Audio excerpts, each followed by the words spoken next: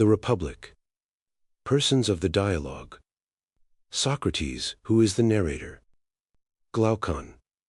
Adimantus. Polemarch. Cephalus. Thrasymachus. Cleitophon. And others who are mute auditors. The scene is laid in the house of Cephalus at the Piraeus, and the whole dialogue is narrated by Socrates the day after it actually took place to Timaeus, Hermocrates, Critias, and a nameless person, who are introduced in the Timaeus. Book I. I went down yesterday to the Piraeus with Glaucon the son of Ariston, that I might offer up my prayers to the goddess, Bendis, the Thracian Artemis, and also because I wanted to see in what manner they would celebrate the festival, which was a new thing. I was delighted with the procession of the inhabitants, but that of the Thracians was equally, if not more, beautiful. When we had finished our prayers and viewed the spectacle, we turned in the direction of the city. And at that instant Polemarch the son of Cephalus chanced to catch sight of us from a distance as we were starting on our way home, and told his servant to run and bid us wait for him. The servant took hold of me by the cloak behind, and said, "Polemarch desires you to wait." I turned round, and asked him where his master was. "There he is," said the youth, "coming after you, if you will only wait." "Certainly we will," said Glaucon. And in a few minutes Polemarch appeared, and with him Adimantus, Glaucon's brother, Niceratus the son of Nicias, and several others who had been at the procession. Polemarch said to me, "I perceive, Socrates, that you and your companion are already on your way to the city." "You are not far wrong," I said. "But do you see," he rejoined, "how many we are?" "Of course." "And are you stronger than all these? For if not, you will have to remain where you are." "May there not be the alternative," I said, "that we may persuade you to let us go? But can you persuade us, if we refuse to listen to you?" He said.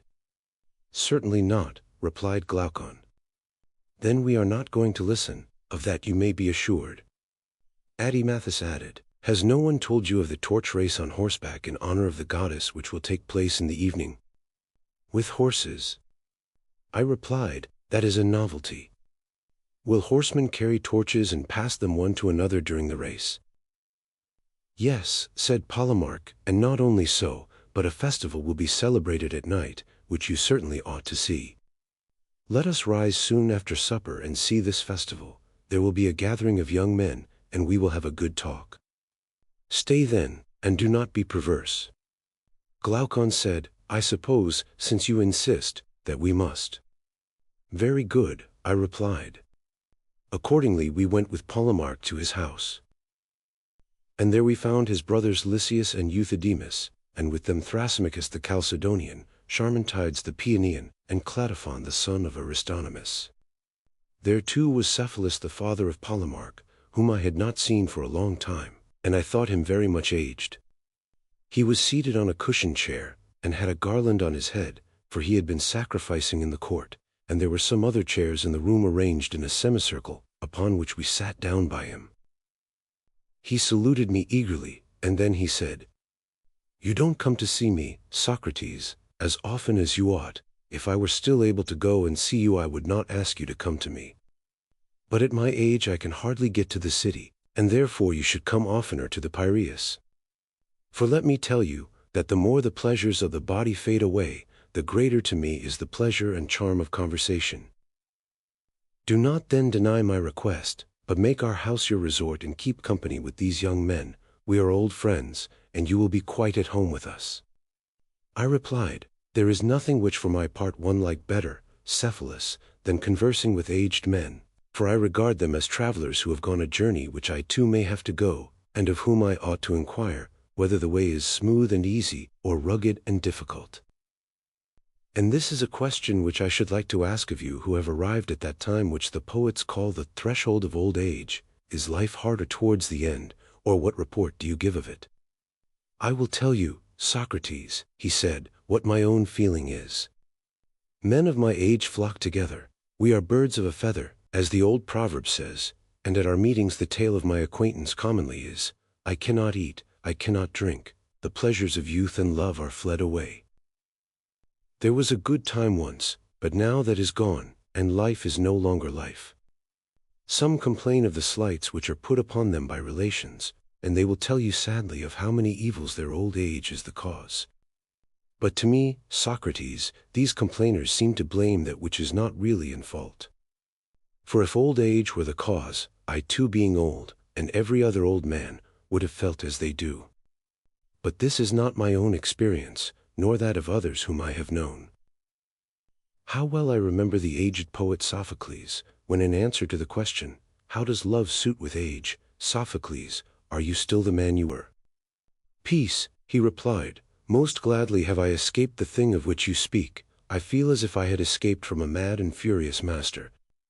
His words have often occurred to my mind since, and they seem as good to me now as at the time when he uttered them. For certainly old age has a great sense of calm and freedom. When the passions relax their hold, then, as Sophocles says, we are freed from the grasp not of one mad master only, but of many. The truth is, Socrates, that these regrets, and also the complaints about relations, are to be attributed to the same cause, which is not old age, but men's characters and tempers, for he who is of a calm and happy nature will hardly feel the pressure of age, but to him who is of an opposite disposition youth and age are equally a burden.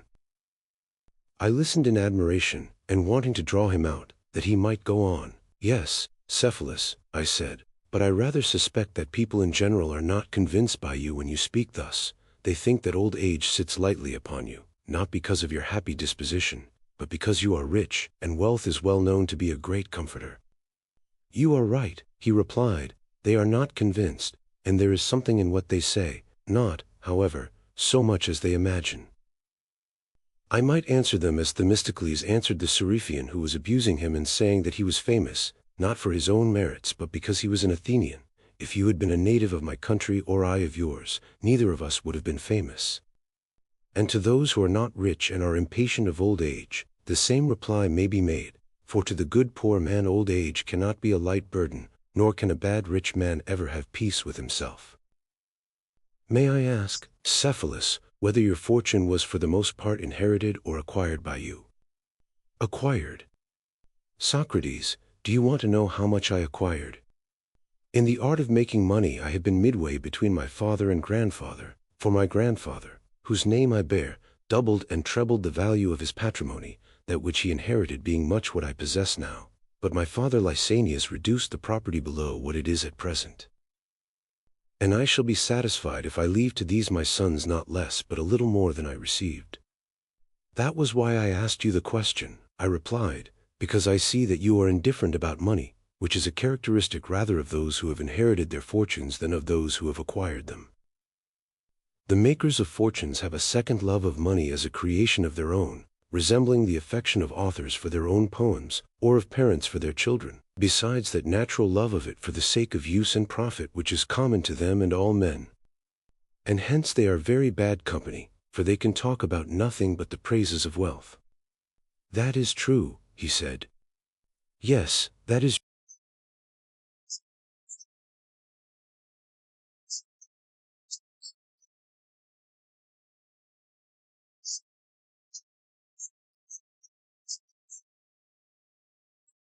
Socrates, that when a man thinks himself to be near death, fears and cares enter into his mind which he never had before. The tales of a world below and the punishment which is exacted there of deeds done here were once a laughing matter to him, but now he is tormented with the thought that they may be true. Either from the weakness of age, or because he is now drawing nearer to that other place, he has a clearer view of these things, suspicions and alarms crowd thickly upon him, and he begins to reflect and consider what wrongs he has done to others. And when he finds that the sum of his transgressions is great, he will many a time like a child start up in his sleep for fear, and he is filled with dark forebodings. But to him who is conscious of no sin, sweet hope, as Pindar charmingly says, is the kind nurse of his age. Hope, he says, cherishes the soul of him who lives in justice and holiness, and is the nurse of his age and the companion of his journey, hope which is mightiest to sway the restless soul of man. How admirable are his words! And the great blessing of riches, I do not say to every man, but to a good man, is, that he has had no occasion to deceive or to defraud others, either intentionally or unintentionally, and when he departs to the world below he is not in any apprehension about offerings due to the gods or debts which he owes to men. Now to this peace of mind the possession of wealth greatly contributes. And therefore I say, that, setting one thing against another, of the many advantages which wealth has to give, to a man of sense this is in my opinion the greatest. Well said, Cephalus, I replied, but as concerning justice, what is it? To speak the truth and to pay your debts, no more than this. And even to this are there not exceptions?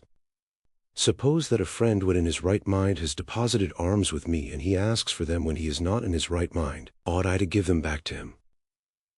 No one would say that I ought or that I should be right in doing so, any more than they would say that I ought always to speak the truth to one who is in his condition. You are quite right, he replied. But then, I said, speaking the truth and paying your debts is not a correct definition of justice. Quite correct, Socrates, if Simonides is to be believed, said Polemarch interposing.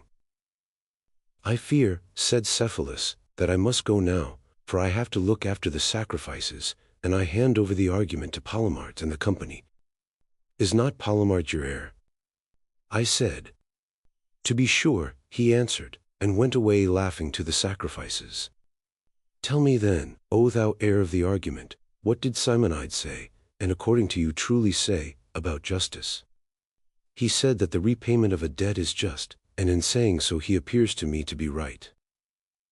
I should be sorry to doubt the word of such a wise and inspired man, but his meaning, though probably clear to you, is the reverse of clear to me. For he certainly does not mean, as we were just now saying, that I ought to return a deposit of alms or of anything else to one who asks for it when he is not in his right senses, and yet a deposit cannot be denied to be a debt. True. Then when the person who asks me is not in his right mind I am by no means to make the return. Certainly not. When Simonides said that the repayment of a debt was justice, he did not mean to include that case. Certainly not, for he thinks that a friend ought always to do good to a friend and never evil. You mean that the return of a deposit of gold which is to the injury of the receiver, if the two parties are friends, is not the repayment of a debt, that is what you would imagine him to say. Yes. And our enemies also to receive what we owe to them. To be sure, he said, they are to receive what we owe them, and an enemy, as I take it, owes to an enemy that which is due or proper to him, that is to say, evil. Simonides, then, after the manner of poets, would seem to have spoken darkly of the nature of justice, for he really meant to say that justice is the giving to each man what is proper to him, and this he termed a debt. That must have been his meaning, he said.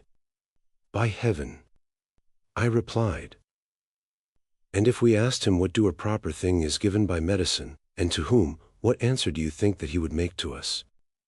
He would surely reply that medicine gives drugs and meat and drink to human bodies. And what due or proper thing is given by cookery, and to what? Seasoning to food. And what is that which justice gives, and to whom? If, Socrates, we are to be guided at all by the analogy of the preceding instances, then justice is the art which gives good to friends and evil to enemies. That is his meaning then. I think so. And who is best able to do good to his friends and evil to his enemies in time of sickness? The physician. Or when they are on a voyage, amid the perils of the sea? The pilot. And in what sort of actions or with a view to what result is the just man most able to do harm to his enemy and good to his friend? In going to war against the one and in making alliances with the other. But when a man is well, my dear Polemarch, there is no need of a physician. No. And he who is not on a voyage has no need of a pilot. No. Then in time of peace justice will be of no use. I am very far from thinking so.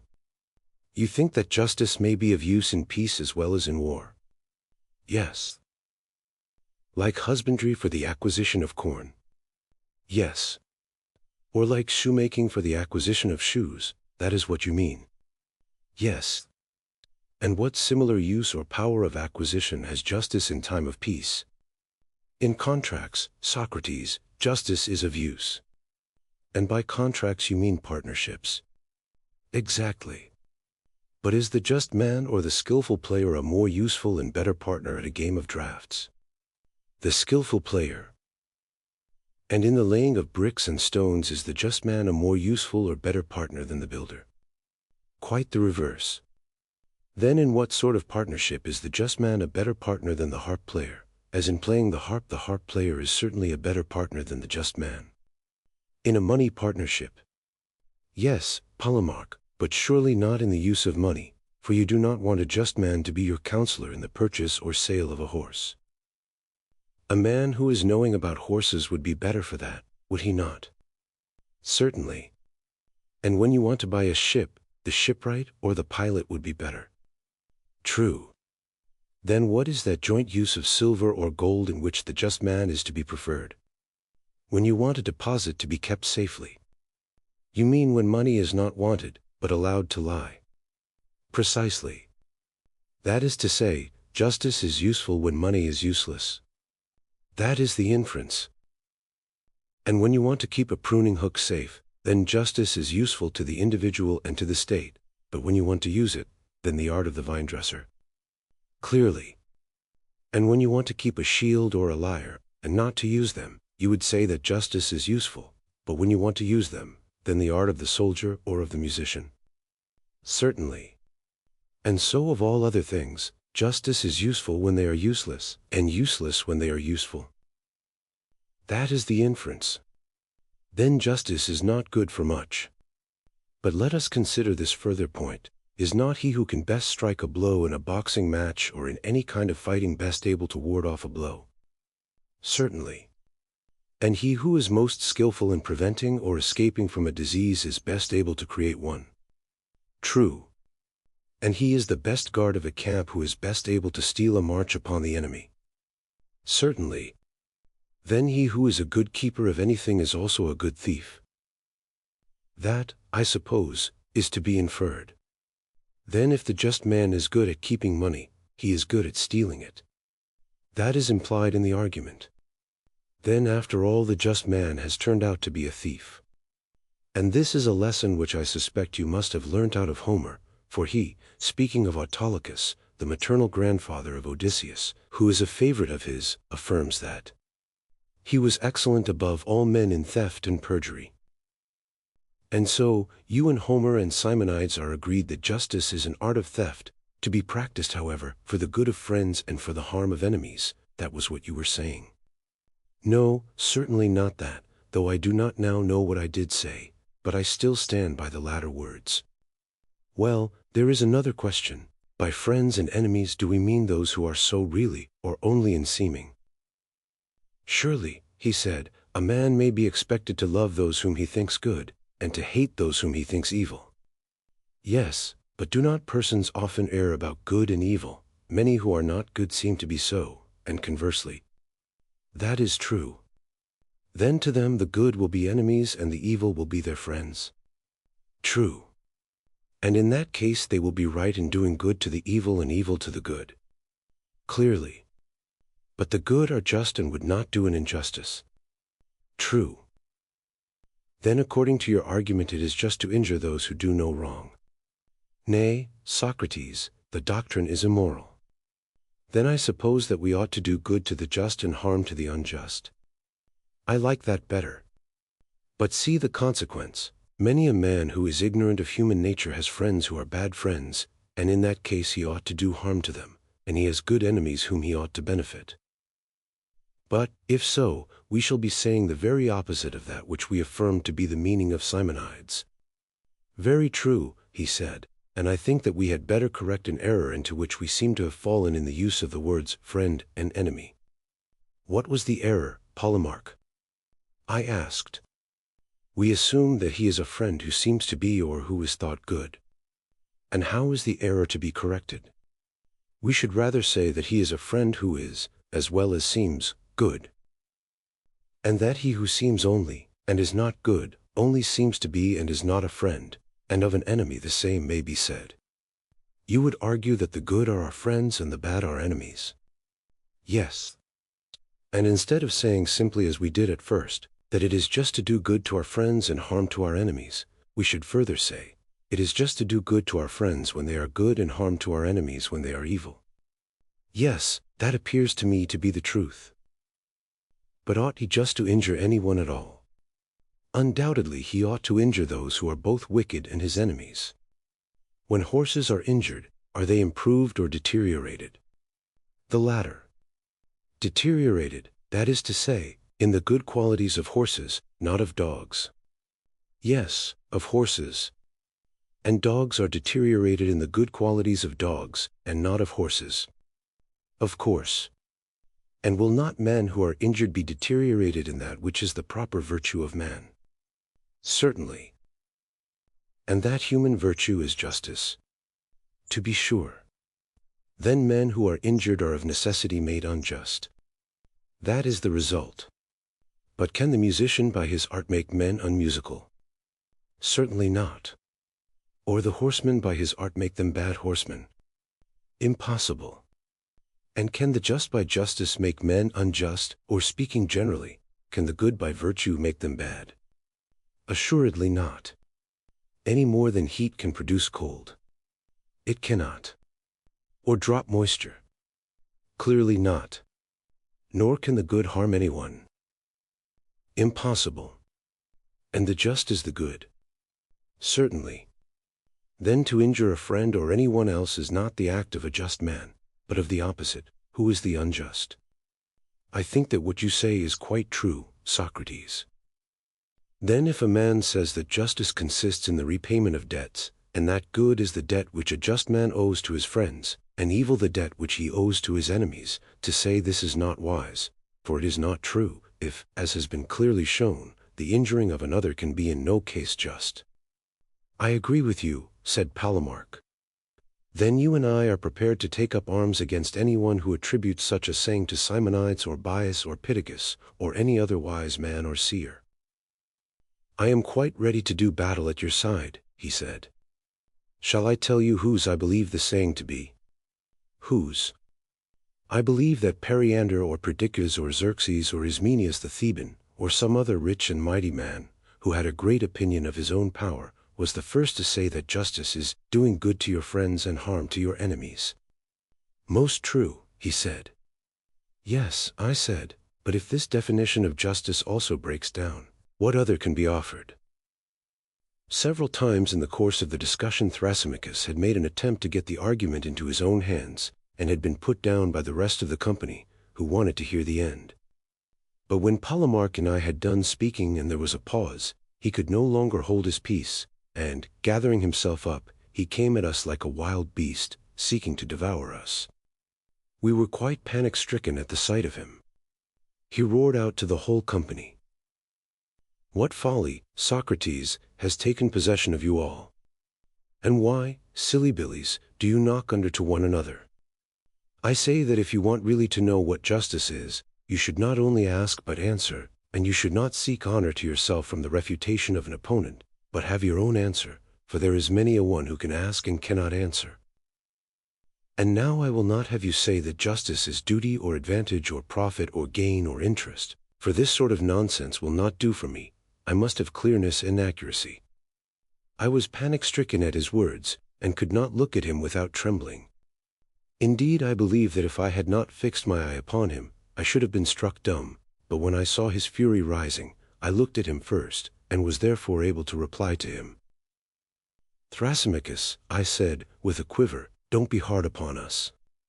Polemarch and I may have been guilty of a little mistake in the argument, but I can assure you that the error was not intentional.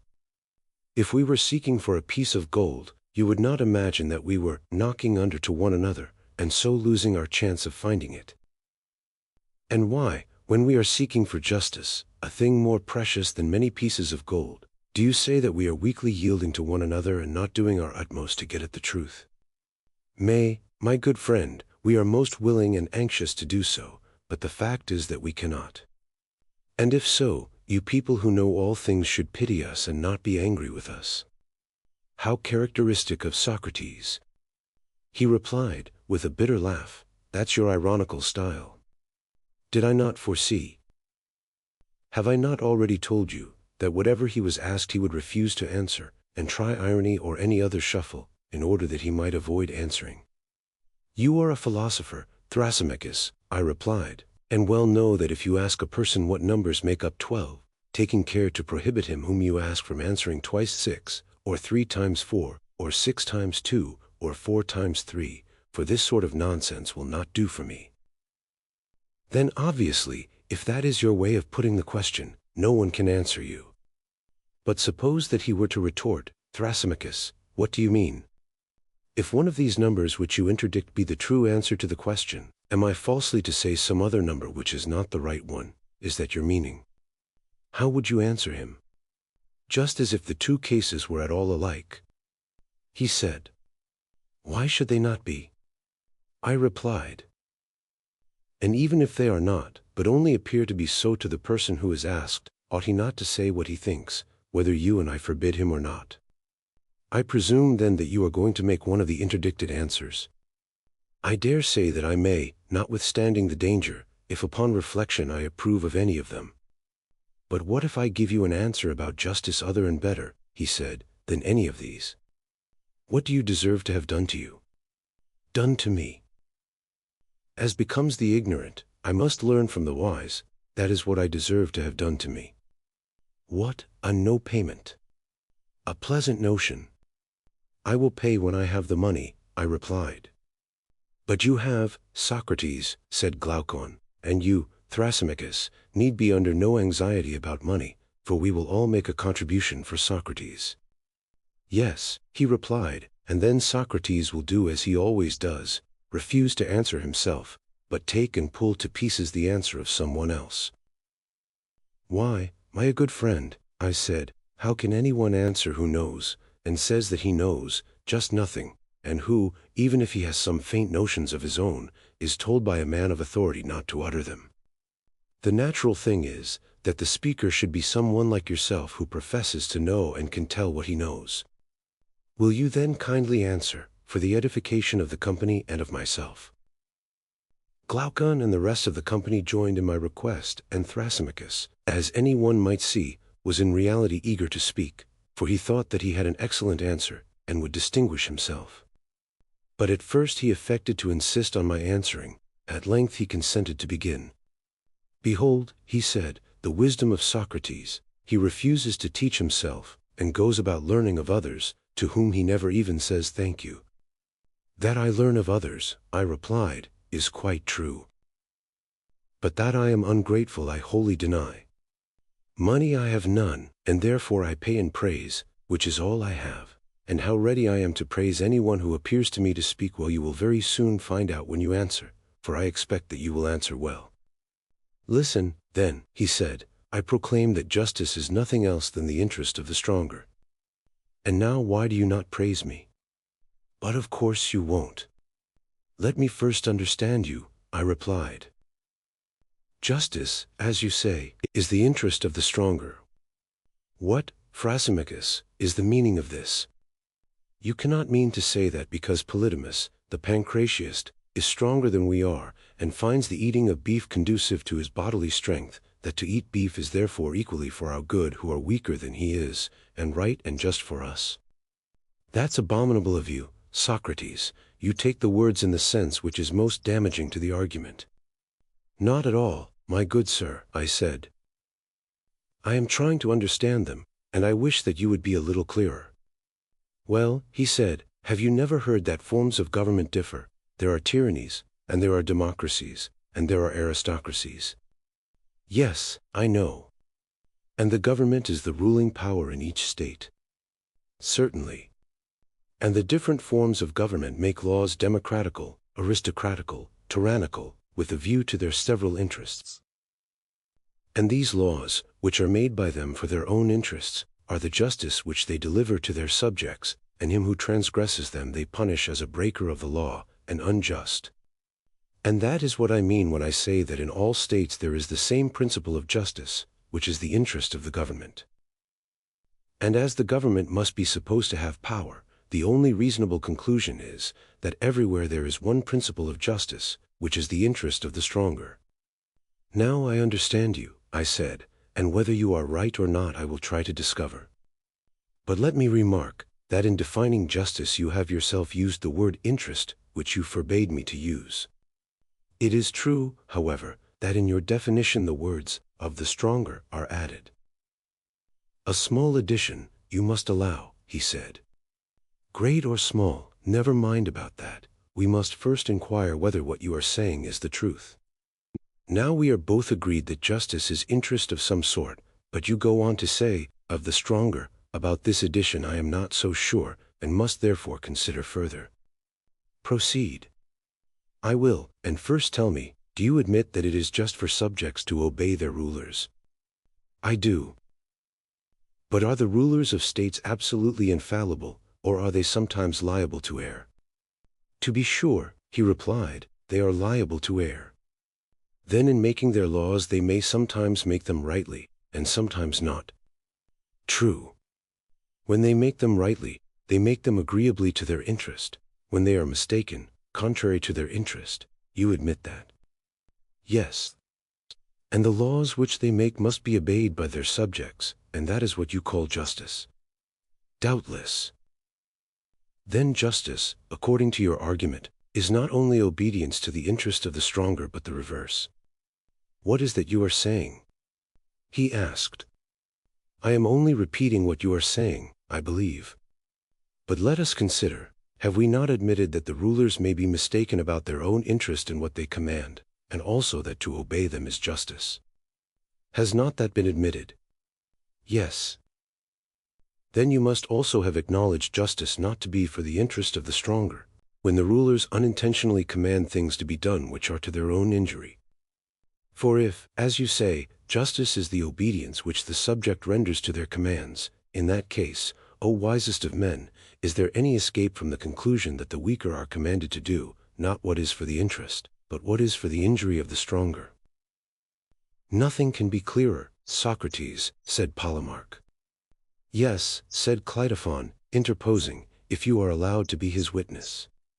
But there is no need of any witness, said Polemarch, for Thrasymachus himself acknowledges that rulers may sometimes command what is not for their own interest, and that for subjects to obey them is justice. Yes, Polemarch, Thrasymachus said that for subjects to do what was commanded by their rulers is just. Yes, Cleitophon, but he also said that justice is the interest of the stronger, and, while admitting both these propositions, he further acknowledged that the stronger may command the weaker who are his subjects to do what is not for his own interest, whence follows that justice is the injury quite as much as the interest of the stronger. But, said Cleitophon, he meant by the interest of the stronger what the stronger thought to be his interest, this was what the weaker had to do. And this was affirmed by him to be justice. Those were not his words, rejoined Polemarch. Never mind, I replied, if he now says that they are, let us accept his statement. Tell me, Thrasymachus, I said, did you mean by justice what the stronger thought to be his interest, whether really so or not? Certainly not, he said. Do you suppose that I called him who is mistaken the stronger at the time when he is mistaken?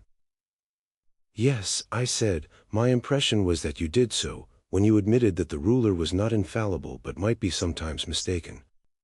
You argue like an informer, Socrates. Do you mean, for example, that he who is mistaken about the sick is a physician and that he is mistaken? Or that he who errs in arithmetic or grammar is an arithmetician or grammarian at the time when he is making the mistake, in respect of the mistake? True, we say that the physician or arithmetician or grammarian has made a mistake, but this is only a way of speaking, for the fact is that neither the grammarian nor any other person of skill ever makes a mistake in so far as he is what his name implies.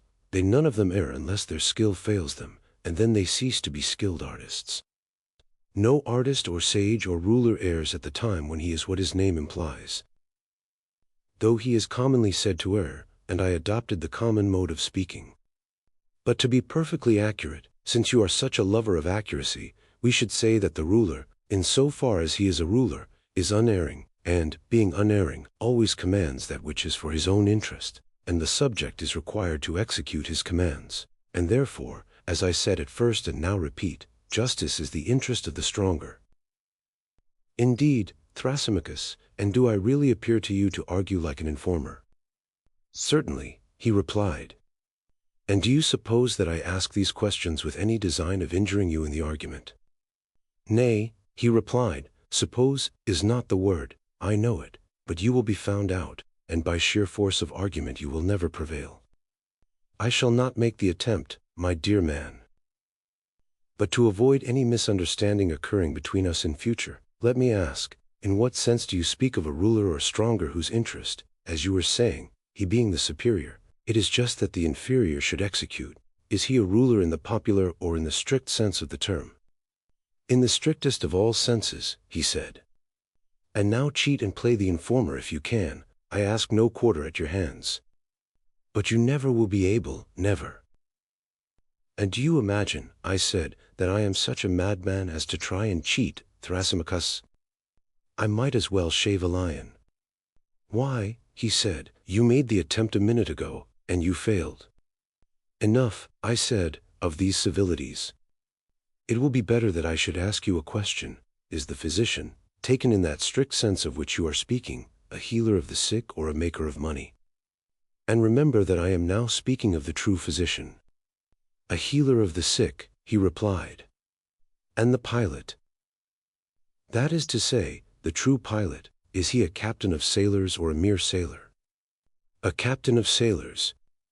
The circumstance that he sails in the ship is not to be taken into account, neither is he to be called a sailor. The name pilot by which he is distinguished has nothing to do with sailing, but is significant of his skill and of his authority over the sailors.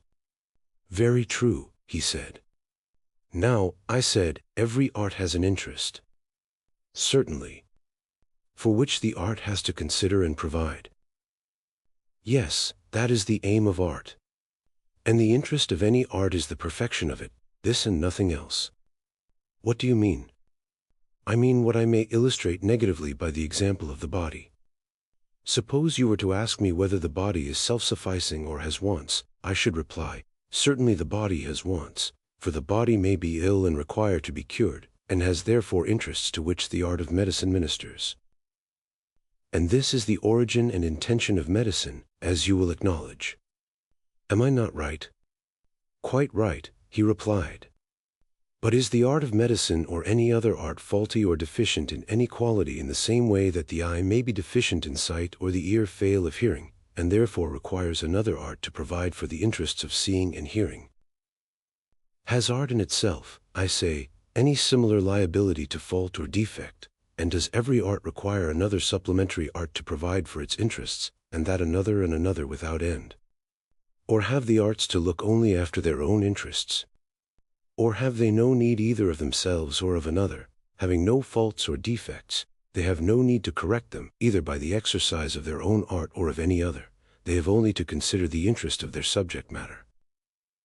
For every art remains pure and faultless while remaining true, that is to say, while perfect and unimpaired. Take the words in your precise sense, and tell me whether I am not right. Yes, clearly. Then medicine does not consider the interest of medicine, but the interest of the body. True, he said. Nor does the art of horsemanship consider the interests of the art of horsemanship, but the interests of the horse, neither do any other arts care for themselves, for they have no needs. They care only for that which is the subject of their art. True, he said. But surely, Thrasymachus, the arts are the superiors and rulers of their own subjects. To this he assented with a good deal of reluctance. Then, I said, no science or art considers or enjoins the interest of the stronger or superior, but only the interest of the subject and weaker. He made an attempt to contest this proposition also, but finally acquiesced. Then, I continued, no physician, in so far as he is a physician, considers his own good in what he prescribes, but the good of his patient. For the true physician is also a ruler having the human body as a subject, and is not a mere money-maker. That has been admitted. Yes. And the pilot likewise, in the strict sense of the term, is a ruler of sailors and not a mere sailor. That has been admitted. And such a pilot and ruler will provide and prescribe for the interest of the sailor who is under him, and not for his own or the ruler's interest. He gave a reluctant yes. Then, I said, Thrasymachus, there is no one in any rule who, in so far as he is a ruler, considers or enjoins what is for his own interest, but always what is for the interest of his subject or suitable to his art, to that he looks, and that alone he considers in everything which he says and does. When we had got to this point in the argument, and every one saw that the definition of justice had been completely upset, Thrasymachus, instead of replying to me, said, "Tell me, Socrates, have you got a nurse?" "Why do you ask such a question," I said, "when you ought rather to be answering?" "Because she leaves you to snivel, and never wipes your nose. She has not even taught you to know the shepherd from the sheep." "What makes you say that?" I replied, "Because you fancy that the shepherd or neatherd fattens or tends the sheep or oxen with a view to their own good and not to the good of himself or his master, and you further imagine that the rulers of states, if they are true rulers, never think of their subjects as sheep, and that they are not studying their own advantage day and night. Oh, no, and so entirely astray are you in your ideas about the just and unjust as not even to know that justice and the just are in reality another's good. That is to say, the interest of the ruler and stronger, and the loss of the subject and servant, and injustice the opposite, for the unjust is lord over the truly simple and just, he is the stronger, and his subjects do what is for his interest, and minister to his happiness, which is very far from being their own. Consider further, most foolish Socrates, that the just is always a loser in comparison with the unjust. First of all, in private contracts. Wherever the unjust is the partner of the just, you will find that, when the partnership is dissolved, the unjust man has always more and the just less. Secondly, in their dealings with the state, when there is an income tax, the just man will pay more and the unjust less on the same amount of income, and when there is anything to be received, the one gains nothing and the other much. Observe also what happens when they take an office. There is the just man neglecting his affairs and perhaps suffering other losses, and getting nothing out of the public, because he is just. Moreover, he is hated by his friends and acquaintance for refusing to serve them in unlawful ways. But all this is reversed in the case of the unjust man. I am speaking, as before, of injustice on a large scale in which the advantage of the unjust is most apparent. And my meaning will be most clearly seen if we turn to that highest form of injustice in which the criminal is the happiest of men, and the sufferers or those who refuse to do injustice are the most miserable, that is to say tyranny, which by fraud and force takes away the property of others, not little by little but wholesale, comprehending in one, things sacred as well as profane, private and public. For which acts of wrong, if he were detected perpetrating any one of them singly, he would be punished and incur great disgrace. They who do such wrong in particular cases are called robbers of temples, and man-stealers, and burglars, and swindlers, and thieves. But when a man besides taking away the money of the citizens has made slaves of them, then, instead of these names of reproach, he is termed happy and blessed, not only by the citizens but by all who hear of his having achieved the consummation of injustice. For mankind center injustice, fearing that they may be the victims of it and not because they shrink from committing it. And thus, as I have shown, Socrates, injustice, when on a sufficient scale, has more strength and freedom and mastery than justice, and, as I said at first, justice is the interest of the stronger, whereas injustice is a man's own profit and interest. Thrasymachus, when he had thus spoken, having, like a bathman, deluged our ears with his words, had a mind to go away. But the company would not let him. They insisted that he should remain and defend his position. And I myself added my own humble request that he would not leave us. "Thrasymachus," I said to him, "excellent man, how suggestive are your remarks! And are you going to run away before you have fairly taught or learned whether they are true or not?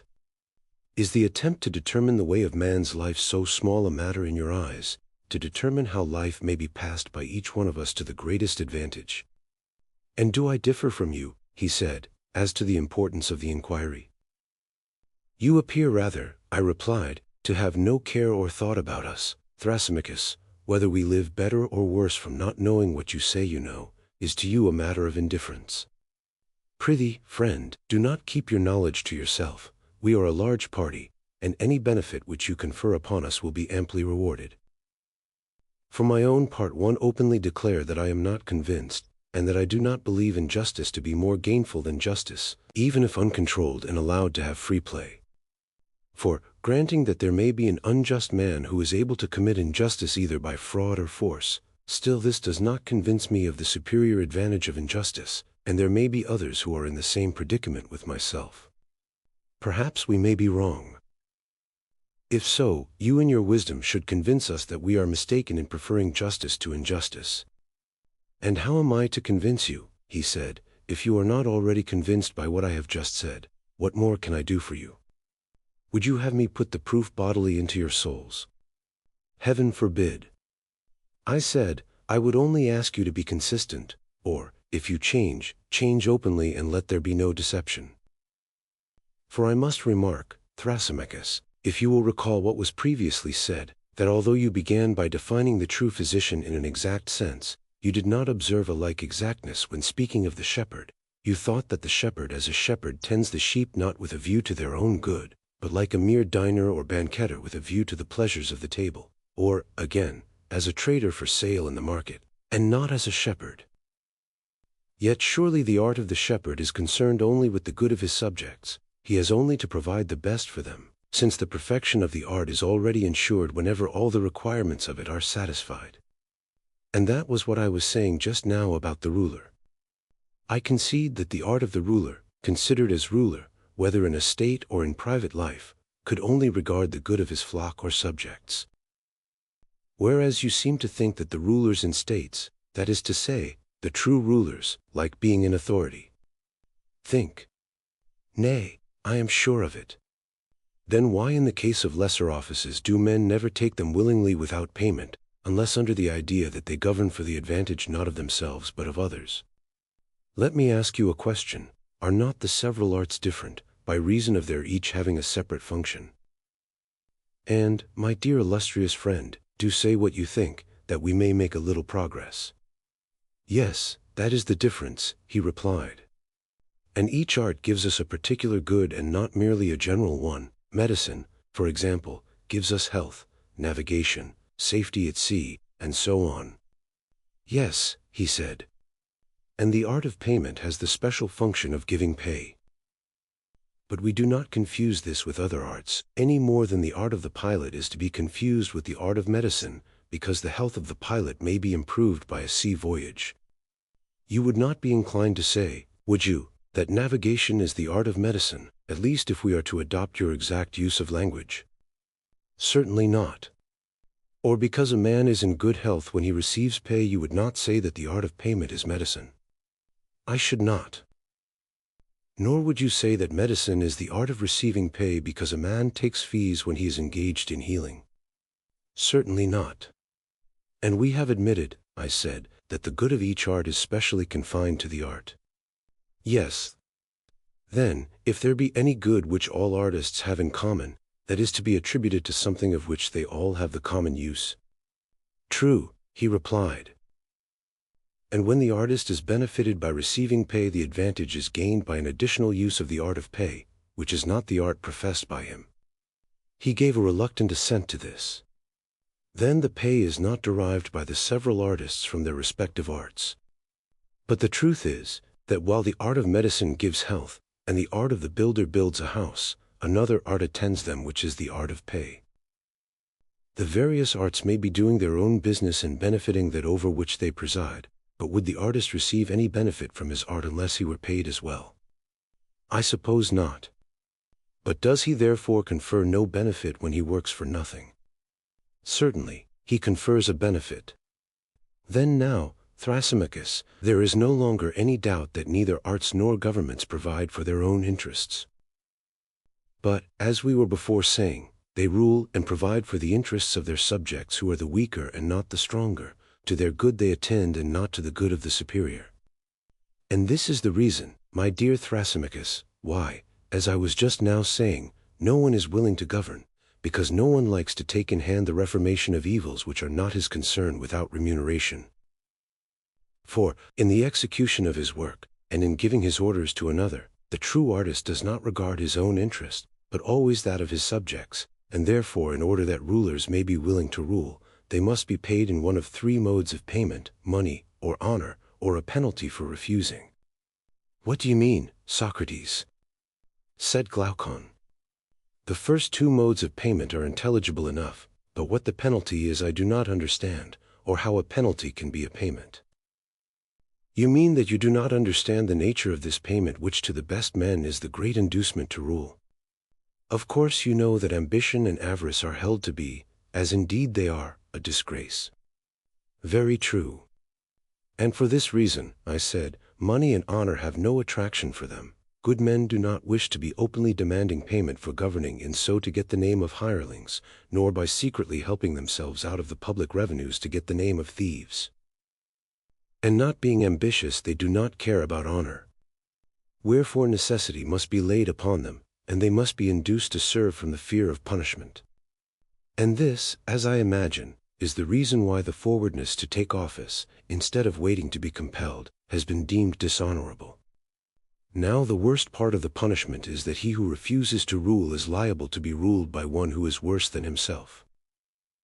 And the fear of this, as I conceive, induces the good to take office, not because they would, but because they cannot help, not under the idea that they are going to have any benefit or enjoyment themselves, but as a necessity, and because they are not able to commit the task of ruling to anyone who is better than themselves, or indeed as good. For there is reason to think that if a city were composed entirely of good men, then to avoid office would be as much an object of contention as to obtain office is at present.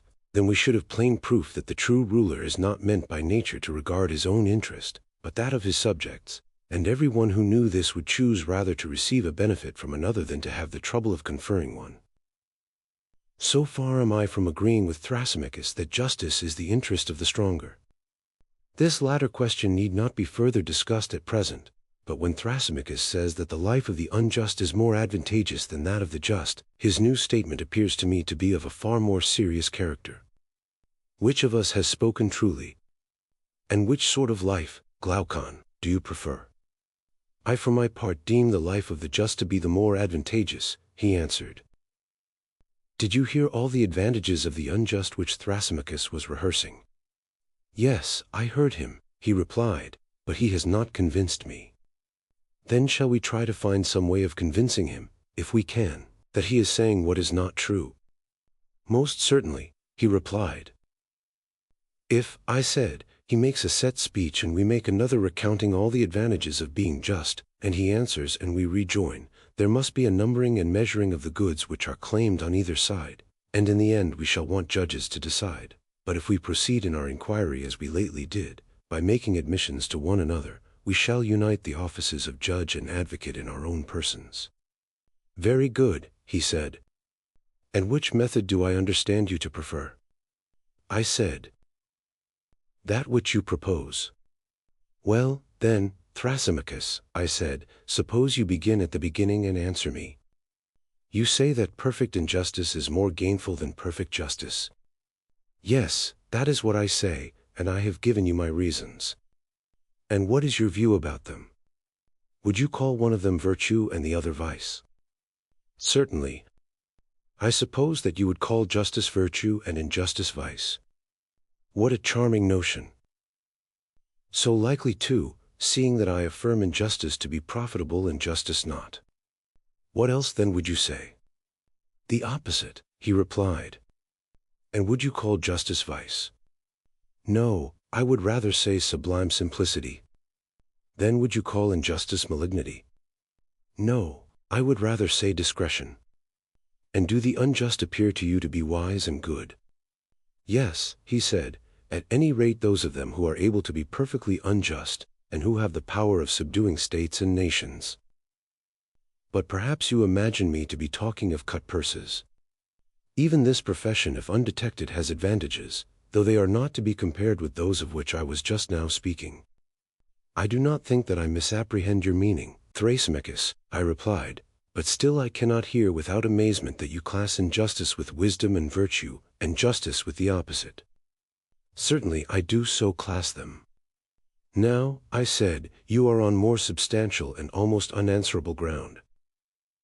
For if the injustice which you were maintaining to be profitable had been admitted by you as by others to be vice and deformity, an answer might have been given to you on received principles. But now I perceive that you will call injustice honorable and strong, and to the unjust you will attribute all the qualities which were attributed by us before to the just, seeing that you do not hesitate to rank injustice with wisdom and virtue. You have guessed most infallibly, he replied. Then I certainly ought not to shrink from going through with the argument so long as I have reason to think that you, Thrasymachus, are speaking your real mind, for I do believe that you are now in earnest and are not amusing yourself at our expense. I may be in earnest or not, but what is that to you? To refute the argument is your business. Very true, I said, that is what I have to do, but will you be so good as answer yet one more question? Does the just man try to gain any advantage over the just? Far otherwise. If he did, he would not be the simple amusing creature which he is. And would he try to go beyond just action? He would not. And how would he regard the attempt to gain an advantage over the unjust? Would that be considered by him as just or unjust? He would think it just, and would try to gain the advantage, but he would not be able. Whether he would or would not be able, I said, is not to the point. My question is only whether the just man, while refusing to have more than another just man, would wish and claim to have more than the unjust. Yes, he would. And what of the unjust? Does he claim to have more than the just man and to do more than is just? Of course, he said, for he claims to have more than all men. And the unjust man will strive and struggle to obtain more than the unjust man or action, in order that he may have more than all. True. We may put the matter thus, I said. The just does not desire more than his like but more than his unlike, whereas the unjust desires more than both his like and his unlike. Nothing, he said, can be better than that statement. And the unjust is good and wise, and the just is neither. Good again, he said. And is not the unjust like the wise and good and the just unlike them? Of course, he said, he who is of a certain nature is like those who are of a certain nature, he who is not, not. Each of them, I said, is such as his like is. Certainly, he replied. Very good, Thrasymachus, I said, and now to take the case of the arts, you would admit that one man is a musician and another not a musician? Yes. And which is wise and which is foolish? Clearly the musician is wise, and he who is not a musician is foolish. And he is good in as far as he is wise, and bad in as far as he is foolish. Yes. And you would say the same sort of thing of the physician? Yes. And do you think, my excellent friend, that a musician when he adjusts the lyre would desire or claim to exceed or go beyond a musician in the tightening and loosening the strings? I do not think that he would. But he would claim to exceed the non-musician. Of course. And what would you say of the physician? In prescribing meats and drinks, would he wish to go beyond another physician or beyond the practice of medicine? He would not. But he would wish to go beyond the non-physician. Yes. And about knowledge and ignorance in general, see whether you think that any man who has knowledge ever would wish to have the choice of saying or doing more than another man who has knowledge. Would he not rather say or do the same as his like in the same case? That, I suppose, can hardly be denied. And what of the ignorant? Would he not desire to have more than either the knowing or the ignorant? I dare say. And the knowing is wise. Yes. And the wise is good. True. Then the wise and good will not desire to gain more than his like, but more than his unlike and opposite. I suppose so. Whereas the bad and ignorant will desire to gain more than both. Yes. But did we not say, Thrasymachus, that the unjust goes beyond both his like and unlike? Were not these your words? They were. And you also said that the just will not go beyond his like but his unlike. Yes. Then the just is like the wise and good, and the unjust like the evil and ignorant. That is the inference. And each of them is such as his like is. That was admitted. Then the just has turned out to be wise and good and the unjust evil and ignorant. Thrasymachus made all these admissions, not fluently, as I repeat them, but with extreme reluctance. It was a hot summer's day, and the perspiration poured from him in torrents, and then I saw what I had never seen before, Thrasymachus blushing. As we were now agreed that justice was virtue and wisdom, and injustice vice and ignorance, I proceeded to another point. Well, I said, Thrasymachus, that matter is now settled, but were we not also saying that injustice had strength? Do you remember? Yes, I remember, he said, but do not suppose that I approve of what you are saying or have no answer. If however I were to answer, you would be quite certain to accuse me of haranguing.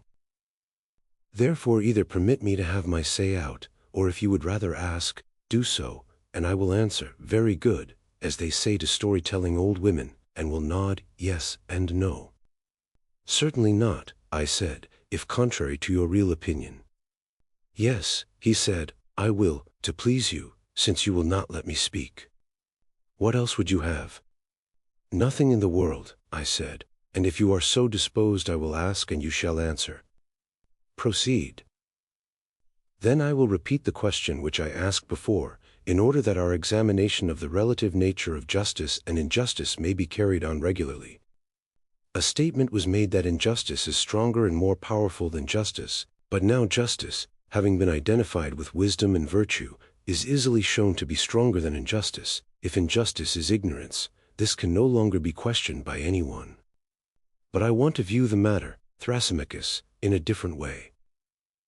You would not deny that a state may be unjust and may be unjustly attempting to enslave other states, or may have already enslaved them, and may be holding many of them in subjection. True, he replied, and I will add that the best and most perfectly unjust state will be most likely to do so. I know, I said, that such was your position, but what I would further consider is, whether this power which is possessed by the superior state can exist or be exercised without justice or only with justice. If you are right in your view, and justice is wisdom, then only with justice, but if I am right, then without justice. I am delighted, Thrasymachus, to see you not only nodding assent and dissent, but making answers which are quite excellent. That is out of civility to you, he replied. You are very kind, I said, and would you have the goodness also to inform me, whether you think that a state, or an army, or a band of robbers and thieves, or any other gang of evildoers could act at all if they injured one another? No, indeed, he said, they could not. But if they abstain from injuring one another, then they might act together better. Yes. And this is because injustice creates divisions and hatreds and fighting, and justice imparts harmony and friendship. Is not that true, Thrasymachus? I agree, he said, because I do not wish to quarrel with you. How good of you, I said. But I should like to know also whether injustice, having this tendency to arouse hatred, wherever existing, among slaves or among freemen, will not make them hate one another and set them at variance and render them incapable of common action. Certainly. And even if injustice be found in two only, will they not quarrel and fight, and become enemies to one another and to the just? They will. And suppose injustice abiding in a single person, would your wisdom say that she loses or that she retains her natural power? Let us assume that she retains her power. Yet is not the power which injustice exercises of such a nature that wherever she takes up her abode, whether in a city, in an army, in a family, or in any other body, that body is, to begin with, rendered incapable of united action by reason of sedition and distraction? And does it not become its own enemy and at variance with all that opposes it, and with the just? Is not this the case? Yes, certainly. And is not injustice equally fatal when existing in a single person, in the first place rendering him incapable of action because he is not at unity with himself, and in the second place making him an enemy to himself and the just? Is not that true, Thrasymachus? Yes. And oh my friend, I said, surely the gods are just. Granted that they are. But if so, the unjust will be the enemy of the gods, and the just will be their friend. Feast away in triumph, and take your fill of the argument. I will not oppose you, lest I should displease the company. Well then, proceed with your answers, and let me have the remainder of my repast. For we have already shown that the just are clearly wiser and better and abler than the unjust, and that the unjust are incapable of common action. Nay more, that to speak as we did of men who are evil acting at any time vigorously together, is not strictly true, for if they had been perfectly evil, they would have laid hands upon one another, but it is evident that there must have been some remnant of justice in them, which enabled them to combine. If there had not been, they would have injured one another as well as their victims. They were but half villains in their enterprises. For had they been whole villains, and utterly unjust, they would have been utterly incapable of action. That, as I believe, is the truth of the matter, and not what you said at first. But whether the just have a better and happier life than the unjust is a further question which we also propose to consider. I think that they have, and for the reasons which I have given, but still I should like to examine further, for no light matter is at stake, nothing less than the rule of human life. Proceed. I will proceed by asking a question. Would you not say that a horse has some end? I should. And the end or use of a horse or of anything would be that which could not be accomplished, or not so well accomplished, by any other thing. I do not understand, he said. Let me explain. Can you see, except with the eye? Certainly not. Or hear, except with the ear? No. These then may be truly said to be the ends of these organs. They may. But you can cut off a vine branch with a dagger or with a chisel, and in many other ways. Of course. And yet not so well as with a pruning hook made for the purpose. True. May we not say that this is the end of a pruning hook? We may. Then now I think you will have no difficulty in understanding my meaning when I ask the question whether the end of anything would be that which could not be accomplished, or not so well accomplished, by any other thing. I understand your meaning, he said, and assent. And that to which an end is appointed has also an excellence. Need I ask again whether the eye has an end? It has. And has not the eye an excellence? Yes. And the ear has an end and an excellence also. True. And the same is true of all other things, they have each of them an end and a special excellence. That is so. Well, and can the eyes fulfill their end if they are wanting in their own proper excellence and have a defect instead? How can they, he said, if they are blind and cannot see? You mean to say, if they have lost their proper excellence, which is sight, but I have not arrived at that point yet. I would rather ask the question more generally, and only inquire whether the things which fulfill their ends fulfill them by their own proper excellence, and fail of fulfilling them by their own defect. Certainly, he replied. I might say the same of the ears. When deprived of their own proper excellence, they cannot fulfill their end. True. And the same observation will apply to all other things. I agree. Well, and has not the soul an end which nothing else can fulfill? For example, to superintend and command and deliberate and the like. Are not these functions proper to the soul, and can they rightly be assigned to any other? To no other. And is not life to be reckoned among the ends of the soul? Assuredly, he said. And has not the soul an excellence also? Yes. And can she or can she not fulfill her own ends when deprived of that excellence? She cannot. Then an evil soul must necessarily be an evil ruler and superintendent, and the good soul a good ruler. Yes, necessarily. And we have admitted that justice is the excellence of the soul, and injustice the defect of the soul. That has been admitted. Then the just soul and the just man will live well, and the unjust man will live ill. That is what your argument proves. And he who lives well is blessed and happy, and he who lives ill the reverse of happy. Certainly. Then the just is happy, and the unjust miserable. So be it. But happiness and not misery is profitable. Of course. Then, my blessed Thrasymachus, injustice can never be more profitable than justice. Let this, Socrates, he said, be your entertainment at the bend idea. For which I am indebted to you, I said, now that you have grown gentle towards me and have left off scolding. Nevertheless, I have not been well entertained, but that was my own fault and not yours. As an epicure snatches a taste of every dish which is successively brought to table, he not having allowed himself time to enjoy the one before, so have I gone from one subject to another without having discovered what I sought at first, the nature of justice. I left that inquiry and turned away to consider whether justice is virtue and wisdom or evil and folly, and when there arose a further question about the comparative advantages of justice and injustice, I could not refrain from passing on to that. And the result of the whole discussion has been that I know nothing at all. For I know not what justice is, and therefore I am not likely to know whether it is or is not a virtue, nor can I say whether the just man is happy or unhappy. Book 2.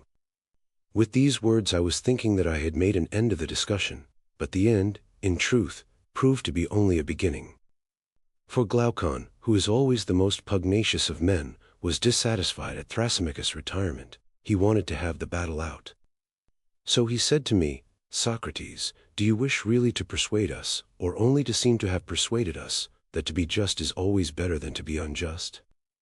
"I should wish really to persuade you," I replied, "if I could." "Then you certainly have not succeeded. Let me ask you now, how would you arrange goods?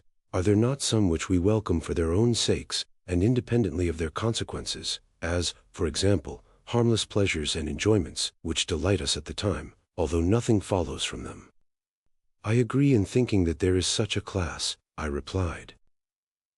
"Is there not also a second class of goods, such as knowledge, sight, health, which are desirable not only in themselves, but also for their results?" "Certainly," I said. "And would you not recognize a third class, such as gymnastic, and the care of the sick, and the physician's art, also the various ways of money-making? These do us good, but we regard them as disagreeable, and no one would choose them for their own sakes, but only for the sake of some reward or result which flows from them." "There is," I said, "this third class also." "But why do you ask?" "Because I want to know in which of the three classes you would place justice." "In the highest class," I replied, "among those goods which he who would be happy desires both for their own sake and for the sake of their results." "Then the many are of another mind. They think that justice is to be reckoned in the troublesome class, among goods which are to be pursued for the sake of rewards and of reputation, but in themselves are disagreeable and rather to be avoided." "I know," I said, "that this is their manner of thinking, and that this was the thesis which Thrasymachus was maintaining just now, when he censured justice and praised injustice. But I am too stupid to be convinced by him." "I wish," he said, "that you would hear me as well as him, and then I shall see whether you and I agree. For Thrasymachus seems to me, like a snake, to have been charmed by your voice sooner than he ought to have been, but to my mind the nature of justice and injustice have not yet been made clear. Setting aside their rewards and results, I want to know what they are in themselves, and how they inwardly work in the soul. If you please, then, I will revive the argument of Thrasymachus. And first I will speak of the nature and origin of justice according to the common view of them. Secondly, I will show that all men who practice justice do so against their will, of necessity, but not as a good. And thirdly, I will argue that there is reason in this view, for the life of the unjust is after all better far than the life of the just, if what they say is true, Socrates, since I myself am not of their opinion. But still I acknowledge that I am perplexed when I hear the voices of Thrasymachus and myriads of others dinning in my ears, and, on the other hand, I have never yet heard the superiority of justice to injustice maintained by anyone in a satisfactory way. I want to hear justice praised in respect of itself, then I shall be satisfied, and you are the person from whom I think that I am most likely to hear this. And therefore I will praise the unjust life to the utmost of my power, and my manner of speaking will indicate the manner in which I desire to hear you too praising justice and censuring injustice. Will you say whether you approve of my proposal? Indeed I do, nor can I imagine any theme about which a man of sense would oftener wish to converse. I am delighted, he replied, to hear you say so, and shall begin by speaking, as I proposed, of the nature and origin of justice. They say that to do injustice is, by nature, good, to suffer injustice, evil, but that the evil is greater than the good. And so when men have both done and suffered injustice and have had experience of both, not being able to avoid the one and obtain the other, they think that they had better agree among themselves to have neither. Hence there arise laws and mutual covenants, and that which is ordained by law is termed by them lawful and just. This they affirm to be the origin and nature of justice. It is a mean or compromise between the best of all, which is to do injustice and not be punished, and the worst of all, which is to suffer injustice without the power of retaliation. And justice, being at a middle point between the two, is tolerated not as a good, but as the lesser evil, and honored by reason of the inability of men to do injustice. For no man who is worthy to be called a man would ever submit to such an agreement if he were able to resist. He would be mad if he did. Such is the received account, Socrates, of the nature and origin of justice. Now that those who practice justice do so involuntarily and because they have not the power to be unjust will best appear if we imagine something of this kind, having given both to the just and the unjust power to do what they will, let us watch and see whither desire will lead them. Then we shall discover in the very act the just and unjust man to be proceeding along the same road, following their interest, which all natures deem to be their good, and are only diverted into the path of justice by the force of law. The liberty which we are supposing may be most completely given to them in the form of such a power as is said to have been possessed by Gyges, the ancestor of Croesus the Lydian. According to the tradition, Gyges was a shepherd in the service of the king of Lydia. There was a great storm, and an earthquake made an opening in the earth at the place where he was feeding his flock. Amazed at the sight, he descended into the opening, where, among other marvels, he beheld a hollow brazen horse, having doors, at which he stooping and looking and saw a dead body of stature, as appeared to him, more than human, and having nothing on but a gold ring. This he took from the finger of the dead and reascended. Now the shepherds met together, according to custom, that they might send their monthly report about the flocks to the king. Into their assembly he came having the ring on his finger, and as he was sitting among them he chanced to turn the collet of the ring inside his hand, when instantly he became invisible to the rest of the company, and they began to speak of him as if he were no longer present. He was astonished at this, and again touching the ring he turned the collar outwards and reappeared. He made several trials of the ring, and always with the same result. When he turned the collar inwards he became invisible, when outwards he reappeared. Whereupon he contrived to be chosen one of the messengers who were sent to the court, where as soon as he arrived he seduced the queen, and with her help conspired against the king and slew him, and took the kingdom. Suppose now that there were two such magic rings, and they just put on one of them and the unjust the other. No man can be imagined to be of such an iron nature that he would stand fast in justice. No man would keep his hands off what was not his own when he could safely take what he liked out of the market, or go into houses and lie with any one at his pleasure, or kill or release from prison whom he would, and in all respects be like a god among men.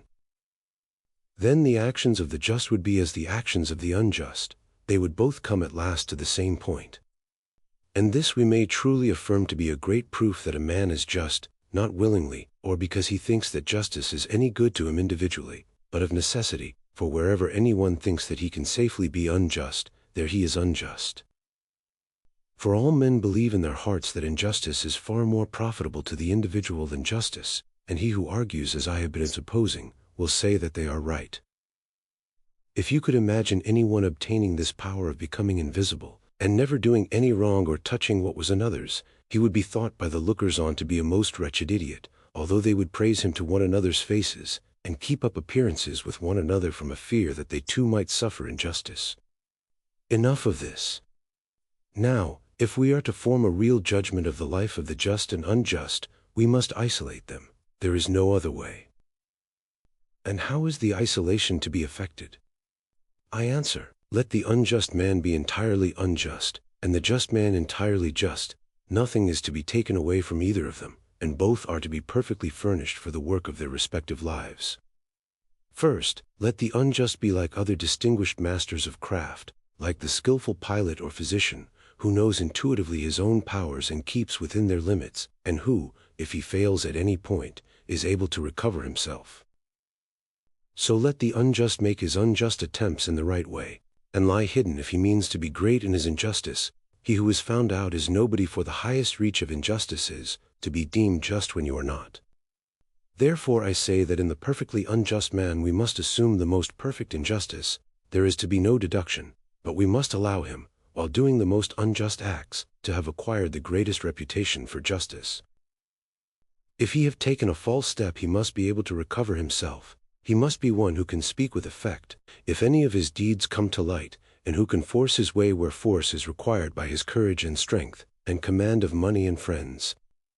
And at his side let us place the just man in his nobleness and simplicity, wishing, as Aeschylus says, to be and not to seem good. There must be no seeming, for if he seem to be just he will be honored and rewarded, and then we shall not know whether he is just for the sake of justice or for the sake of honors and rewards. Therefore, let him be clothed in justice only, and have no other covering, and he must be imagined in a state of life the opposite of the former. Let him be the best of men, and let him be thought the worst, then he will have been put to the proof. And we shall see whether he will be affected by the fear of infamy and its consequences. And let him continue thus to the hour of death, being just and seeming to be unjust. When both have reached the uttermost extreme, the one of justice and the other of injustice, let judgment be given which of them is the happier of the two. Heavens! My dear Glaucon, I said, how energetically you polish them up for the decision, first one and then the other, as if they were two statues. I do my best, he said.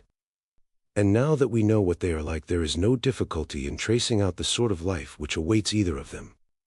This I will proceed to describe, but as you may think the description a little too coarse, I ask you to suppose, Socrates, that the words which follow are not mine. Let me put them into the mouths of the eulogists of injustice. They will tell you that the just man who is thought unjust will be scourged, racked, bound, will have his eyes burnt out. And, at last, after suffering every kind of evil, he will be impaled. Then he will understand that he ought to seem only, and not to be, just. The words of Aeschylus may be more truly spoken of the unjust than of the just. For the unjust is pursuing a reality. He does not live with a view to appearances. He wants to be really unjust and not to seem only. His mind has a soil deep and fertile, out of which spring his prudent counsels. In the first place, he is thought just, and therefore bears rule in the city. He can marry whom he will, and give in marriage to whom he will. Also he can trade and deal where he likes, and always to his own advantage, because he has no misgivings about injustice, and at every contest, whether in public or private, he gets the better of his antagonists, and gains at their expense, and is rich, and out of his gains he can benefit his friends, and harm his enemies. Moreover, he can offer sacrifices, and dedicate gifts to the gods abundantly and magnificently, and can honor the gods or any man whom he wants to honor in a far better style than the just, and therefore he is likely to be dearer than they are to the gods. And thus, Socrates, gods and men are said to unite in making the life of the unjust better than the life of the just. I was going to say something in answer to Glaucon, when Adimantus, his brother, interposed. Socrates, he said, you do not suppose that there is nothing more to be urged? Why, what else is there? I answered. The strongest point of all has not been even mentioned, he replied. Well, then, according to the proverb, let brother help brother, if he fails in any part do you assist him, although I must confess that Glaucon has already said quite enough to lay me in the dust and take from me the power of helping justice. Nonsense, he replied.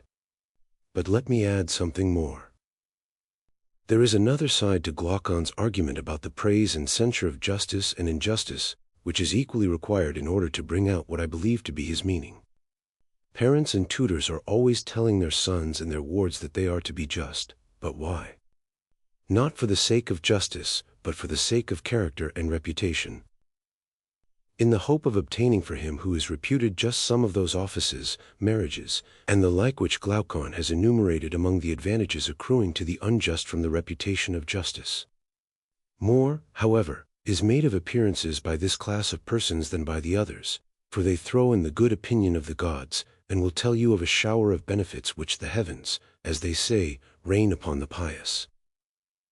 And this accords with the testimony of the noble Hesiod in Homer, the first of whom says that the gods make the oaks of the just to bear acorns at their summit, and bees in the middle. And the sheep are bowed down with the weight of their fleeces. And many other blessings of a like kind are provided for them.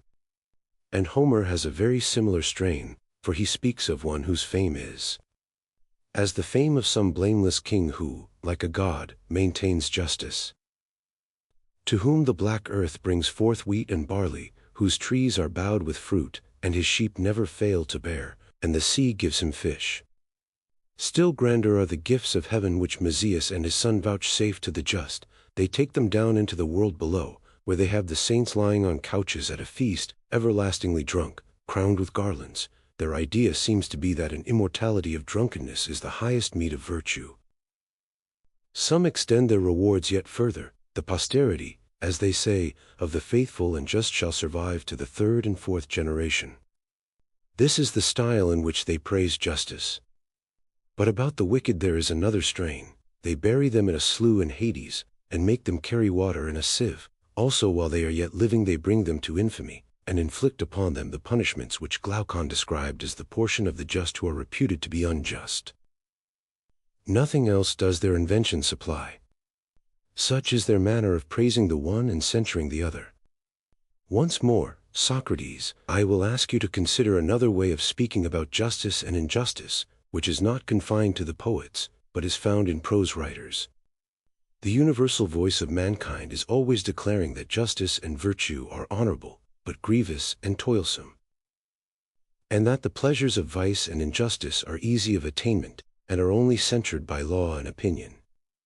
They say also that honesty is for the most part less profitable than dishonesty, and they are quite ready to call wicked men happy, and to honor them both in public and private when they are rich or in any other way influential, while they despise and overlook those who may be weak and poor, even though acknowledging them to be better than the others. But most extraordinary of all is their mode of speaking about virtue and the gods. They say that the gods apportion calamity and misery to many good men, and good and happiness to the wicked. And mendicant prophets go to rich men's doors and persuade them that they have a power committed to them by the gods of making an atonement for a man's own or his ancestors' sins by sacrifices or charms, with rejoicings and feasts, and they promise to harm an enemy, whether just or unjust, at a small cost. With magic arts and incantations binding heaven, as they say, to execute their will. And the poets are the authorities to whom they appeal, now smoothing the path of vice with the words of Hesiod. Vice may be had in abundance without trouble, the way is smooth and her dwelling place is near. But before virtue the gods have set toil, and a tedious and uphill road, then citing Homer as a witness that the gods may be influenced by men, for he also says, the gods, too, may be turned from their purpose, and men pray to them and avert their wrath by sacrifices and soothing entreaties, and by libations and the odor of fat, when they have sinned and transgressed. And they produce a host of books written by Messias and Orpheus, who were children of the moon and the muses, that is what they say. According to which they perform their ritual, and persuade not only individuals, but whole cities, that expiations and atonements for sin may be made by sacrifices and amusements which fill a vacant hour, and are equally at the service of the living and the dead. The latter sort they call mysteries, and they redeem us from the pains of hell, but if we neglect them no one knows what awaits us. He proceeded. And now when the young hear all this said about virtue and vice, and the way in which gods and men regard them, how are their minds likely to be affected, my dear Socrates, those of them, I mean, who are quick-witted, and, like bees on the wing, light on every flower, and from all that they hear are prone to draw conclusions as to what manner of persons they should be and in what way they should walk if they would make the best of life. Probably the youth will say to himself in the words of Pindar, can I by justice or by crooked ways of deceit ascend a loftier tower which may be a fortress to me all my days? For what men say is that, if I am really just and am not also thought just, profit there is none, but the pain and loss on the other hand are unmistakable. But if, though unjust, I acquire the reputation of justice, a heavenly life is promised to me. Since then, as philosophers prove, appearance tyrannizes over truth and is lord of happiness, to appearance I must devote myself. I will describe around me a picture and shadow of virtue to be the vestibule and exterior of my house. Behind I will trail the subtle and crafty fox, as Autolycus, greatest of sages, recommends. But I hear some one exclaiming that the concealment of wickedness is often difficult, to which I answer, nothing great is easy. Nevertheless, the argument indicates this, if we would be happy, to be the path along which we should proceed. With a view to concealment we will establish secret brotherhoods and political clubs. And there are professors of rhetoric who teach the art of persuading courts and assemblies, and so, partly by persuasion and partly by force, I shall make unlawful gains and not be punished. Still I hear a voice saying that the gods cannot be deceived, neither can they be compelled. But what if there are no gods? Or, suppose them to have no care of human things, why in either case should we mind about concealment? And even if there are gods, and they do care about us, yet we know of them only from tradition and the genealogies of the poets, and these are the very persons who say that they may be influenced and turned by sacrifices and soothing entreaties and by offerings. Let us be consistent then, and believe both or neither. If the poets speak truly, why then we had better be unjust, and offer of the fruits of injustice. For if we are just, although we may escape the vengeance of heaven, we shall lose the gains of injustice, but, if we are unjust, we shall keep the gains, and by our sinning and praying and sinning, the gods will be propitiated, and we shall not be punished. But there is a world below in which either we or our posterity will suffer for our unjust deeds.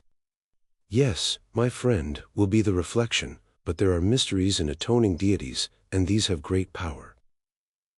That is what mighty cities declare, and the children of the gods, who were their poets and prophets, bear a like testimony. On what principle, then, shall we any longer choose justice rather than the worst injustice? When, if we only unite the latter with a deceitful regard to appearances, we shall fare to our mind both with gods and men, in life and after death, as the most numerous and the highest authorities tell us. Knowing all this, Socrates, how can a man who has any superiority of mind or person or rank or wealth be willing to honor justice, or indeed to refrain from laughing when he hears justice praised? And even if there should be someone who is able to disprove the truth of my words, and who is satisfied that justice is best, still he is not angry with the unjust, but is very ready to forgive them, because he also knows that men are not just of their own free will. Unless, peradventure, there be someone whom the divinity within him may have inspired with a hatred of injustice, or who has attained knowledge of the truth, but no other man. He only blames injustice who, owing to cowardice or age or some weakness, has not the power of being unjust. And this is proved by the fact that when he obtains the power, he immediately becomes unjust as far as he can be. The cause of all this, Socrates, was indicated by us at the beginning of the argument, when my brother and I told you how astonished we were to find that of all the professing panegyrists of justice, beginning with the ancient heroes of whom any memorial has been preserved to us, and ending with the men of our own time, no one has ever blamed injustice or praised justice except with a view to the glories, honors, and benefits which flow from them. No one has ever adequately described either in verse or prose the true essential nature of either of them abiding in the soul, and invisible to any human or divine eye, or shown that of all the things of a man's soul which he has within him, justice is the greatest good, and injustice the greatest evil. Had this been the universal strain, had you sought to persuade us of this from our youth upwards, we should not have been on the watch to keep one another from doing wrong, but every one would have been his own watchman, because afraid, if he did wrong, of harboring in himself the greatest of evils. I dare say that Thrasymachus and others would seriously hold the language which I have been merely repeating, and words even stronger than these about justice and injustice, grossly, as I conceive, perverting their true nature. But I speak in this vehement manner, as I must frankly confess to you, because I want to hear from you the opposite side. And I would ask you to show not only the superiority which justice has over injustice, but what effect they have on the possessor of them which makes the one to be a good and the other an evil to him. And please, as Glaucon requested of you, to exclude reputations, for unless you take away from each of them his true reputation and add on the false, we shall say that you do not praise justice, but the appearance of it. We shall think that you are only exhorting us to keep injustice dark, and that you really agree with Thrasymachus in thinking that justice is another's good and the interest of the stronger, and that injustice is a man's own profit and interest, though injurious to the weaker. Now as you have admitted that justice is one of that highest class of goods which are desired indeed for their results, but in a far greater degree for their own sakes, like sight or hearing or knowledge or health, or any other real and natural and not merely conventional good, I would ask you in your praise of justice to regard one point only, I mean the essential good and evil which justice and injustice work in the possessors of them. Let others praise justice and censure injustice, magnifying the rewards and honors of the one and abusing the other. That is a manner of arguing which, coming from them, I am ready to tolerate, but from you who have spent your whole life in the consideration of this question, unless I hear the contrary from your own lips, I expect something better. And therefore, I say, not only prove to us that justice is better than injustice, but show what they either of them do to the possessor of them, which makes the one to be a good and the other an evil, whether seen or unseen by gods and men. I had always admired the genius of Glaucon and Adeimantus, but on hearing these words I was quite delighted, and said, Sons of an illustrious father, that was not a bad beginning of the elegiac verses which the admirer of Glaucon made in honor of you after you had distinguished yourselves at the battle of Megara. Sons of Ariston, he sang, divine offspring of an illustrious hero. The epithet is very appropriate, for there is something truly divine in being able to argue as you have done for the superiority of injustice, and remaining unconvinced by your own arguments. And I do believe that you are not convinced. This I infer from your general character, for had I judged only from your speeches I should have mistrusted you. But now, the greater my confidence in you, the greater is my difficulty in knowing what to say. For I am in a strait between two. On the one hand I feel that I am unequal to the task, and my inability is brought home to me by the fact that you were not satisfied with the answer which I made to Thrasymachus, proving, as I thought, the superiority which justice has over injustice. And yet I cannot refuse to help. While breath and speech remain to me, I am afraid that there would be an impiety in being present when justice is evil spoken of and not lifting up a hand in her defense. And therefore I had best give such help as I can. Glaucon and the rest entreated me by all means not to let the question drop, but to proceed in the investigation. They wanted to arrive at the truth, first, about the nature of justice and injustice, and secondly, about their relative advantages. I told them what I really thought, that the inquiry would be of a serious nature, and would require very good eyes. Seeing then, I said, that we are no great wits, I think that we had better adopt a method which I may illustrate thus. Suppose that a short-sighted person had been asked by someone to read small letters from a distance, and it occurred to someone else that they might be found in another place which was larger and in which the letters were larger, if they were the same, and he could read the larger letters first, and then proceed to the lesser. This would have been thought a rare piece of good fortune. Very true, said Adeimantus, but how does the illustration apply to our inquiry? I will tell you, I replied. Justice, which is the subject of our inquiry, is, as you know, sometimes spoken of as the virtue of an individual, and sometimes as the virtue of a state. True, he replied. And is not a state larger than an individual? It is. Then in the larger the quantity of justice is likely to be larger and more easily discernible. I propose therefore that we inquire into the nature of justice and injustice, first as they appear in the state, and secondly in the individual, proceeding from the greater to the lesser and comparing them. That, he said, is an excellent proposal. And if we imagine the state in process of creation, we shall see the justice and injustice of the state in process of creation also. I dare say, when the state is completed there may be a hope that the object of our search will be more easily discovered. Yes, far more easily. But ought we to attempt to construct one? I said, for to do so, as I am inclined to think, will be a very serious task. Reflect therefore. I have reflected, said Adeimantus, and I am anxious that you should proceed. A state, I said, arises, as I conceive, out of the needs of mankind. No one is self-sufficing, but all of us have many wants. Can any other origin of a state be imagined? There can be no other.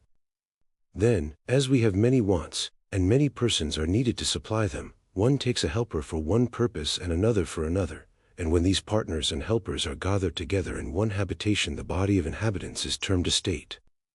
True, he said. And they exchange with one another, and one gives, and another receives, under the idea that the exchange will be for their good. Very true. Then, I said, let us begin and create an idea a state, and yet the true creator is necessity, who is the mother of our invention. Of course, he replied. Now the first and greatest of necessities is food, which is the condition of life and existence. Certainly. The second is a dwelling, and the third clothing and the like. True. And now let us see how our city will be able to supply this great demand. We may suppose that one man is a husbandman, another a builder, someone else a weaver. Shall we add to them a shoemaker, or perhaps some other purveyor to our bodily wants? Quite right. The heiress notion of a state must include 4 or 5 men. Clearly. And how will they proceed? Will each bring the result of his labors into a common stock, the individual husbandman, for example, producing for 4, and laboring 4 times as long and as much as he need in the provision of food with which he supplies others as well as himself? Or will he have nothing to do with others and not be at the trouble of producing for them, but provide for himself alone 1/4 of the food and 1/4 of the time, and in the remaining 3/4 of his time be employed in making a house or a coat or a pair of shoes, having no partnership with others, but supplying himself all his own wants? Adimantus thought that he should aim at producing food only and not at producing everything. Probably, I replied, that would be the better way. And when I hear you say this, I am myself reminded that we are not all alike.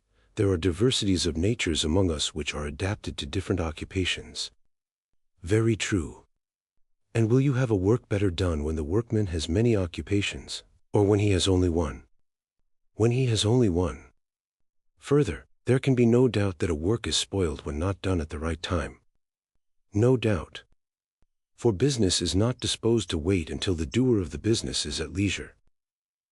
But the doer must follow up what he is doing, and make the business his first object. He must. And if so, we must infer that all things are produced more plentifully and easily and of a better quality when one man does one thing which is natural to him and does it at the right time, and leaves other things. Undoubtedly. Then more than 4 citizens will be required. For the husbandman will not make his own plough or mattock, or other implements of agriculture, if they are to be good for anything. Neither will the builder make his tools, and he too needs many, and in like manner the weaver and shoemaker. True. Then carpenters, and smiths, and many other artisans, will be sharers in our little state, which is already beginning to grow. True. Yet even if we add neatherds, shepherds, and other herdsmen, in order that our husbandmen may have oxen to plough with, and builders as well as husbandmen may have draught cattle, and kias, and weavers fleeces and hides, still our state will not be very large. That is true, yet neither will it be a very small state which contains all these. Then, again, there is the situation of the city. To find a place where nothing need be imported is well nigh impossible. Impossible. Then there must be another class of citizens who will bring the required supply from another city. They must. But if the trader goes empty-handed, having nothing which they require who would supply his need, he will come back empty-handed. That is certain. And therefore what they produce at home must be not only enough for themselves, but such both in quantity and quality as to accommodate those from whom their wants are supplied. Very true. Then more husbandmen and more artisans will be required. They will. Not to mention the importers and exporters, who are called merchants. Yes. Then we shall want merchants. We shall. And if merchandise is to be carried over the sea, skillful sailors will also be needed, and in considerable numbers. Yes, in considerable numbers. Then, again, within the city, how will they exchange their productions? To secure such an exchange was, as you will remember, one of our principal objects when we formed them into a society and constituted a state. Clearly they will buy and sell. Then they will need a marketplace, and a money token for purposes of exchange. Certainly. Suppose now that a husbandman, or an artisan, brings some production to market, and he comes at a time when there is no one to exchange with him, is he to leave his calling and sit idle in the marketplace? Not at all. He will find people there who, seeing the want, undertake the office of salesmen. In well-ordered states they are commonly those who are the weakest in bodily strength, and therefore of little use for any other purpose. Their duty is to be in the market, and to give money in exchange for goods to those who desire to sell and to take money from those who desire to buy. This want, then, creates a class of retail traders in our state. Is not retailer the term which is applied to those who sit in the marketplace engaged in buying and selling, while those who wander from one city to another are called merchants? Yes, he said. And there is another class of servants, who are intellectually hardly on the level of companionship, still they have plenty of bodily strength for labor, which accordingly they sell, and are called, if I do not mistake, hirelings, hire being the name which is given to the price of their labor. True. Then hirelings will help to make up our population. Yes. And now, Adimantus, is our state matured and perfected? I think so. Where, then, is justice, and where is injustice, and in what part of the state did they spring up? Probably in the dealings of these citizens with one another. I cannot imagine that they are more likely to be found anywhere else. I dare say that you are right in your suggestion, I said. We had better think the matter out, and not shrink from the inquiry. Let us then consider, first of all, what will be their way of life, now that we have thus established them. Will they not produce corn, and wine, and clothes, and shoes, and build houses for themselves? And when they are housed, they will work, in summer, commonly, stripped and barefoot, but in winter substantially clothed and shod. They will feed on barley meal and flour of wheat, baking and kneading them, making noble cakes and loaves. These they will serve up on a mat of reeds or on clean leaves, themselves reclining the while upon beds strewn with yew or myrtle. And they and their children will feast, drinking of the wine which they have made, wearing garlands on their heads, and hymning the praises of the gods, in happy converse with one another. And they will take care that their families do not exceed their means, having an eye to poverty or war. But, said Glaucon, interposing, you have not given them a relish to their meal. True, I replied, I had forgotten.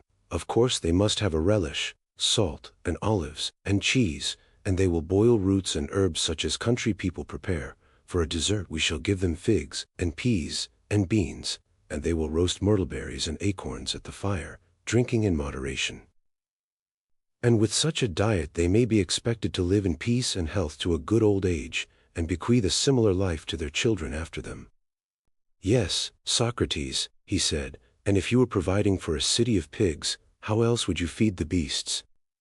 But what would you have, Glaucon? I replied. Why, he said, you should give them the ordinary conveniences of life. People who are to be comfortable are accustomed to lie on sofas, and dine off tables, and they should have sauces and sweets in the modern style. Yes, I said, now I understand. The question which you would have me consider is, not only how a state, but how a luxurious state is created, and possibly there is no harm in this, for in such a state we shall be more likely to see how justice and injustice originate. In my opinion, the true and healthy constitution of the state is the one which I have described. But if you wish also to see a state at fever heat, I have no objection. For I suspect that many will not be satisfied with the simpler way of life. They will be for adding sofas, and tables, and other furniture, also dainties, and perfumes, and incense, and courtesans, and cakes, all these not of one sort only, but in every variety. We must go beyond the necessaries of which I was at first speaking, such as houses, and clothes, and shoes. The arts of the painter and the embroiderer will have to be set in motion, and gold and ivory and all sorts of materials must be procured. True, he said. Then we must enlarge our borders, for the original healthy state is no longer sufficient. Now will the city have to fill and swell with a multitude of callings which are not required by any natural want, such as the whole tribe of hunters and actors, of whom one large class have to do with forms and colors, another will be the votaries of music, poets and their attendant train of rhapsodists, players, dancers, contractors, also makers of diverse kinds of articles, including women's dresses. And we shall want more servants. Will not tutors be also in request, and nurses wet and dry, tirewomen and barbers, as well as confectioners and cooks, and swineherds, too, who were not needed and therefore had no place in the former edition of our state, but are needed now? They must not be forgotten, and there will be animals of many other kinds, if people eat them. Certainly. And living in this way we shall have much greater need of physicians than before. Much greater.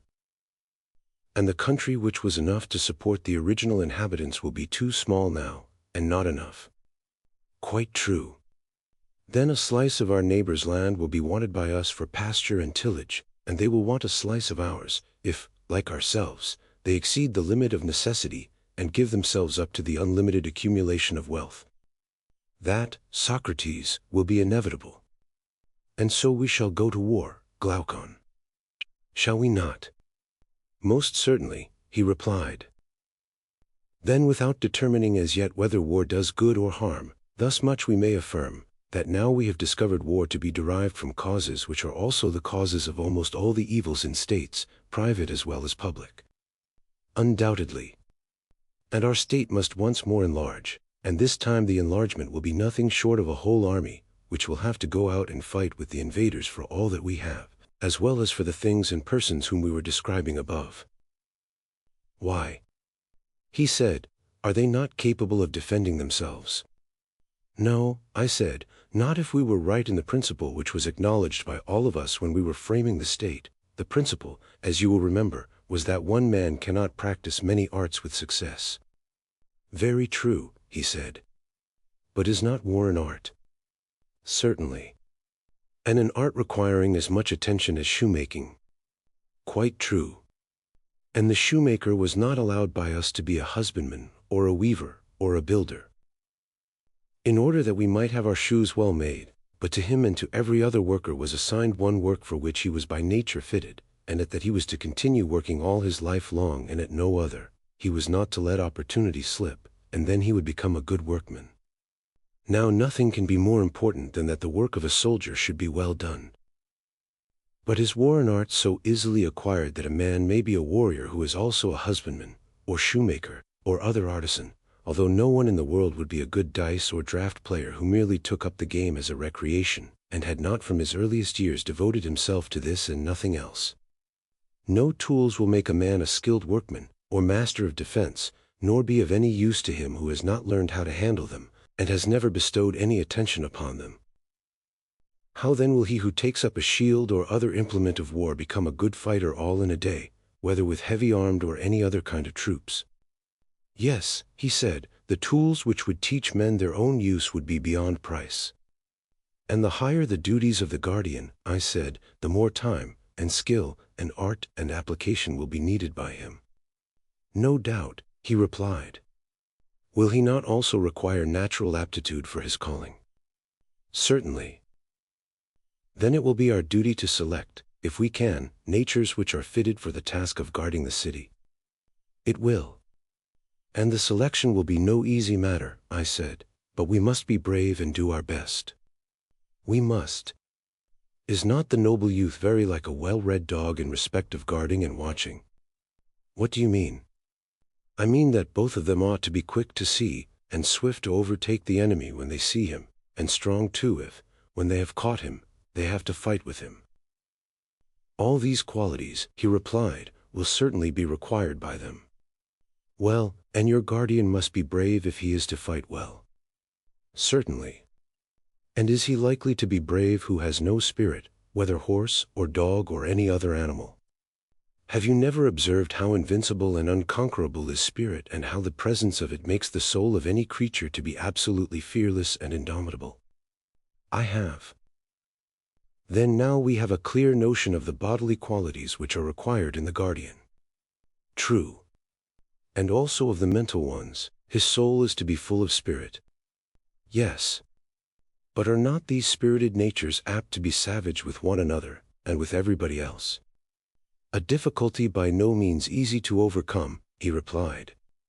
Whereas, I said, they ought to be dangerous to their enemies, and gentle to their friends. If not, they will destroy themselves without waiting for their enemies to destroy them. True, he said. What is to be done then? I said, how shall we find a gentle nature which has also a great spirit, for the one is the contradiction of the other? True. He will not be a good guardian who is wanting in either of these two qualities, and yet the combination of them appears to be impossible, and hence we must infer that to be a good guardian is impossible. I am afraid that what you say is true, he replied. Here, feeling perplexed, I began to think over what had preceded. My friend, I said, no wonder that we are in a perplexity, for we have lost sight of the image which we had before us. What do you mean? He said. I mean to say that there do exist natures gifted with those opposite qualities. And where do you find them? Many animals, I replied, furnish examples of them. Our friend the dog is a very good one. You know that well-bred dogs are perfectly gentle to their familiars and acquaintances, and the reverse to strangers. Yes, I know. Then there is nothing impossible or out of the order of nature in our finding a guardian who has a similar combination of qualities. Certainly not. Would not he who is fitted to be a guardian, besides the spirited nature, need to have the qualities of a philosopher? I do not apprehend your meaning. The trait of which I am speaking, I replied, may be also seen in the dog, and is remarkable in the animal. What trait? Why, a dog, whenever he sees a stranger, is angry. When an acquaintance, he welcomes him, although the one has never done him any harm, nor the other any good. Did this never strike you as curious? The matter never struck me before, but I quite recognize the truth of your remark. And surely this instinct of the dog is very charming. Your dog is a true philosopher. Why? Why? Because he distinguishes the face of a friend and of an enemy only by the criterion of knowing and not knowing. And must not an animal be a lover of learning who determines what he likes and dislikes by the test of knowledge and ignorance? Most assuredly. And is not the love of learning the love of wisdom, which is philosophy? They are the same, he replied. And may we not say confidently of man also, that he who is likely to be gentle to his friends and acquaintances must by nature be a lover of wisdom and knowledge? That we may safely affirm. Then he who is to be a really good and noble guardian of the state will require to unite in himself philosophy and spirit and swiftness and strength. Undoubtedly. Then we have found the desired natures, and now that we have found them, how are they to be reared and educated? Is not this an inquiry which may be expected to throw light on the greater inquiry which is our final end? How do justice and injustice grow up in states? For we do not want either to omit what is to the point or to draw out the argument to an inconvenient length. Adimantus thought that the inquiry would be of great service to us. Then, I said, my dear friend, the task must not be given up, even if somewhat long. Certainly not. Come then, and let us pass a leisure hour in storytelling, and our story shall be the education of our heroes. By all means. And what shall be their education? Can we find a better than the traditional sort? And this has two divisions, gymnastic for the body, and music for the soul. True. Shall we begin education with music, and go on to gymnastic afterwards? By all means. And when you speak of music, do you include literature or not? I do. And literature may be either true or false. Yes. And the young should be trained in both kinds, and we begin with the false. I do not understand your meaning, he said. You know, I said, that we begin by telling children stories which, though not wholly destitute of truth, are in the main fictitious, and these stories are told them when they are not of an age to learn gymnastics. Very true. That was my meaning when I said that we must teach music before gymnastics. Quite right, he said. You know also that the beginning is the most important part of any work, especially in the case of a young and tender thing. For that is the time at which the character is being formed and the desired impression is more readily taken. Quite true. And shall we just carelessly allow children to hear any casual tales which may be devised by casual persons, and to receive into their minds ideas for the most part the very opposite of those which we should wish them to have when they are grown up? We cannot. Then the first thing will be to establish a censorship of the writers of fiction, and let the censors receive any tale of fiction which is good, and reject the bad, and we will desire mothers and nurses to tell their children the authorized ones only. Let them fashion the mind with such tales, even more fondly than they mold the body with their hands, but most of those which are now in use must be discarded. Of what tales are you speaking? He said. You may find a model of the lesser in the greater, I said, for they are necessarily of the same type, and there is the same spirit in both of them. Very likely, he replied, but I do not as yet know what you would term the greater. Those, I said, which are narrated by Homer and Hesiod, and the rest of the poets, who have ever been the great storytellers of mankind. But which stories do you mean, he said, and what fault do you find with them?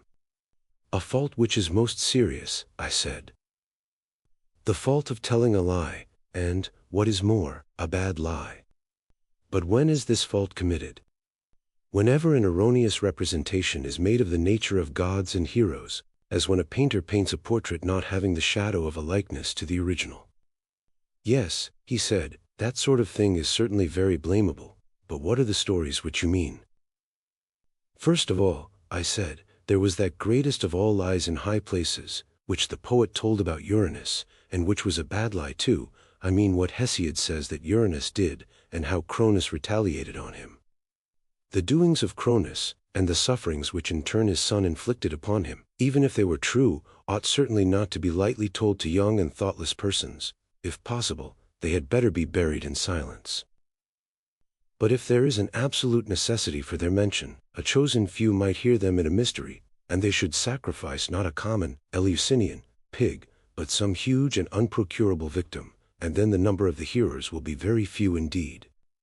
Why, yes, said he, those stories are extremely objectionable. Yes, Adimantus, they are stories not to be repeated in our state. The young man should not be told that in committing the worst of crimes he is far from doing anything outrageous. And that even if he chastises his father when he does wrong, in whatever manner, he will only be following the example of the first and greatest among the gods. I entirely agree with you, he said. In my opinion those stories are quite unfit to be repeated. Neither, if we mean our future guardians to regard the habit of quarreling among themselves as of all things the basest, should any word be said to them of the wars in heaven, and of the plots and fightings of the gods against one another, for they are not true. No, we shall never mention the battles of the giants, or let them be embroidered on garments, and we shall be silent about the innumerable other quarrels of gods and heroes with their friends and relatives. If they would only believe us, we would tell them that quarreling is unholy, and that never up to this time has there been any quarrel between citizens. This is what old men and old women should begin by telling children, and when they grow up, the poets also should be told to compose for them in a similar spirit. But the narrative of Hephaestus binding here his mother, or how on another occasion Zeus sent him flying for taking her part when she was being beaten, and all the battles of the gods in Homer, these tales must not be admitted into our state, whether they are supposed to have an allegorical meaning or not. For a young person cannot judge what is allegorical and what is literal. Anything that he receives into his mind at that age is likely to become indelible and unalterable. And therefore it is most important that the tales which the young first hear should be models of virtuous thoughts. There you are right, he replied, but if anyone asks where are such models to be found and of what tales are you speaking, how shall we answer him? I said to him, you and I, Adimantus, at this moment are not poets, but founders of a state. Now the founders of a state ought to know the general forms in which poets should cast their tales, and the limits which must be observed by them, but to make the tales is not their business. Very true, he said, but what are these forms of theology which you mean? Something of this kind, I replied. God is always to be represented as he truly is, whatever be the sort of poetry, epic, lyric or tragic, in which the representation is given. Right. And is he not truly good? And must he not be represented as such? Certainly. And no good thing is hurtful. No, indeed. And that which is not hurtful hurts not. Certainly not. And that which hurts not does no evil. No. And can that which does no evil be a cause of evil? Impossible. And the good is advantageous. Yes. And therefore the cause of well-being. Yes. It follows therefore that the good is not the cause of all things, but of the good only. Assuredly. Then God, if he be good, is not the author of all things, as the many assert, but he is the cause of a few things only, and not of most things that occur to men. For few are the goods of human life, and many are the evils, and the good is to be attributed to God alone. Of the evils the causes are to be sought elsewhere, and not in him. That appears to me to be most true, he said. Then we must not listen to Homer or to any other poet who is guilty of the folly of saying that two casks lie at the threshold of Zeus, full of lots, one of good, the other of evil lots. And that he to whom Zeus gives a mixture of the two sometimes meets with evil fortune, at other times with good. But that he to whom is given the cup of unmingled ill, him wild hunger drives o'er the beauteous earth. And again, Zeus, who is the dispenser of good and evil to us. And if any one asserts that the violation of oaths and treaties, which was really the work of Pandarus, was brought about by Athene and Zeus, or that the strife and contention of the gods was instigated by Themis and Zeus, he shall not have our approval, neither will we allow our young men to hear the words of Aeschylus, that God plants guilt among men when he desires utterly to destroy a house. And if a poet writes of the sufferings of Niobe, the subject of the tragedy in which these iambic verses occur, or of the house of Pelops, or of the Trojan War, or on any similar theme, either we must not permit him to say that these are the works of God, or if they are of God, he must devise some explanation of them such as we are seeking. He must say that God did what was just and right, and they were the better for being punished, but that those who are punished are miserable, and that God is the author of their misery. The poet is not to be permitted to say, though he may say that the wicked are miserable because they require to be punished, and are benefited by receiving punishment from God, but that God being good is the author of evil to any one is to be strenuously denied, and not to be said or sung or heard in verse or prose by anyone whether old or young in any well-ordered commonwealth. Such a fiction is suicidal, ruinous, impious. I agree with you, he replied, and am ready to give my assent to the law. Let this then be one of our rules and principles concerning the gods, to which our poets and reciters will be expected to conform, that God is not the author of all things, but of good only. That will do, he said. And what do you think of a second principle? Shall I ask you whether God is a magician, and of a nature to appear insidiously now in one shape, and now in another, sometimes himself changing and passing into many forms, sometimes deceiving us with the semblance of such transformations, or is he one and the same immutably fixed in his own proper image? I cannot answer you, he said, without more thought. Well, I said, but if we suppose a change in anything, that change must be effected either by the thing itself, or by some other thing. Most certainly. And things which are at their best are also least liable to be altered or discomposed. For example, when healthiest and strongest, the human frame is least liable to be affected by meats and drinks, and the plant which is in the fullest vigor also suffers least from winds or the heat of the sun or any similar causes. Of course. And will not the bravest and wisest soul be least confused or deranged by any external influence? True. And the same principle, as I should suppose, applies to all composite things, furniture, houses, garments. When good and well made, they are least altered by time and circumstances. Very true. Then everything which is good, whether made by art or nature, or both, is least liable to suffer change from without. True. But surely God and the things of God are in every way perfect. Of course they are. Then he can hardly be compelled by external influence to take many shapes. He cannot. But may he not change and transform himself? Clearly, he said, that must be the case if he is changed at all. And will he then change himself for the better and fairer, or for the worse and more unsightly? If he change at all, he can only change for the worse, for we cannot suppose him to be deficient either in virtue or beauty. Very true, Adeimantus, but then, would any one, whether God or man, desire to make himself worse? Impossible. Then it is impossible that God should ever be willing to change. Being, as is supposed, the fairest and best that is conceivable, every God remains absolutely and forever in his own form. That necessarily follows, he said, in my judgment. Then, I said, my dear friend, let none of the poets tell us that.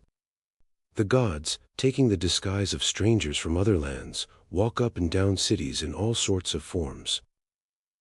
And let no one slander Proteus and Thetis, neither let any one, either in tragedy or in any other kind of poetry, introduce here disguised in the likeness of a priestess asking an alms for the life-giving daughters of Inachus the river of Argos.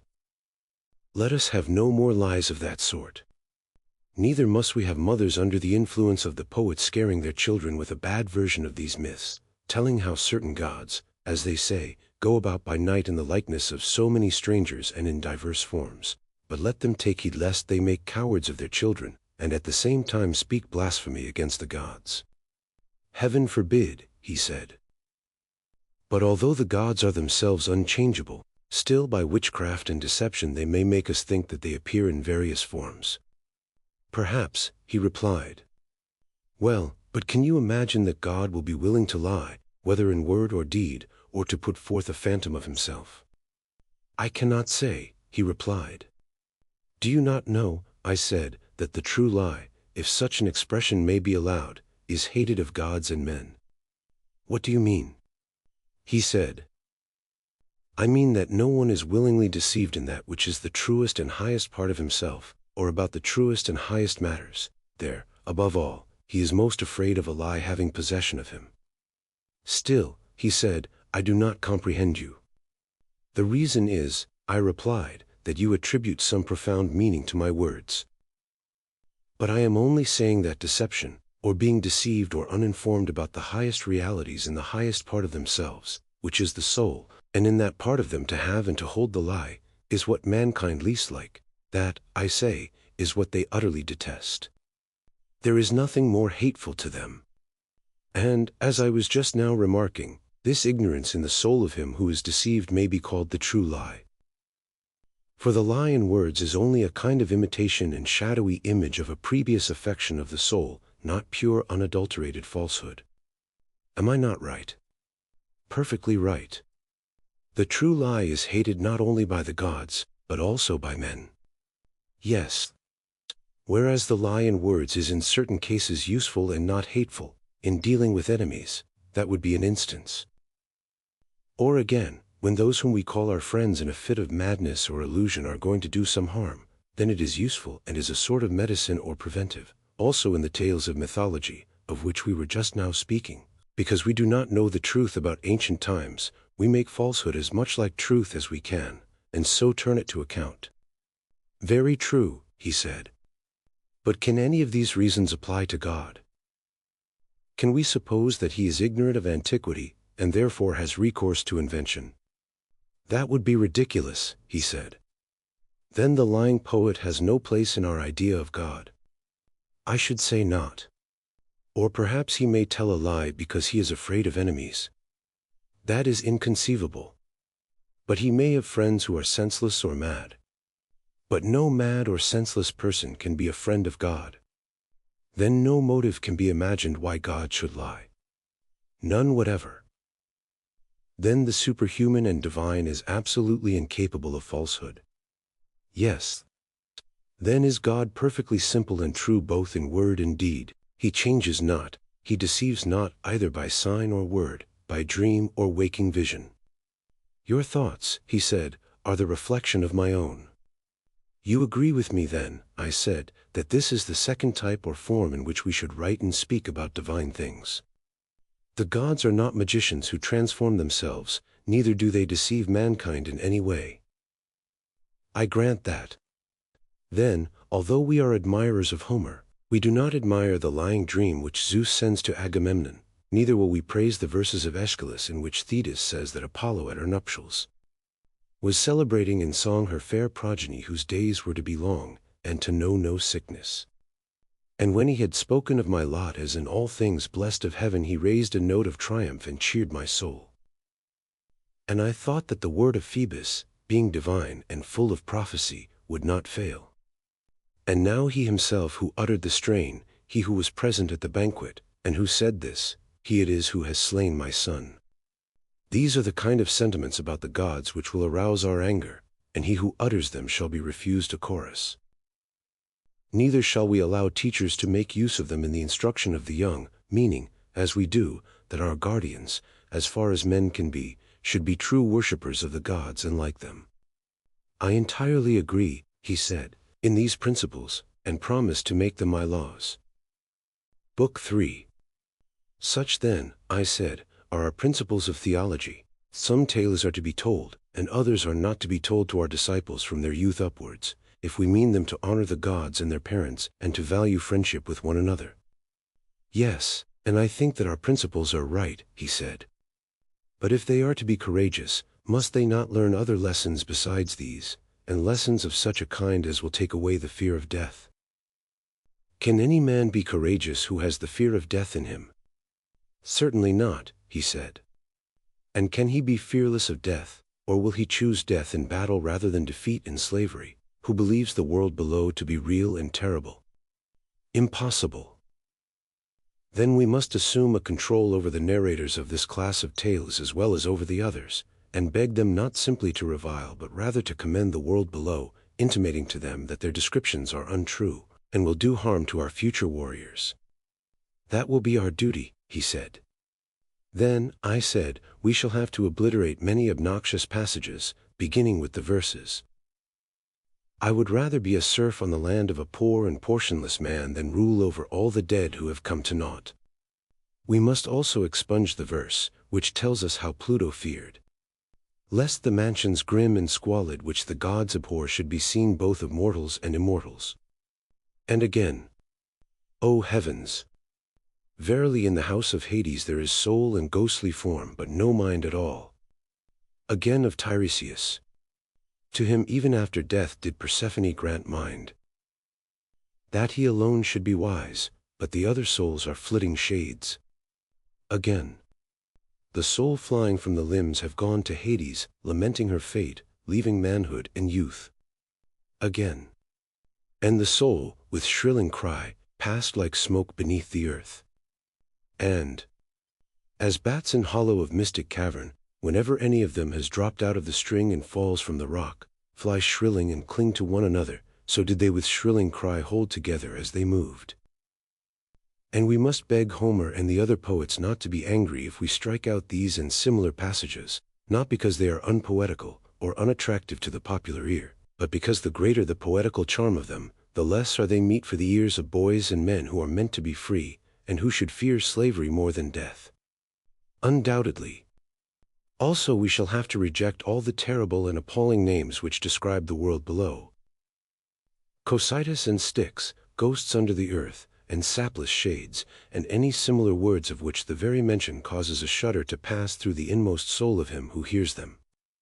I do not say that these horrible stories may not have a use of some kind, but there is a danger that the nerves of our guardians may be rendered too excitable and effeminate by them. There is a real danger, he said. Then we must have no more of them. True. Another and a nobler strain must be composed and sung by us. Clearly. And shall we proceed to get rid of the weepings and wailings of famous men? They will go with the rest. But shall we be right in getting rid of them? Reflect. Our principle is that the good man will not consider death terrible to any other good man who is his comrade. Yes, that is our principle. And therefore he will not sorrow for his departed friend as though he had suffered anything terrible. He will not. Such an one, as we further maintain, is sufficient for himself and his own happiness, and therefore is least in need of other men. True, he said. And for this reason the loss of a son or brother, or the deprivation of fortune, is to him of all men least terrible. Assuredly. And therefore he will be least likely to lament, and will bear with the greatest equanimity any misfortune of this sort which may befall him. Yes, he will feel such a misfortune far less than another. Then we shall be right in getting rid of the lamentations of famous men, and making them over to women, and not even to women who are good for anything, or to men of a baser sort, that those who are being educated by us to be the defenders of their country may scorn to do the like. That will be very right. Then we will once more entreat Homer and the other poets not to depict Achilles, who is the son of a goddess, first lying on his side, then on his back, and then on his face. Then starting up and sailing in a frenzy along the shores of the barren sea, now taking the sooty ashes in both his hands and pouring them over his head, or weeping and wailing in the various modes which Homer has delineated. Nor should he describe Priam the kinsman of the gods as praying and beseeching, rolling in the dirt, calling each man loudly by his name. Still more earnestly will we beg of him at all events not to introduce the gods lamenting insane. Alas! My misery! Alas! That I bore the bravest to my sorrow.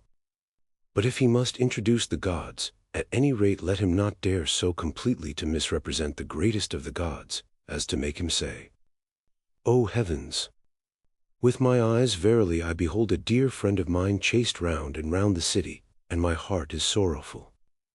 Or again, woe is me that I am fated to have Sarpedon, dearest of men to me, subdued at the hands of Patroclus the son of Menelaus. For if, my sweet Animantis, our youth seriously listen to such unworthy representations of the gods, instead of laughing at them as they ought, hardly will any of them deem that he himself, being but a man, can be dishonored by similar actions, neither will he rebuke any inclination which may arise in his mind to say and do the like. And instead of having any shame or self-control, he will be always whining and lamenting on slight occasions. Yes, he said, that is most true. Yes, I replied. But that surely is what ought not to be, as the argument has just proved to us, and by that proof we must abide until it is disproved by a better. It ought not to be. Neither ought our guardians to be given to laughter. For a fit of laughter which has been indulged to excess almost always produces a violent reaction. So I believe. Then persons of worth, even if only mortal men, must not be represented as overcome by laughter, and still less must such a representation of the gods be allowed. Still less of the gods, as you say, he replied. Then we shall not suffer such an expression to be used about the gods as that of Homer when he describes how inextinguishable laughter arose among the blessed gods when they saw Hephaestus bustling about the mansion. On your views, we must not admit them. On my views, if you like to father them on me, that we must not admit them is certain.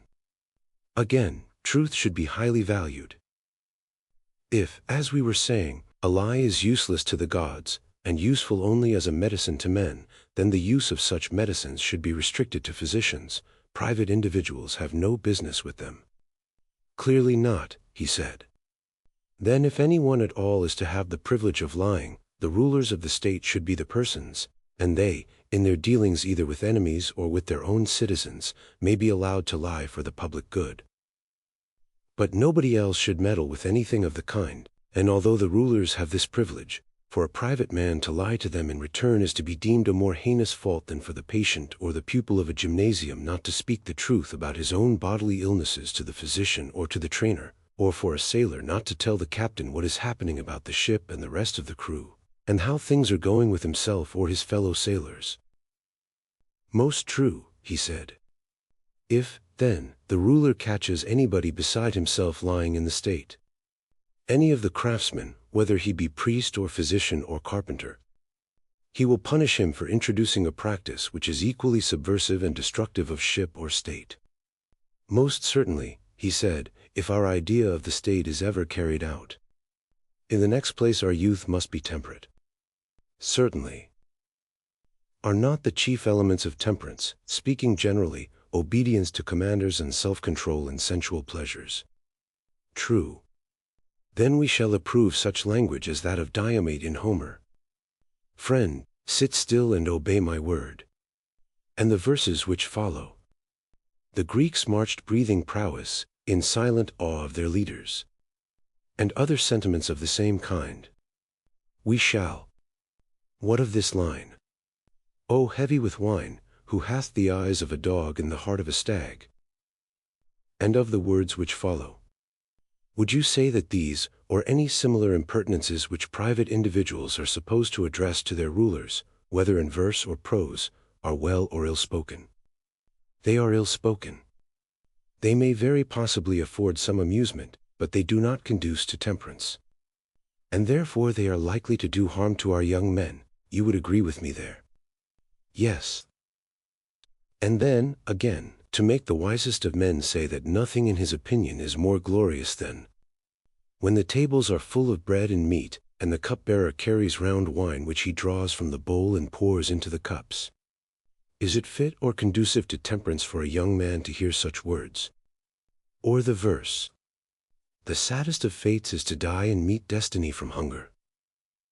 What would you say again to the tale of Zeus, who, while other gods and men were asleep and he the only person awake, lay devising plans, but forgot them all in a moment through his lust, and was so completely overcome at the sight of her that he would not even go into the hut, but wanted to lie with her on the ground, declaring that he had never been in such a state of rapture before, even when they first met one another, without the knowledge of their parents? Or that other tale of how Hephaestus, because of similar goings-on, cast a chain around Ares and Aphrodite. Indeed, he said, I am strongly of opinion that they ought not to hear that sort of thing. But any deeds of endurance which are done or told by famous men, these they ought to see and hear, as, for example, what is said in the verses. He smote his breast, and thus reproached his heart, Endure, my heart, far worse hast thou endured. Certainly, he said. In the next place, we must not let them be receivers of gifts or lovers of money. Certainly not. Neither must we sing to them of gifts persuading gods, and persuading reverend kings. Neither is Phoenix, the tutor of Achilles, to be approved or deemed to have given his pupil good counsel when he told him that he should take the gifts of the Greeks and assist them, but that without a gift he should not lay aside his anger. Neither will we believe or acknowledge Achilles himself to have been such a lover of money that he took Agamemnon's gifts, or that when he had received payment he restored the dead body of Hector, but that without payment he was unwilling to do so. Undoubtedly, he said, these are not sentiments which can be approved.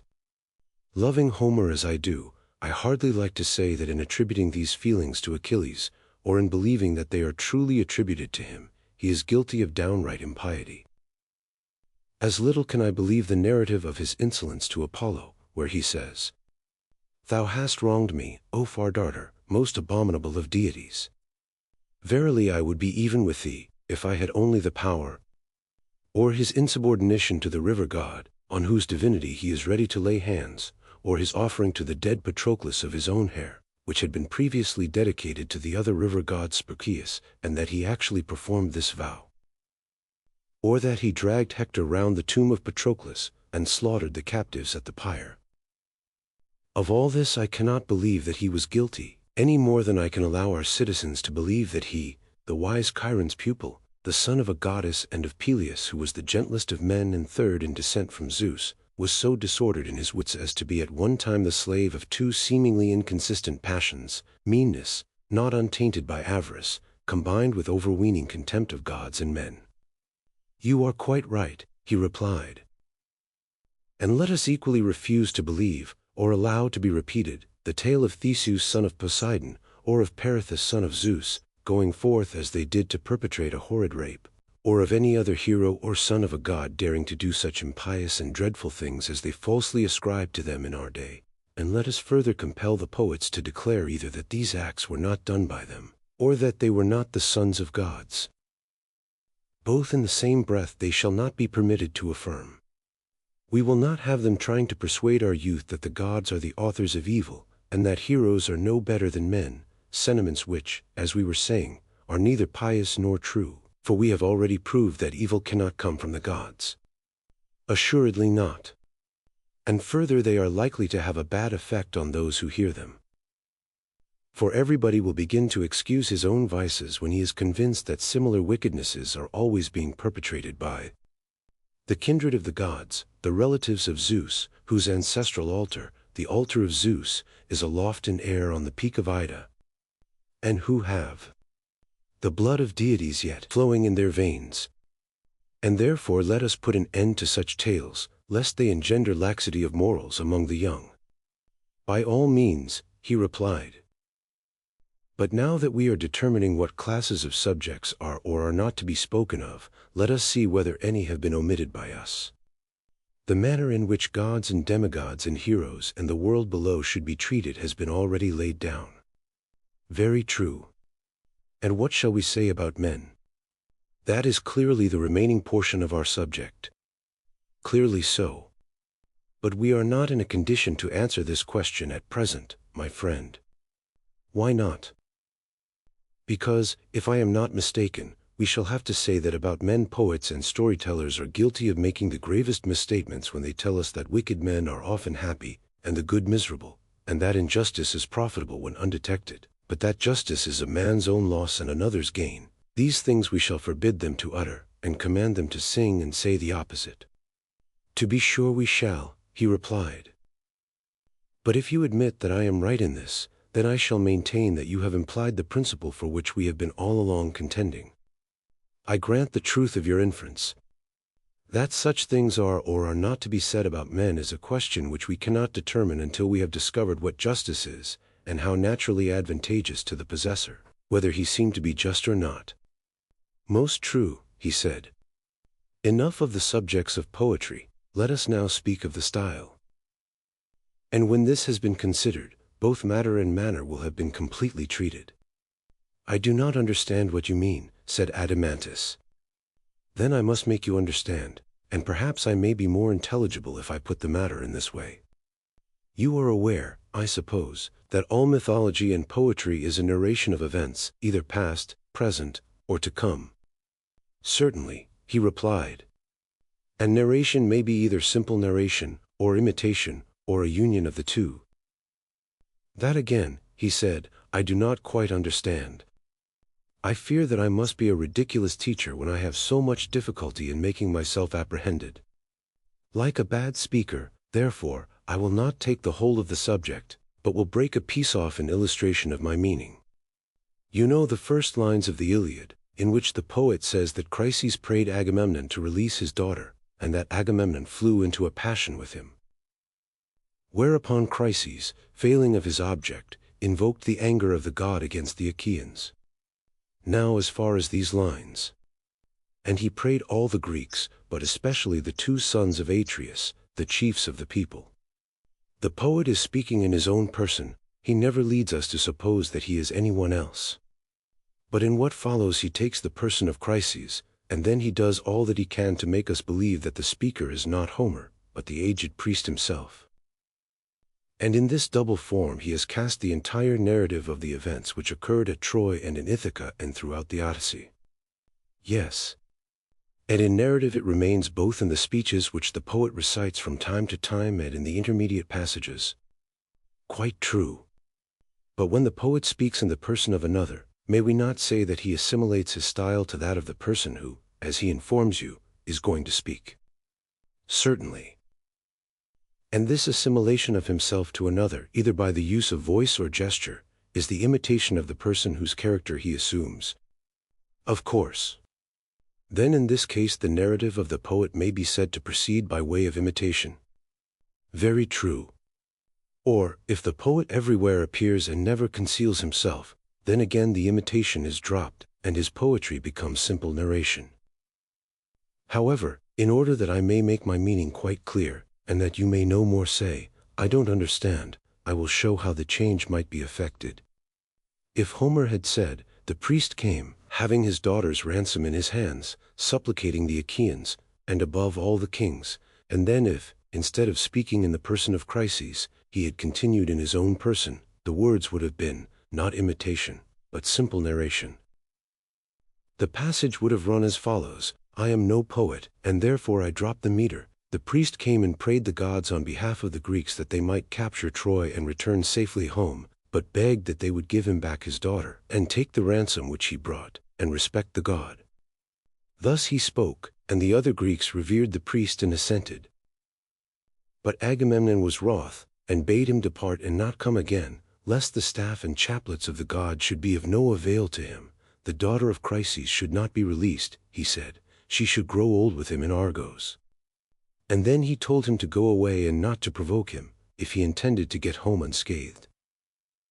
And the old man went away in fear and silence, and, when he had left the camp, he called upon Apollo by his many names, reminding him of everything which he had done pleasing to him, whether in building his temples, or in offering sacrifice, and praying that his good deeds might be returned to him, and that the Achaeans might expiate his tears by the arrows of the god, and so on.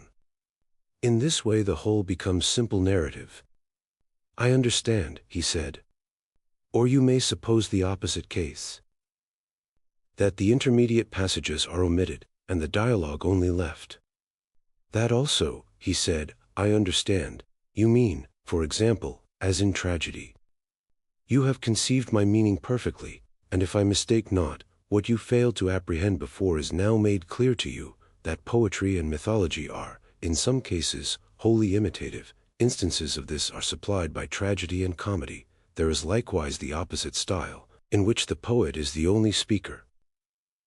Of this the dithyramb affords the best example, and the combination of both is found in epic, and in several other styles of poetry. Do I take you with me? Yes, he said, I see now what you meant.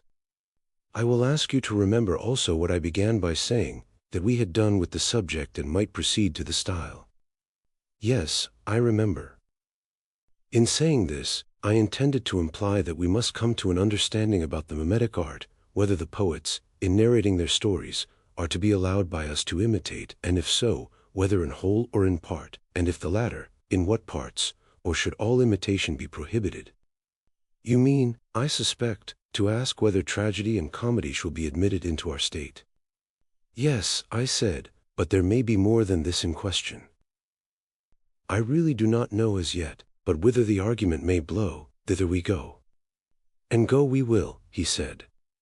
Then, Adimantus, let me ask you whether our guardians ought to be imitators, or rather, has not this question been decided by the rule already laid down that one man can only do one thing well, and not many, and that if he attempt many, he will altogether fail of gaining much reputation in any?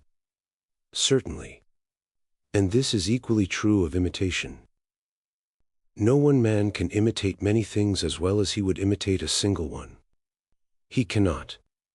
Then the same person will hardly be able to play a serious part in life, and at the same time to be an imitator and imitate many other parts as well, for even when two species of imitation are nearly allied, the same persons cannot succeed in both, as, for example, the writers of tragedy and comedy. Did you not just now call them imitations?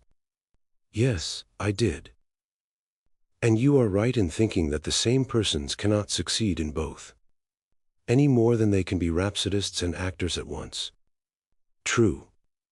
Neither are comic and tragic actors the same, yet all these things are but imitations. They are so. And human nature, Adimantus, appears to have been coined into yet smaller pieces, and to be as incapable of imitating many things well, as of performing well the actions of which the imitations are copies. Quite true, he replied.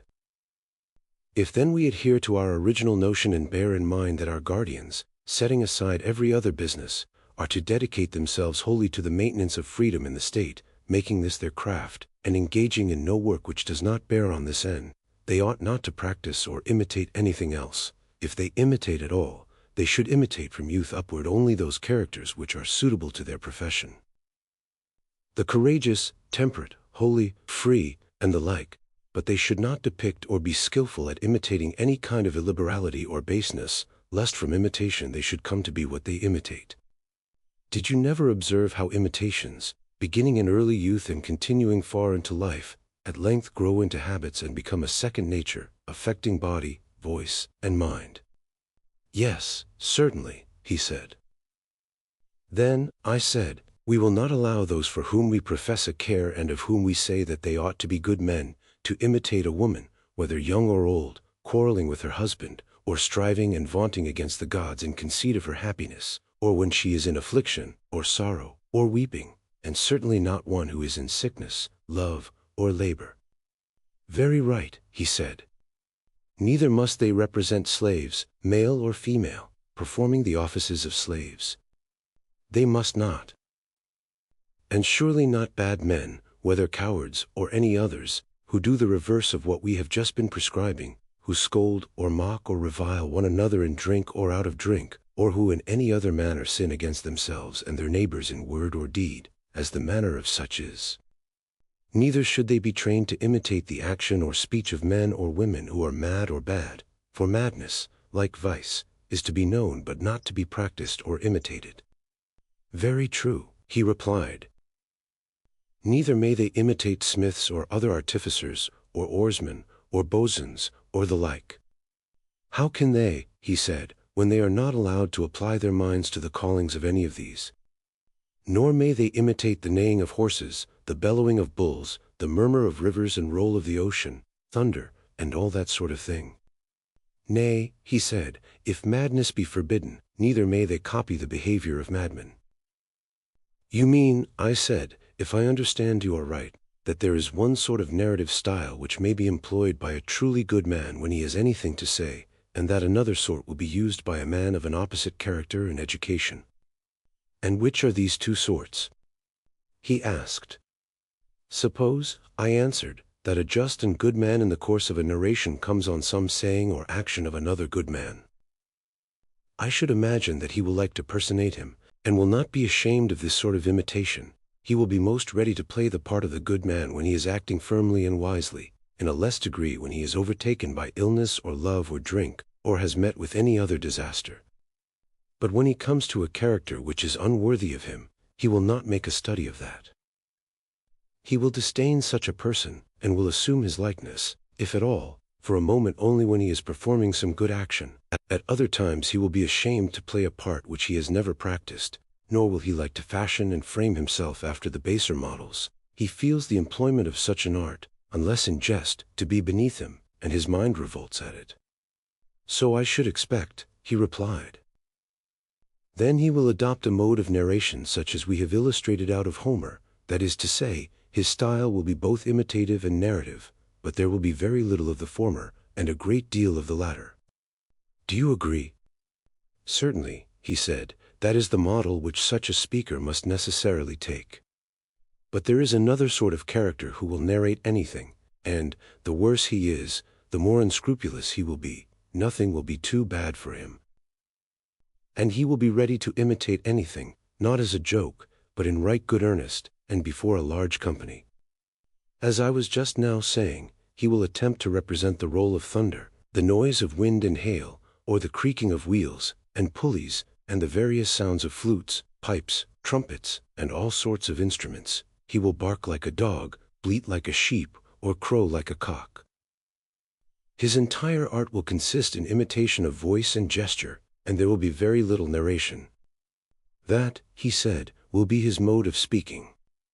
These, then, are the two kinds of style. Yes. And you would agree with me in saying that one of them is simple and has but slight changes. And if the harmony and rhythm are also chosen for their simplicity, the result is that the speaker, if he speaks correctly, is always pretty much the same in style, and he will keep within the limits of a single harmony, for the changes are not great, and in like manner he will make use of nearly the same rhythm. That is quite true, he said. Whereas the other requires all sorts of harmonies and all sorts of rhythms, if the music and the style are to correspond, because the style has all sorts of changes.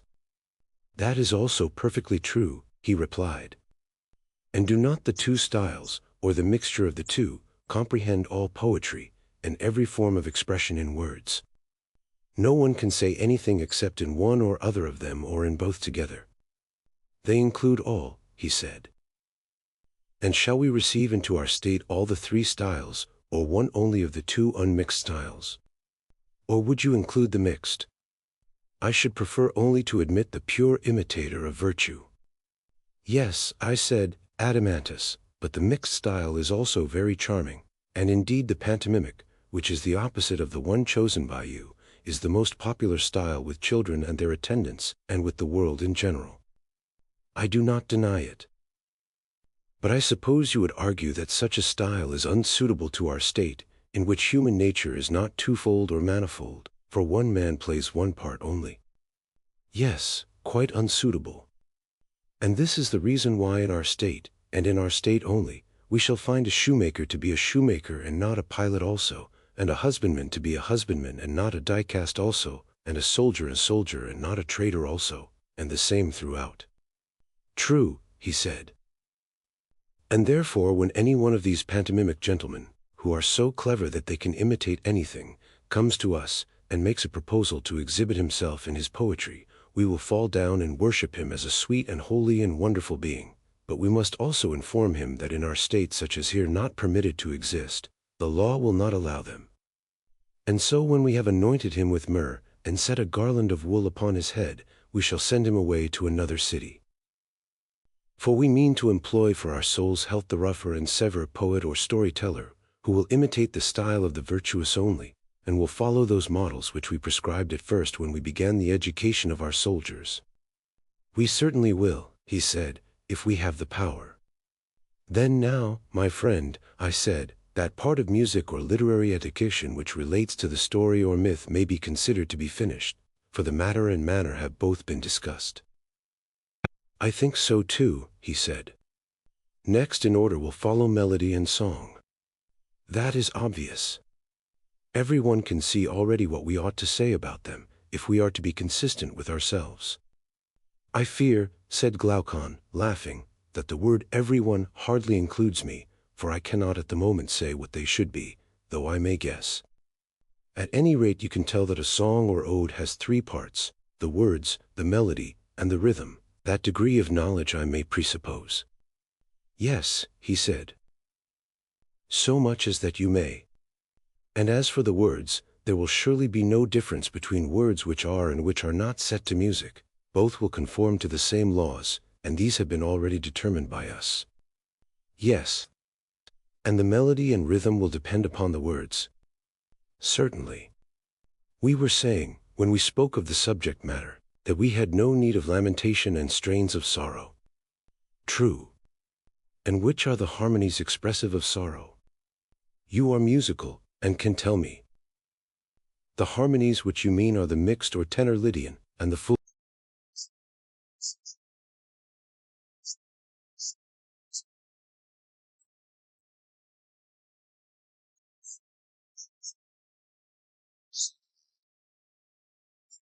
Drunkenness and softness and indolence are utterly unbecoming the character of our guardians. Utterly unbecoming. And which are the soft or drinking harmonies? The Ionian, he replied, and the Lydian, they are termed relaxed. Well, and are these of any military use? Quite the reverse, he replied, and if so the Dorian and the Phrygian are the only ones which you have left. I answered. Of the harmonies I know nothing, but I want to have one warlike, to sound the note or accent which a brave man utters in the hour of danger and stern resolve, or when his cause is failing, and he is going to wounds or death or is overtaken by some other evil, and at every such crisis meets the blows of fortune with firm step and a determination to endure. And another to be used by him in times of peace and freedom of action, when there is no pressure of necessity, and he is seeking to persuade God by prayer, or man by instruction and admonition, or on the other hand, when he is expressing his willingness to yield to persuasion or entreaty or admonition, and which represents him when by prudent conduct he has attained his end, not carried away by his success, but acting moderately and wisely under the circumstances, and acquiescing in the event.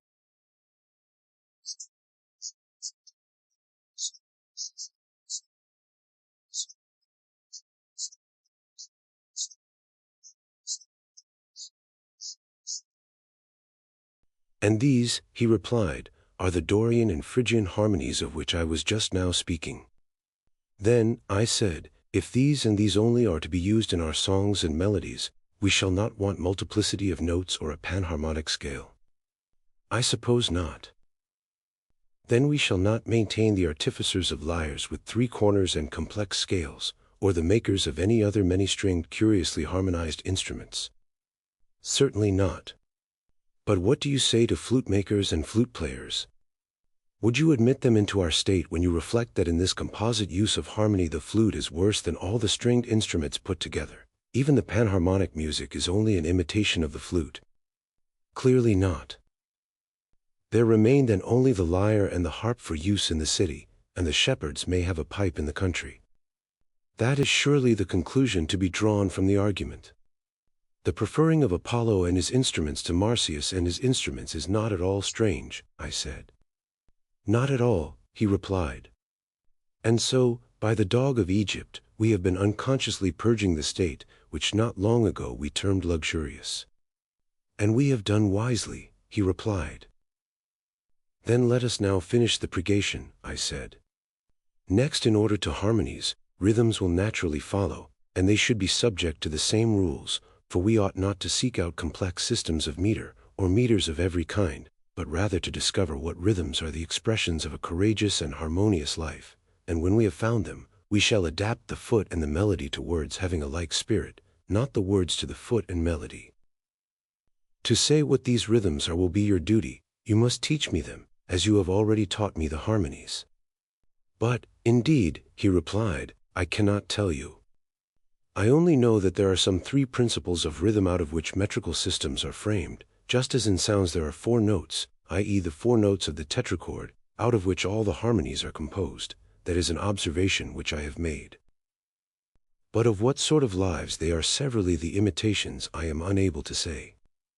Then, I said, we must take Damon into our counsels, and he will tell us what rhythms are expressive of meanness, or insolence, or fury, or other unworthiness, and what are to be reserved for the expression of opposite feelings.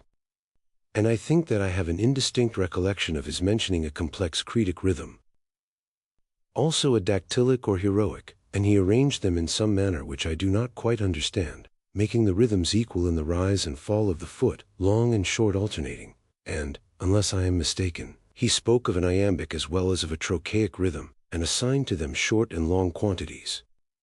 Also in some cases he appeared to praise or censure the movement of the foot quite as much as the rhythm, or perhaps a combination of the two, for I am not certain what he meant.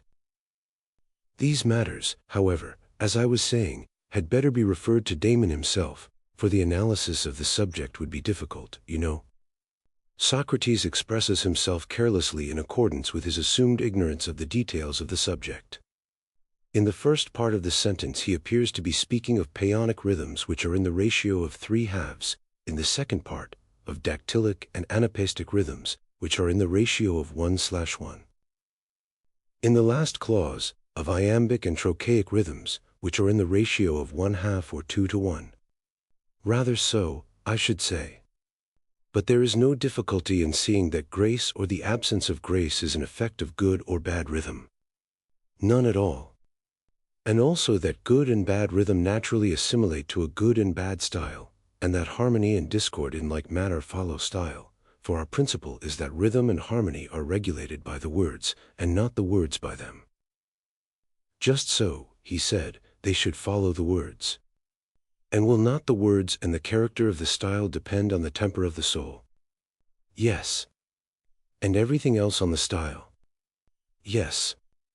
Then beauty of style and harmony and grace and good rhythm depend on simplicity, I mean the true simplicity of a rightly and nobly ordered mind and character, not that other simplicity which is only an euphemism for folly.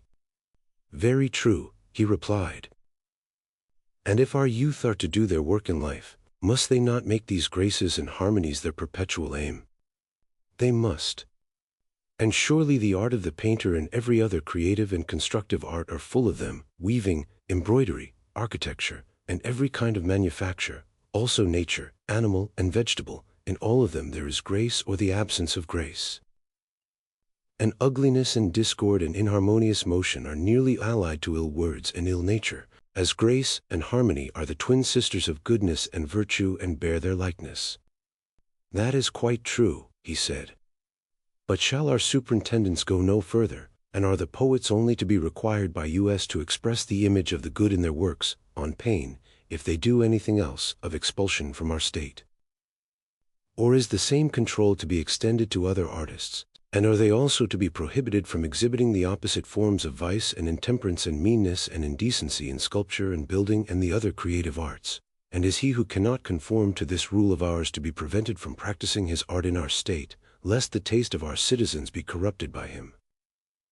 We would not have our guardians grow up amid images of moral deformity, as in some noxious pasture, and they browse and feed upon many a baneful herb and flower day by day, little by little, until they silently gather a festering mass of corruption in their own soul.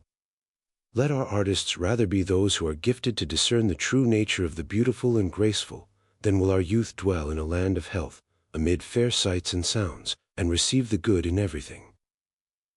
And beauty, the effluence of fair works, shall flow into the eye and ear, like a health-giving breeze from a purer region, and insensibly draw the soul from earliest years into likeness and sympathy with the beauty of reason. There can be no nobler training than that, he replied. And therefore, I said, Glaucon, musical training is a more potent instrument than any other, because rhythm and harmony find their way into the inward places of the soul, on which they mightily fasten, imparting grace, and making the soul of him who is rightly educated graceful, or of him who is ill-educated ungraceful. And also because he who has received this true education of the inner being will most shrewdly perceive omissions or faults in art and nature, and with a true taste, while he praises and rejoices over and receives into his soul the good, and becomes noble and good, he will justly blame and hate the bad, now in the days of his youth, even before he is able to know the reason why. And when reason comes he will recognize and salute the friend with whom his education has made him long familiar. Yes, he said, I quite agree with you in thinking that our youth should be trained in music and on the grounds which you mention. Just as in learning to read, I said, we were satisfied when we knew the letters of the alphabet, which are very few, in all their recurring sizes and combinations, not slighting them as unimportant whether they occupy a space large or small, but everywhere eager to make them out. And not thinking ourselves perfect in the art of reading until we recognize them wherever they are found. True. Or, as we recognize the reflection of letters in the water, or in a mirror, only when we know the letters themselves, the same art and study giving us the knowledge of both. Exactly. Even so, as I maintain, neither we nor our guardians, whom we have to educate, can ever become musical until we and they know the essential forms of temperance, courage, liberality, magnificence, and their kindred, as well as the contrary forms, in all their combinations, and can recognize them in their images wherever they are found, not slighting them either in small things or great, but believing them all to be within the sphere of one art and study. Most assuredly.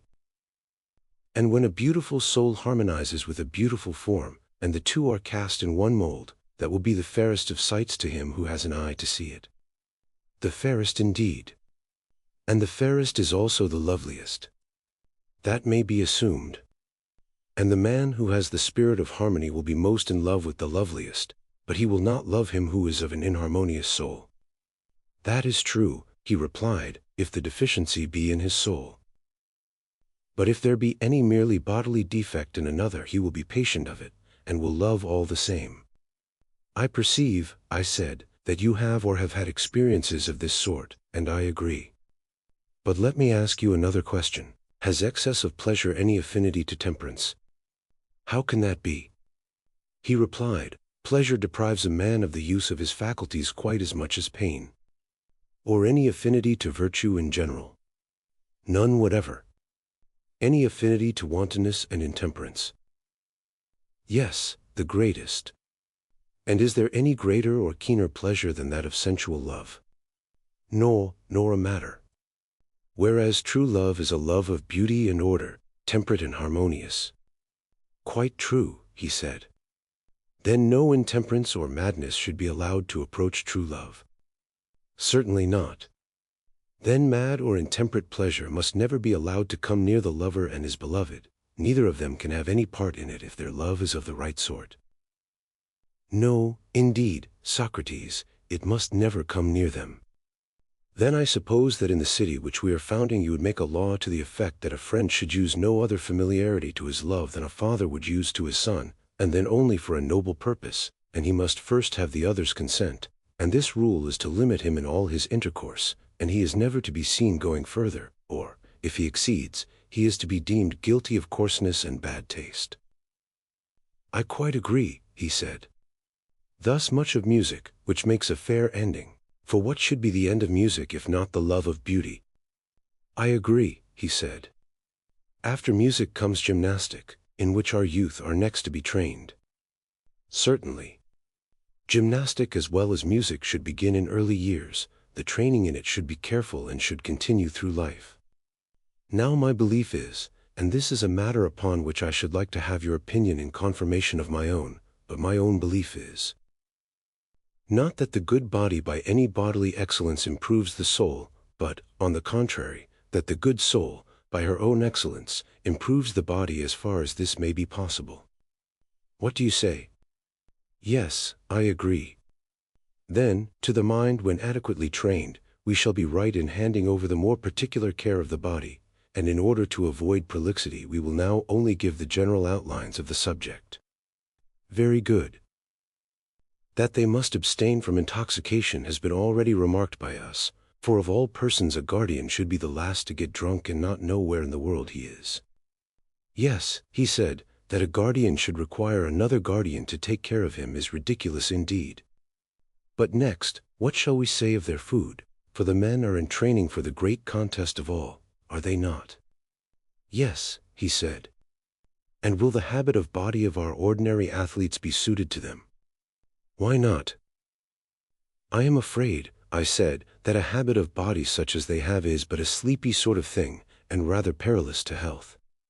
Do you not observe that these athletes sleep away their lives, and are liable to most dangerous illnesses if they depart, in ever so slight a degree, from their customary regimen? Yes, I do. Then, I said, a finer sort of training will be required for our warrior athletes, who are to be like wakeful dogs, and to see and hear with the utmost keenness.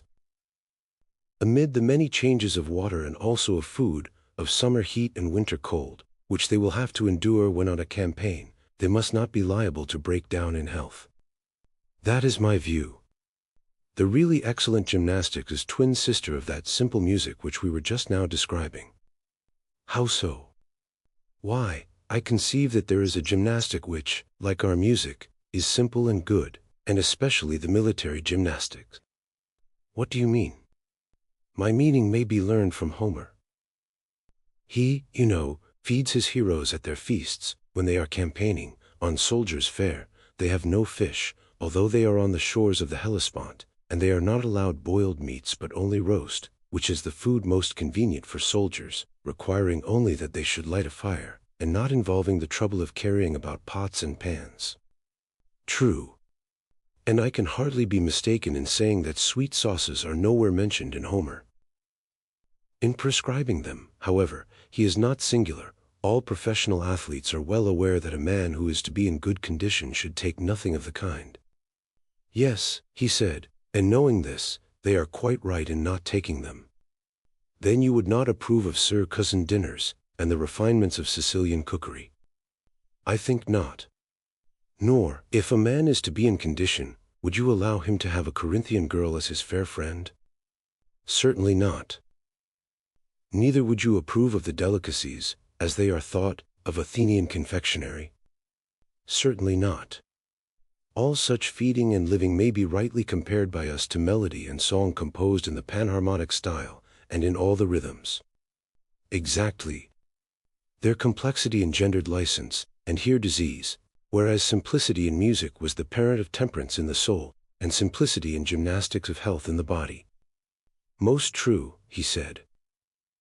But when intemperance and diseases multiply in a state, halls of justice and medicine are always being opened, and the arts of the doctor and the lawyer give themselves airs, finding how keen is the interest which not only the slaves but the freemen of a city take about them. Of course. And yet what greater proof can there be of a bad and disgraceful state of education than this, that not only artisans and the meaner sort of people need the skill of first-rate physicians and judges, but also those who would profess to have had a liberal education? Is it not disgraceful, and a great sign of one of good breeding, that a man should have to go abroad for his law and physic because he has none of his own at home, and must therefore surrender himself into the hands of other men whom he makes lords and judges over him? Of all things, he said, the most disgraceful. Would you say most? I replied, when you consider that there is a further stage of the evil in which a man is not only a lifelong litigant, passing all his days in the courts, either as plaintiff or defendant, but is actually led by his bad taste to pride himself on his litigiousness. He imagines that he is a master in dishonesty, able to take every crooked turn, and wriggle into and out of every hole, bending like a withy and getting out of the way of justice, and all for what? In order to gain small points not worth mentioning, he not knowing that so to order his life as to be able to do without a napping judge is a far higher and nobler sort of thing. Is not that still more disgraceful? Yes, he said, that is still more disgraceful. Well, I said, and to require the help of medicine, not when a wound has to be cured, or on occasion of an epidemic, but just because, by indolence and a habit of life such as we have been describing, men fill themselves with waters and winds, as if their bodies were a marsh, compelling the ingenious sons of Asclepius to find more names for diseases, such as flatulence and catarrh. Is not this, too, a disgrace? Yes, he said, they do certainly give very strange and newfangled names to diseases. Yes, I said, and I do not believe that there were any such diseases in the days of Asclepius, and this I infer from the circumstance that the hero Eurypylus, after he has been wounded in Homer, drinks a posson of Pramnian wine well besprinkled with barley meal and grated cheese, which are certainly inflammatory, and yet the sons of Asclepius who were at the Trojan War do not blame the damsel who gives him the drink, or rebuke Patroclus, who is treating his case. Well, he said, that was surely an extraordinary drink to be given to a person in his condition. Not so extraordinary, I replied, if you bear in mind that in former days, as is commonly said, before the time of Herodicus, the guild of Asclepius did not practice our present system of medicine, which may be said to educate diseases. But Herodicus, being a trainer, and himself of a sickly constitution, by a combination of training and doctoring found out a way of torturing first and chiefly himself, and secondly the rest of the world. How was that? He said, by the invention of lingering death, for he had a mortal disease which he perpetually tended, and as recovery was out of the question, he passed his entire life as a valetudinarian. He could do nothing but attend upon himself, and he was in constant torment whenever he departed in anything from his usual regimen, and so dying hard, by the help of science he struggled on to old age. A rare reward of his skill. Yes, I said. A reward which a man might fairly expect who never understood that, if Asclepius did not instruct his descendants in valetudinarian arts, the omission arose, not from ignorance or inexperience of such a branch of medicine, but because he knew that in all well-ordered states every individual has an occupation to which he must attend, and has therefore no leisure to spend in continually being ill. This we remark in the case of the artisan, but, ludicrously enough, do not apply the same rule to people of the richer sort. How do you mean? He said. I mean this, when a carpenter is ill he asks the physician for a rough and ready cure, an emetic or a purge or a cautery or the knife. These are his remedies. And if someone prescribes for him a course of dietetics, and tells him that he must swathe and swaddle his head, and all that sort of thing, he replies at once that he has no time to be ill, and that he sees no good in a life which is spent in nursing his disease to the neglect of his customary employment. And therefore bidding good-bye to this sort of physician, he resumes his ordinary habits, and either gets well and lives and does his business, or, if his constitution fails, he dies and has no more trouble. Yes, he said, and a man in his condition of life ought to use the art of medicine thus far only. Has he not, I said, an occupation, and what profit would there be in his life if he were deprived of his occupation? Quite true, he said. But with the rich man this is otherwise. Of him we do not say that he has any specially appointed work which he must perform, if he would live. He is generally supposed to have nothing to do. Then you never heard of the saying of Phocylides, that as soon as a man has a livelihood he should practice virtue? Nay, he said, I think that he had better begin somewhat sooner. Let us not have a dispute with him about this, I said, but rather ask ourselves, is the practice of virtue obligatory on the rich man, or can he live without it? And if obligatory on him, then let us raise a further question, whether this dieting of disorders, which is an impediment to the application of the mind in carpentering and the mechanical arts, does not equally stand in the way of the sentiment of Phocylides. Of that, he replied, there can be no doubt, such excessive care of the body, when carried beyond the rules of gymnastic, is most inimical to the practice of virtue. Yes, indeed, I replied, and equally incompatible with the management of a house, an army, or an office of state, and, what is most important of all, irreconcilable with any kind of study or thought or self-reflection. There is a constant suspicion that headache and giddiness are to be ascribed to philosophy, and hence all practicing or making trial of virtue in the higher sense is absolutely stopped. For a man is always fancying that he is being made ill, and is in constant anxiety about the state of his body. Yes, likely enough. And therefore our politic Asclepius may be supposed to have exhibited the power of his art only to persons who, being generally of healthy constitution and habits of life, had a definite ailment. Such as these he cured by purges and operations, and bade them live as usual, herein consulting the interests of the state. But bodies which disease had penetrated through and through he would not have attempted to cure by gradual processes of evacuation and infusion. He did not want to lengthen out good-for-nothing lives, or to have weak fathers begetting weaker sons. If a man was not able to live in the ordinary way, he had no business to cure him, for such a cure would have been of no use either to himself or to the state.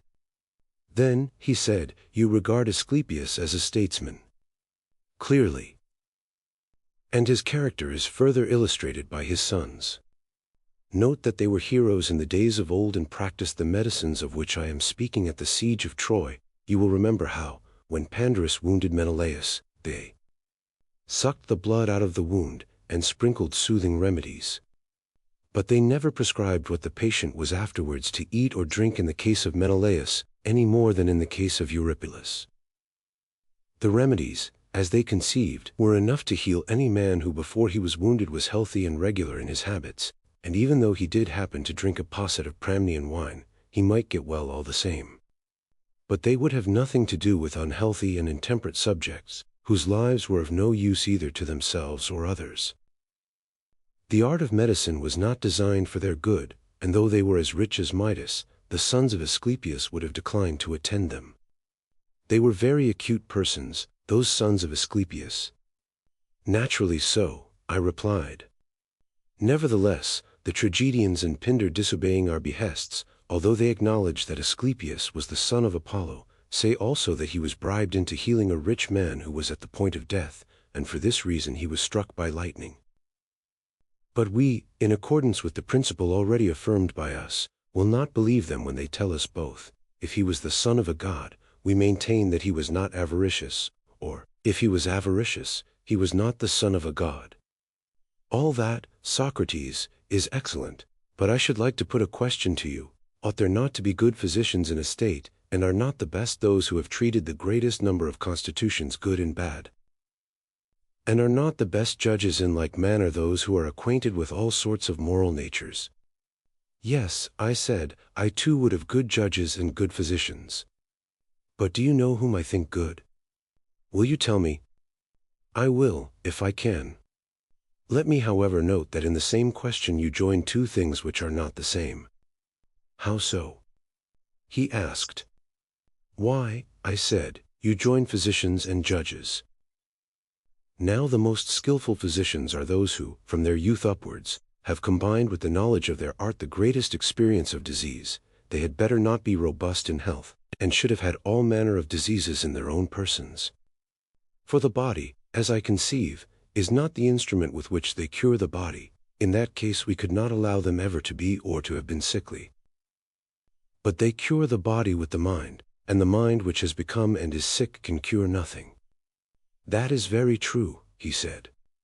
But with the judge it is otherwise, since he governs mind by mind. He ought not therefore to have been trained among vicious minds, and to have associated with them from youth upwards, and to have gone through the whole calendar of crime, only in order that he may quickly infer the crimes of others as he might their bodily diseases from his own self-consciousness. The honorable mind which is to form a healthy judgment should have had no experience or contamination of evil habits when young. And this is the reason why in youth good men often appear to be simple, and are easily practiced upon by the dishonest, because they have no examples of what evil is in their own souls. Yes, he said, they are far too apt to be deceived. Therefore, I said, the judge should not be young. He should have learned to know evil, not from his own soul, but from late and long observation of the nature of evil in others. Knowledge should be his guide, not personal experience. Yes, he said, that is the ideal of a judge. Yes, I replied, and he will be a good man, which is my answer to your question, for he is good who has a good soul. But the cunning and suspicious nature of which we spoke. He who has committed many crimes, and fancies himself to be a master in wickedness, when he is amongst his fellows, is wonderful in the precautions which he takes, because he judges of them by himself. But when he gets into the company of men of virtue, who have the experience of age, he appears to be a fool again, owing to his unseasonable suspicions. He cannot recognize an honest man, because he has no pattern of honesty in himself. At the same time, as the bad are more numerous than the good, and he meets with them oftener, he thinks himself, and is by others thought to be, rather wise than foolish. Most true, he said. Then the good and wise judge whom we are seeking is not this man, but the other, for vice cannot know virtue too, but a virtuous nature, educated by time, will acquire a knowledge both of virtue and vice. The virtuous, and not the vicious, man has wisdom, in my opinion. And in mine also. This is the sort of medicine, and this is the sort of law, which you will sanction in your state. They will minister to better natures, giving health both of soul and of body. But those who are diseased in their bodies they will leave to die, and the corrupt and incurable souls they will put an end to themselves. That is clearly the best thing both for the patients and for the state. And thus our youth, having been educated only in that simple music which, as we said, inspires temperance, will be reluctant to go to law. Clearly. And the musician, who, keeping to the same track, is content to practice the simple gymnastic, will have nothing to do with medicine unless in some extreme case. That I quite believe. The very exercises and toils which he undergoes are intended to stimulate the spirited element of his nature, and not to increase his strength. He will not, like common athletes, use exercise and regimen to develop his muscles. Very right, he said. Neither are the two arts of music and gymnastic really designed, as is often supposed, the one for the training of the soul, the other for the training of the body. What then is the real object of them? I believe, I said, that the teachers of both have in view chiefly the improvement of the soul. How can that be? He asked. Did you never observe, I said, the effect on the mind itself of exclusive devotion to gymnastics, or the opposite effect of an exclusive devotion to music? In what way shown? He said. The one producing a temper of hardness and ferocity, the other of softness and effeminacy, I replied. Yes, he said, I am quite aware that the mere athlete becomes too much of a savage, and that the mere musician is melted and softened beyond what is good for him. Yet surely, I said, this ferocity only comes from spirit, which, if rightly educated, would give courage, but, if too much intensified, is liable to become hard and brutal. That I quite think. On the other hand, the philosopher will have the quality of gentleness. And this also, when too much indulged, will turn to softness, but, if educated rightly, will be gentle and moderate. True. And in our opinion the guardians ought to have both these qualities. Assuredly. And both should be in harmony. Beyond question. And the harmonious soul is both temperate and courageous. Yes. And the inharmonious is cowardly and boorish. Very true. And, when a man allows music to play upon him and to pour into his soul through the funnel of his ears those sweet and soft and melancholy airs of which we were just now speaking, and his whole life is passed in warbling in the delights of song, in the first stage of the process the passion or spirit which is in him is tempered like iron, and made useful, instead of brittle and useless. But, if he carries on the softening and soothing process, in the next stage he begins to melt and waste, until he has wasted away his spirit and cut out the sinews of his soul, and he becomes a feeble warrior. Very true. If the element of spirit is naturally weak in him the change is speedily accomplished, but if he have a good deal, then the power of music weakening the spirit renders him excitable, on the least provocation he flames up at once, and is speedily extinguished. Instead of having spirit he grows irritable and passionate and is quite impracticable. Exactly. And so in gymnastics, if a man takes violent exercise and is a great feeder, and the reverse of a great student of music and philosophy, at first the high condition of his body fills him with pride and spirit, and he becomes twice the man that he was. Certainly. And what happens?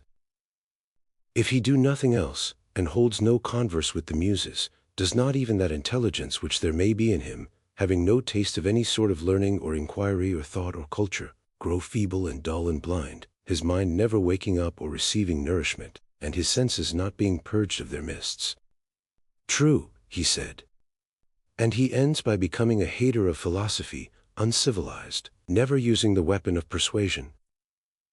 He is like a wild beast, all violence and fierceness, and knows no other way of dealing, and he lives in all ignorance and evil conditions, and has no sense of propriety and grace.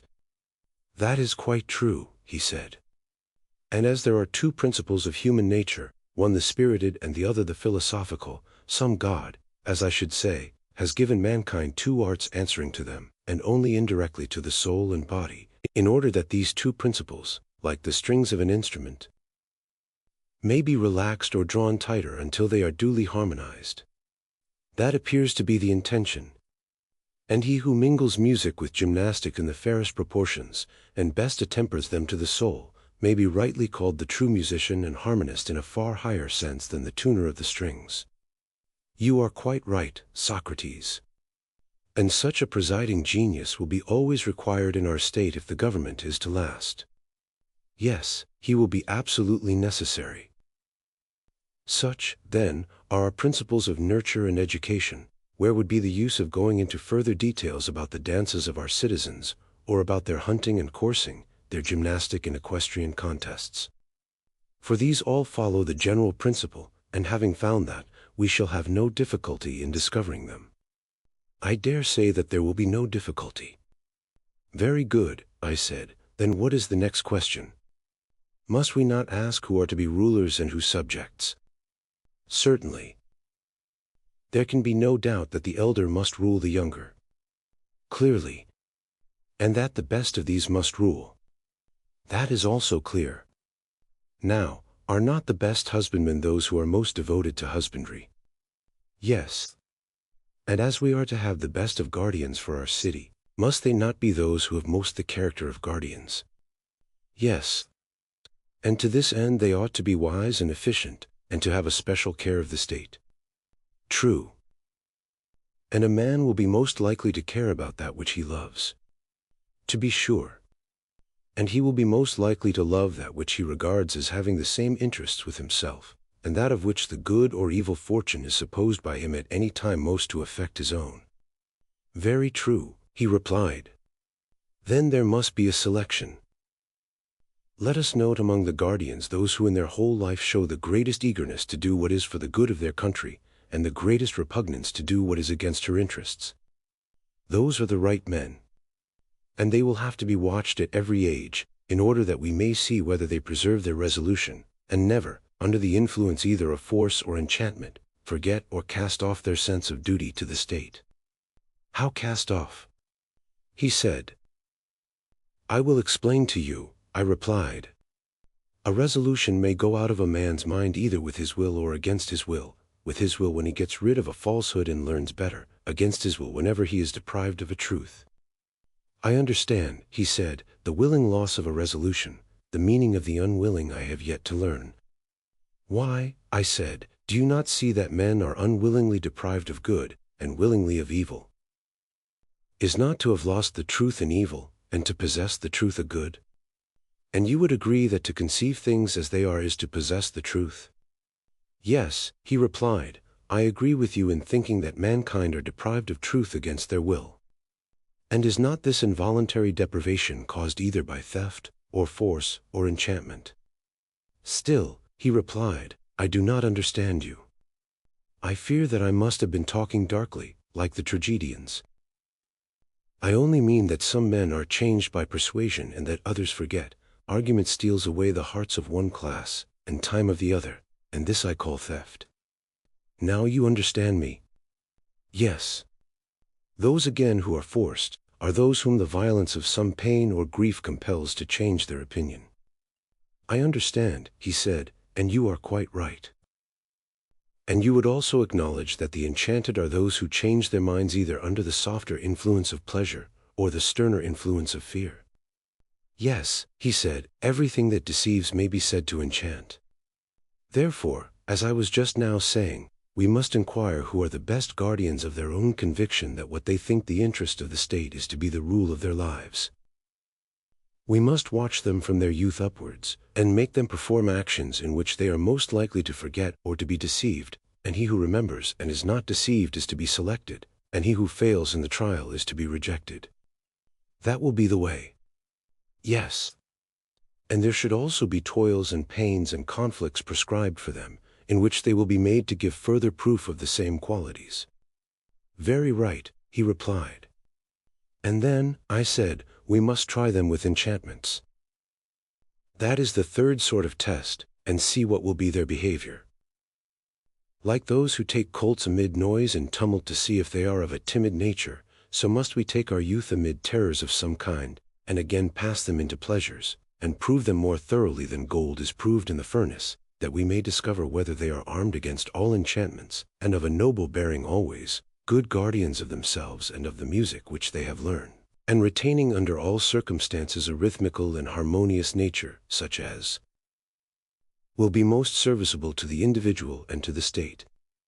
And he who at every age, as boy and youth and in mature life, has come out of the trial victorious and pure, shall be appointed a ruler and guardian of the state. He shall be honored in life and death, and shall receive sepulture and other memorials of honor, the greatest that we have to give. But him who fails, we must reject. I am inclined to think that this is the sort of way in which our rulers and guardians should be chosen and appointed. I speak generally, and not with any pretension to exactness. And, speaking generally, I agree with you, he said. And perhaps the word guardian, in the fullest sense, ought to be applied to this higher class only who preserve us against foreign enemies and maintain peace among our citizens at home, that the one may not have the will, or the others the power, to harm us. The young men whom we before called guardians may be more properly designated auxiliaries and supporters of the principles of the rulers. I agree with you, he said. How then may we devise one of those needful falsehoods of which we lately spoke, just one royal lie which may deceive the rulers, if that be possible, and at any rate the rest of the city? What sort of why? He said.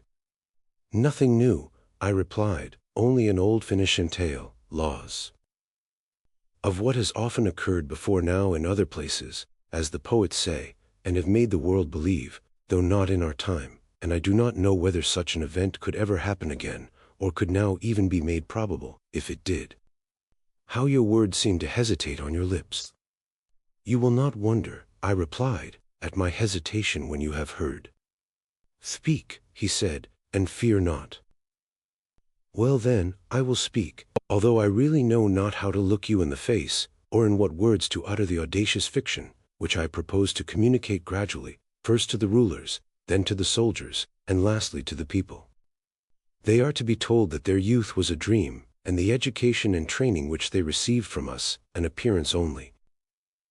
In reality, during all that time they were being formed and fed in the womb of the earth, where they themselves and their arms and appurtenances were manufactured. When they were completed, the earth, their mother, sent them up, and so, their country being their mother and also their nurse, they are bound to advise for her good, and to defend her against attacks, and her citizens they are to regard as children of the earth and their own brothers.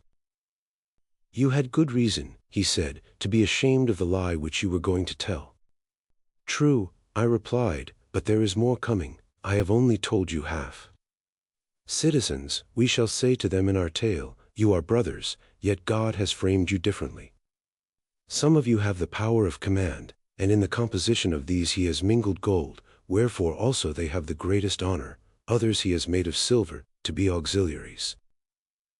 Others again who are to be husbandmen and craftsmen he has composed of brass and iron, and the species will generally be preserved in the children. But as all are of the same original stock, a golden parent will sometimes have a silver son, or a silver parent a golden son. And God proclaims as a first principle to the rulers, and above all else, that there is nothing which they should so anxiously guard, or of which they are to be such good guardians, as of the purity of the race. They should observe what elements mingle in their offspring, for if the son of a golden or silver parent has an admixture of brass and iron, then nature orders a transposition of ranks, and the eye of the ruler must not be pitiful towards the child because he has to descend in the scale and become a husbandman or artisan, just as there may be sons of artisans who, having an admixture of gold or silver in them, are raised to honor and become guardians or auxiliaries. For an oracle says that when a man of brass or iron guards the state, it will be destroyed. Such is the tale. Is there any possibility of making our citizens believe in it? Not in the present generation, he replied. There is no way of accomplishing this, but their sons may be made to believe in the tale, and their sons' sons, and posterity after them. I see the difficulty, I replied, yet the fostering of such a belief will make them care more for the city and for one another. Enough, however, of the fiction, which may now fly abroad upon the wings of rumor, while we arm our earth-born heroes, and lead them forth under the command of their rulers. Let them look round and select a spot whence they can best suppress insurrection, if any prove refractory within, and also defend themselves against enemies, who like wolves may come down on the fold from without. There let them encamp, and when they have encamped, let them sacrifice to the proper gods and prepare their dwellings. Just so, he said. And their dwellings must be such as will shield them against the cold of winter and the heat of summer. I suppose that you mean houses, he replied. Yes, I said, but they must be the houses of soldiers, and not of shopkeepers. What is the difference? He said. That I will endeavor to explain, I replied. To keep watchdogs, who, from want of discipline or hunger, or some evil habit or other, would turn upon the sheep and worry them, and behave not like dogs but wolves, would be a foul and monstrous thing in a shepherd. Truly monstrous, he said. And therefore every care must be taken that our auxiliaries, being stronger than our citizens, may not grow to be too much for them and become savage tyrants instead of friends and allies. Yes, great care should be taken. And would not a really good education furnish the best safeguard? But they are well educated already, he replied. I cannot be so confident, my dear Glaucon, I said. I am much more certain that they ought to be, and that true education, whatever that may be, will have the greatest tendency to civilize and humanize them in their relations to one another, and to those who are under their protection. Very true, he replied. And not only their education, but their habitations, and all that belongs to them, should be such as will neither impair their virtue as guardians, nor tempt them to prey upon the other citizens. Any man of sense must acknowledge that. He must. Then now let us consider what will be their way of life, if they are to realize our idea of them. In the first place, none of them should have any property of his own beyond what is absolutely necessary. Neither should they have a private house or store closed against anyone who has a mind to enter. Their provisions should be only such as are required by trained warriors, who are men of temperance and courage. They should agree to receive from the citizens a fixed rate of pay, enough to meet the expenses of the year and no more, and they will go to mess and live together like soldiers in a camp. Gold and silver we will tell them that they have from God. The diviner metal is within them, and they have therefore no need of the dross which is current among men, and ought not to pollute the divine by any such earthly admixture, for that commoner metal has been the source of many unholy deeds, but their own is undefiled. And they alone of all the citizens may not touch or handle silver or gold, or be under the same roof with them, or wear them, or drink from them. And this will be their salvation, and they will be the saviors of the state. But should they ever acquire homes or lands or monies of their own, they will become housekeepers and husbandmen instead of guardians, enemies and tyrants instead of allies of the other citizens, hating and being hated, plotting and being plotted against. They will pass their whole life in much greater terror of internal than of external enemies, and the hour of ruin, both to themselves and to the rest of the state, will be at hand. For all which reasons may we not say that thus shall our state be ordered, and that these shall be the regulations appointed by us for guardians concerning their houses and all other matters? Yes, said Glaucon. Book 4. Here Adeimantus interposed a question. How would you answer, Socrates, said he, if a person were to say that you are making these people miserable, and that they are the cause of their own unhappiness? The city in fact belongs to them, but they are none the better for it, whereas other men acquire lands, and build large and handsome houses, and have everything handsome about them, offering sacrifices to the gods on their own account, and practicing hospitality. Moreover, as you were saying just now, they have gold and silver, and all that is usual among the favorites of fortune, but our poor citizens are no better than mercenaries who are quartered in the city and are always mounting guard. Yes, I said, and you may add that they are only fed, and not paid in addition to their food, like other men, and therefore they cannot, if they would, take a journey of pleasure. They have no money to spend on a mistress or any other luxurious fancy, which, as the world goes, is thought to be happiness, and many other accusations of the same nature might be added. But, said he, let us suppose all this to be included in the charge. You mean to ask, I said, what will be our answer? Yes. If we proceed along the old path, my belief, I said, is that we shall find the answer. And our answer will be that, even as they are, our guardians may very likely be the happiest of men. But that our aim in founding the state was not the disproportionate happiness of any one class, but the greatest happiness of the whole, we thought that in a state which is ordered with a view to the good of the whole we should be most likely to find justice, and in the ill-ordered state injustice, and, having found them, we might then decide which of the two is the happier. At present, I take it, we are fashioning the happy state, not piecemeal, or with a view of making a few happy citizens, but as a whole, and by and by we will proceed to view the opposite kind of state. Suppose that we were painting a statue, and someone came up to us and said, why do you not put the most beautiful colors on the most beautiful parts of the body? The eyes ought to be purple, but you have made them black. To him we might fairly answer, Sir, you would not surely have us beautify the eyes to such a degree that they are no longer eyes. Consider rather whether, by giving this and the other features their due proportion, we make the whole beautiful.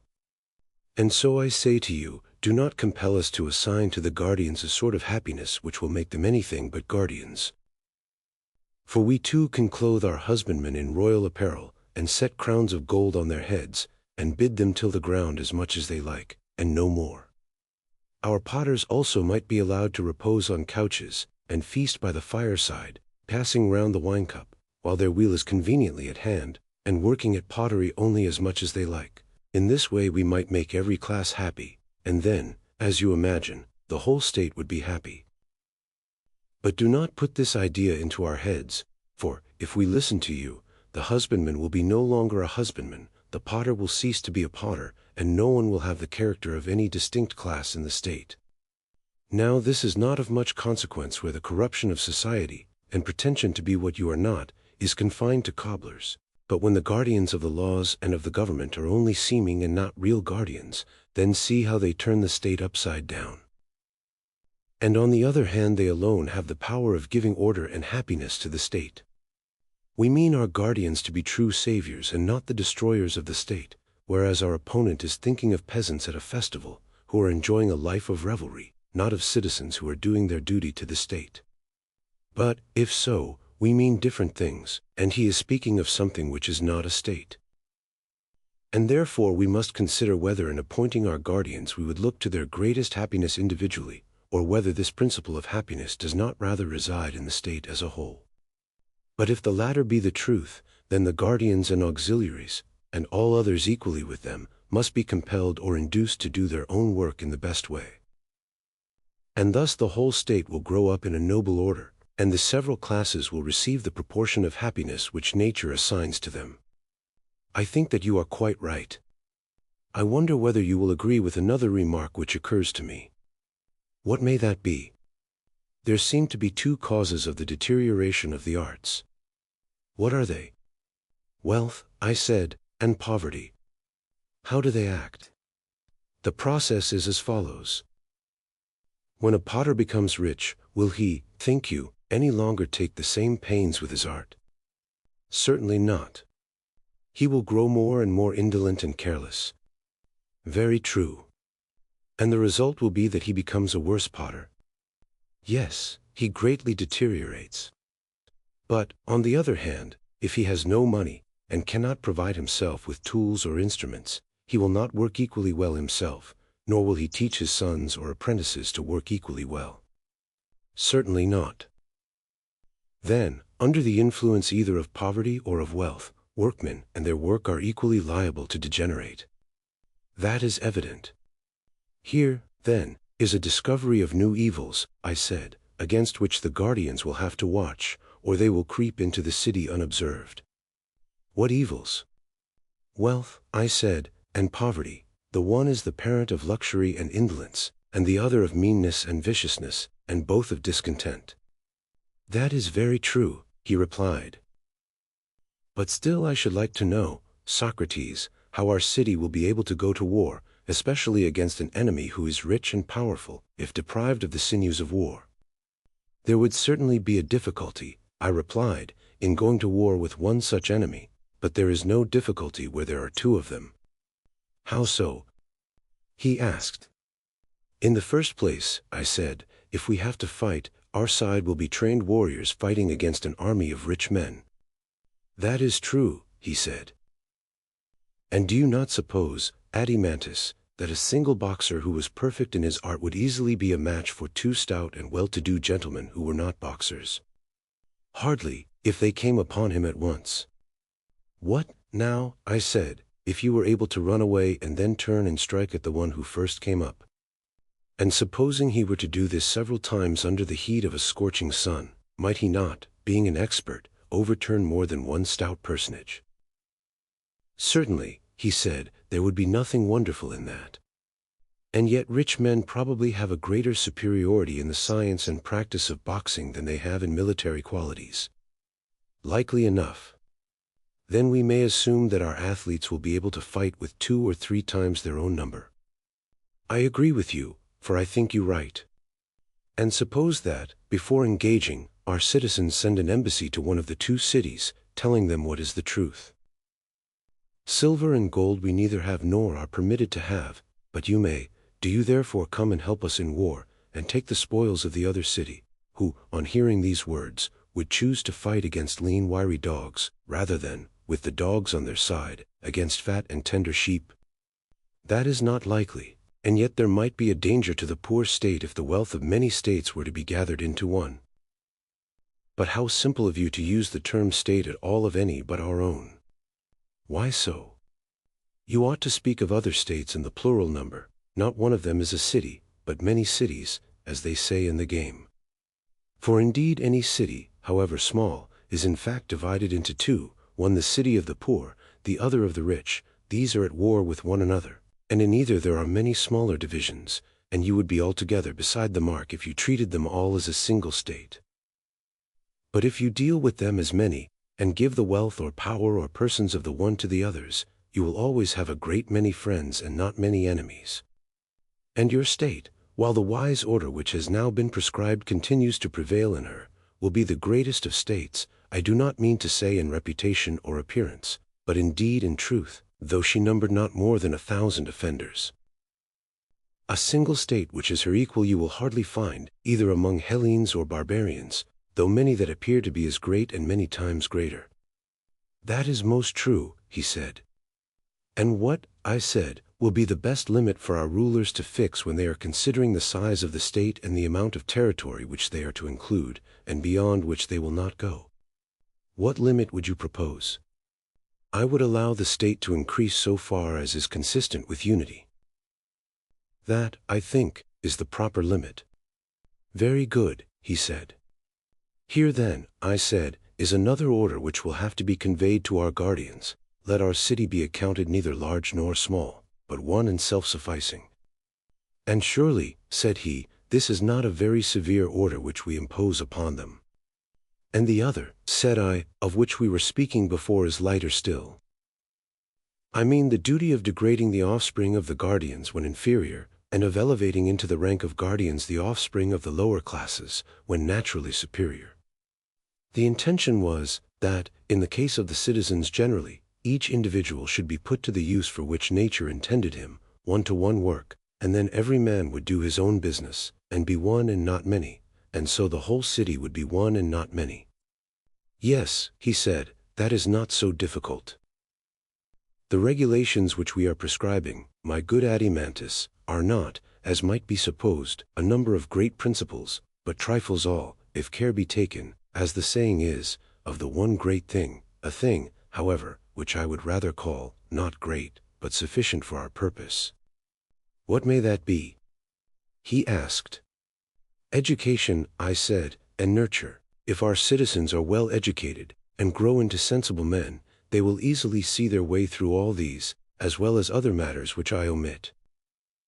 Such, for example, as marriage, the possession of women and the procreation of children, which will all follow the general principle that friends have all things in common, as the proverb says. That will be the best way of settling them. Also, I said, the state, if once started well, moves with accumulating force like a wheel. For good nurture and education implant good constitutions, and these good constitutions taking root in a good education improve more and more, and this improvement affects the breed in man as in other animals. Very possibly, he said. Then to sum up, this is the point to which, above all, the attention of our rulers should be directed, that music and gymnastic be preserved in their original form, and no innovation made. They must do their utmost to maintain them intact. And when anyone says that mankind most regard the newest song which the singers have, they will be afraid that he may be praising, not new songs, but a new kind of song, and this ought not to be praised or conceded to be the meaning of the poet, for any musical innovation is full of danger to the whole state, and ought to be prohibited. So Damon tells me, and I can quite believe him. He says that when modes of music change, the fundamental laws of the state always change with them. Yes, said Adeimantus, and you may add my suffrage to Damon's and your own. Then, I said, our guardians must lay the foundations of their fortress in music. Yes, he said, the lawlessness of which you speak too easily steals in. Yes, I replied, in the form of amusement, and at first sight it appears harmless. Why, yes, he said, and there is no harm, were it not that little by little this spirit of license, finding a home, imperceptibly penetrates into manners and customs.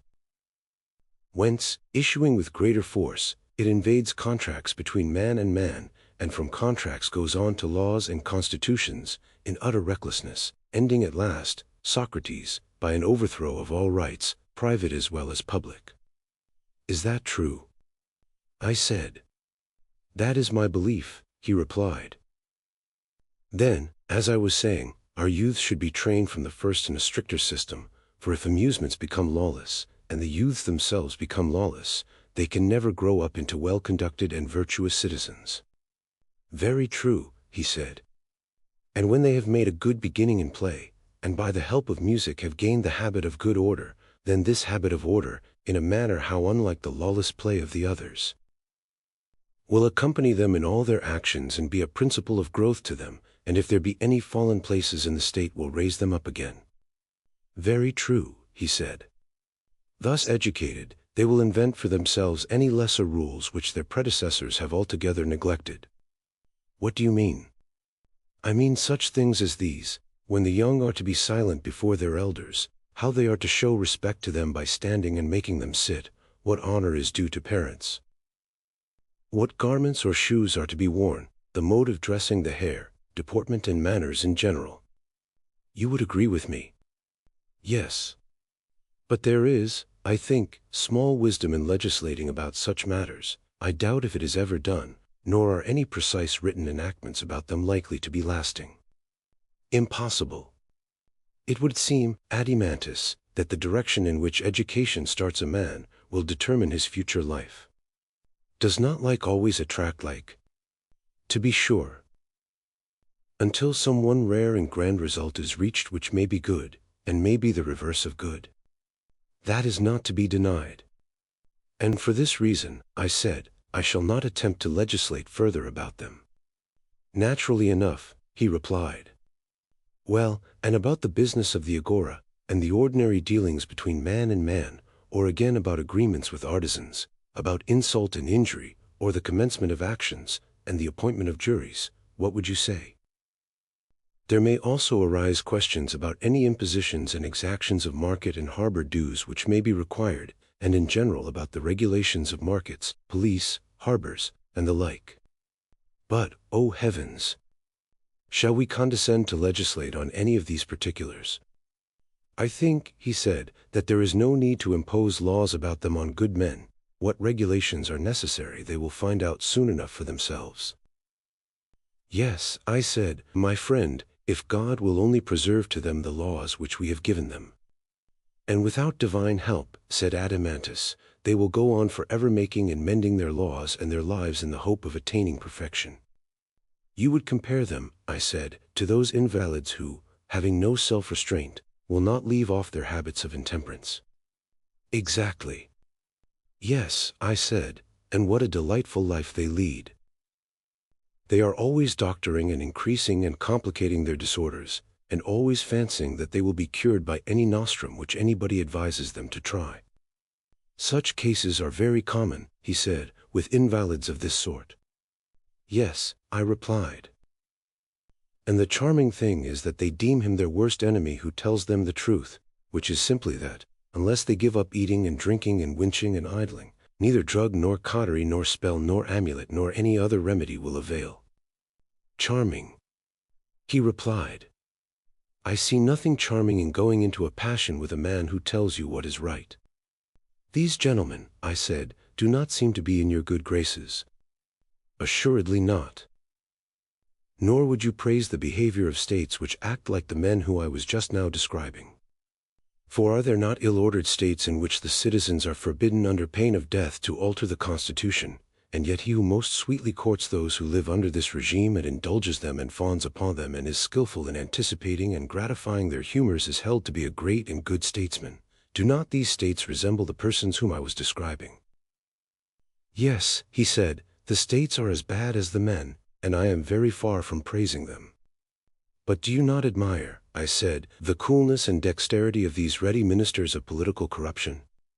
Yes, he said, I do, but not of all of them, for there are some whom the applause of the multitude has deluded into the belief that they are really statesmen, and these are not much to be admired. What do you mean? I said, you should have more feeling for them. When a man cannot measure, and a great many others who cannot measure declare that he is 4 cubits high, can he help believing what they say? Nay, he said, certainly not in that case.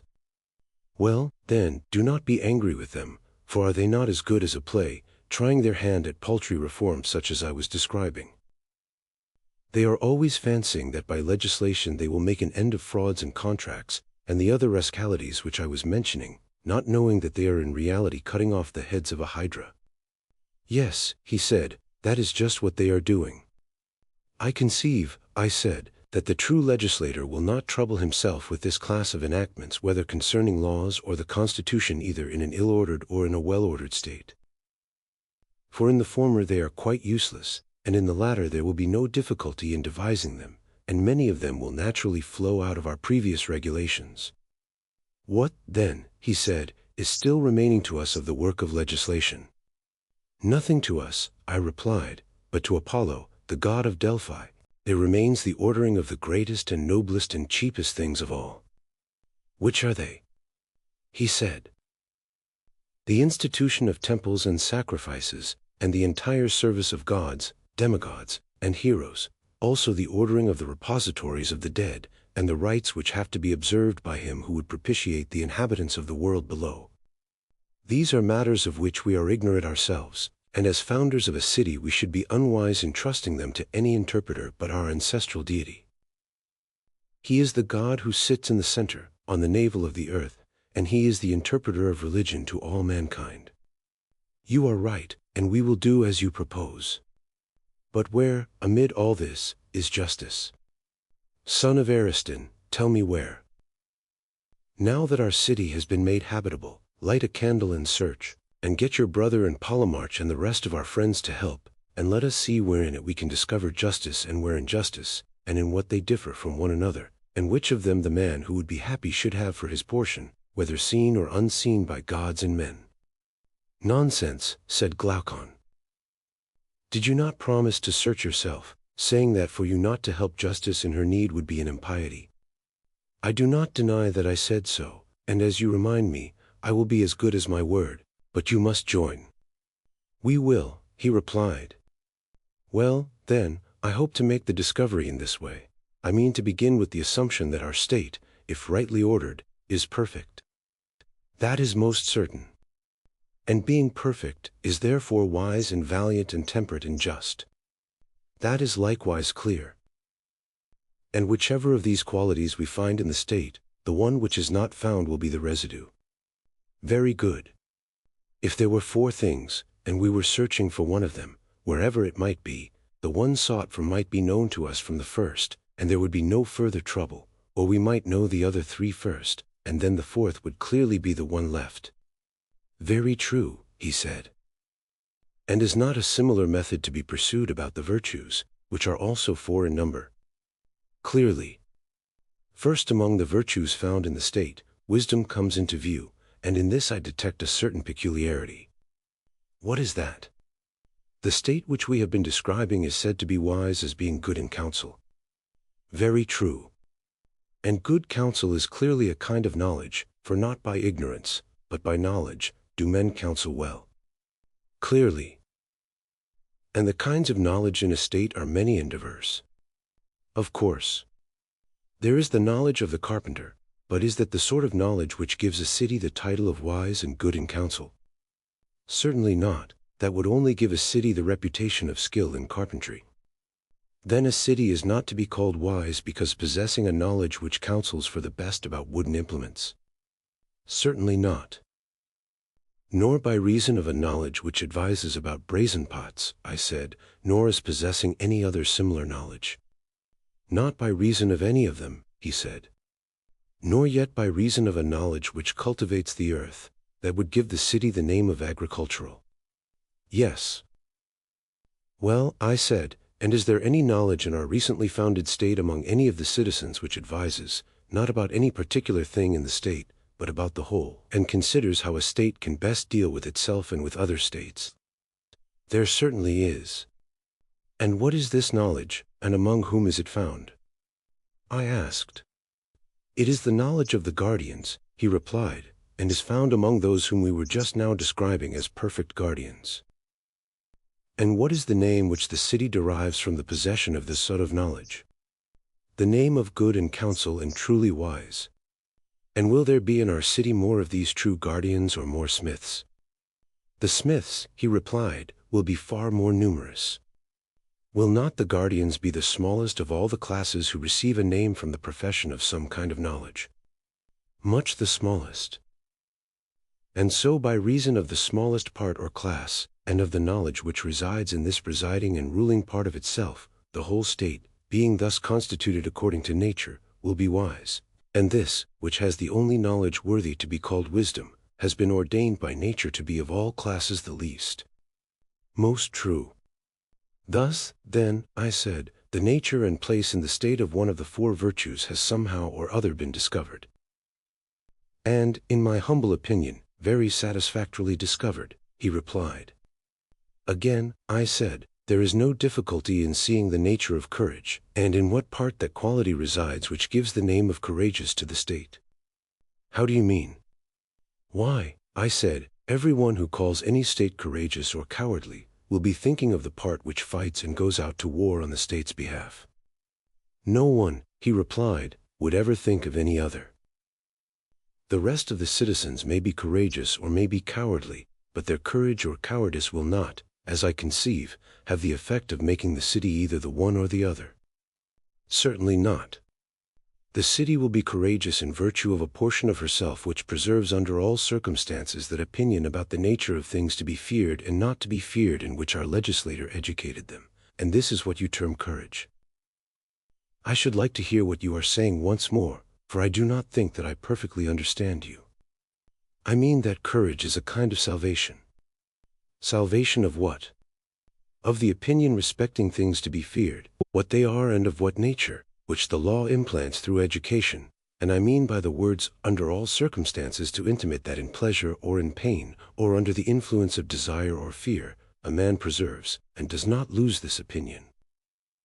Shall I give you an illustration? If you please. You know, I said, that dyers, when they want to dye wool for making the true sea purple, begin by selecting their white color first. This they prepare and dress with much care and pains, in order that the white ground may take the purple hue in full perfection. The dyeing then proceeds, and whatever is dyed in this manner becomes a fast color, and no washing either with lies or without them can take away the bloom. But, when the ground has not been duly prepared, you will have noticed how poor is the look either of purple or of any other color. Yes, he said, I know that they have a washed out and ridiculous appearance. Then now, I said, you will understand what our object was in selecting our soldiers, and educating them in music and gymnastic. We were contriving influences which would prepare them to take the dye of the laws and perfection, and the color of their opinion about dangers and of every other opinion was to be indelibly fixed by their nurture and training, not to be washed away by such potent lies as pleasure, mightier agent far in washing the soul than any soda or lie, or by sorrow, fear, and desire, the mightiest of all other solvents. And this sort of universal saving power of true opinion in conformity with law about real and false dangers I call and maintain to be courage, unless you disagree. But I agree, he replied, for I suppose that you mean to exclude mere uninstructed courage, such as that of a wild beast or of a slave. This, in your opinion, is not the courage which the law ordains, and ought to have another name. Most certainly. Then I may infer courage to be such as you describe. Why, yes, said I, you may, and if you add the words, of a citizen, you will not be far wrong. Hereafter, if you like, we will carry the examination further, but at present we are seeking not for courage but justice, and for the purpose of our inquiry we have said enough. You are right, he replied. Two virtues remain to be discovered in the state, first, temperance, and then justice, which is the end of our search. Very true. Now, can we find justice without troubling ourselves about temperance? I do not know how that can be accomplished, he said, nor do I desire that justice should be brought to light and temperance lost sight of, and therefore I wish that you would do me the favor of considering temperance first. Certainly, I replied, I should not be justified in refusing your request. Then consider, he said. Yes, I replied, I will, and as far as I can at present see, the virtue of temperance has more of the nature of harmony and symphony than the preceding. How so? He asked. Temperance, I replied, is the ordering or controlling of certain pleasures and desires. This is curiously enough implied in the saying of a man being his own master, and other traces of the same notion may be found in language. No doubt, he said. There is something ridiculous in the expression, master of himself. For the master is also the servant and the servant the master, and in all these modes of speaking the same person is denoted. Certainly. The meaning is, I believe, that in the human soul there is a better and also a worse principle, and when the better has the worse under control, then a man is said to be master of himself, and this is a term of praise, but when, owing to evil education or association, the better principle, which is also the smaller, is overwhelmed by the greater mass of the worse, in this case he is blamed and is called the slave of self and unprincipled. Yes, there is reason in that. And now, I said, look at our newly created state, and there you will find one of these two conditions realized, for the state, as you will acknowledge, may be justly called master of itself, if the words temperance and self-mastery truly express the rule of the better part over the worse. Yes, he said, I see that what you say is true. Let me further note that the manifold and complex pleasures and desires and pains are generally found in children and women and servants, and in the freemen so-called who are of the lowest and more numerous class. Certainly, he said. Whereas the simple and moderate desires which follow reason, and are under the guidance of mind and true opinion, are to be found only in a few, and those the best born and best educated. Very true. These two, as you may perceive, have a place in our state. And the meaner desires of the many are held down by the virtuous desires and wisdom of the few. That I perceive, he said. Then if there be any city which may be described as master of its own pleasures and desires, and master of itself, ours may claim such a designation. Certainly, he replied. It may also be called temperate, and for the same reasons. Yes. And if there be any state in which rulers and subjects will be agreed as to the question who are to rule, that again will be our state. Undoubtedly. And the citizens being thus agreed among themselves, In which class will temperance be found, in the rulers or in the subjects? In both, as I should imagine, he replied. Do you observe that we were not far wrong in our guess that temperance was a sort of harmony? Why so? Why, because temperance is unlike courage and wisdom, each of which resides in a part only, the one making the state wise and the other valiant. Not so temperance, which extends to the whole, and runs through all the notes of the scale, and produces a harmony of the weaker and the stronger and the middle class, whether you suppose them to be stronger or weaker in wisdom or power or numbers or wealth, or anything else. Most truly then may we deem temperance to be the agreement of the naturally superior and inferior, as to the right to rule of either, both in states and individuals. I entirely agree with you. And so, I said, we may consider 3 out of the 4 virtues to have been discovered in our state. The last of those qualities which make a state virtuous must be justice, if we only knew what that was. The inference is obvious. The time then has arrived, Glaucon, when, like huntsmen, we should surround the cover, and look sharp that justice does not steal away, and pass out of sight and escape us, for beyond a doubt she is somewhere in this country.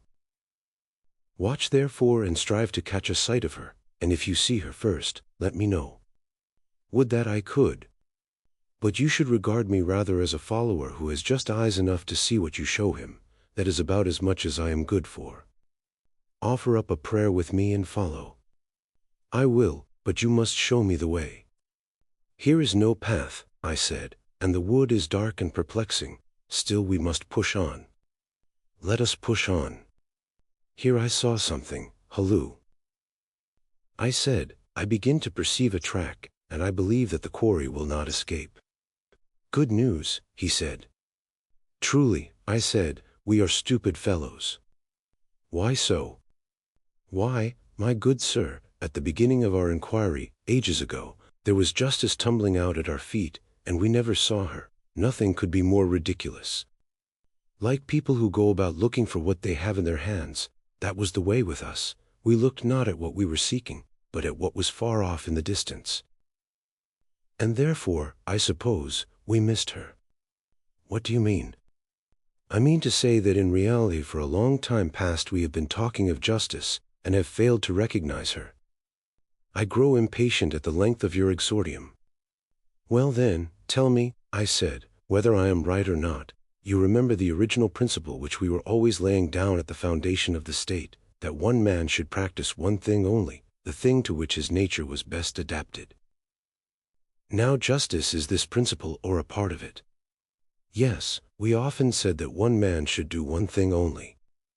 Further, we affirmed that justice was doing one's own business, and not being a busybody. We said so again and again, and many others have said the same to us. Yes, we said so. Then to do one's own business in a certain way may be assumed to be justice. Can you tell me whence I derive this inference? I cannot, but I should like to be told. Because I think that this is the only virtue which remains in the state when the other virtues of temperance and courage and wisdom are abstracted, and that this is the ultimate cause and condition of the existence of all of them, and while remaining in them is also their preservative. And we were saying that if the 3 were discovered by us, justice would be the 4th or remaining one. That follows of necessity. If we are asked to determine which of these 4 qualities by its presence contributes most to the excellence of the state, whether the agreement of rulers and subjects, or the preservation in the soldiers of the opinion which the law ordains about the true nature of dangers, or wisdom and watchfulness in the rulers, or whether this other which I am mentioning, and which is found in children and women, slave and freeman, artisan, ruler, subject. The quality, I mean, of every one doing his own work, and not being a busybody, would claim the palm. The question is not so easily answered. Certainly, he replied, there would be a difficulty in saying which.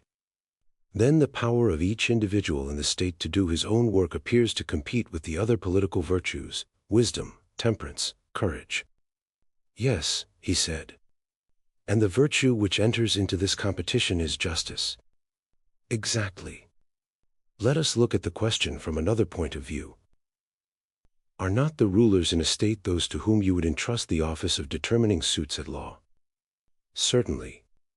and are suits decided on any other ground but that a man may neither take what is another's, nor be deprived of what is his own. Yes, that is their principle. Which is a just principle. Yes. Then on this view also justice will be admitted to be the having and doing what is a man's own, and belongs to him. Very true. Think, now, and say whether you agree with me or not. Suppose a carpenter to be doing the business of a cobbler, or a cobbler of a carpenter, and suppose them to exchange their implements or their duties, or the same person to be doing the work of both, or whatever be the change. Do you think that any great harm would result to the state? Not much. But when the cobbler or any other man whom nature designed to be a trader, having his heart lifted up by wealth or strength or the number of his followers, or any like advantage, attempts to force his way into the class of warriors, or a warrior into that of legislators and guardians, for which he is unfitted, and either to take the implements or the duties of the other. Or when one man is trader, legislator, and warrior all in one, then I think you will agree with me in saying that this interchange and this meddling of one with another is the ruin of the state. Most true.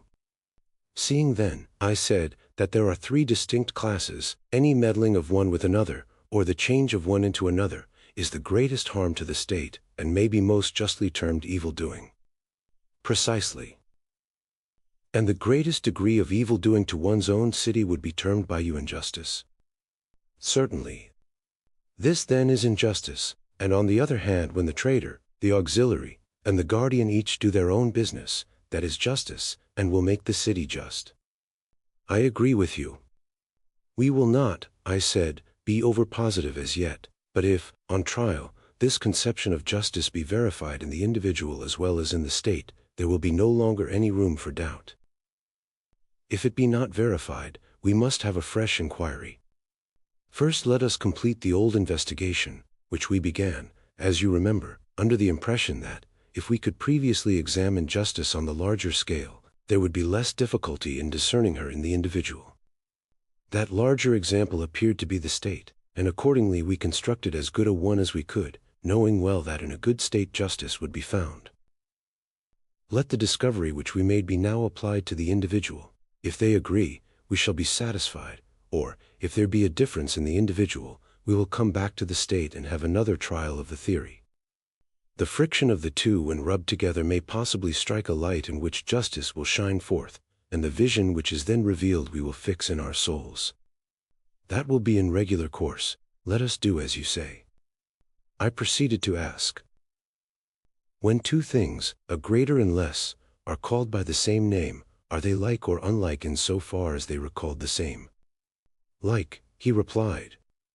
The just man then, if we regard the idea of justice only, will be like the just state. He will. And the state was thought by us to be just when the three classes in the state severally did their own business, and also thought to be temperate and valiant and wise by reason of certain other affections and qualities of these same classes. True, he said. And so of the individual, we may assume that he has the same three principles in his own soul which are found in the state, and he may be rightly described in the same terms, because he is affected in the same manner. Certainly, he said. Once more then, O my friend, we have alighted upon an easy question, whether the soul has these three principles or not. An easy question. Nay, rather, Socrates, the proverb holds that hard is the good. Very true, I said. And I do not think that the method which we are employing is at all adequate to the accurate solution of this question. The true method is another and a longer one. Still we may arrive at a solution not below the level of the previous inquiry. May we not be satisfied with that? He said, under the circumstances, I am quite content. I too, I replied, shall be extremely well satisfied. Then faint not in pursuing the speculation, he said. Must we not acknowledge, I said, that in each of us there are the same principles and habits which there are in the state, and that from the individual they pass into the state? How else can they come there? Take the quality of passion or spirit. It would be ridiculous to imagine that this quality, when found in states, is not derived from the individuals who are supposed to possess it, e.g. the Thracians, Scythians, and in general the northern nations. And the same may be said of the love of knowledge, which is the special characteristic of our part of the world, or of the love of money, which may, with equal truth, be attributed to the Phoenicians and Egyptians. Exactly so, he said. There is no difficulty in understanding this. None whatever. But the question is not quite so easy when we proceed to ask whether these principles are three or one. Whether, that is to say, we learn with one part of our nature, are angry with another, and with a third part desire the satisfaction of our natural appetites, or whether the whole soul comes into play in each sort of action, to determine that is the difficulty. Yes, he said, there lies the difficulty. Then let us now try and determine whether they are the same or different. How can we? He asked. I replied as follows. The same thing clearly cannot act or be acted upon in the same part or in relation to the same thing at the same time, in contrary ways, and therefore whenever this contradiction occurs in things apparently the same, we know that they are really not the same, but different. Good. For example, I said, can the same thing be at rest and in motion at the same time in the same part? Impossible. Still, I said, let us have a more precise statement of terms, lest we should hereafter fall out by the way. Imagine the case of a man who is standing and also moving his hands and his head, and suppose a person to say that one and the same person is in motion and at rest at the same moment. To such a mode of speech we should object, and should rather say that one part of him is in motion while another is at rest. Very true. And suppose the objector to refine still further, and to draw the nice distinction that not only parts of tops, but whole tops, when they spin round with their pegs fixed on the spot, are at rest and in motion at the same time, and he may say the same of anything which revolves in the same spot, his objection would not be admitted by us, because in such cases things are not at rest and in motion in the same parts of themselves. We should rather say that they have both an axis and a circumference, and that the axis stands still, for there is no deviation from the perpendicular, and that the circumference goes round. But if, while revolving, the axis inclines either to the right or left, forwards or backwards, then in no point of view can they be at rest. That is the correct mode of describing them, he replied.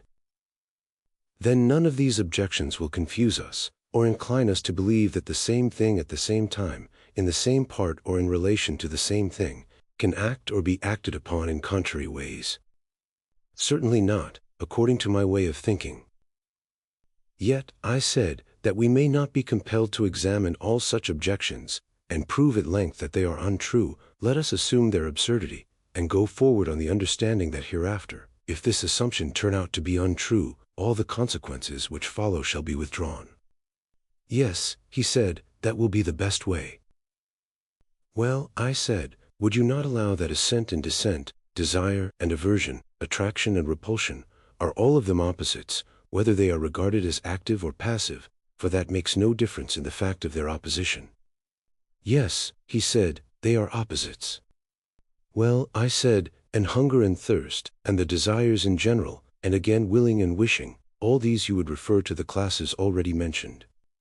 You would say, would you not, that the soul of him who desires is seeking after the object of his desire, or that he is drawing to himself the thing which he wishes to possess, or again, when a person wants anything to be given him, his mind, longing for the realization of his desire, intimates his wish to have it by a nod of assent, as if he had been asked a question. Very true. And what would you say of unwillingness and dislike and the absence of desire? Should not these be referred to the opposite class of repulsion and rejection? Certainly. Admitting this to be true of desire generally, let us suppose a particular class of desires, and out of these we will select hunger and thirst, as they are termed, which are the most obvious of them. Let us take that class, he said. The object of one is food, and of the other drink. Yes. And here comes the point, is not thirst the desire which the soul has of drink, and of drink only? Not of drink qualified by anything else, for example, warm or cold, or much or little, or, in a word, drink of any particular sort, but if the thirst be accompanied by heat, then the desire is of cold drink, or, if accompanied by cold, then of warm drink, or, if the thirst be excessive, then the drink which is desired will be excessive, or, if not great, the quantity of drink will also be small. But thirst pure and simple will desire drink pure and simple, which is the natural satisfaction of thirst, as food is of hunger. Yes, he said, the simple desire is, as you say, in every case of the simple object, and the qualified desire of the qualified object. But here a confusion may arise, and I should wish to guard against an opponent starting up and saying that no man desires drink only, but good drink, or food only, but good food. For good is the universal object of desire, and thirst being a desire, will necessarily be thirst after good drink, and the same is true of every other desire. Yes, he replied, the opponent might have something to say. Nevertheless, I should still maintain that of relatives some have a quality attached to either term of the relation, others are simple and have their correlative simple. I do not know what you mean. Well, you know of course that the greater is relative to the less. Certainly. And the much greater to the much less. Yes. And the sometime greater to the sometime less, and the greater that is to be to the less that is to be? Certainly, he said. And so of more and less, and of other correlative terms, such as the double and the half, or again, the heavier and the lighter, the swifter and the slower, and of hot and cold, and of any other relatives. Is not this true of all of them? Yes. And does not the same principle hold in the sciences? The object of science is knowledge, assuming that to be the true definition, but the object of a particular science is a particular kind of knowledge. I mean, for example, that the science of house building is a kind of knowledge which is defined and distinguished from other kinds and is therefore termed architecture. Certainly. Because it has a particular quality which no other has. Yes. And it has this particular quality because it has an object of a particular kind. And this is true of the other arts and sciences. Yes. Now, then, if I have made myself clear, you will understand my original meaning in what I said about relatives. My meaning was that if one term of a relation is taken alone, the other is taken alone. If one term is qualified, the other is also qualified. I do not mean to say that relatives may not be desperate, or that the science of health is healthy, or of disease necessarily diseased, or that the sciences of good and evil are therefore good and evil, but only that, when the term science is no longer used absolutely, but has a qualified object which in this case is the nature of health and disease, it becomes defined, and is hence called not merely science, but the science of medicine.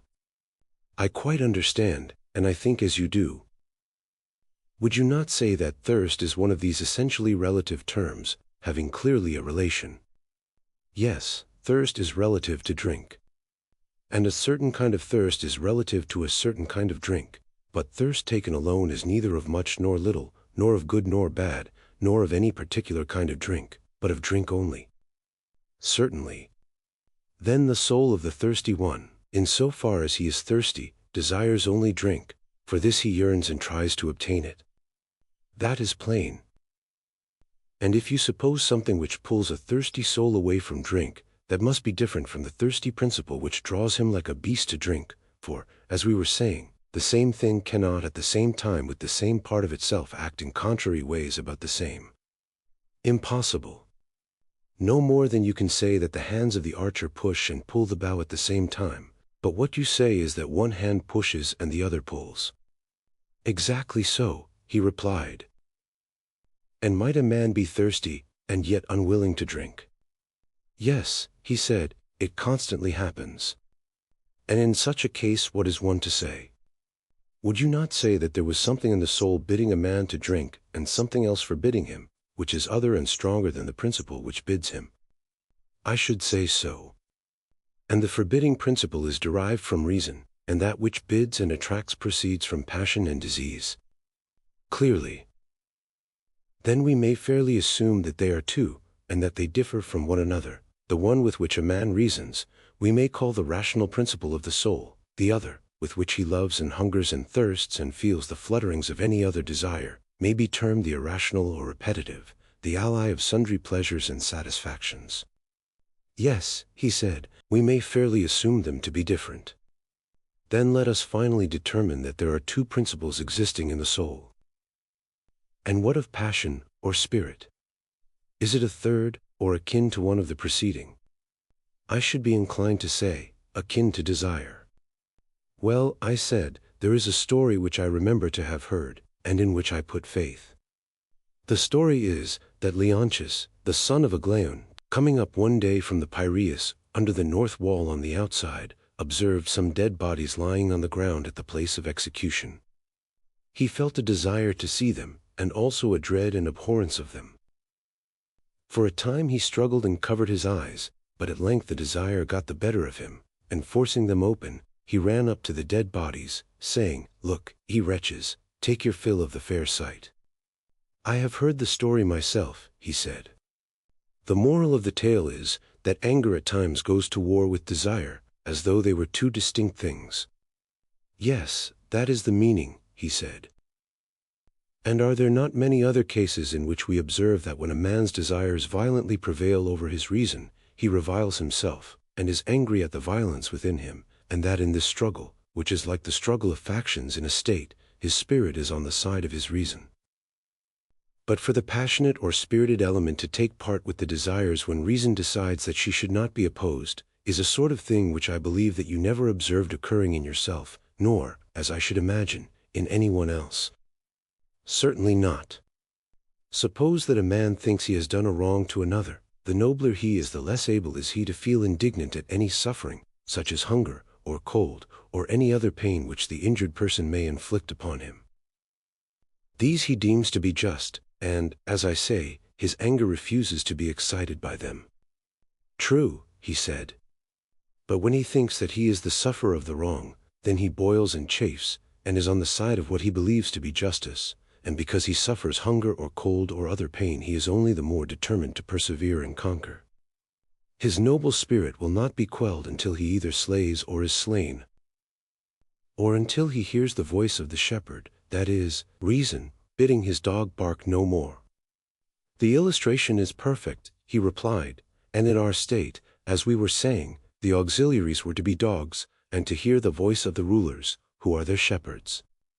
I perceive, I said, that you quite understand me. There is, however, a further point which I wish you to consider.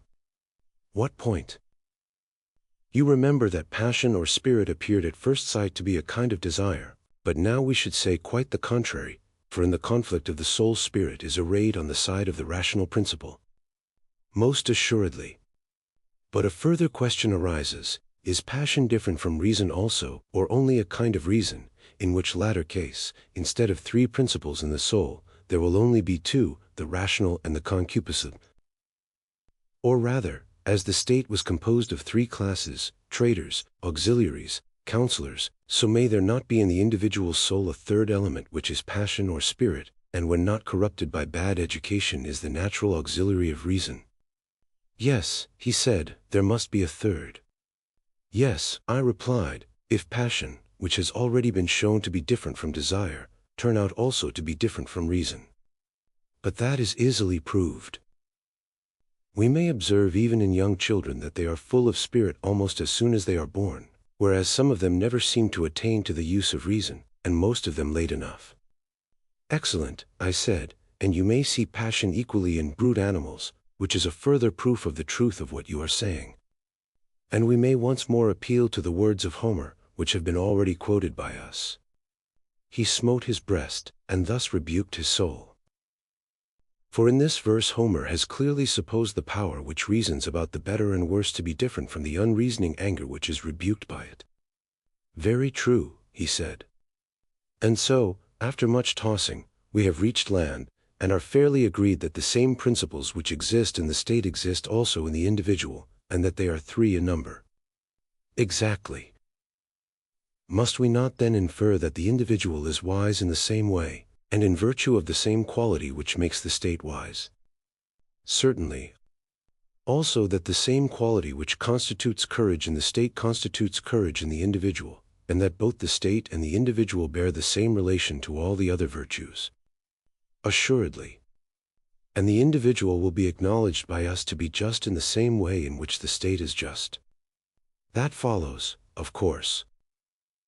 We cannot but remember that the justice of the state consisted in each of the three classes doing the work of its own class. We are not very likely to have forgotten, he said. We must recollect that the individual in whom the several qualities of his nature do their own work will be just, and will do his own work. Yes, he said, we must remember that too. And ought not the rational principle, which is wise, and has the care of the whole soul, to rule, and a passionate or spirited principle to be the subject and ally? Certainly. And, as we were saying, the united influence of music and gymnastic will bring them into accord, nerving and sustaining the reason with noble words and lessons, and moderating and soothing and civilizing the wildness of passion by harmony and rhythm. Quite true, he said.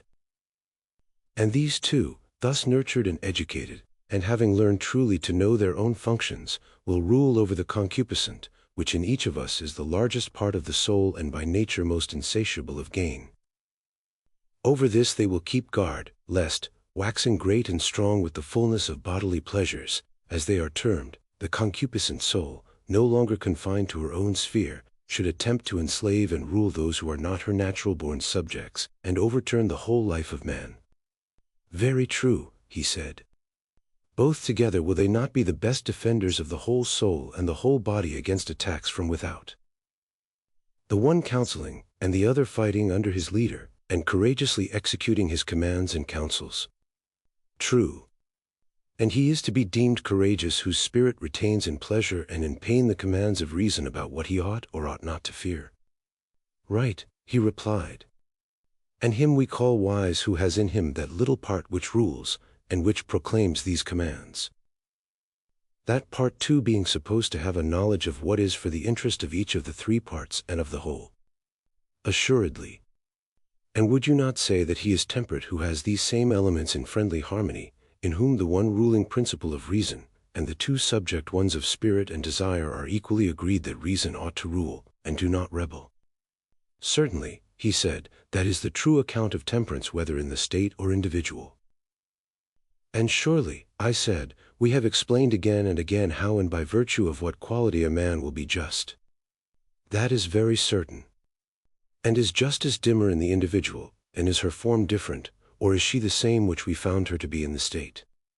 There is no difference in my opinion, he said. Because, if any doubt is still lingering in our minds, a few commonplace instances will satisfy us of the truth of what I am saying. What sort of instances do you mean? If the case is put to us, must we not admit that the just state, or the man who is trained in the principles of such a state, will be less likely than the unjust to make away with a deposit of gold or silver? Would any one deny this? No one, he replied.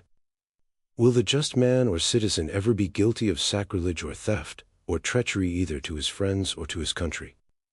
Never. Neither will he ever break faith where there have been oaths or agreements.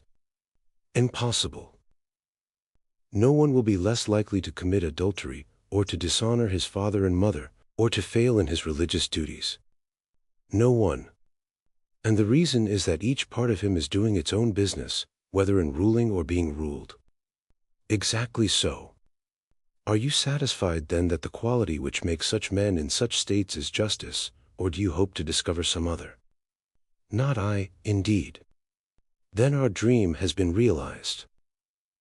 And the suspicion which we entertained at the beginning of our work of construction, that some divine power must have conducted us to a primary form of justice, has now been verified. Yes, certainly.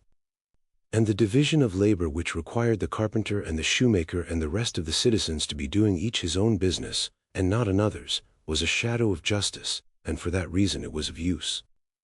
Clearly. But in reality justice was such as we were describing, being concerned, however, not with the outward man, but with the inward, which is the true self and concernment of man, for the just man does not permit the several elements within him to interfere with one another, or any of them to do the work of others. He sets in order his own inner life, and is his own master and his own law, and at peace with himself. And when he has bound together the three principles within him, which may be compared to the higher, lower, and middle notes of the scale, and the intermediate intervals, when he has bound all these together, and is no longer many, but has become one entirely temperate and perfectly adjusted nature, Then he proceeds to act, if he has to act, whether in a matter of property, or in the treatment of the body, or in some affair of politics or private business. Always thinking and calling that which preserves and cooperates with this harmonious condition, just and good action, and the knowledge which presides over it, wisdom, and that which at any time impairs this condition, he will call unjust action, and the opinion which presides over it ignorance. You have said the exact truth, Socrates. Very good. And if we were to affirm that we had discovered the just man and the just state, and the nature of justice in each of them, we should not be telling a falsehood. Most certainly not. May we say so, then? Let us say so. And now, I said, injustice has to be considered. Clearly. Must not injustice be a strife which arises among the three principles? A meddlesomeness, an interference, and rising up of a part of the soul against the whole, an assertion of unlawful authority, which is made by a rebellious subject against a true prince, of whom he is the natural vassal. What is all this confusion and delusion but injustice, and intemperance and cowardice and ignorance, and every form of vice? Exactly so. And if the nature of justice and injustice be known, then the meaning of acting unjustly and being unjust, or, again, of acting justly, will also be perfectly clear. What do you mean? He said. Why, I said, they are like disease and health, being in the soul just what disease and health are in the body. How so? He said. Why, I said, that which is healthy causes health, and that which is unhealthy causes disease. Yes. And just actions cause justice, and unjust actions cause injustice. That is certain. And the creation of health is the institution of a natural order and government of one by another in the parts of the body, and the creation of disease is the production of a state of things at variance with this natural order. True. And is not the creation of justice the institution of a natural order and government of one by another in the parts of the soul, and the creation of injustice the production of a state of things at variance with the natural order? Exactly so, he said. Then virtue is the health and beauty and well-being of the soul, and vice the disease and weakness and deformity of the same. True. And do not good practices lead to virtue, and evil practices to vice? Assuredly. Still our old question of the comparative advantage of justice and injustice has not been answered, which is the more profitable, to be just and act justly and practice virtue, whether seen or unseen of gods and men, or to be unjust and act unjustly, if only unpunished and unreformed. In my judgment, Socrates, the question has now become ridiculous. We know that, when the bodily constitution is gone, life is no longer endurable, though pampered with all kinds of meats and drinks, and having all wealth and all power. And shall we be told that when the very essence of the vital principle is undermined and corrupted, life is still worth having to a man, if only he be allowed to do whatever he likes, with the single exception that he is not to acquire justice and virtue, or to escape from injustice and vice? Assuming them both to be such as we have described. Yes, I said, the question is, as you say, ridiculous. Still, as we are near the spot at which we may see the truth in the clearest manner with our own eyes, let us not faint by the way. Certainly not, he replied. Come up hither, I said, and behold the various forms of vice, those of them, I mean, which are worth looking at. I am following you, he replied. Proceed. I said, the argument seems to have reached a height from which, as from some tower of speculation, a man may look down and see that virtue is one, but that the forms of vice are innumerable, there being 4 special ones which are deserving of note. What do you mean? He said. I mean, I replied, that there appear to be as many forms of the soul as there are distinct forms of the state. How many? There are 5 of the state, and 5 of the soul, I said. What are they? The first, I said, is that which we have been describing, and which may be said to have 2 names, monarchy and aristocracy, accordingly as rule is exercised by one distinguished man or by many. True, he replied. But I regard the 2 names as describing one form only, for whether the government is in the hands of one or many, if the governors have been trained in the manner which we have supposed, the fundamental laws of the state will be maintained. That is true, he replied. Book VIII. Such is the good and true city or state, and the good and true man is of the same pattern, and if this is right every other is wrong, and the evil is one which affects not only the ordering of the state, but also the regulation of the individual soul, and is exhibited in 4 forms. What are they? He said. I was proceeding to tell the order in which the 4 evil forms appeared to me to succeed one another, when Polemarch, who was sitting a little way off, just beyond Adimantus, began to whisper to him. Stretching forth his hand, he took hold of the upper part of his coat by the shoulder, and drew him towards him, leaning forward himself so as to be quite close and saying something in his ear, of which I only caught the words, "Shall we let him off, or what shall we do?"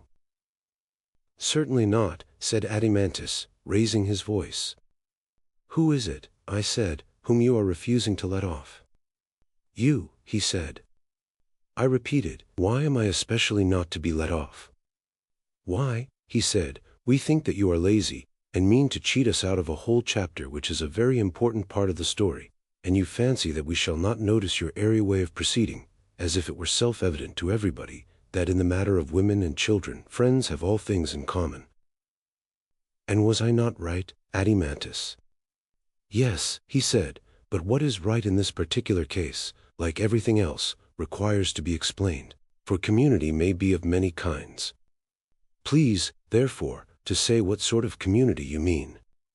We have been long expecting that you would tell us something about the family life of your citizens, how they will bring children into the world, and rear them when they have arrived, and, in general, what is the nature of this community of women and children.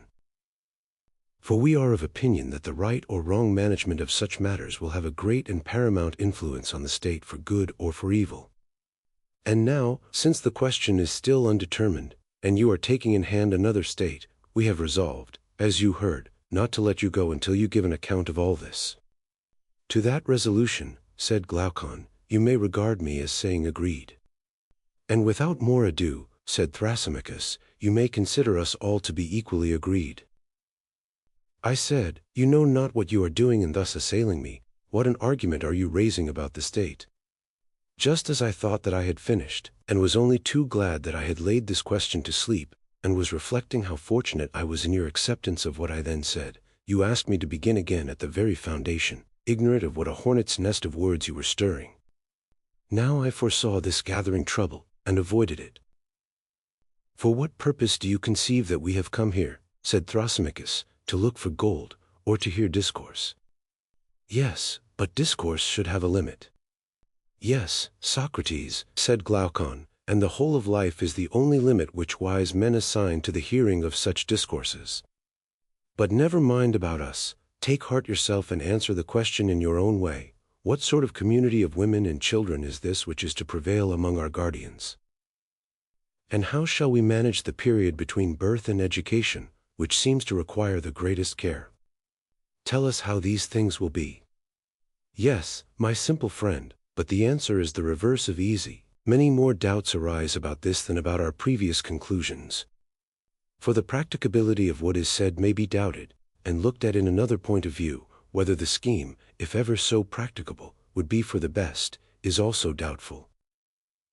Hence I feel a reluctance to approach the subject, lest our aspiration, my dear friend, should turn out to be a dream only. Fear not, he replied, for your audience will not be hard upon you. They are not skeptical or hostile. I said, my good friend, I suppose that you mean to encourage me by these words. Yes, he said. Then let me tell you that you are doing just the reverse. The encouragement which you offer would have been all very well had I myself believed that I knew what I was talking about, to declare the truth about matters of high interest which a man honors and loves among wise men who love him need occasion no fear or faltering in his mind. But to carry on an argument when you are yourself only a hesitating inquirer, which is my condition, is a dangerous and slippery thing. And the danger is not that I shall be laughed at, of which the fear would be childish, but that I shall miss the truth where I have most need to be sure of my footing, and drag my friends after me in my fall. And I pray Nemesis not to visit upon me the words which I am going to utter. For I do indeed believe that to be an involuntary homicide is a less crime than to be a deceiver about beauty or goodness or justice in the matter of laws. And that is a risk which I would rather run among enemies than among friends, and therefore you do well to encourage me. Glaucon laughed and said, Well then, Socrates, in case you and your argument do us any serious injury, you shall be acquitted beforehand of the homicide, and shall not be held to be a deceiver. Take courage then and speak. Well, I said, the law says that when a man is acquitted he is free from guilt, and what holds at law may hold in argument. Then why should you mind? Well, I replied, I suppose that I must retrace my steps and say what I perhaps ought to have said before in the proper place.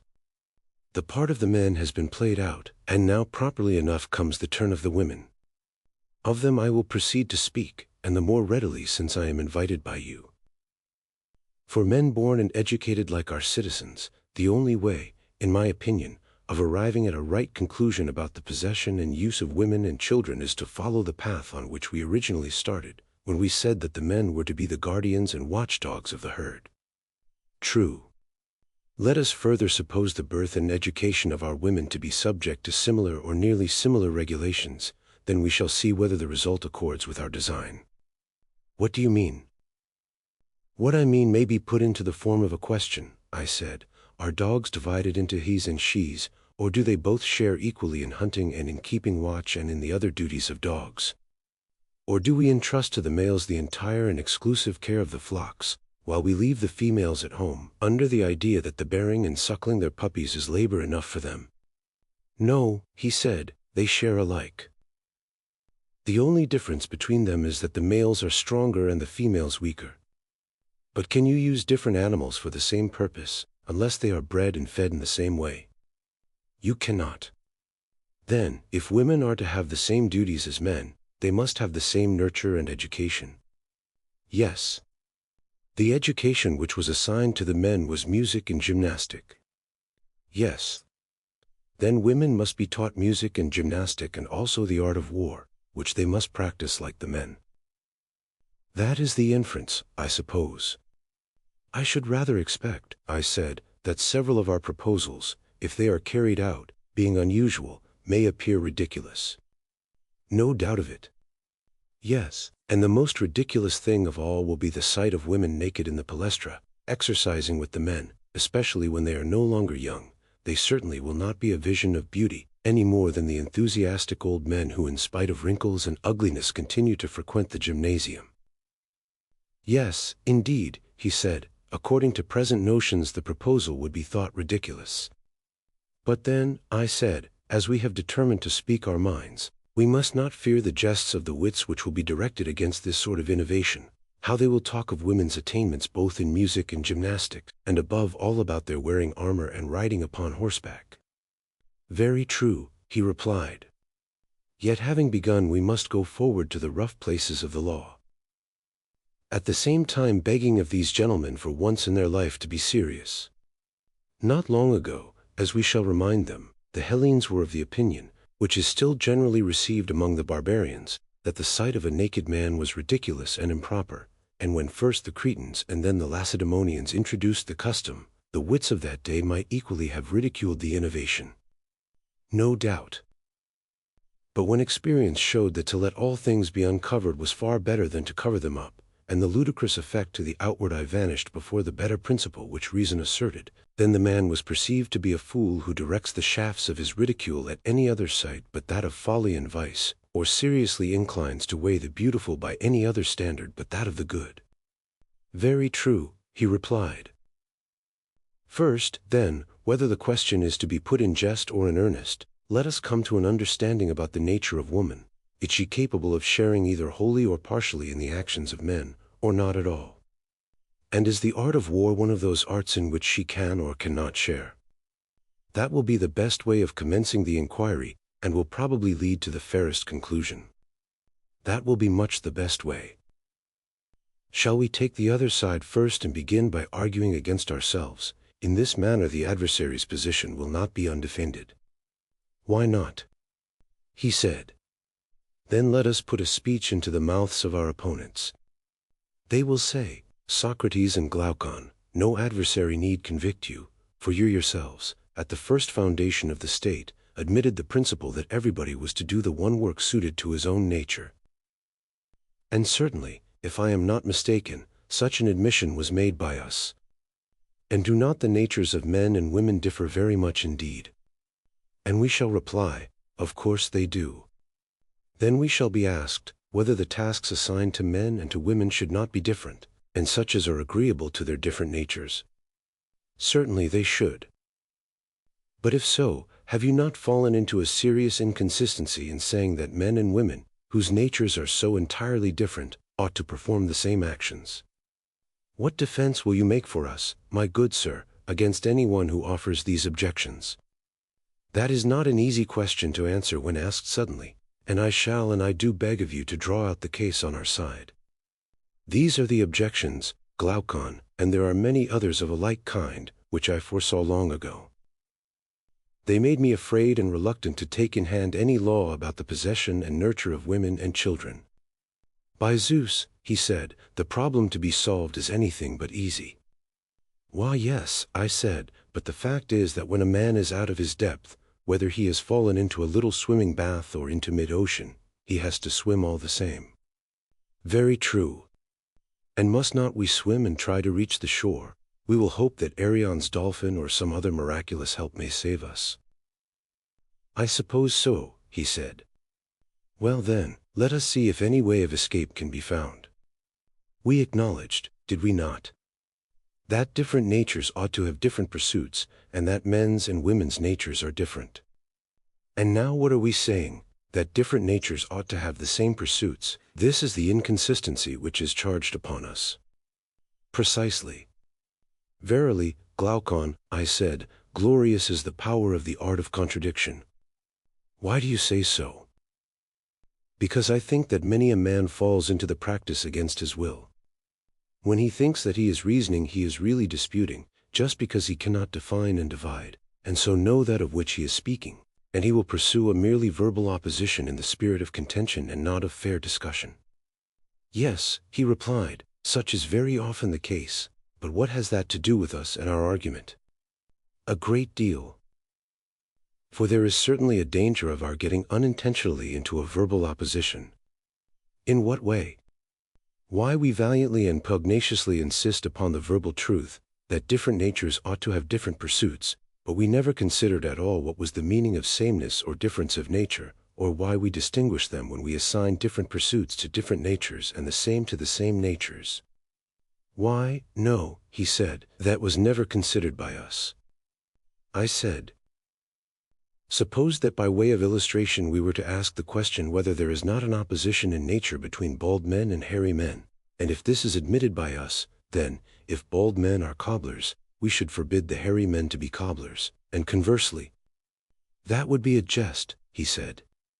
Yes, I said, a jest, and why? Because we never meant when we constructed the state, that the opposition of nature should extend to every difference, but only to those differences which affected the pursuit in which the individual is engaged. We should have argued, for example, that a physician and one who is in mind a physician may be said to have the same nature. True. Whereas the physician and the carpenter have different natures. Certainly. And if, I said, the male and female sex appear to differ in their fitness for any art or pursuit, we should say that such pursuit or art ought to be assigned to one or the other of them. But if the difference consists only in women bearing and men begetting children, this does not amount to a proof that a woman differs from a man in respect of the sort of education she should receive, and we shall therefore continue to maintain that our guardians and their wives ought to have the same pursuits. Very true, he said. Next, we shall ask our opponent how, in reference to any of the pursuits or arts of civic life, the nature of a woman differs from that of a man. That will be quite fair. And perhaps he, like yourself, will reply that to give a sufficient answer on the instant is not easy, but after a little reflection there is no difficulty. Yes, perhaps. Suppose then that we invite him to accompany us in the argument, and then we may hope to show him that there is nothing peculiar in the constitution of women which would affect them in the administration of the state. By all means. Let us say to him, come now, and we will ask you a question. When you spoke of a nature gifted or not gifted in any respect, did you mean to say that one man will acquire a thing easily, another with difficulty? A little learning will lead the one to discover a great deal, whereas the other, after much study and application, no sooner learns than he forgets. Or again, did you mean that the one has a body which is a good servant to his mind, while the body of the other is a hindrance to him? Would not these be the sort of differences which distinguish the man gifted by nature from the one who is ungifted? No one will deny that. And can you mention any pursuit of mankind in which the male sex has not all these gifts and qualities in a higher degree than the female? Need I waste time in speaking of the art of weaving, and the management of pancakes and preserves, in which womankind does really appear to be great, and in which for her to be beaten by a man is of all things the most absurd? You are quite right, he replied, in maintaining the general inferiority of the female sex.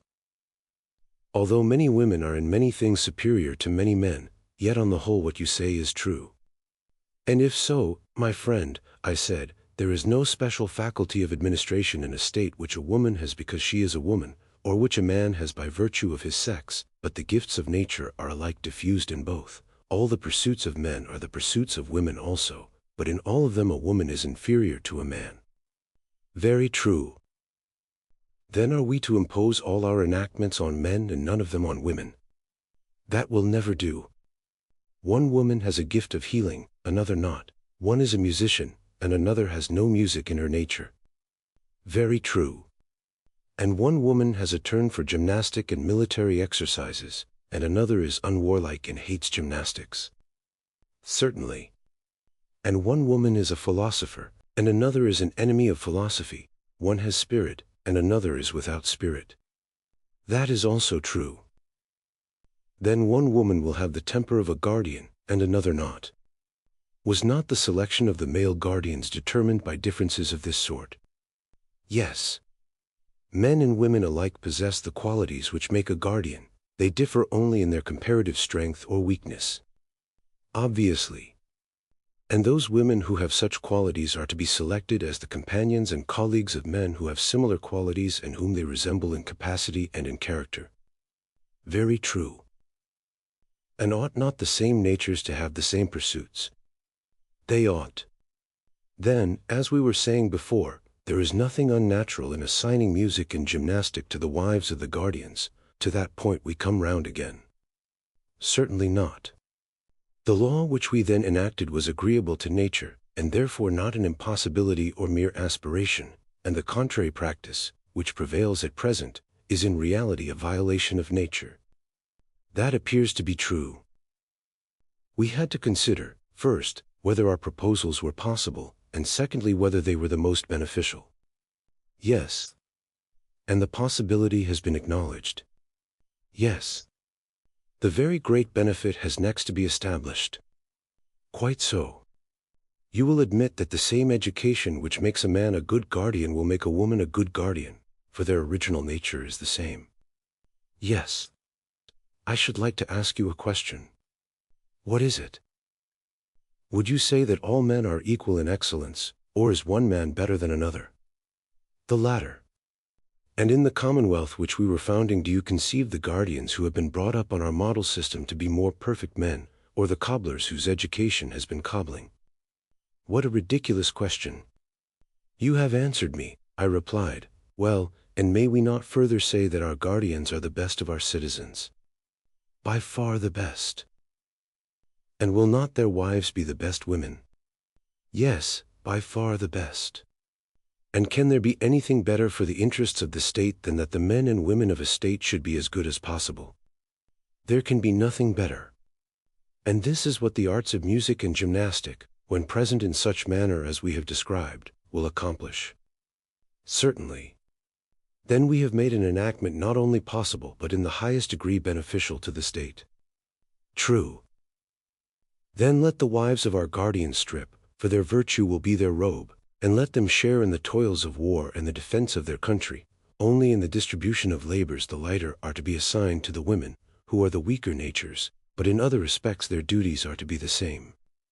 And as for the man who laughs at naked women exercising their bodies from the best of motives, in his laughter he is plucking a fruit of unripe wisdom. And he himself is ignorant of what he is laughing at, or what he is about, for that is, and ever will be, the best of sayings, that the useful is the noble and the hurtful is the base. Very true. Here, then, is one difficulty in our law about women, which we may say that we have now escaped. The wave has not swallowed us up alive for enacting that the guardians of either sex should have all their pursuits in common. To the utility and also to the possibility of this arrangement the consistency of the argument with itself bears witness. Yes, that was a mighty wave which you have escaped. Yes, I said, but a greater is coming. You will not think much of this when you see the next. Go on, let me see. The law, I said, which is the sequel of this and of all that has preceded, is to the following effect, that the wives of our guardians are to be common, and their children are to be common, and no parent is to know his own child, nor any child his parent. Yes, he said, that is a much greater wave than the other, and the possibility as well as the utility of such a law are far more questionable. I do not think, I said, that there can be any dispute about the very great utility of having wives and children in common. The possibility is quite another matter, and will be very much disputed. I think that a good many doubts may be raised about both. You imply that the two questions must be combined, I replied. Now I meant that you should admit the utility, and in this way, as I thought, I should escape from one of them, and then there would remain only the possibility. But that little attempt is detected, and therefore you will please to give a defense of both. Well, I said, I submit to my fate. Yet grant me a little favor, let me feast my mind with the dream as daydreamers are in the habit of feasting themselves when they are walking alone, for before they have discovered any means of effecting their wishes, that is a matter which never troubles them, they would rather not tire themselves by thinking about possibilities. But assuming that what they desire is already granted to them, they proceed with their plan, and delight in detailing what they mean to do when their wishes come true. That is a way which they have of not doing much good to a capacity which was never good for much. Now I myself am beginning to lose heart, and I should like, with your permission, to pass over the question of possibility at present. Assuming therefore the possibility of the proposal, I shall now proceed to inquire how the rulers will carry out these arrangements, and I shall demonstrate that our plan, if executed, will be of the greatest benefit to the state and to the guardians. First of all, then, if you have no objection, I will endeavor with your help to consider the advantages of the measure, and hereafter the question of possibility. I have no objection, proceed. First, I think that if our rulers and their auxiliaries are to be worthy of the name which they bear, there must be willingness to obey in the one and the power of command in the other. The guardians must themselves obey the laws, and they must also imitate the spirit of them in any details which are entrusted to their care. That is right, he said. You, I said, who are their legislator, having selected the men, will now select the women and give them to them. They must be as far as possible of like natures with them, and they must live in common houses and meet at common meals. None of them will have anything specially his or her own. They will be together, and will be brought up together, and will associate at gymnastic exercises. And so they will be drawn by a necessity of their natures to have intercourse with each other. Necessity is not too strong a word, I think. Yes, he said. Necessity, not geometrical, but another sort of necessity which lovers know, and which is far more convincing and constraining to the mass of mankind. True, I said, and this, Glaucon, like all the rest, must proceed after an orderly fashion. In a city of the blessed, licentiousness is an unholy thing which the rulers will forbid. Yes, he said, and it ought not to be permitted. Then clearly the next thing will be to make matrimony sacred in the highest degree, and what is most beneficial will be deemed sacred. Exactly. And how can marriages be made most beneficial? That is a question which I put to you, because I see in your house dogs for hunting, and of the nobler sort of birds not a few. Now, I beseech you, do tell me, have you ever attended to their pairing and breeding? In what particulars? Why, in the first place, although they are all of a good sort, are not some better than others? True. And do you breed from them all indifferently, or do you take care to breed from the best only? From the best. And do you take the oldest or the youngest, or only those of ripe age? I choose only those of ripe age. And if care was not taken in the breeding, your dogs and birds would greatly deteriorate. Certainly. And the same of horses and animals in general. Undoubtedly. Good heavens! My dear friend, I said, what consummate skill will our rulers need if the same principle holds of the human species? Certainly, the same principle holds, but why does this involve any particular skill? Because, I said, our rulers will often have to practice upon the body corporate with medicines. Now you know that when patients do not require medicines, but have only to be put under a regimen, the inferior sort of practitioner is deemed to be good enough. But when medicine has to be given, then the doctor should be more of a man. That is quite true, he said, but to what are you alluding? I mean, I replied, that our rulers will find a considerable dose of falsehood and deceit necessary for the good of their subjects. We were saying that the use of all these things regarded as medicines might be of advantage. And we were very right. And this lawful use of them seems likely to be often needed in the regulations of marriages and births. How so?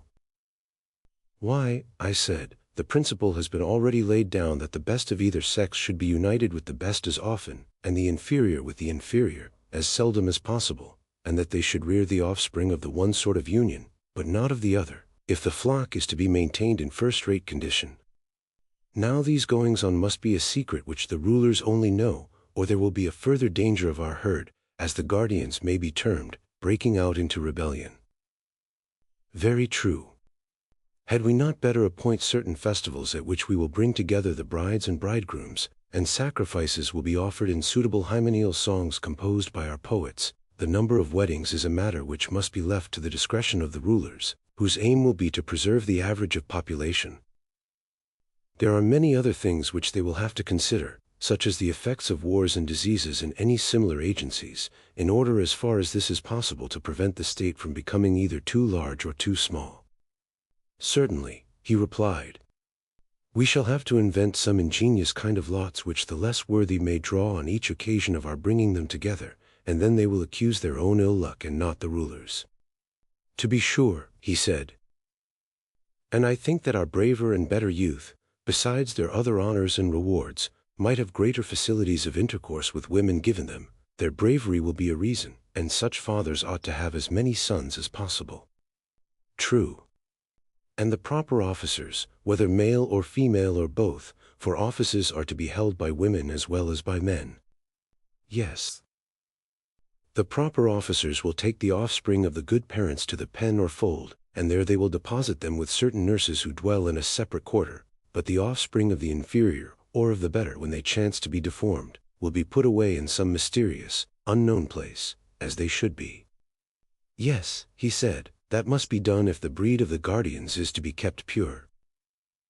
They will provide for their nurture, and will bring the mothers to the fold when they are full of milk, taking the greatest possible care that no mother recognizes her own child, and other wet nurses may be engaged if more are required. Care will also be taken that the process of suckling shall not be protracted too long, and the mothers will have no getting up at night or other trouble, but will hand over all this sort of thing to the nurses and attendants. You suppose the wives of our guardians to have a fine easy time of it when they are having children? Why, said I, and so they ought. Let us, however, proceed with our scheme. We were saying that the parents should be in the prime of life. Very true. And what is the prime of life? May it not be defined as a period of about 20 years in a woman's life, and 30 in a man's? Which years do you mean to include? A woman, I said, at 20 years of age may begin to bear children to the state, and continue to bear them until 40. A man may begin at 25, when he has passed the point at which the pulse of life beats quickest, and continue to beget children until he be 55. Certainly, he said, both in men and women those years are the prime of physical as well as of intellectual vigor. Anyone above or below the prescribed ages who takes part in the public hymeneals shall be said to have done an unholy and unrighteous thing. The child of which he is the father, if it steals into life, will have been conceived under auspices very unlike the sacrifices and prayers, which at each hymeneal priestesses and priest in the whole city will offer, that the new generation may be better and more useful than their good and useful parents, whereas his child will be the offspring of darkness and strange lust. Very true, he replied. And the same law will apply to any one of those within the prescribed age who forms a connection with any woman in the prime of life without the sanction of the rulers. For we shall say that he is raising up a bastard to the state, uncertified and unconsecrated. Very true, he replied. This applies, however, only to those who are within the specified age. After that we allow them to range at will, except that a man may not marry his daughter or his daughter's daughter, or his mother's mother. And women, on the other hand, are prohibited from marrying their sons or fathers, or son's son or father's father, and so on in either direction. And we grant all this, accompanying the permission with strict orders to prevent any embryo which may come into being from seeing the light. And if any force a way to the birth, the parents must understand that the offspring of such an union cannot be maintained, and arrange accordingly. That also, he said, is a reasonable proposition. But how will they know who are fathers and daughters, and so on? They will never know. The way will be this. Dating from the day of the hymeneal, the bridegroom who was then married will call all the male children who are born in the 7th and 10th month afterwards his sons, and the female children his daughters, and they will call him father, and he will call their children his grandchildren, and they will call the elder generation grandfathers and grandmothers. All who were begotten at the time when their fathers and mothers came together will be called their brothers and sisters, and these, as I was saying, will be forbidden to intermarry. This, however, is not to be understood as an absolute prohibition of the marriage of brothers and sisters. If the lot favors them, and they receive the sanction of the Pythian oracle, the law will allow them. Quite right, he replied. Such is the scheme, Glaucon, according to which the guardians of our state are to have their wives and families in common.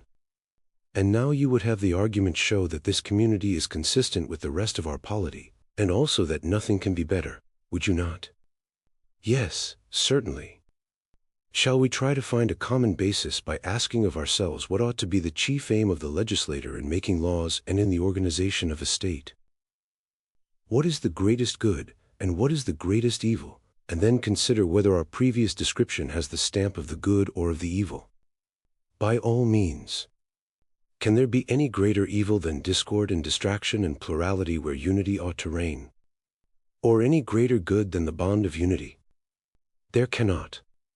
And there is unity where there is community of pleasures and pains, where all the citizens are glad or grieved on the same occasions of joy and sorrow. No doubt. Yes. And where there is no common but only private feeling, a state is disorganized, when you have one half of the world triumphing and the other plunged in grief at the same events happening to the city or the citizens. Certainly. Such differences commonly originate in a disagreement about the use of the terms mine and not mine, his and not his. Exactly so. And is not that the best ordered state in which the greatest number of persons apply the terms mine and not mine in the same way to the same thing? Quite true. Or that again which most nearly approaches to the condition of the individual. As in the body, when but a finger of one of us is hurt, the whole frame, drawn towards the soul as a center and forming one kingdom under the ruling power therein, feels the hurt and sympathizes altogether with the part affected. And we say that the man has a pain in his finger, and the same expression is used about any other part of the body, which has a sensation of pain at suffering or of pleasure at the alleviation of suffering. Very true, he replied. And I agree with you that in the best ordered state there is the nearest approach to this common feeling which you describe. Then when any one of the citizens experiences any good or evil, the whole state will make his case their own, and will either rejoice or sorrow with him. Yes, he said, that is what will happen in a well-ordered state. It will now be time, I said, for us to return to our state and see whether this or some other form is most in accordance with these fundamental principles. Very good. Our estate, like every other, has rulers and subjects. True. All of whom will call one another citizens. Of course. But is there not another name which people give to their rulers in other states? Generally they call them masters, but in democratic states they simply call them rulers. And in our state, what other name besides that of citizens do the people give the rulers? They are called saviors and helpers, he replied. And what do the rulers call the people? Their maintainers and foster fathers. And what do they call them in other states? Slaves. And what do the rulers call one another in other states? Fellow rulers. And what in ours? Fellow guardians. Did you ever know an example in any other state of a ruler who would speak of one of his colleagues as his friend and of another as not being his friend? Yes, very often. And the friend he regards and describes as one in whom he has an interest, and the other as a stranger in whom he has no interest. Exactly. But would any of your guardians think or speak of any other guardian as a stranger? Certainly he would not, for everyone whom they meet will be regarded by them either as a brother or sister, or father or mother, or son or daughter, or as the child or parent of those who are thus connected with him. Capital, I said, but let me ask you once more. Shall they be a family in name only, or shall they in all their actions be true to the name? For example, in the use of the word father, would the care of a father be implied and the filial reverence in duty and obedience to him which the law commands? And is the violator of these duties to be regarded as an impious and unrighteous person who is not likely to receive much good either at the hands of God or of man? Are these to be or not to be the strains which the children will hear repeated in their ears by all the citizens about those who are intimated to them to be their parents and the rest of their kinsfolk? These, he said, and none other, for what can be more ridiculous than for them to utter the names of family ties with the lips only and not to act in the spirit of them? Then in our city the language of harmony and concord will be more often heard than in any other. As I was describing before, when any one is well or ill, the universal word will be, with me it is well, or it is ill. Most true. And agreeably to this mode of thinking and speaking, were we not saying that they will have their pleasures and pains in common? Yes, and so they will. And they will have a common interest in the same thing which they will alike call to my own. And having this common interest they will have a common feeling of pleasure and pain. Yes, far more so than in other states. And the reason of this, over and above the general constitution of the state, will be that the guardians will have a community of women and children. That will be the chief reason. And this unity of feeling we admitted to be the greatest good, as was implied in our own comparison of a well-ordered state to the relation of the body and the members, when affected by pleasure or pain. That we acknowledged, and very rightly. Then the community of wives and children among our citizens is clearly the source of the greatest good to the state. Certainly. And this agrees with the other principle which we were affirming, that the guardians were not to have houses or lands or any other property. Their pay was to be their food, which they were to receive from the other citizens, and they were to have no private expenses, for we intended them to preserve their true character of guardians. Right, he replied. Both the community of property and the community of families, as I am saying, tend to make them more truly guardians.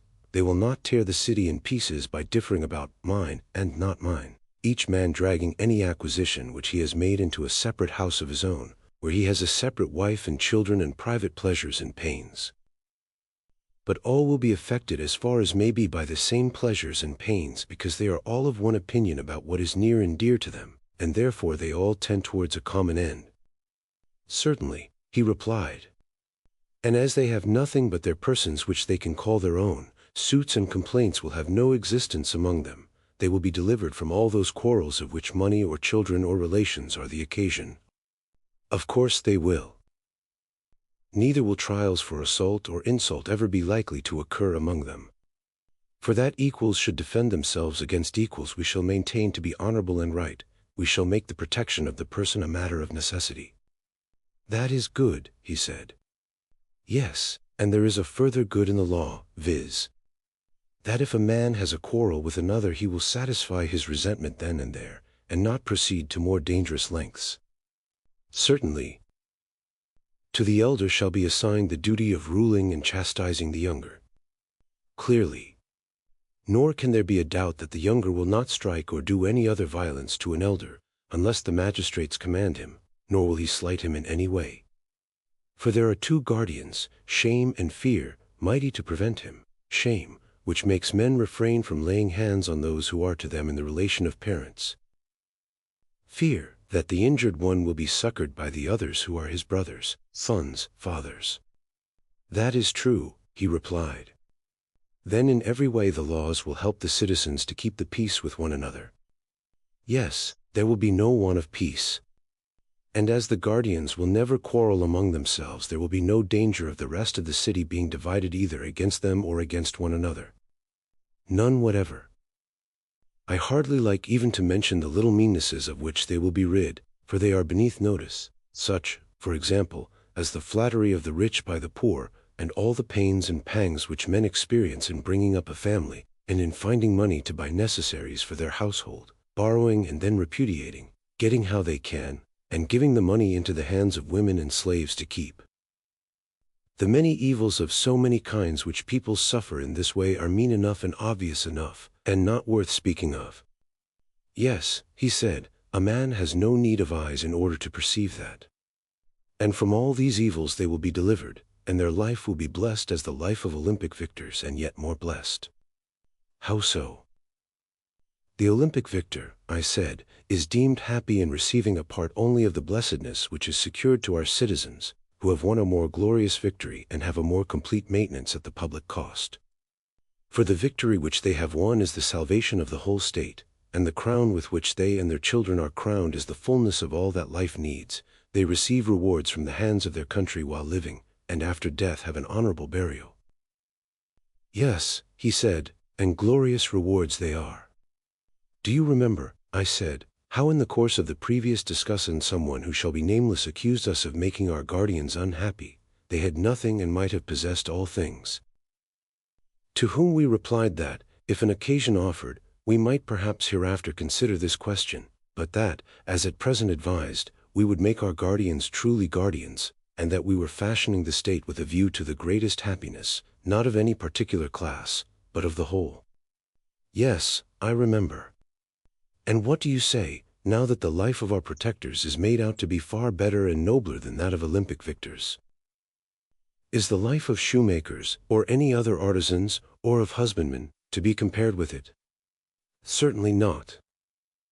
At the same time I ought here to repeat what I have said elsewhere, that if any of our guardians shall try to be happy in such a manner that he will cease to be a guardian, and is not content with this safe and harmonious life, which, in our judgment, is of all lives the best, but infatuated by some youthful conceit of happiness which gets up into his head, shall seek to appropriate the whole state to himself, then he will have to learn how wisely Hesiod spoke, when he said, half is more than the whole. If he were to consult me, I should say to him, stay where you are, when you have the offer of such a life. You agree then, I said, that men and women are to have a common way of life such as we have described, common education, common children, and they are to watch over the citizens in common, whether abiding in the city or going out to war. They are to keep watch together, and to hunt together like dogs. And always and in all things, as far as they are able, women are to share with the men. And in so doing they will do what is best, and will not violate, but preserve the natural relation of the sexes. I agree with you, he replied.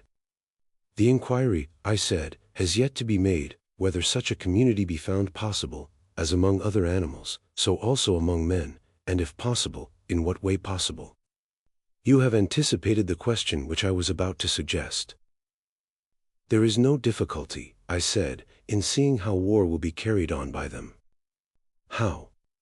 Why, of course they will go on expeditions together, and will take with them any of their children who are strong enough, that, after the manner of the artisan's child, they may look on at the work which they will have to do when they are grown up, and besides looking on they will have to help and be of use in war, and to wait upon their fathers and mothers.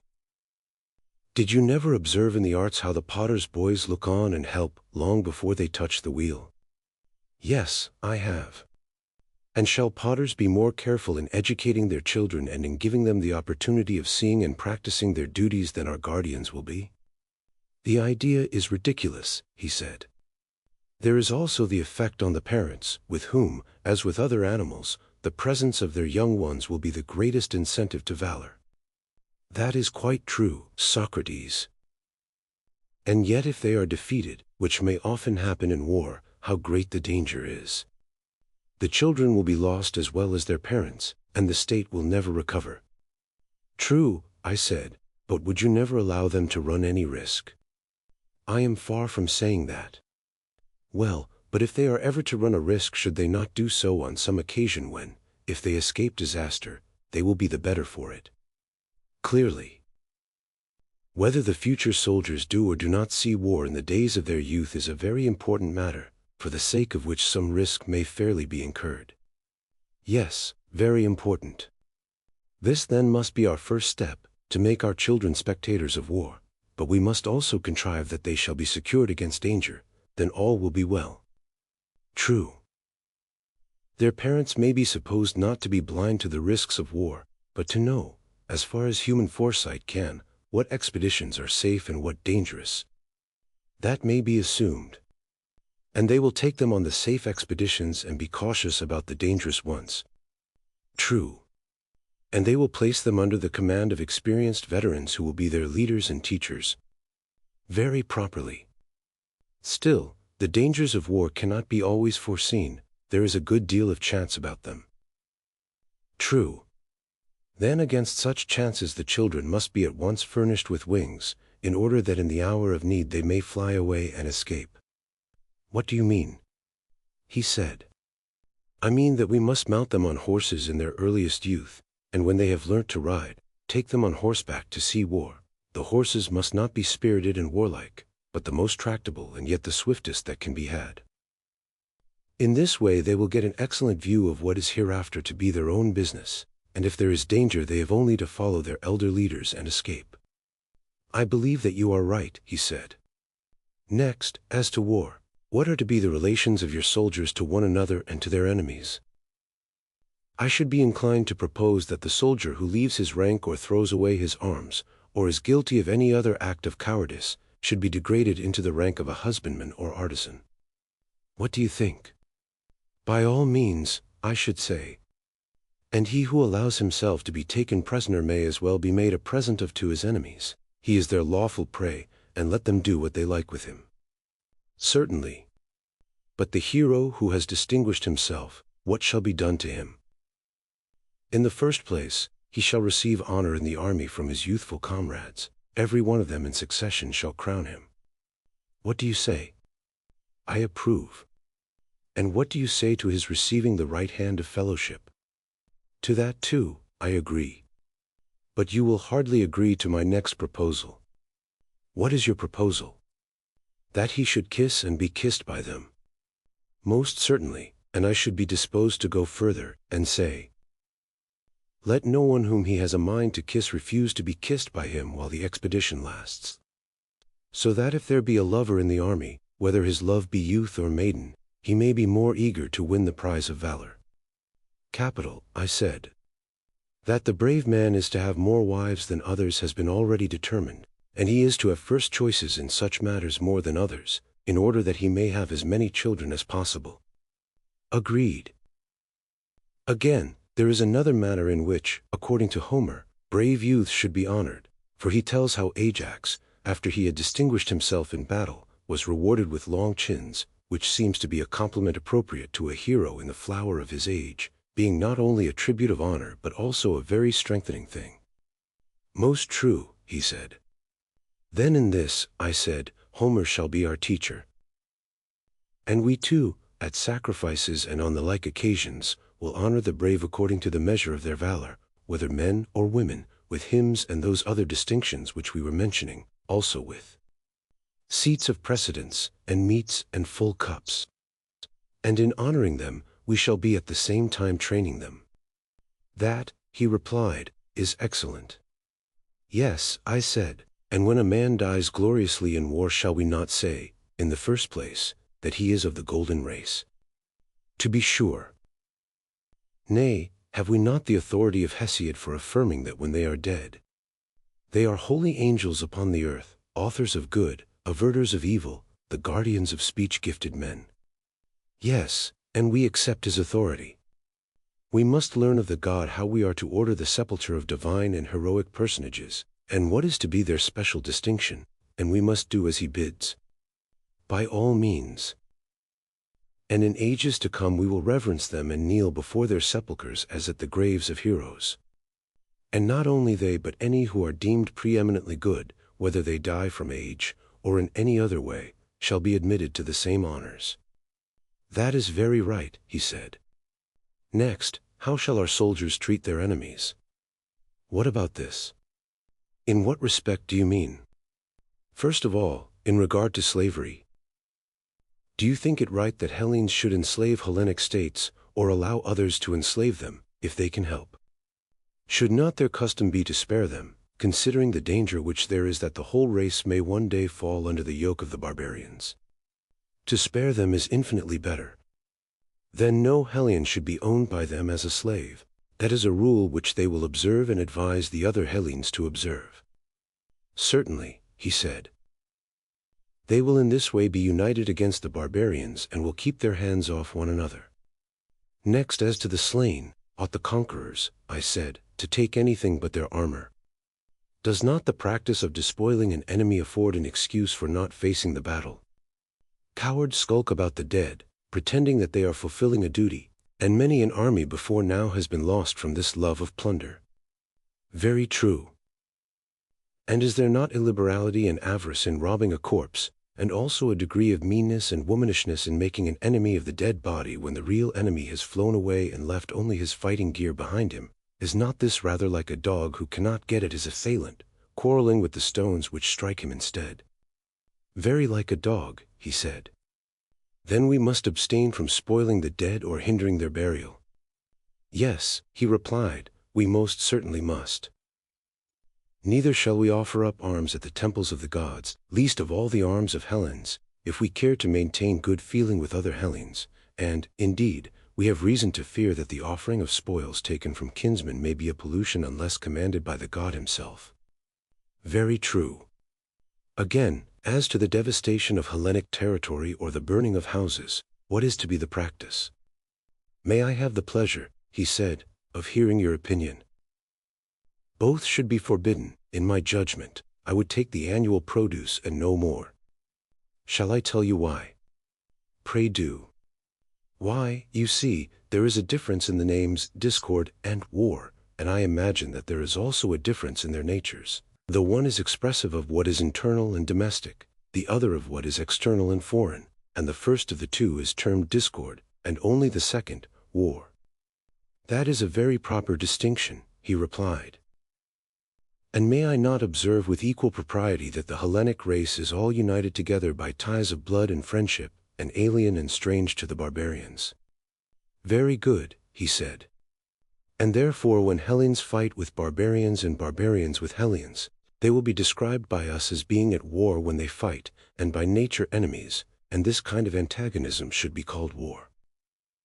But when Hellenes fight with one another we shall say that Hellas is then in a state of disorder and discord, they being by nature friends, and such enmity is to be called discord. I agree. Consider then, I said, when that which we have acknowledged to be discord occurs, and a city is divided, if both parties destroy the lands and burn the houses of one another, how wicked does the strife appear? No true lover of his country would bring himself to tear in pieces his own nurse and mother. There might be reason in the conqueror depriving the conquered of their harvest, but still they would have the idea of peace in their hearts and would not mean to go on fighting forever. Yes, he said, that is a better temper than the other. And will not the city, which you are founding, be an Hellenic city? It ought to be, he replied.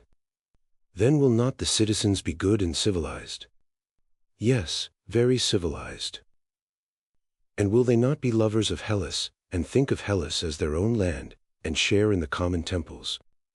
Most certainly. And any difference which arises among them will be regarded by them as discord only, a quarrel among friends, which is not to be called a war. Certainly not. Then they will quarrel as those who intend some day to be reconciled. Certainly. They will use friendly correction, but will not enslave or destroy their opponents. They will be correctors, not enemies. Just so.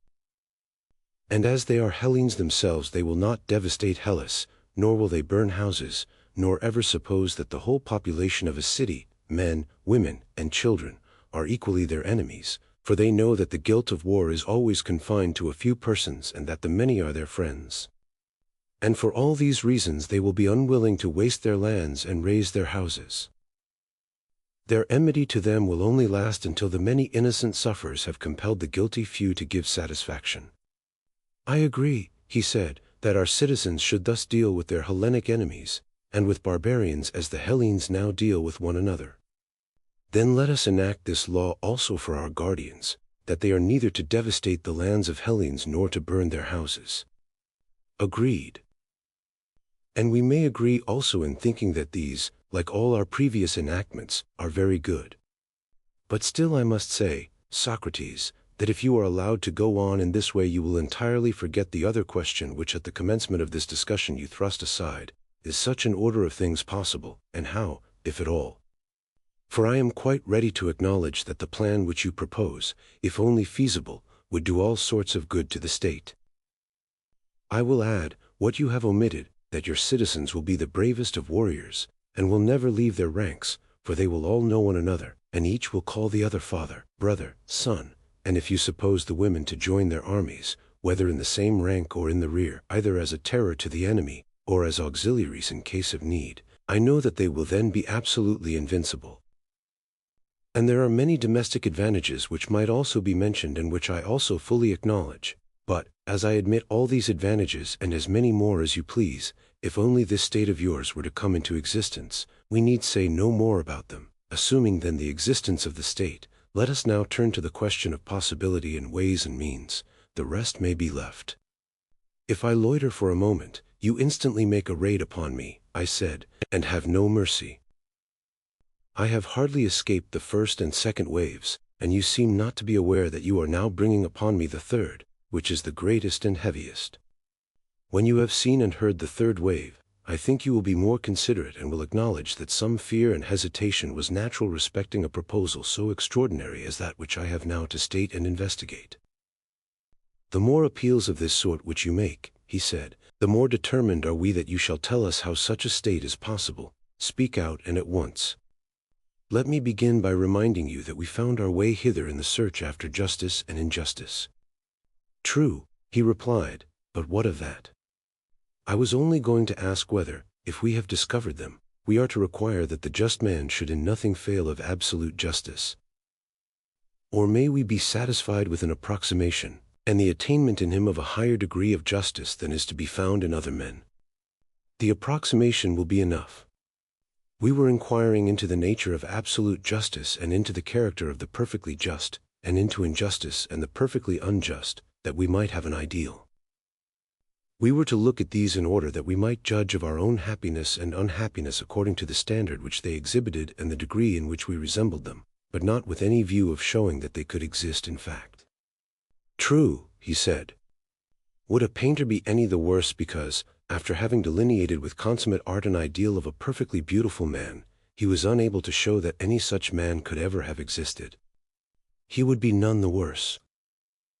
Well, and were we not creating an ideal of a perfect state?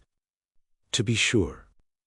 And is our theory a worse theory because we are unable to prove the possibility of a city being ordered in the manner described? Surely not, he replied. That is the truth, I said. But if, at your request, I am to try and show how and under what conditions the possibility is highest, I must ask you, having this in view, to repeat your former admissions. What admissions? I want to know whether ideals are ever fully realized in language. Does not the word express more than the fact, and must not the actual, whatever a man may think, always, in the nature of things, fall short of the truth? What do you say? I agree. Then you must not insist on my proving that the actual state will in every respect coincide with the ideal. If we are only able to discover how a city may be governed nearly as we proposed, you will admit that we have discovered the possibility which you demand, and will be contented. I am sure that I should be contented, will not you? Yes, I will. Let me next endeavor to show what is that fault in states which is the cause of their present maladministration, and what is the least change which will enable a state to pass into the truer form. And let the change, if possible, be of one thing only, or, if not, of two. At any rate, let the changes be as few and slight as possible. Certainly, he replied. I think, I said, that there might be a reform of the state if only one change were made, which is not a slight or easy though still a possible one. What is it? He said. Now then, I said, I go to meet that which I liken to the greatest of the waves. Yet shall the word be spoken, even though the wave break and drown me in laughter and dishonor, and do you mark my words? Proceed. I said, until philosophers are kings, or the kings and princes of this world have the spirit and power of philosophy, and political greatness and wisdom meet in one, and those commoner natures who pursue either to the exclusion of the other are compelled to stand aside, cities will never have rest from their evils, nor the human race, as I believe. And then only will this our state have a possibility of life and behold the light of day. Such was the thought, my dear Glaucon, which I would fain have uttered if it had not seemed too extravagant, for to be convinced that in no other state can there be happiness private or public is indeed a hard thing. Socrates, what do you mean?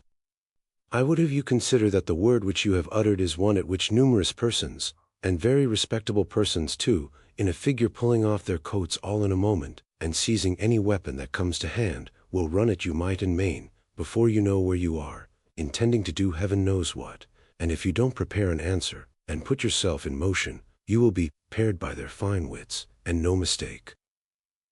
You got me into the scrape, I said. And I was quite right. However, I will do all I can to get you out of it, but I can only give you good will and good advice, and, perhaps, I may be able to fit answers to your questions better than another, that is all. And now, having such an auxiliary, you must do your best to show the unbelievers that you are right. I ought to try, I said, since you offer me such invaluable assistance. And I think that, if there is to be a chance of our escaping, we must explain to them whom we mean when we say that philosophers are to rule in the state, then we shall be able to defend ourselves. There will be discovered to be some natures who ought to study philosophy and to be leaders in the state, and others who are not born to be philosophers, and are meant to be followers rather than leaders. Then now for a definition, he said. Follow me, I said, and I hope that I may in some way or other be able to give you a satisfactory explanation. Proceed. I dare say that you remember, and therefore I need not remind you, that a lover, if he is worthy of the name, ought to show his love, not to some one part of that which he loves, but to the whole. I really do not understand, and therefore beg of you to assist my memory. Another person, I said, might fairly reply as you do. But a man of pleasure like yourself ought to know that all who are in the flower of youth do somehow or other raise a pang or emotion in a lover's breast, and are thought by him to be worthy of his affectionate regards. Is not this a way which you have with the fair? One has a snub nose, and you praise his charming face. The hook nose of another has, you say, a royal look, while he who is neither snub nor hooked has the grace of regularity. The dark visage is manly, the fair are children of the gods, and as to the sweet, honey pale, as they are called, what is the very name but the invention of a lover who talks in diminutives, and is not averse to paleness if appearing on the cheek of youth? In a word, there is no excuse which you will not make, and nothing which you will not say, in order not to lose a single flower that blooms in the springtime of youth. If you make me an authority in matters of love, for the sake of the argument, I assent. And what do you say of lovers of wine? Do you not see them doing the same? They are glad of any pretext of drinking any wine. Very good. And the same is true of ambitious men. If they cannot command an army, they are willing to command a file, and if they cannot be honored by really great and important persons, they are glad to be honored by lesser and meaner people, but honor of some kind they must have. Exactly. Once more let me ask, does he who desires any class of goods, desire the whole class or a part only? The whole. And may we not say of the philosopher that he is a lover, not of a part of wisdom only, but of the whole? Yes, of the whole. And he who dislikes learning, especially in youth, when he has no power of judging what is good and what is not, such an one we maintain not to be a philosopher or a lover of knowledge, just as he who refuses his food is not hungry, and may be said to have a bad appetite and not a good one. Very true, he said. Whereas he who has a taste for every sort of knowledge and who is curious to learn and is never satisfied, may be justly termed a philosopher. Am I not right? Glaucon said, "If curiosity makes a philosopher, you will find many a strange being will have a title to the name. All the lovers of sights have a delight in learning, and must therefore be included. Musical amateurs, too, are a folk strangely out of place among philosophers, for they are the last persons in the world who would come to anything like a philosophical discussion, if they could help, while they run about at the Dionysiac festivals as if they had let out their ears to hear every chorus. Whether the performance is in town or country, that makes no difference, they are there. Now are we to maintain that all these and any who have similar tastes, as well as the professors of quite minor arts, are philosophers? Certainly not, I replied, they are only an imitation. He said, who then are the true philosophers? Those, I said, who are lovers of the vision of truth. That is also good, he said, but I should like to know what you mean. To another, I replied, I might have a difficulty in explaining, but I am sure that you will admit a proposition which I am about to make. What is the proposition? That since beauty is the opposite of ugliness, they are two. Certainly. And inasmuch as they are two, each of them is one. True again.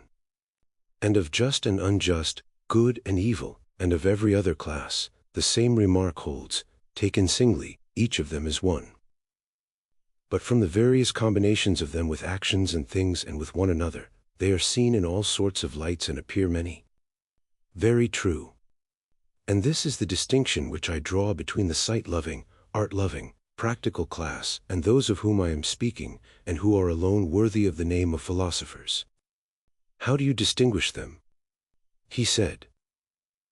The lovers of sounds and sights, I replied, are, as I conceive, fond of fine tones and colors and forms and all the artificial products that are made out of them, but their mind is incapable of seeing or loving absolute beauty.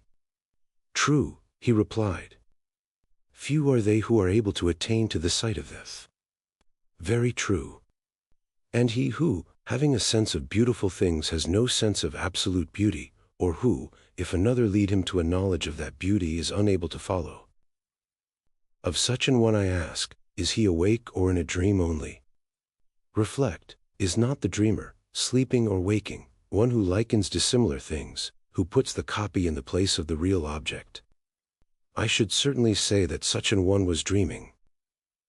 But take the case of the other, who recognizes the existence of absolute beauty and is able to distinguish the idea from the objects which participate in the idea, neither putting the objects in the place of the idea nor the idea in the place of the objects. Is he a dreamer, or is he awake? He is wide awake. And may we not say that the mind of the one who knows has knowledge, and that the mind of the other, who opines only, has opinion?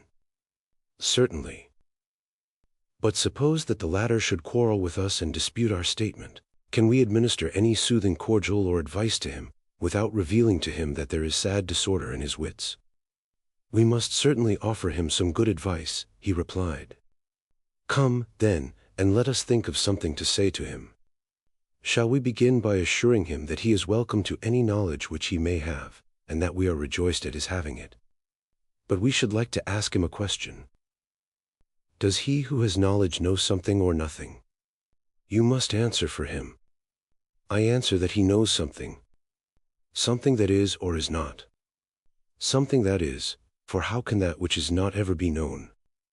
And are we assured, after looking at the matter from many points of view, that absolute being is or may be absolutely known, but that the utterly non-existent is utterly unknown? Nothing can be more certain. Good. But if there be anything which is of such a nature as to be and not to be, that will have a place intermediate between pure being and the absolute negation of being? Yes, between them.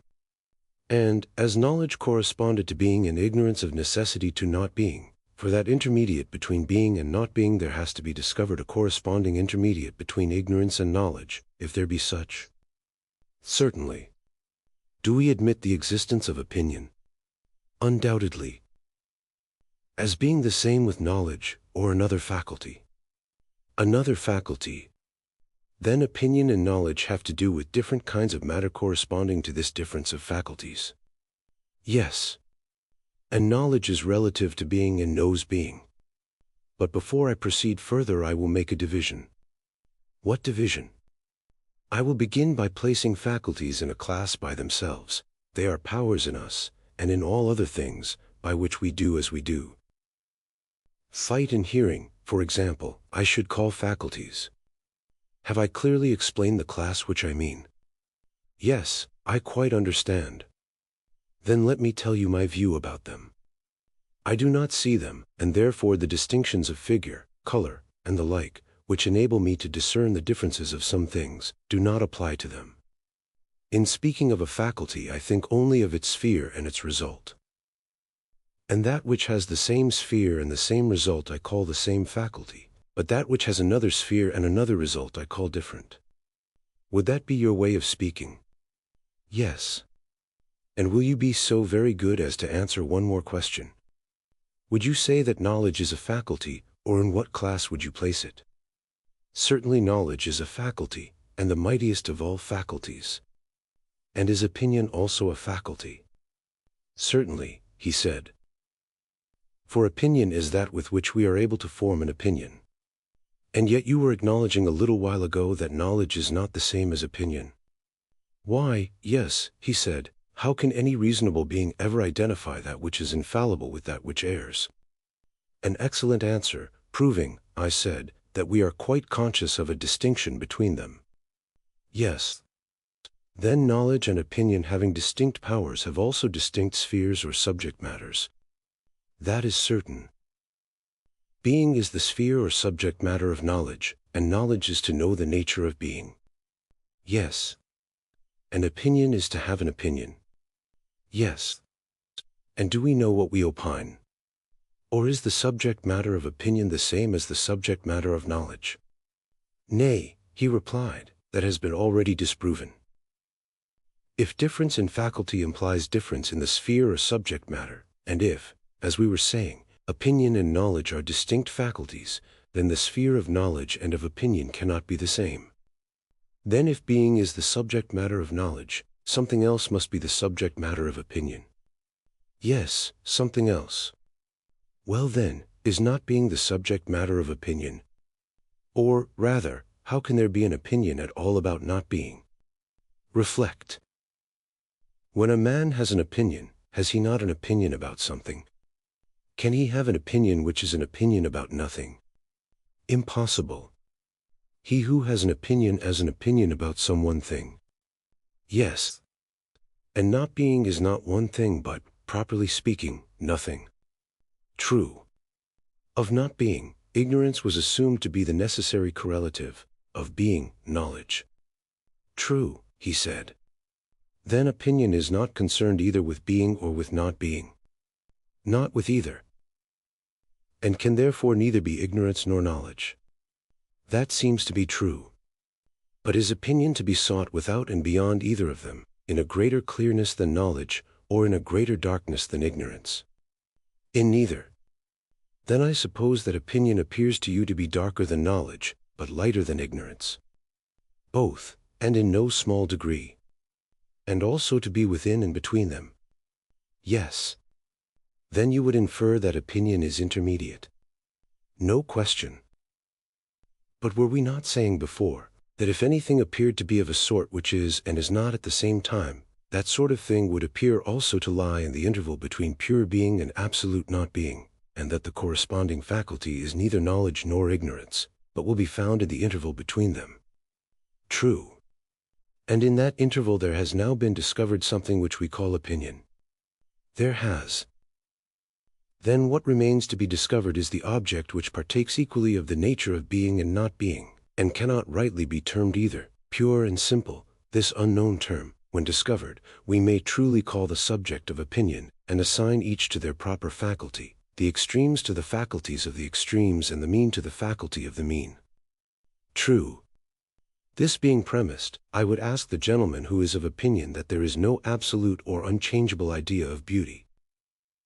In whose opinion the beautiful is the manifold, he, I say, your lover of beautiful sights, who cannot bear to be told that the beautiful is one, and the just is one, or that anything is one, to him I would appeal, saying, will you be so very kind, sir, as to tell us whether, of all these beautiful things, there is one which will not be found ugly, or of the just, which will not be found unjust, or of the holy, which will not also be unholy. No, he replied. The beautiful will in some point of view be found ugly, and the same is true of the rest. And may not the many which are doubles be also halves, doubles, that is, of one thing, and halves of another? Quite true. And things great and small, heavy and light, as they are termed, will not be denoted by these any more than by the opposite names. True, both these and the opposite names will always attach to all of them. And can any one of those many things which are called by particular names be said to be this rather than not to be this? He replied, they are like the punning riddles which are asked at feasts, or the children's puzzle about the eunuch aiming at the bat, with what he hit him, as they say in the puzzle, and upon what the bat was sitting. The individual objects of which I am speaking are also a riddle, and have a double sense. Nor can you fix them in your mind, either as being or not being, or both, or neither. Then what will you do with them? I said, can they have a better place than between being and not being? For they are clearly not in greater darkness or negation than not being, or more full of light and existence than being. That is quite true, he said. Thus then we seem to have discovered that the many ideas which the multitude entertain about the beautiful and about all other things are tossing about in some region which is halfway between pure being and pure not being. We have. Yes, and we had before agreed that anything of this kind which we might find was to be described as matter of opinion, and not as matter of knowledge, being the intermediate flux which is caught and detained by the intermediate faculty. Quite true. Then those who see the many beautiful, and who yet neither see absolute beauty, nor can follow any guide who points the way thither, who see the many just, and not absolute justice, and the like, such persons may be said to have opinion but not knowledge. That is certain. But those who see the absolute and eternal and immutable may be said to know, and not to have opinion only. Neither can that be denied. The one love and embrace the subjects of knowledge, the other those of opinion. The latter are the same, as I dare say you will remember, who listened to sweet sounds and gazed upon fair colors, but would not tolerate the existence of absolute beauty. Yes, I remember. Shall we then be guilty of any impropriety in calling them lovers of opinion rather than lovers of wisdom, and will they be very angry with us for thus describing them? I shall tell them not to be angry. No man should be angry at what is true. But those who love the truth in each thing are to be called lovers of wisdom and not lovers of opinion. Assuredly. Book 6. And thus, Glaucon, after the argument has gone a weary way, the true and the false philosophers have at length appeared in view. I do not think, he said, that the way could have been shortened. I suppose not, I said. And yet I believe that we might have had a better view of both of them if the discussion could have been confined to this one subject, and if there were not many other questions awaiting us, which he who desires to see in what respect the life of the just differs from that of the unjust must consider. And what is the next question? He asked. Surely, I said, the one which follows next in order. Inasmuch as philosophers only are able to grasp the eternal and unchangeable, and those who wander in the region of the many and variable are not philosophers, I must ask you which of the two classes should be the rulers of our state. And how can we rightly answer that question? Whichever of the two are best able to guard the laws and institutions of our state, let them be our guardians. Very good.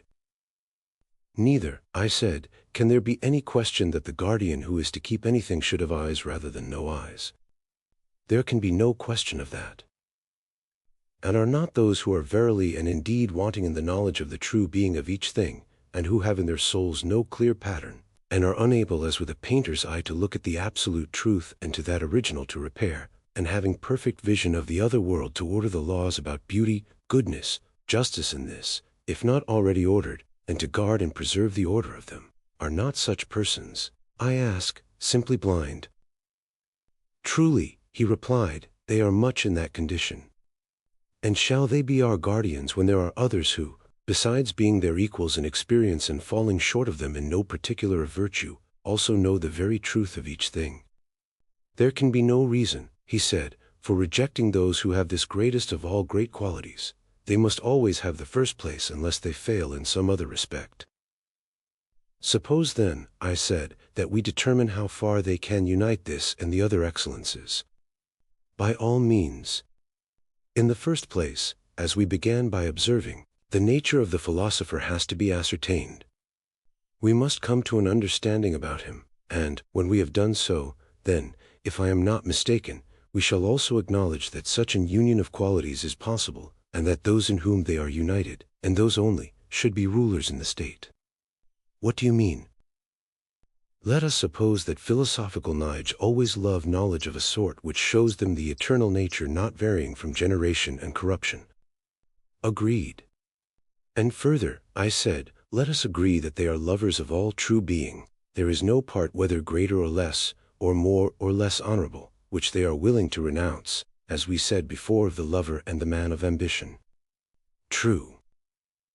And if they are to be what we were describing, is there not another quality which they should also possess? What quality? Truthfulness. They will never intentionally receive into their mind falsehood, which is their detestation, and they will love the truth. Yes, that may be safely affirmed of them. May be, my friend, I replied, is not the word, say rather, must be affirmed. For he whose nature is amorous of anything cannot help loving all that belongs or is akin to the object of his affections. Right, he said. And is there anything more akin to wisdom than truth? How can there be? Can the same nature be a lover of wisdom and a lover of falsehood? Never. The true lover of learning then must from his earliest youth, as far as in him lies, desire all truth. Assuredly. But then again, as we know by experience, he whose desires are strong in one direction will have them weaker in others. They will be like a stream which has been drawn off into another channel. True. He whose desires are drawn towards knowledge in every form will be absorbed in the pleasures of the soul, and will hardly feel bodily pleasure, I mean, if he be a true philosopher and not a sham one. That is most certain. Such an one is sure to be temperate and the reverse of covetous. For the motives which make another man desirous of having and spending, have no place in his character. Very true.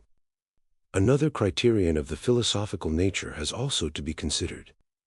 What is that? There should be no secret corner of illiberality. Nothing can be more antagonistic than meanness to a soul which is ever longing after the whole of things both divine and human. Most true, he replied. Then how can he who has magnificence of mind and is the spectator of all time and all existence, think much of human life? He cannot. Or can such an one account death fearful? No, indeed. Then the cowardly and mean nature has no part in true philosophy. Certainly not. Or again, can he who is harmoniously constituted, who is not covetous or mean, or a boaster, or a coward, can he, I say, ever be unjust or hard in his dealings? Impossible.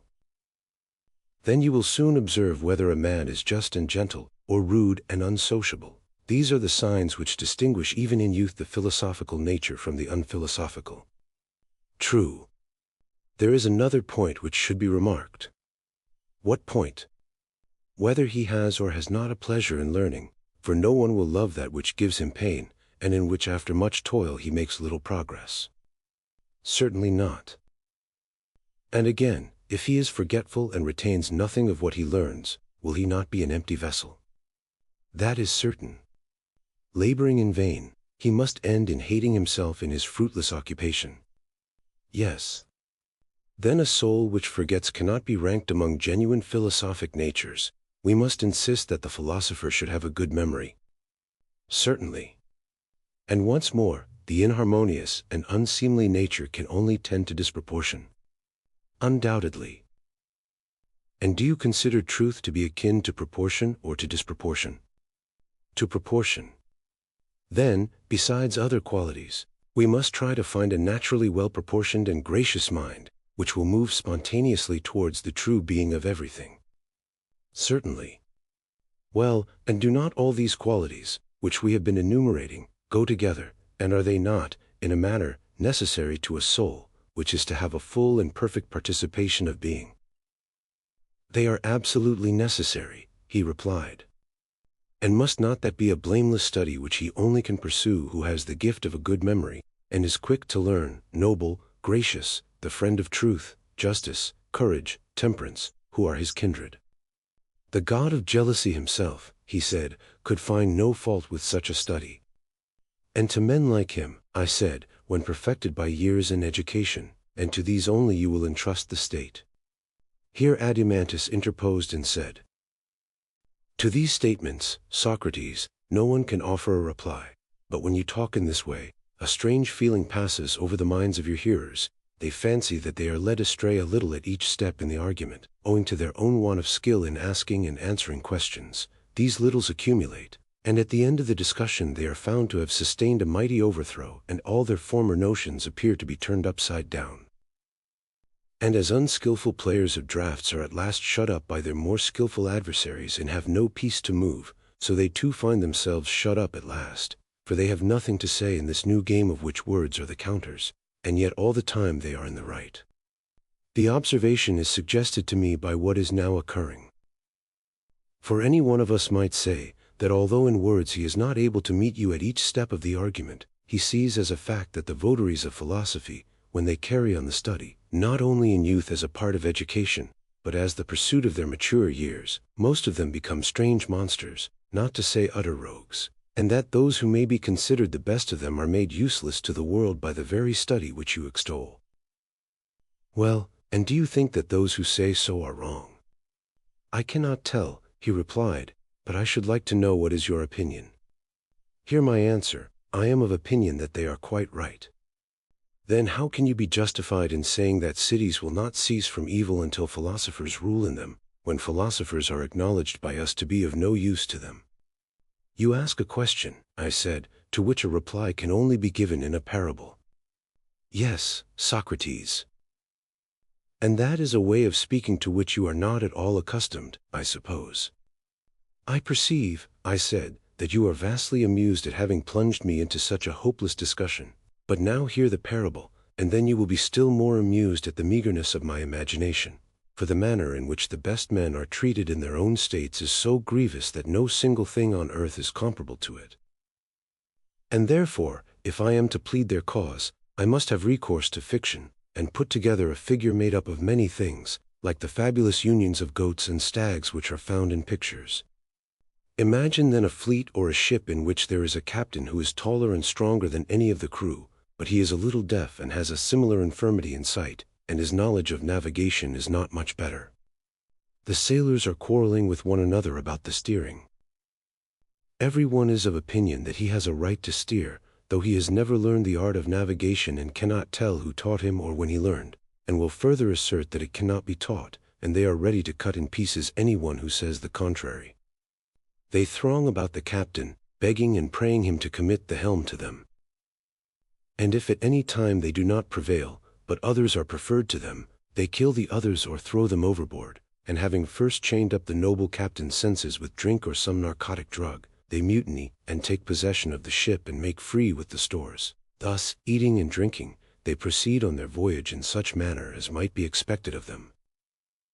Him who is their partisan and cleverly aids them in their plot for getting the ship out of the captain's hands into their own, whether by force or persuasion, they compliment with the name of sailor, pilot, able seaman, and abuse the other sort of man, whom they call a good-for-nothing.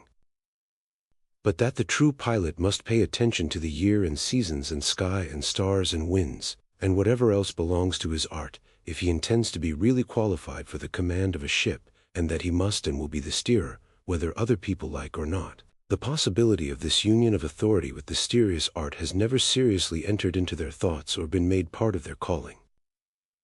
Now in vessels which are in a state of mutiny and by sailors who are mutineers, how will the true pilot be regarded? Will he not be called by them a traitor, a stargazer, a good-for-nothing? Of course, said Adeimantus. Then you will hardly need, I said, to hear the interpretation of the figure, which describes the true philosopher in his relation to the state, for you understand already. Certainly. Then suppose you now take this parable to the gentleman who is surprised at finding that philosophers have no honor in their cities, explain it to him and try to convince him that their having honor would be far more extraordinary.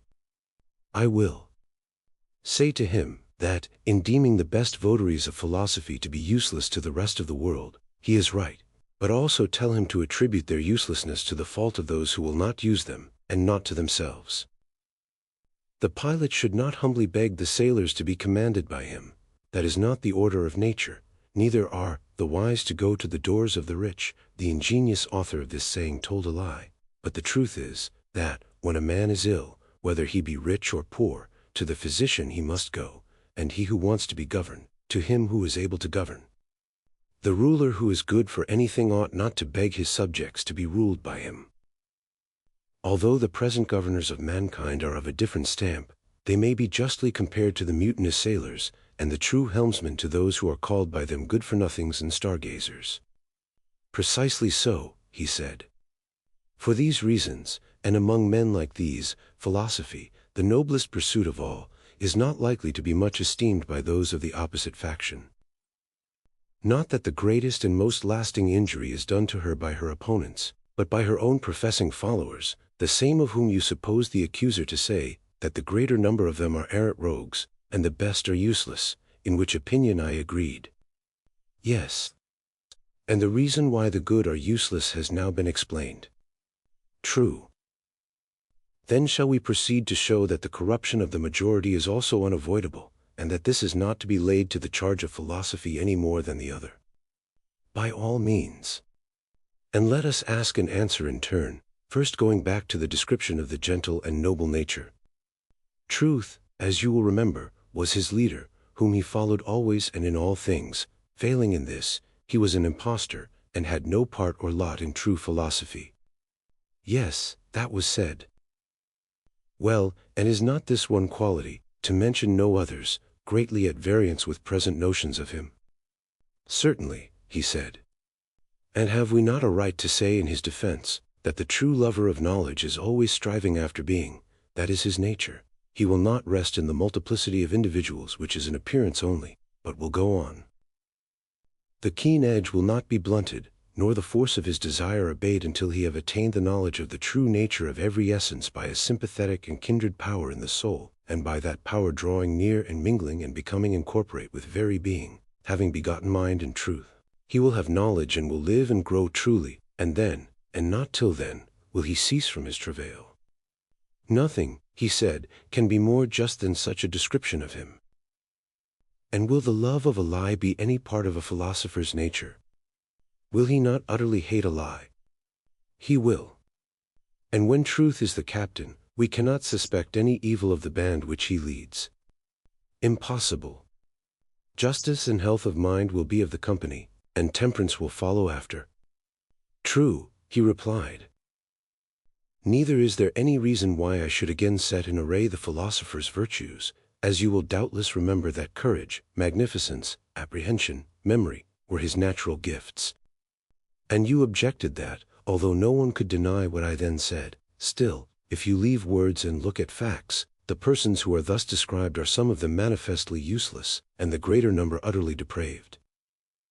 We were then led to inquire into the grounds of these accusations, and have now arrived at the point of asking why are the majority bad, which question of necessity brought us back to the examination and definition of the true philosopher. Exactly. And we have next to consider the corruptions of the philosophic nature, why so many are spoiled and so few escape spoiling. I am speaking of those who were said to be useless but not wicked. And, when we have done with them, we will speak of the imitators of philosophy. What manner of men are they who aspire after a profession which is above them and of which they are unworthy, and then, by their manifold inconsistencies, bring upon philosophy, and upon all philosophers, that universal reprobation of which we speak?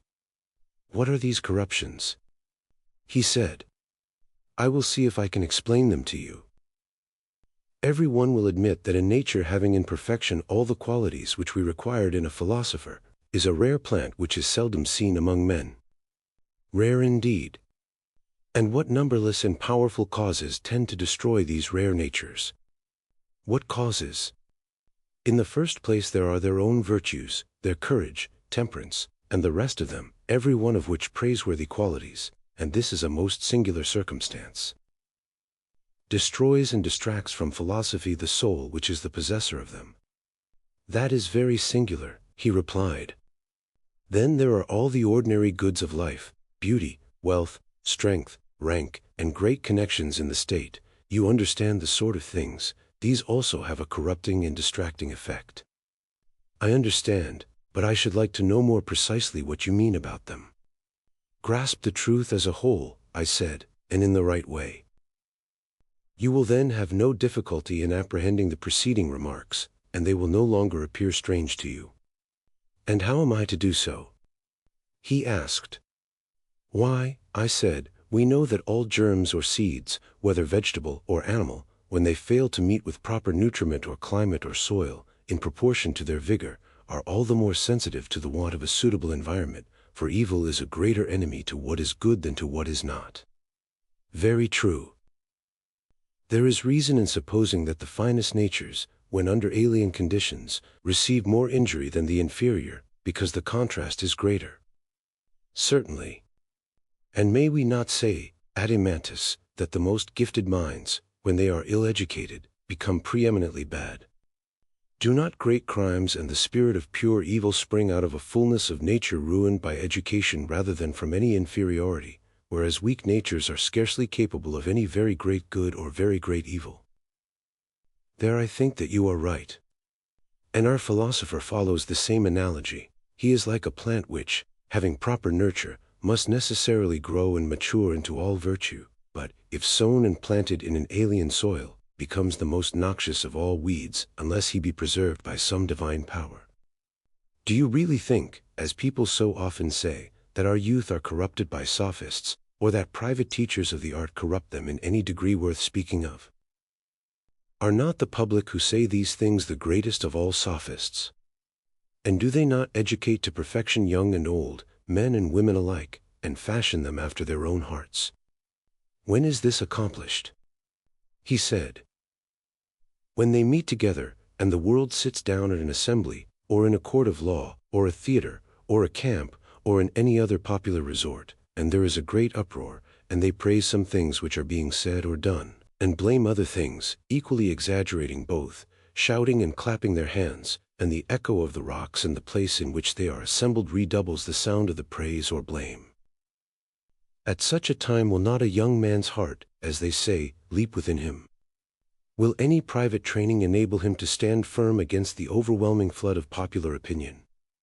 Or will he be carried away by the stream? Will he not have the notions of good and evil which the public in general have? He will do as they do, and as they are, such will he be. Yes, Socrates, necessity will compel him.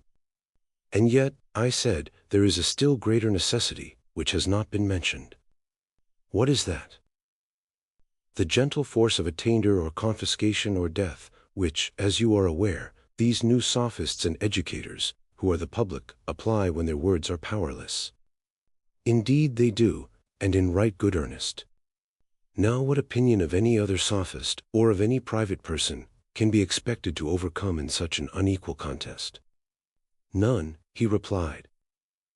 No, indeed, I said, even to make the attempt is a great piece of folly. There neither is, nor has been, nor is ever likely to be, any different type of character which has had no other training in virtue but that which is supplied by public opinion. I speak, my friend, of human virtue only. What is more than human, as the proverb says, is not included. For I would not have you ignorant that, in the present evil state of governments, whatever is saved and comes to good is saved by the power of God, as we may truly say. I quite assent, he replied. Then let me crave your assent also to a further observation. What are you going to say? Why, that all those mercenary individuals, whom the many call sophists and whom they deem to be their adversaries, do, in fact, teach nothing but the opinion of the many, that is to say, the opinions of their assemblies, and this is their wisdom. I might compare them to a man who should study the tempers and desires of a mighty strong beast who is fed by him. He would learn how to approach and handle him, also at what times and from what causes he is dangerous or the reverse, and what is the meaning of his several cries, and by what sounds, when another utters them, he is soothed or infuriated. And you may suppose further, that when, by continually attending upon him, he has become perfect in all this, he calls his knowledge wisdom, and makes of it a system or art, which he proceeds to teach, although he has no real notion of what he means by the principles or passions of which he is speaking, but calls this honorable and that dishonorable, or good or evil, or just or unjust, all in accordance with the tastes and tempers of the great brute.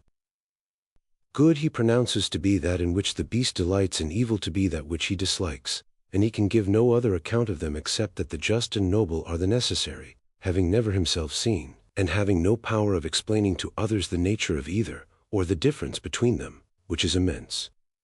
By heaven, would not such an one be a rare educator? Indeed he would.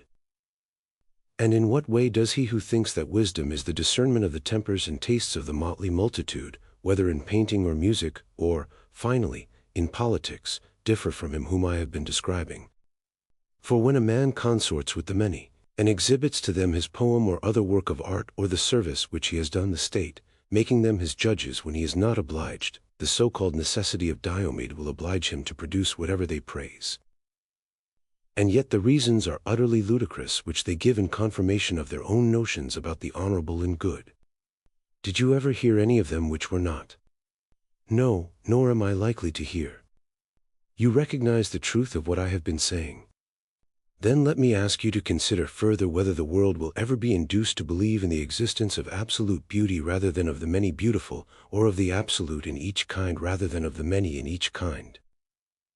Certainly not. Then the world cannot possibly be a philosopher.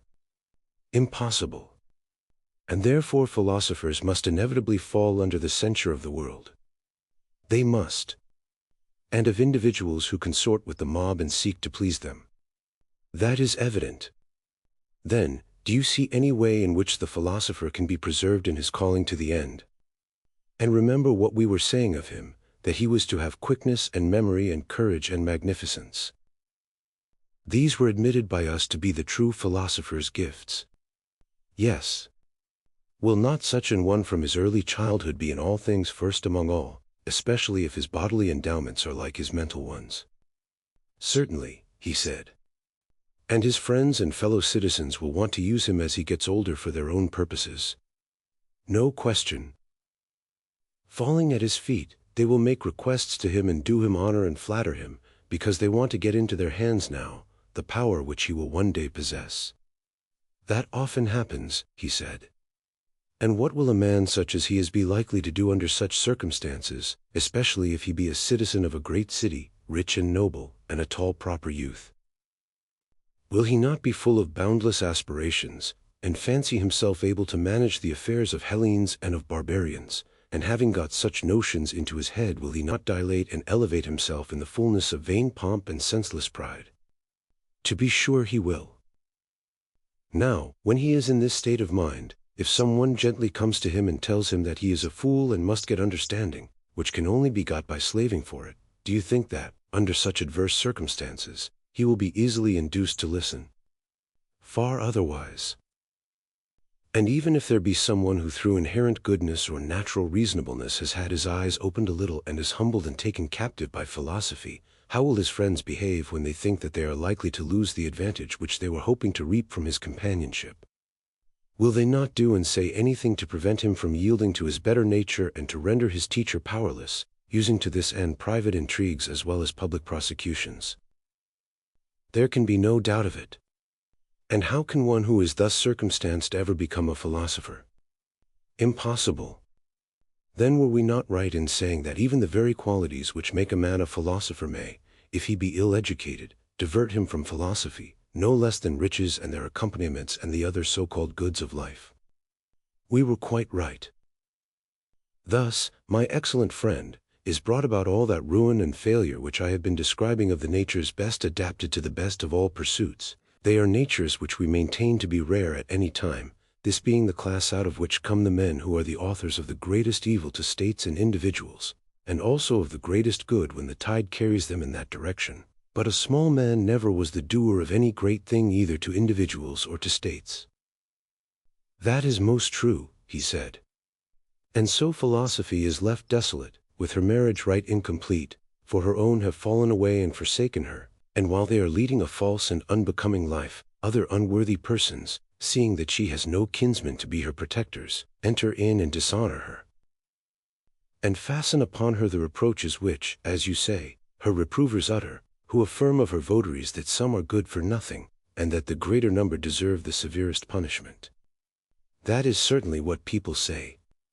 Yes, and what else would you expect, I said, when you think of the puny creatures who, seeing this land open to them, a land well stocked with fair names and showy titles, like prisoners running out of prison into a sanctuary, take a leap out of their trades into philosophy, those who do so being probably the cleverest hands at their own miserable crafts. For, although philosophy be in this evil case, still there remains a dignity about her which is not to be found in the arts. And many are thus attracted by her whose natures are imperfect and whose souls are maimed and disfigured by their meannesses, as their bodies are by their trades and crafts. Is not this unavoidable? Yes. Are they not exactly like a bald little tinker who has just got out of durance and come into a fortune? He takes a bath and puts on a new coat, and is decked out as a bridegroom going to marry his master's daughter, who is left poor and desolate. A most exact parallel. What will be the issue of such marriages? Will they not be vile and bastard? There can be no question of it. And when persons who are unworthy of education approach philosophy and make an alliance with her who is in a rank above them, what sort of ideas and opinions are likely to be generated? Will they not be sophisms captivating to the ear, having nothing in them genuine, or worthy of or akin to true wisdom? No doubt, he said. Then, Adimantus, I said, the worthy disciples of philosophy will be but a small remnant. Perchance some noble and well-educated person, detained by exile in her service, who in the absence of corrupting influences remains devoted to her, or some lofty soul born in a mean city, the politics of which he contemns and neglects, and there may be a gifted few who leave the arts, which they justly despise, and come to her, or peradventure there are some who are restrained by our friend the itch bridle, for everything in the life of the itch conspired to divert him from philosophy. But ill health kept him away from politics. My own case of the internal sign is hardly worth mentioning, or rarely, if ever, has such a monitor been given to any other man.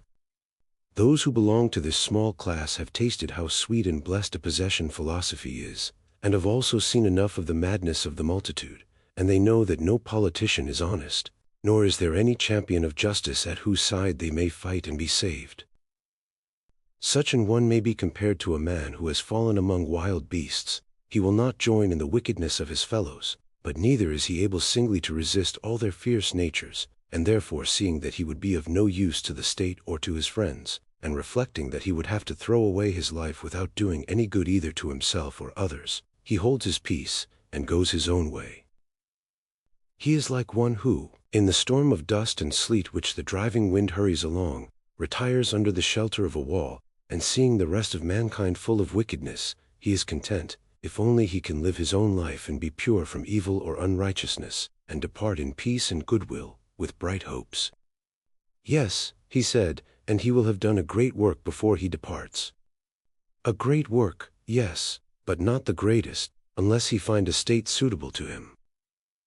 For in a state which is suitable to him, he will have a larger growth and be the savior of his country, as well as of himself. The causes why philosophy is in such an evil name have now been sufficiently explained. The injustice of the charges against her has been shown. Is there anything more which you wish to say? Nothing more on that subject, he replied, but I should like to know which of the governments now existing is in your opinion the one adapted to her. Not any of them, I said. And that is precisely the accusation which I bring against them. Not one of them is worthy of the philosophic nature, and hence that nature is warped and estranged, as the exotic seed which is sown in a foreign land becomes denaturalized, and is wont to be overpowered and to lose itself in the new soil. Even so this growth of philosophy, instead of persisting, degenerates and sees another character. But if philosophy ever finds in the state that perfection which she herself is, then will be seen that she is in truth divine, and that all other things, whether natures of men or institutions, are but human. And now, I know, that you are going to ask what that state is. No, he said, there you are wrong, for I was going to ask another question, whether it is the state of which we are the founders and inventors, or some other. Yes, I replied, ours in most respects. But you may remember my saying before, that some living authority would always be required in the state having the same idea of the Constitution which guided you when as legislator you were laying down the laws. That was said, he replied.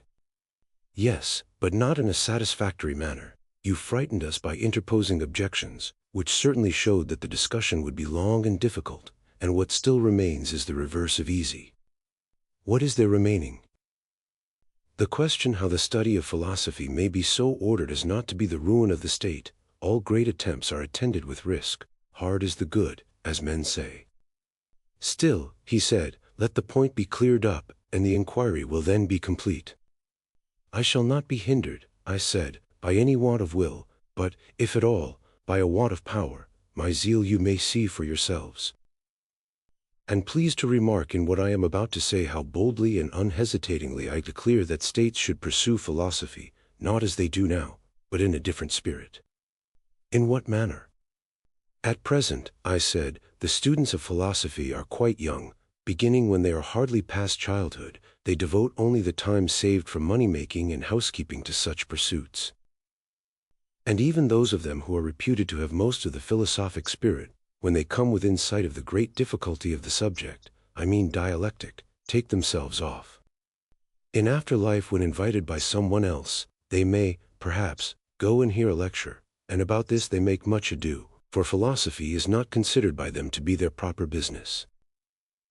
At last, when they grow old, in most cases they are extinguished more truly than Heraclitus' sun, inasmuch as they never light up again.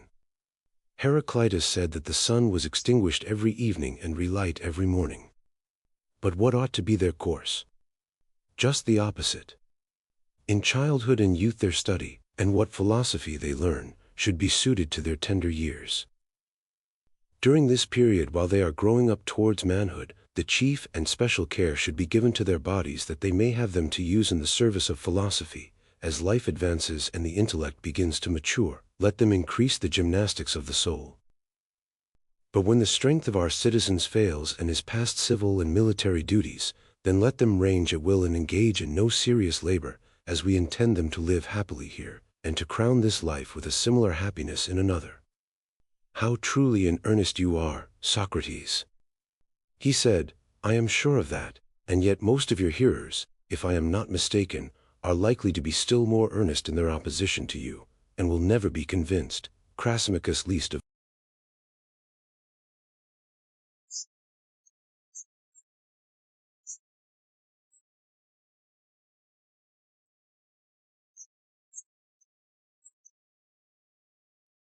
or do something which may profit them against the day when they live again, and hold the like discourse in another state of existence. You are speaking of a time which is not very near. Rather, I replied, of a time which is as nothing in comparison with eternity. Nevertheless, I do not wonder that the many refuse to believe, for they have never seen that of which we are now speaking realized. They have seen only a conventional imitation of philosophy, consisting of words artificially brought together, not like these of ours having a natural unity. But a human being who in word and work is perfectly molded, as far as he can be, into the proportion and likeness of virtue. Such a man ruling in a city which bears the same image, they have never yet seen, neither one nor many of them. Do you think that they ever did? No, indeed. No, my friend, and they have seldom, if ever, heard free and noble sentiments, such as men utter when they are earnestly and by every means in their power seeking after truth for the sake of knowledge, while they look coldly on the subtleties of controversy, of which the end is opinion and strife, whether they meet with them in the courts of law or in society. They are strangers, he said, to the words of which you speak. And this was what we foresaw, and this was the reason why truth forced us to admit, not without fear and hesitation, that neither cities nor states nor individuals will ever attain perfection until the small class of philosophers whom we termed useless but not corrupt are providentially compelled, whether they will or not, to take care of the state, and until a like necessity be laid on the state to obey them. Or until kings, or if not kings, the sons of kings or princes, are divinely inspired with a true love of true philosophy. That either or both of these alternatives are impossible, I see no reason to affirm. If they were so, we might indeed be justly ridiculed as dreamers and visionaries. Am I not right? Quite right. If then, in the countless ages of the past, or at the present hour in some foreign clime which is far away and beyond our ken, the perfected philosopher is or has been or hereafter shall be compelled by a superior power to have the charge of the state, we are ready to assert to the death, that this our constitution has been, and is, and will be whenever the muse of philosophy is queen. There is no impossibility in all this. That there is a difficulty, we acknowledge ourselves. My opinion agrees with yours, he said. But do you mean to say that this is not the opinion of the multitude? I should imagine not, he replied. Oh, my friend, I said, do not attack the multitude. They will change their minds, if, not in an aggressive spirit, but gently and with the view of soothing them and removing their dislike of over-education, you show them your philosophers as they really are and describe as you were just now doing their character and profession, and then mankind will see that he of whom you are speaking is not such as they supposed. If they view him in this new light, they will surely change their notion of him, and answer in another strain. Who can be at enmity with one who loves them? Who that is himself gentle and free from envy will be jealous of one in whom there is no jealousy? Nay, let me answer for you, that in a few this harsh temper may be found, but not in the majority of mankind. I quite agree with you, he said. And do you not also think, as I do, that the harsh feeling which the many entertain towards philosophy originates in the pretenders, who rush in uninvited, and are always abusing them, and finding fault with them, who make persons instead of things the theme of their conversation? And nothing can be more unbecoming in philosophers than this. It is most unbecoming. For he, Adeimantus, whose mind is fixed upon true being, has surely no time to look down upon the affairs of earth, or to be filled with malice and envy, contending against men. His eye is ever directed towards things fixed and immutable, which he sees neither injuring nor injured by one another, but all in order moving according to reason. These he imitates, and to these he will, as far as he can, conform himself. Can a man help imitating that with which he holds reverential converse? Impossible. And the philosopher holding converse with the divine order, becomes orderly and divine, as far as the nature of man allows, but like every one else, he will suffer from detraction. Of course. And if a necessity be laid upon him of fashioning, not only himself, but human nature generally, whether in states or individuals, into that which he beholds elsewhere, will he, think you, be an unskillful artificer of justice, temperance, and every civil virtue? Anything but unskillful. And if the world perceives that what we are saying about him is the truth, will they be angry with philosophy? Will they disbelieve us, when we tell them that no state can be happy which is not designed by artists who imitate the heavenly pattern? They will not be angry if they understand, he said. But how will they draw out the plan of which you are speaking? They will begin by taking the state and the manners of men, from which, as from a tablet, they will rub out the picture, and leave a clean surface. This is no easy task. But whether easy or not, herein will lie the difference between them and every other legislator. They will have nothing to do either with individual or state, and will inscribe no laws, until they have either found, or themselves made, a clean surface. They will be very right, he said. Having effected this, they will proceed to trace an outline of the Constitution. No doubt. And when they are filling in the work, as I conceive, they will often turn their eyes upwards and downwards. I mean that they will first look at absolute justice and beauty and temperance, and again at the human copy, and will mingle and temper the various elements of life into the image of a man. And this they will conceive according to that other image, which, when existing among men, Homer calls the form and likeness of God. Very true, he said. And one feature they will erase, and another they will put in, until they have made the ways of men, as far as possible, agreeable to the ways of God. Indeed, he said, in no way could they make a fairer picture.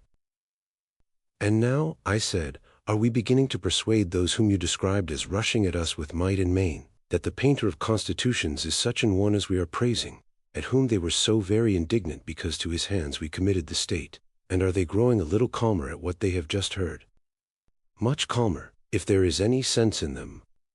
Why, where can they still find any ground for objection? Will they doubt that the philosopher is a lover of truth and being? They would not be so unreasonable. Or that his nature, being such as we have delineated, is akin to the highest good. Neither can they doubt this. But again, will they tell us that such a nature, placed under favorable circumstances, will not be perfectly good and wise if any ever was? Or will they prefer those whom we have rejected? Surely not. Then will they still be angry at our saying, that, until philosophers bear rule, states and individuals will have no rest from evil, nor will this our imaginary state ever be realized? I think that they will be less angry. Shall we assume that they are not only less angry but quite gentle, and that they have been converted and for very shame, if for no other reason, cannot refuse to come to terms? By all means, he said. Then let us suppose that the reconciliation has been effected. Will anyone deny the other point, that there may be sons of kings or princes who are by nature philosophers? Surely no man, he said. And when they have come into being, will anyone say that they must of necessity be destroyed? That they can hardly be saved is not denied even by us, but that in the whole course of ages no single one of them can escape. Who will venture to affirm this? Who indeed? But, said I, one is enough. Let there be one man who has a city obedient to his will, and he might bring into existence the ideal polity about which the world is so incredulous. Yes, one is enough. The ruler may impose the laws and institutions which we have been describing, and the citizens may possibly be willing to obey them. Certainly. And that others should approve of what we approve is no miracle or impossibility. I think not. But we have sufficiently shown, in what has preceded, that all this, if only possible, is assuredly for the best. We have. And now we say not only that our laws, if they could be enacted, would be for the best, but also that the enactment of them, though difficult, is not impossible. Very good. And so with pain and toil we have reached the end of one subject, but more remains to be discussed. How and by what studies and pursuits will the saviors of the Constitution be created, and at what ages are they to apply themselves to their several studies? Certainly. I omitted the troublesome business of the possession of women, and the procreation of children, and the appointment of the rulers, because I knew that the perfect state would be eyed with jealousy and was difficult of attainment, but that piece of cleverness was not of much service to me, for I had to discuss them all the same. The women and children are now disposed of, but the other question of the rulers must be investigated from the very beginning. We were saying, as you will remember, that they were to be lovers of their country, tried by the test of pleasures and pains, and neither in hardships, nor in dangers, nor at any other critical moment were to lose their patriotism. He was to be rejected who failed, but he who always came forth pure, like gold tried in the refiner's fire, was to be made a ruler, and to receive honors and rewards in life and after death. This was the sort of thing which was being said, and then the argument turned aside and veiled her face, not liking to stir the question which has now arisen. I perfectly remember, he said.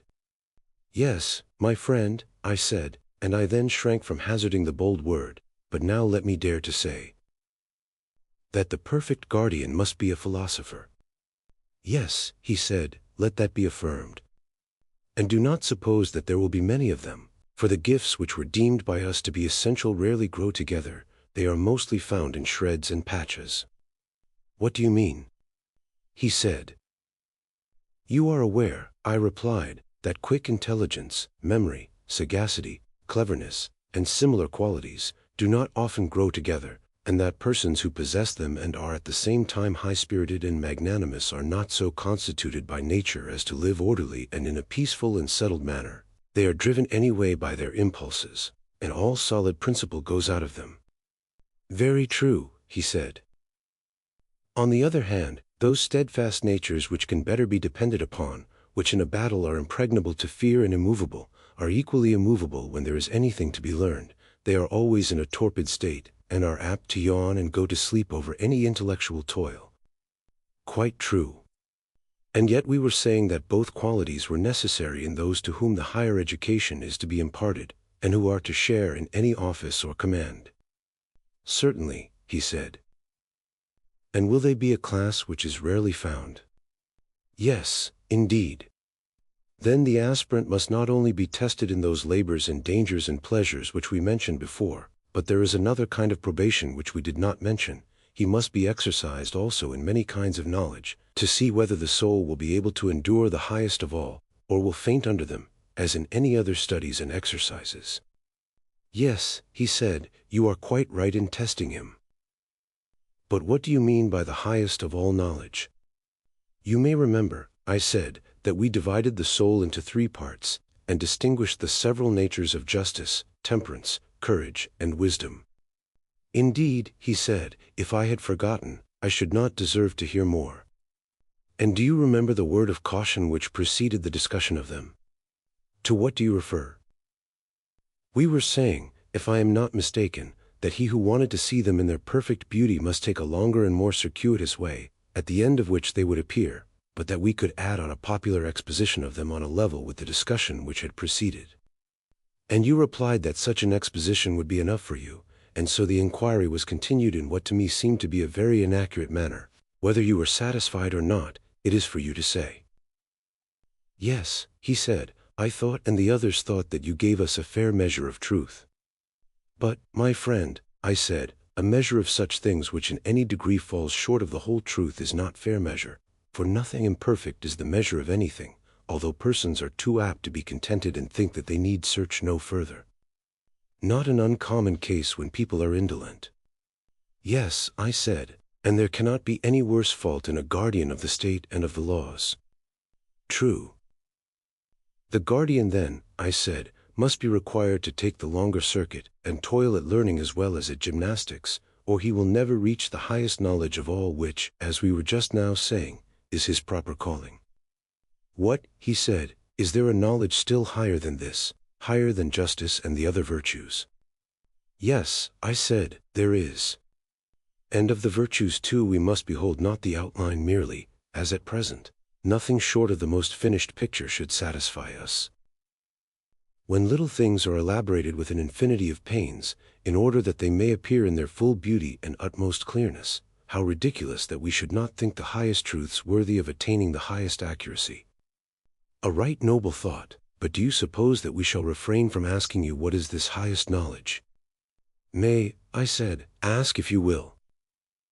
But I am certain that you have heard the answer many times, and now you either do not understand me or, as I rather think, you are disposed to be troublesome, for you have often been told that the idea of good is the highest knowledge, and that all other things become useful and advantageous only by their use of this.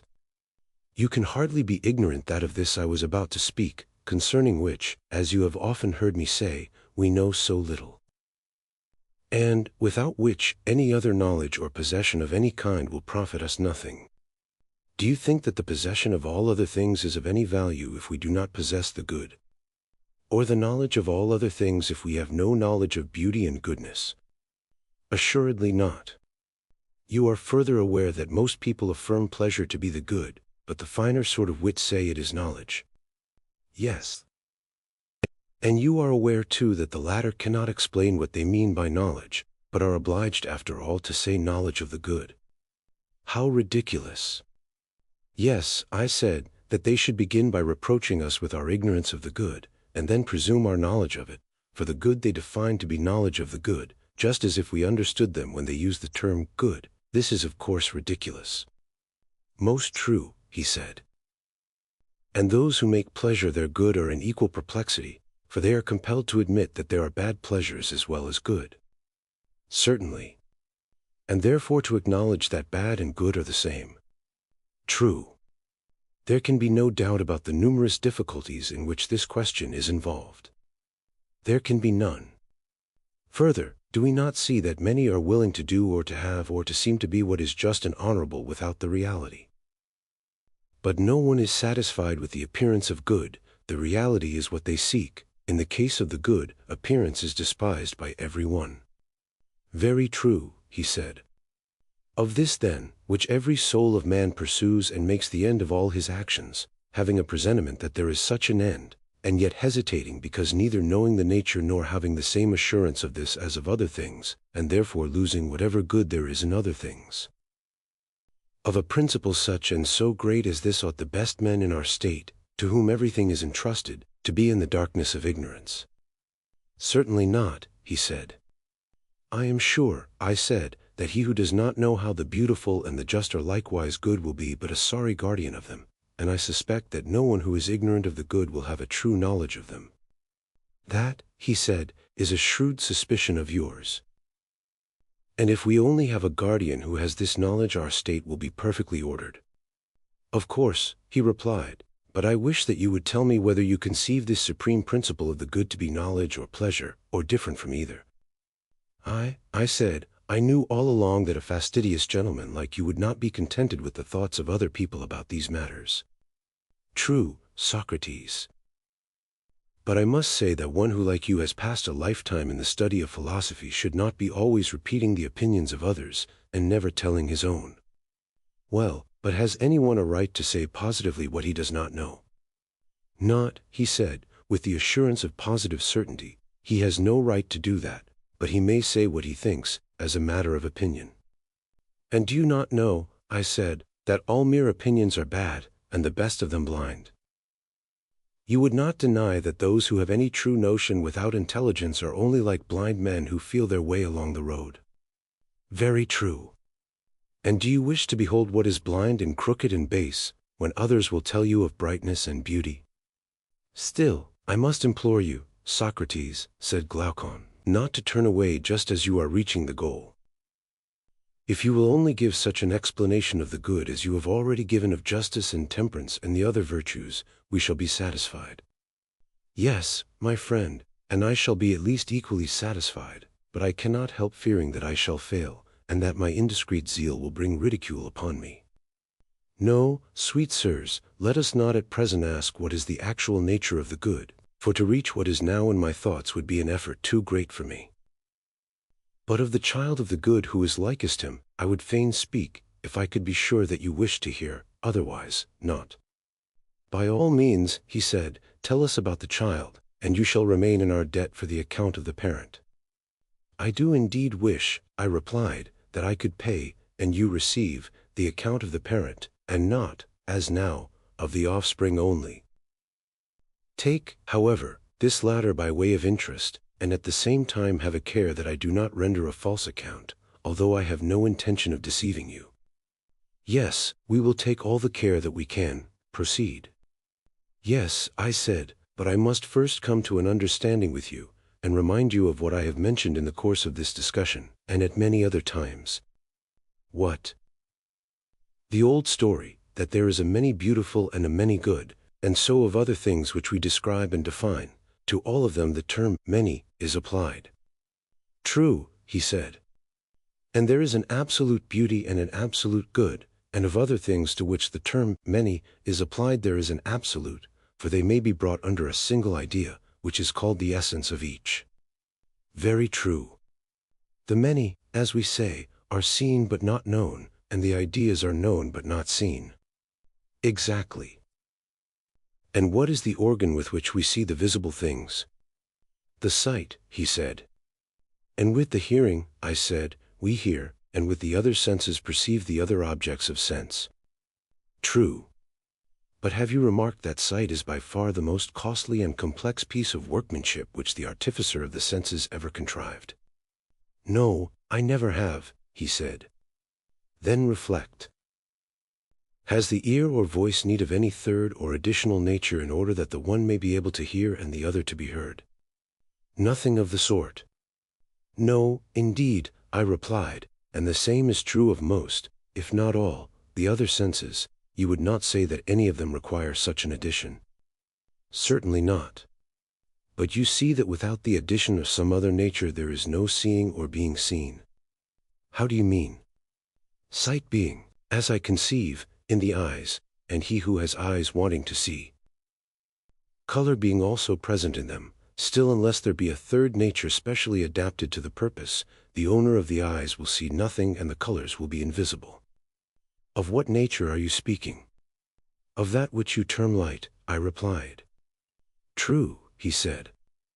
Noble, then, is the bond which links together sight and visibility, and great beyond other bonds by no small difference of nature, for light is their bond, and light is no ignoble thing.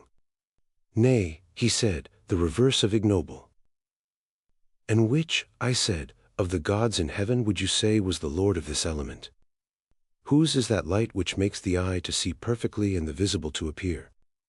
You mean the sun, as you and all mankind say. May not the relation of sight to this deity be described as follows? How?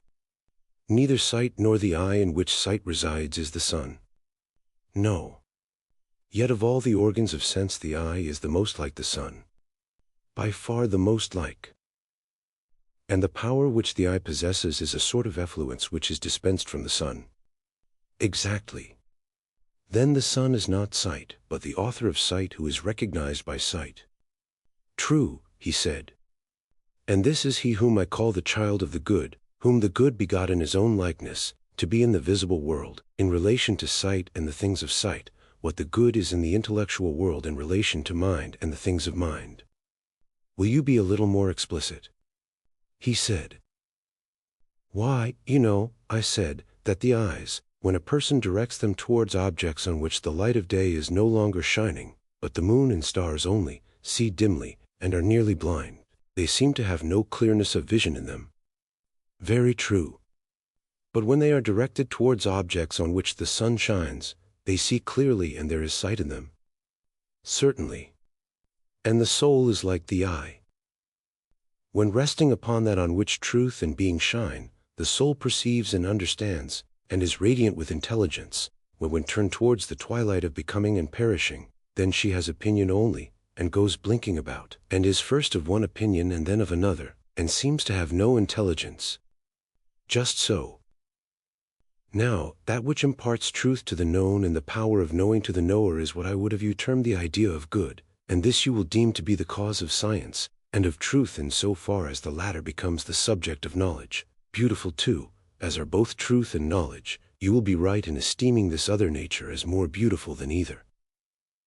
And, as in the previous instance, light and sight may be truly said to be like the sun, and yet not to be the sun, so in this other sphere, science and truth may be deemed to be like the good, but not the good. The good has a place of honor yet higher.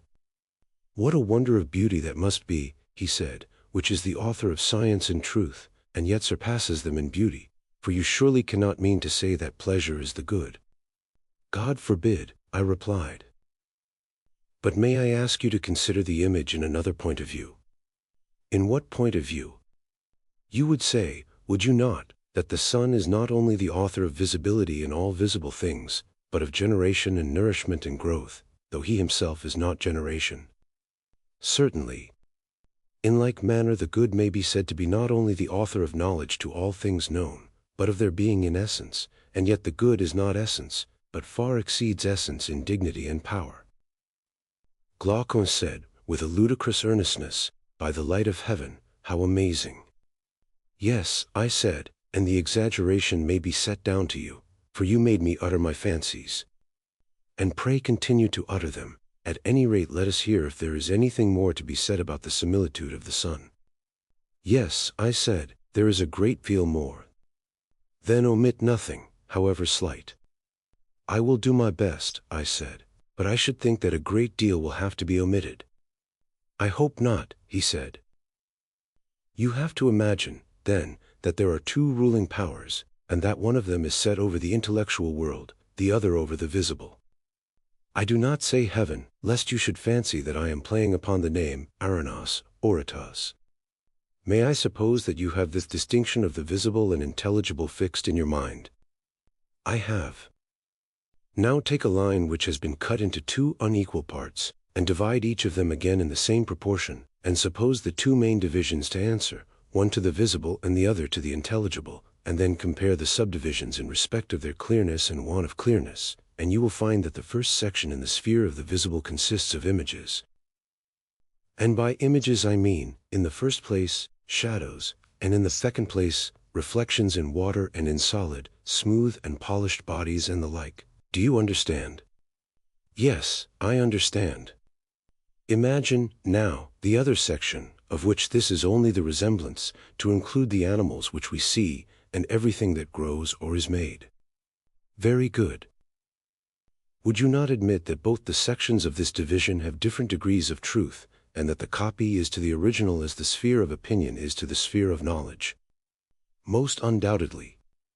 Next proceed to consider the manner in which the sphere of the intellectual is to be divided. In what manner? Thus, there are two subdivisions, in the lower of which the soul uses the figures given by the former division as images. The inquiry can only be hypothetical, and instead of going upwards to a principle descends to the other end. In the higher of the two, the soul passes out of hypotheses, and goes up to a principle which is above hypotheses, making no use of images as in the former case, but proceeding only in and through the ideas themselves. I do not quite understand your meaning, he said. Then I will try again. You will understand me better when I have made some preliminary remarks. You are aware that students of geometry, arithmetic, and the kindred sciences assume the odd and the even and the figures in three kinds of angles and the like in their several branches of science. These are their hypotheses, which they and everybody are supposed to know, and therefore they do not deign to give any account of them either to themselves or others, but they begin with them, and go on until they arrive at last, and in a consistent manner, at their conclusion. Yes, he said, I know.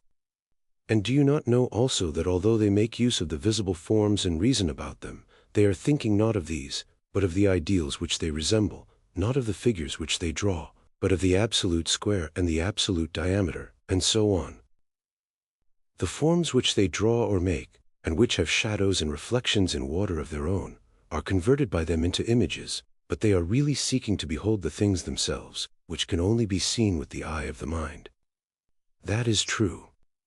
And of this kind I spoke as the intelligible, although in the search after it the soul is compelled to use hypotheses. Not ascending to a first principle, because she is unable to rise above the region of hypothesis, but employing the objects of which the shadows below are resemblances in their turn as images, they having in relation to the shadows and reflections of them a greater distinctness, and therefore a higher value. I understand, he said, that you are speaking of the province of geometry and the sister arts. And when I speak of the other division of the intelligible, you will understand me to speak of that other sort of knowledge which reason herself attains by the power of dialectic, using the hypotheses not as first principles, but only as hypotheses, that is to say, as steps and points of departure into a world which is above hypotheses, in order that she may soar beyond them to the first principle of the whole. And clinging to this and then to that which depends on this, by successive steps she descends again without the aid of any sensible object, from ideas, through ideas, and in ideas she ends. I understand you, he replied, not perfectly, for you seem to me to be describing a task which is really tremendous. But, at any rate, I understand you to say that knowledge and being, which the science of dialectic contemplates, are clearer than the notions of the arts, as they are termed, which proceed from hypotheses only. These are also contemplated by the understanding, and not by the senses. Yet, because they start from hypotheses and do not ascend to a principle, those who contemplate them appear to you not to exercise the higher reason upon them, although when a first principle is added to them they are cognizable by the higher reason. And the habit which is concerned with geometry and the cognate sciences I suppose that you would term understanding and not reason, as being intermediate between opinion and reason. You have quite conceived my meaning, I said. And now, corresponding to these four divisions, let there be four faculties in the soul, reason answering to the highest, understanding to the second, faith, or conviction, to the third, and perception of shadows to the last, and let there be a scale of them, and let us suppose that the several faculties have clearness in the same degree that their objects have truth. I understand, he replied, and give my assent, and accept your arrangement. Book 7. And now, I said, let me show in a figure how far our nature is enlightened or unenlightened. Behold, human beings living in an underground den, which has a mouth open towards the light and reaching all along the den, Here they have been from their childhood, and have their legs and necks chained so that they cannot move, and can only see before them, being prevented by the chains from turning round their heads. Above and behind them a fire is blazing at a distance, and between the fire and the prisoners there is a raised way, and you will see, if you look, a low wall built along the way, like the screen which marionette players have in front of them, over which they show the puppets. I see. And do you see, I said, men passing along the wall carrying all sorts of vessels, and statues and figures of animals made of wood and stone and various materials, which appear over the wall. Some of them are talking, others silent. You have shown me a strange image, and they are strange prisoners. Like ourselves, I replied, and they see only their own shadows, or the shadows of one another, which the fire throws on the opposite wall of the cave. True, he said, how could they see anything but the shadows if they were never allowed to move their heads? And of the objects which are being carried in like manner they would only see the shadows. Yes, he said. And if they were able to converse with one another, would they not suppose that they were naming what was actually before them? Very true. And suppose further that the prison had an echo which came from the other side, would they not be sure to fancy when one of the passers-by spoke that the voice which they heard came from the passing shadow? No question, he replied. To them, I said, the truth would be literally nothing but the shadows of the images. That is certain. And now look again, and see what will naturally follow if the prisoners are released and disabused of their error. At first, when any of them is liberated and compelled suddenly to stand up and turn his neck round and walk and look towards the light, he will suffer sharp pains, the glare will distress him, and he will be unable to see the realities of which in his former state he had seen the shadows. And then conceive someone saying to him, that what he saw before was an illusion, but that now, when he is approaching nearer to being and his eye is turned towards more real existence, he has a clearer vision, what will be his reply? And you may further imagine that his instructor is pointing to the objects as they pass and requiring him to name them. Will he not be perplexed? Will he not fancy that the shadows which he formerly saw are truer than the objects which are now shown to him? Far truer. And if he is compelled to look straight at the light, will he not have a pain in his eyes which will make him turn away to take refuge in the objects of vision which he can see, and which he will conceive to be in reality clearer than the things which are now being shown to him? True, he said. And suppose once more, that he is reluctantly dragged up a steep and rugged ascent, and held fast until he is forced into the presence of the sun himself, is he not likely to be pained and irritated? When he approaches the light his eyes will be dazzled, and he will not be able to see anything at all of what are now called realities. Not all in a moment, he said. He will require to grow accustomed to the sight of the upper world. And first he will see the shadows best, next the reflections of men and other objects in the water, and then the objects themselves. Then he will gaze upon the light of the moon and the stars and the spangled heaven, and he will see the sky and the stars by night better than the sun or the light of the sun by day. Certainly. Last of all he will be able to see the sun, and not mere reflections of him in the water, but he will see him in his own proper place, and not in another. And he will contemplate him as he is. Certainly. He will then proceed to argue that this is he who gives the season and the years, and is the guardian of all that is in the visible world, and in a certain way the cause of all things which he and his fellows have been accustomed to behold. Clearly, he said, he would first see the sun and then reason about him. And when he remembered his old habitation, and the wisdom of the den and his fellow prisoners, do you not suppose that he would felicitate himself on the change, and pity them? Certainly, he would. And if they were in the habit of conferring honors among themselves on those who were quickest to observe the passing shadows and to remark which of them went before, and which followed after, and which were together, and who were therefore best able to draw conclusions as to the future, do you think that he would care for such honors and glories, or envy the possessors of them? Would he not say with Homer, "Better to be the poor servant of a poor master, and to endure anything, rather than think as they do and live after their manner"? Yes, he said, I think that he would rather suffer anything than entertain these false notions and live in this miserable manner. Imagine once more, I said, such an one coming suddenly out of the sun to be replaced in his old situation, would he not be certain to have his eyes full of darkness? To be sure, he said. And if there were a contest, and he had to compete in measuring the shadows with the prisoners who had never moved out of the den, while his sight was still weak, and before his eyes had become steady, and the time which would be needed to acquire this new habit of sight might be very considerable, would he not be ridiculous? Men would say of him that up he went and down he came without his eyes, and that it was better not even to think of ascending, and if any one tried to loose another and lead him up to the light, let them only catch the offender, and they would put him to death.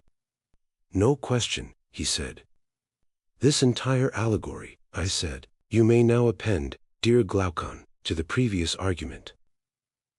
The prison house is the world of sight, the light of the fire is the sun, and you will not misapprehend me if you interpret the journey upwards to be the ascent of the soul into the intellectual world according to my poor belief, which, at your desire, I have expressed, whether rightly or wrongly God knows. But, whether true or false, my opinion is that in the world of knowledge the idea of good appears last of all, and is seen only with an effort. And, when seen, is also inferred to be the universal author of all things beautiful and right, parent of light and of the Lord of light in this visible world, and the immediate source of reason and truth in the intellectual, and that this is the power upon which he who would act rationally either in public or private life must have his eye fixed. I agree, he said, as far as I am able to understand you.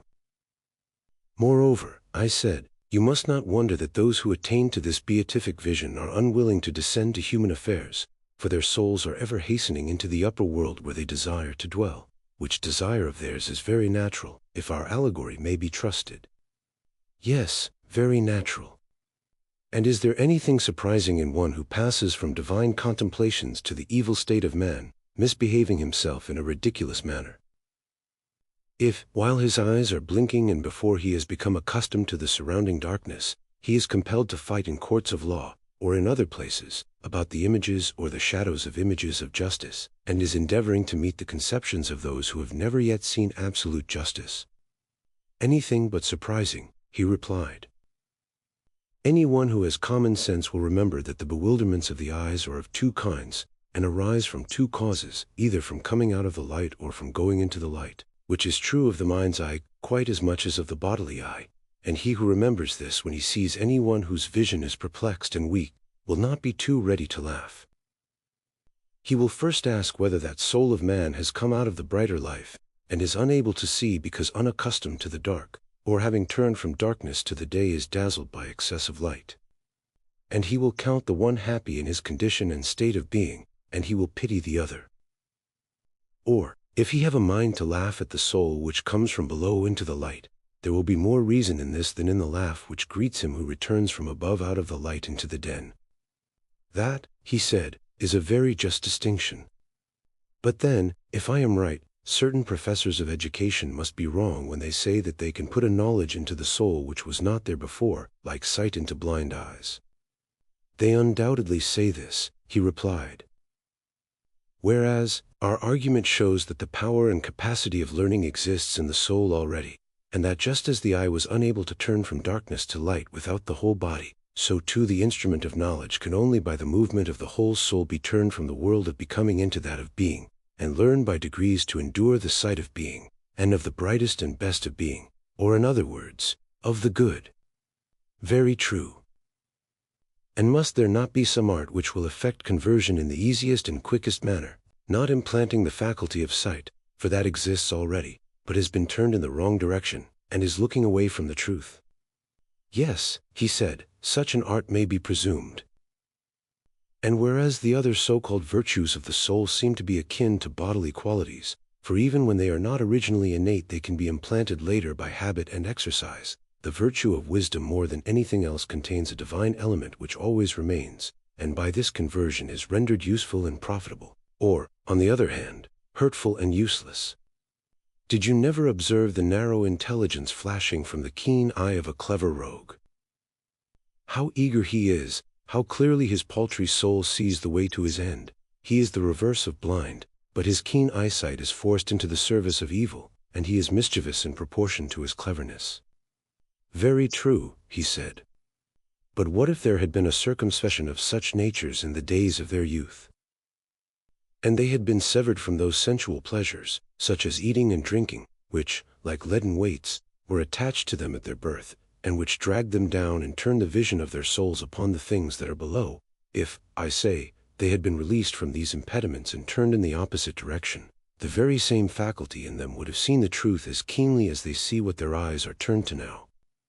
Very likely. Yes, I said. And there is another thing which is likely, or rather a necessary inference from what has preceded, that neither the uneducated and uninformed of the truth, nor yet those who never make an end of their education, will be able ministers of state, not the former, because they have no single aim of duty which is the rule of all their actions, private as well as public. Nor the latter, because they will not act at all except upon compulsion, fancying that they are already dwelling apart in the islands of the blessed. Very true, he replied. Then, I said, the business of us who are the founders of the state will be to compel the best minds to attain that knowledge which we have already shown to be the greatest of all. They must continue to ascend until they arrive at the good, but when they have ascended and seen enough, we must not allow them to do as they do now. What do you mean? I mean that they remain in the upper world, but this must not be allowed. They must be made to descend again among the prisoners in the den, and partake of their labors and honors, whether they are worth having or not. But is not this unjust? He said, ought we to give them a worse life, when they might have a better? You have again forgotten, my friend, I said, the intention of the legislator, who did not aim at making any one class in the state happy above the rest. The happiness was to be in the whole state, and he held the citizens together by persuasion and necessity, making them benefactors of the state, and therefore benefactors of one another. To this end he created them, not to please themselves, but to be his instruments in binding up the state. True, he said, I had forgotten. Observe, Glaucon, that there will be no injustice in compelling our philosophers to have a care and providence of others. We shall explain to them that in other states, men of their class are not obliged to share in the toils of politics, and this is reasonable, for they grow up at their own sweet will, and the government would rather not have them. Being self-taught, they cannot be expected to show any gratitude for a culture which they have never received. But we have brought you into the world to be rulers of the hive, kings of yourselves and of the other citizens, and have educated you far better and more perfectly than they have been educated, and you are better able to share in the double duty. Wherefore each of you, when his turn comes, must go down to the general underground abode, and get the habit of seeing in the dark. When you have acquired the habit, you will see 10,000 times better than the inhabitants of the den, and you will know what the several images are, and what they represent, because you have seen the beautiful and just and good in their truth. And thus our state, which is also yours, will be a reality, and not a dream only, and will be administered in a spirit unlike that of other states, in which men fight with one another about shadows only and are distracted in the struggle for power, which in their eyes is a great good. Whereas the truth is that the state in which the rulers are most reluctant to govern is always the best and most quietly governed, and the state in which they are most eager, the worst. Quite true, he replied. And will our pupils, when they hear this, refuse to take their turn at the toils of state, when they are allowed to spend a greater part of their time with one another in the heavenly light? Impossible, he answered, for they are just men, and the commands which we impose upon them are just. There can be no doubt that every one of them will take office as a stern necessity, and not after the fashion of our present rulers of state. Yes, my friend, I said, and there lies the point. You must contrive for your future rulers another and a better life than that of a ruler, and then you may have a well-ordered state, for only in the state which offers this will they rule who are truly rich, not in silver and gold, but in virtue and wisdom, which are the true blessings of life. Whereas if they go to the administration of public affairs, poor and hungering after their own private advantage, thinking that hence they are to snatch the chief good, order there can never be. For they will be fighting about office, and the civil and domestic broils which thus arise will be the ruin of the rulers themselves and of the whole state. Most true, he replied. And the only life which looks down upon the life of political ambition is that of true philosophy. Do you know of any other? Indeed, I do not, he said. And those who govern ought not to be lovers of the task. For, if they are, there will be rival lovers, and they will fight. No question. Who then are those whom we shall compel to be guardians? Surely they will be the men who are wisest about affairs of state, and by whom the state is best administered, and who at the same time have other honors and another and a better life than that of politics. They are the men, and I will choose them, he replied. And now shall we consider in what way such guardians will be produced, and how they are to be brought from darkness to light. As some are said to have ascended from the world below to the gods. By all means, he replied. The process, I said, is not the turning over of an oyster shell, in allusion to a game in which two parties fled or pursued according as an oyster shell which was thrown into the air fell with the dark or light side uppermost. But the turning round of a soul passing from a day which is little better than night to the true day of being, that is, the ascent from below, which we affirm to be true philosophy. Quite so. And should we not inquire what sort of knowledge has the power of effecting such a change? Certainly. What sort of knowledge is there which would draw the soul from becoming to being? And another consideration has just occurred to me. You will remember that our young men are to be warrior athletes. Yes, that was said. Then this new kind of knowledge must have an additional quality. What quality? Usefulness in war. Yes, if possible. There were two parts in our former scheme of education, were there not? Just so. There was gymnastic which presided over the growth and decay of the body, and may therefore be regarded as having to do with generation and corruption. True. Then that is not the knowledge which we are seeking to discover. No. But what do you say of music, which also entered to a certain extent into our former scheme? Music, he said, as you will remember, was the counterpart of gymnastic, and trained the guardians by the influences of habit, by harmony making them harmonious, by rhythm rhythmical, but not giving them science, and the words, whether fabulous or possibly true, had kindred elements of rhythm and harmony in them. But in music there was nothing which tended to that good which you are now seeking. You are most accurate, I said, in your recollection. In music there certainly was nothing of the kind. But what branch of knowledge is there, my dear Glaucon, which is of the desired nature, since all the useful arts were reckoned mean by us? Undoubtedly, and yet if music and gymnastic are excluded, and the arts are also excluded, what remains? Well, I said, there may be nothing left of our special subjects. And then we shall have to take something which is not special, but of universal application. What may that be? A something which all arts and sciences and intelligences use in common, and which every one first has to learn among the elements of education. What is that? The little matter of distinguishing 1, 2, and 3, in a word, number and calculation. Do not all arts and sciences necessarily partake of them? Yes. Then the art of war partakes of them. To be sure. Then Palamedes, whenever he appears in tragedy, proves Agamemnon ridiculously unfit to be a general. Did you never remark how he declares that he had invented number, and had numbered the ships and set in array the ranks of the army at Troy, which implies that they had never been numbered before, and Agamemnon must be supposed literally to have been incapable of counting his own feet? How could he if he was ignorant of number?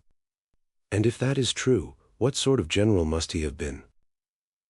I should say a very strange one, if this was as you say. Can we deny that a warrior should have a knowledge of arithmetic? Certainly he should, if he is to have the smallest understanding of military tactics, or indeed, I should rather say, if he is to be a man at all. I should like to know whether you have the same notion which I have of this study. What is your notion? It appears to me to be a study of the kind which we are seeking, and which leads naturally to reflection, but never to have been rightly used, for the true use of it is simply to draw the soul towards being. Will you explain your meaning? He said. I will try, I said, and I wish you would share the inquiry with me, and say yes or no when I attempt to distinguish in my own mind what branches of knowledge have this attracting power, in order that we may have clearer proof that arithmetic is, as I suspect, one of them. Explain, he said. I mean to say that objects of sense are of two kinds. Some of them do not invite thought because the sense is an adequate judge of them. while in the case of other objects sense is so untrustworthy that further inquiry is imperatively demanded. You are clearly referring, he said, to the manner in which the senses are imposed upon by distance, and by painting in light and shade. No, I said, that is not at all my meaning. Then what is your meaning? When speaking of uninviting objects, I mean those which do not pass from one sensation to the opposite. Inviting objects are those which do. In this latter case the sense coming upon the object, whether at a distance or near, gives no more vivid idea of anything in particular than of its opposite. An illustration will make my meaning clearer. Here are 3 fingers, a little finger, a second finger, and a middle finger. Very good. You may suppose that they are seen quite close, and here comes the point. What is it? Each of them equally appears a finger, whether seen in the middle or at the extremity, whether white or black, or thick or thin, it makes no difference, a finger is a finger all the same. In these cases a man is not compelled to ask of thought the question, what is a finger? For the sight never intimates to the mind that a finger is other than a finger. True. And therefore, I said, as we might expect, there is nothing here which invites or excites intelligence. There is not, he said.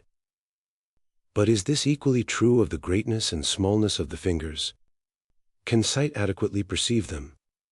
And is no difference made by the circumstance that one of the fingers is in the middle and another at the extremity?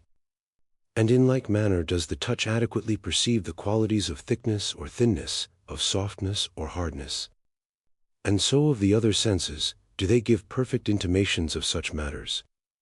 Is not their mode of operation on this wise? The sense which is concerned with the quality of hardness is necessarily concerned also with the quality of softness, and only intimates to the soul that the same thing is felt to be both hard and soft. You are quite right, he said. And must not the soul be perplexed at this intimation which the sense gives of a hard which is also soft? What, again, is the meaning of light and heavy, if that which is light is also heavy, and that which is heavy, light? Yes, he said, these intimations which the soul receives are very curious and require to be explained. Yes, I said, and in these perplexities the soul naturally summons to her aid calculation and intelligence, that she may see whether the several objects announced to her are one or two. True. And if they turn out to be two, is not each of them one and different? Certainly. And if each is one, and both are two, she will conceive the two as in a state of division, for if they were undivided they could only be conceived of as one. True. The eye certainly did see both small and great, but only in a confused manner, they were not distinguished. Yes. Whereas the thinking mind, intending to light up the chaos, was compelled to reverse the process, and look at small and great as separate and not confused. Very true. Was not this the beginning of the inquiry, what is great, and what is small? Exactly so. And thus arose the distinction of the visible and the intelligible. Most true.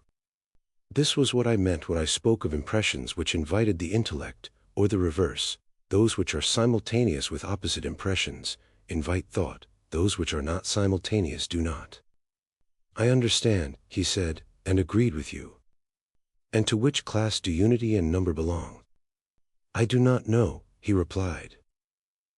Think a little and you will see that what has preceded will supply the answer, for if simple unity could be adequately perceived by the sight or by any other sense, then, as we were saying in the case of the finger, there would be nothing to attract towards being. But when there is some contradiction always present, and one is the reverse of one and involves the conception of plurality, then thought begins to be aroused within us, and the soul perplexed and wanting to arrive at a decision asks, what is absolute unity? This is the way in which the study of the one has a power of drawing and converting the mind to the contemplation of true being. And surely, he said, this occurs notably in the case of one. For we see the same thing to be both one and infinite in multitude. Yes, I said, and this being true of one must be equally true of all number. Certainly. And all arithmetic and calculation have to do with number. Yes. And they appear to lead the mind towards truth. Yes, in a very remarkable manner. Then this is knowledge of the kind for which we are seeking, having a double use, military and philosophical. For the man of war must learn the art of number, or he will not know how to array his troops, and the philosopher also, because he has to rise out of the sea of change and lay hold of true being, and therefore he must be an arithmetician. That is true. And our guardian is both warrior and philosopher. Certainly. Then this is a kind of knowledge which legislation may fitly prescribe. And we must endeavor to persuade those who are to be the principal men of our state to go and learn arithmetic, not as amateurs, but they must carry on the study until they see the nature of numbers with the mind only, nor again, like merchants or retail traders, with a view to buying or selling, but for the sake of their military use, and of the soul herself, and because this will be the easiest way for her to pass from becoming to truth and being. That is excellent, he said. Yes, I said, and now having spoken of it, I must add how charming the science is, and in how many ways it conduces to our desired end, if pursued in the spirit of a philosopher, and not of a shopkeeper. How do you mean? I mean, as I was saying, that arithmetic has a very great and elevating effect, compelling the soul to reason about abstract number, and rebelling against the introduction of visible or tangible objects into the argument. You know how steadily the masters of the art repel and ridicule anyone who attempts to divide absolute unity when he is calculating, and if you divide, they multiply, meaning either, 1, that they integrate the number because they deny the possibility of fractions, or 2, that division is regarded by them as a process of multiplication, for the fractions of 1 continue to be units, taking care that 1 shall continue 1 and not become lost in fractions. That is very true. Now, suppose a person were to say to them, "Oh, my friends, what are these wonderful numbers about which you are reasoning, in which, as you say, there is a unity such as you demand, and each unit is equal, invariable, indivisible?" What would they answer? They would answer, as I should conceive, that they were speaking of those numbers which can only be realized in thought. Then you see that this knowledge may be truly called necessary, necessitating as it clearly does the use of the pure intelligence and the attainment of pure truth. Yes, that is a marked characteristic of it. And have you further observed that those who have a natural talent for calculation are generally quick at every other kind of knowledge? And even the dull, if they have had an arithmetical training, although they may derive no other advantage from it, always become much quicker than they would otherwise have been. Very true, he said. And indeed, you will not easily find a more difficult study, and not many as difficult. You will not. And, for all these reasons, arithmetic is a kind of knowledge in which the best nature should be trained, and which must not be given up. I agree. Let this then be made one of our subjects of education. And next, shall we inquire whether the kindred science also concerns us? You mean geometry? Exactly so. Clearly, he said, we are concerned with that part of geometry which relates to war, for in pitching a camp, or taking up a position, or closing or extending the lines of an army, or any other military maneuver, whether in actual battle or on a march, it will make all the difference whether a general is or is not a geometrician. Yes, I said, but for that purpose a very little of either geometry or calculation will be enough. The question relates rather to the greater and more advanced part of geometry, whether that tends in any degree to make more easy the vision of the idea of good, and thither, as I was saying, all things tend which compel the soul to turn her gaze towards that place, whereas the full perfection of being, which she ought, by all means, to behold. True, he said. Then if geometry compels us to view being, it concerns us; if becoming only, it does not concern us. Yes, that is what we assert. Yet anybody who has the least acquaintance with geometry will not deny that such a conception of the science is in flat contradiction to the ordinary language of geometricians. How so? They have in view practice only, and are always speaking, in a narrow and ridiculous manner, of squaring and extending and applying and the like. They confuse the necessities of geometry with those of daily life, whereas knowledge is the real object of the whole science. Certainly, he said. Then must not a further admission be made? What admission? That the knowledge at which geometry aims is knowledge of the eternal, and not of what perishing and transient. That, he replied, may be readily allowed, and is true. Then, my noble friend, geometry will draw the soul towards truth, and create the spirit of philosophy, and raise up that which is now unhappily allowed to fall down. Nothing will be more likely to have such an effect. Then nothing should be more sternly laid down than that the inhabitants of your fair city should by all means learn geometry. Moreover, the science has indirect effects, which are not small. Of what kind? He said. There are the military advantages of which you spoke, I said. And in all departments of knowledge, as experience proves, anyone who has studied geometry is infinitely quicker of apprehension than one who has not. Yes, indeed, he said, there is an infinite difference between them.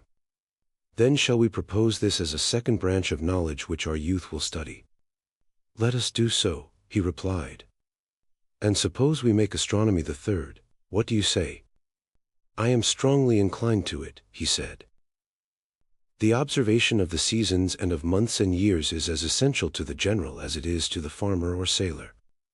I am amused, I said, at your fear of the world, which makes you guard against the appearance of insisting upon useless studies, and I quite admit the difficulty of believing that in every man there is an eye of the soul which, when by other pursuits lost and dimmed, is by these purified and re-illumined, and is more precious far than 10,000 bodily eyes, for by it alone is truth seen.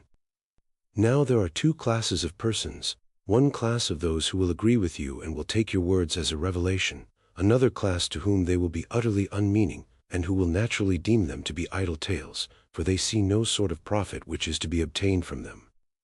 And therefore you had better decide at once with which of the two you are proposing to argue. You will very likely say with neither, and that your chief aim in carrying on the argument is your own improvement. At the same time you do not grudge to others any benefit which they may receive. I think that I should prefer to carry on the argument mainly on my own behalf. Then take a step backward, for we have gone wrong in the order of the sciences. What was the mistake? He said. After plain geometry, I said, we proceeded at once to solids in revolution, instead of taking solids in themselves, whereas after the second dimension the third, which is concerned with cubes and dimensions of depth, ought to have followed. That is true, Socrates, but so little seems to be known as yet about these subjects. Why, yes, I said, and for two reasons. In the first place, no government patronizes them. This leads to a want of energy in the pursuit of them, and they are difficult. In the second place, students cannot learn them unless they have a director.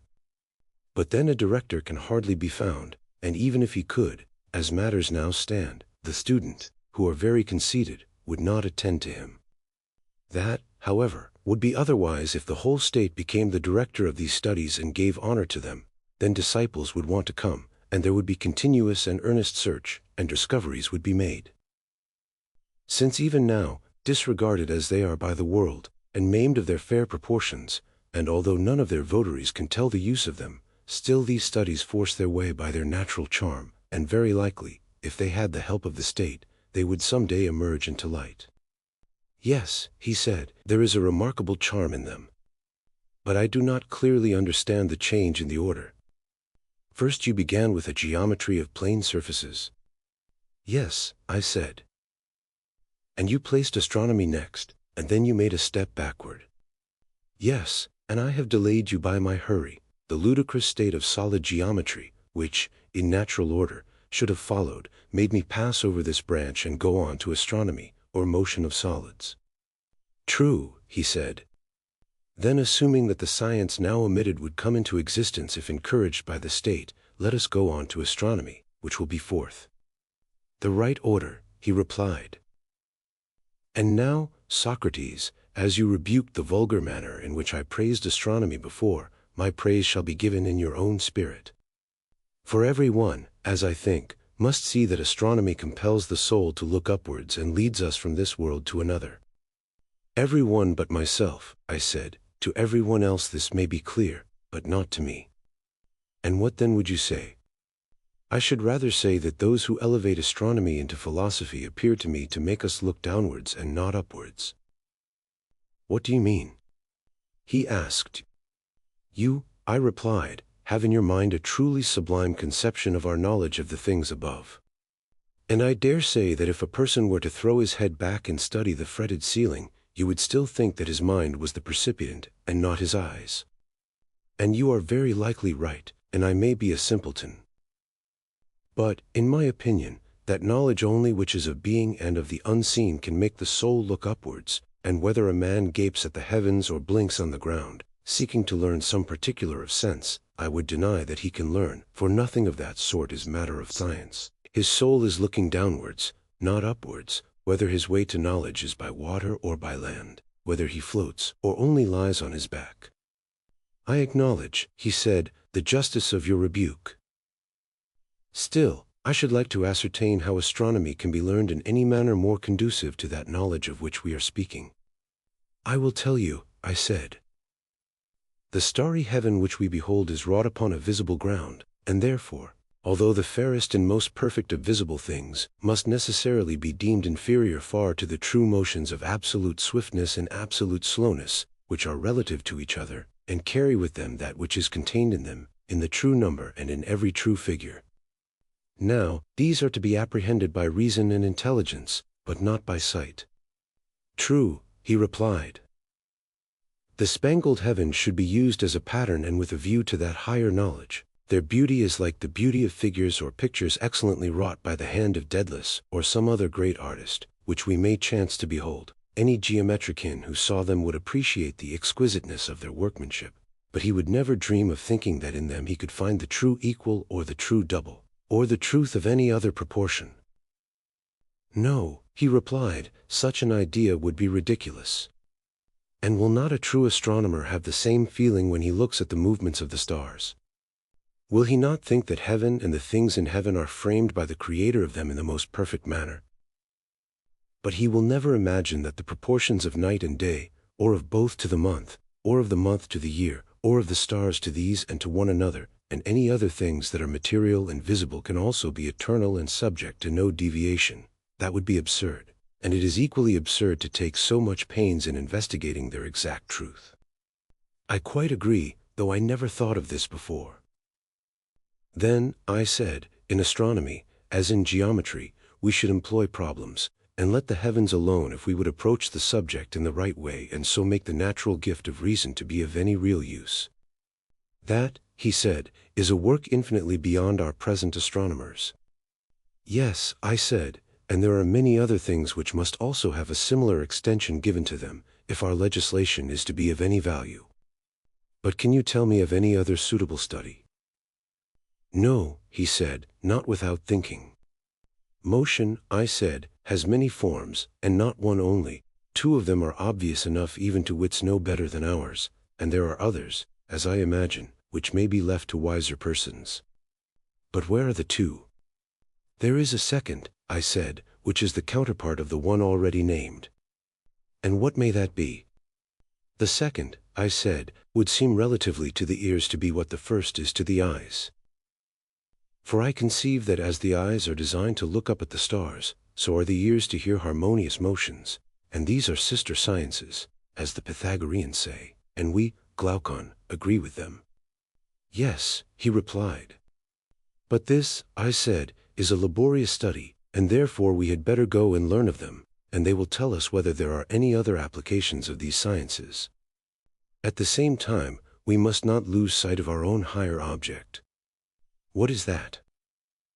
There is a perfection which all knowledge ought to reach, and which our pupils ought also to attain, and not to fall short of, as I was saying that they did in astronomy. For in the science of harmony, as you probably know, the same thing happens. The teachers of harmony compare the sounds and consonances which are heard only, and their labor, like that of the astronomers, is in vain. Yes, by heaven, he said.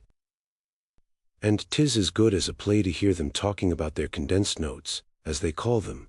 They put their ears close alongside of the strings like persons catching a sound from their neighbor's wall, one set of them declaring that they distinguish an intermediate note and have found the least interval which should be the unit of measurement, the others insisting that the two sounds have passed into the same, either party setting their ears before their understanding. You mean, I said, those gentlemen who tease and torture the strings and rack them on the pegs of the instrument. I might carry on the metaphor and speak after their manner of the blows which the plectrum gives, and make accusations against the strings, both of backwardness and forwardness to sound. But this would be tedious, and therefore I will only say that these are not the men, and that I am referring to the Pythagoreans, of whom I was just now proposing to inquire about harmony. For they too are in error, like the astronomers.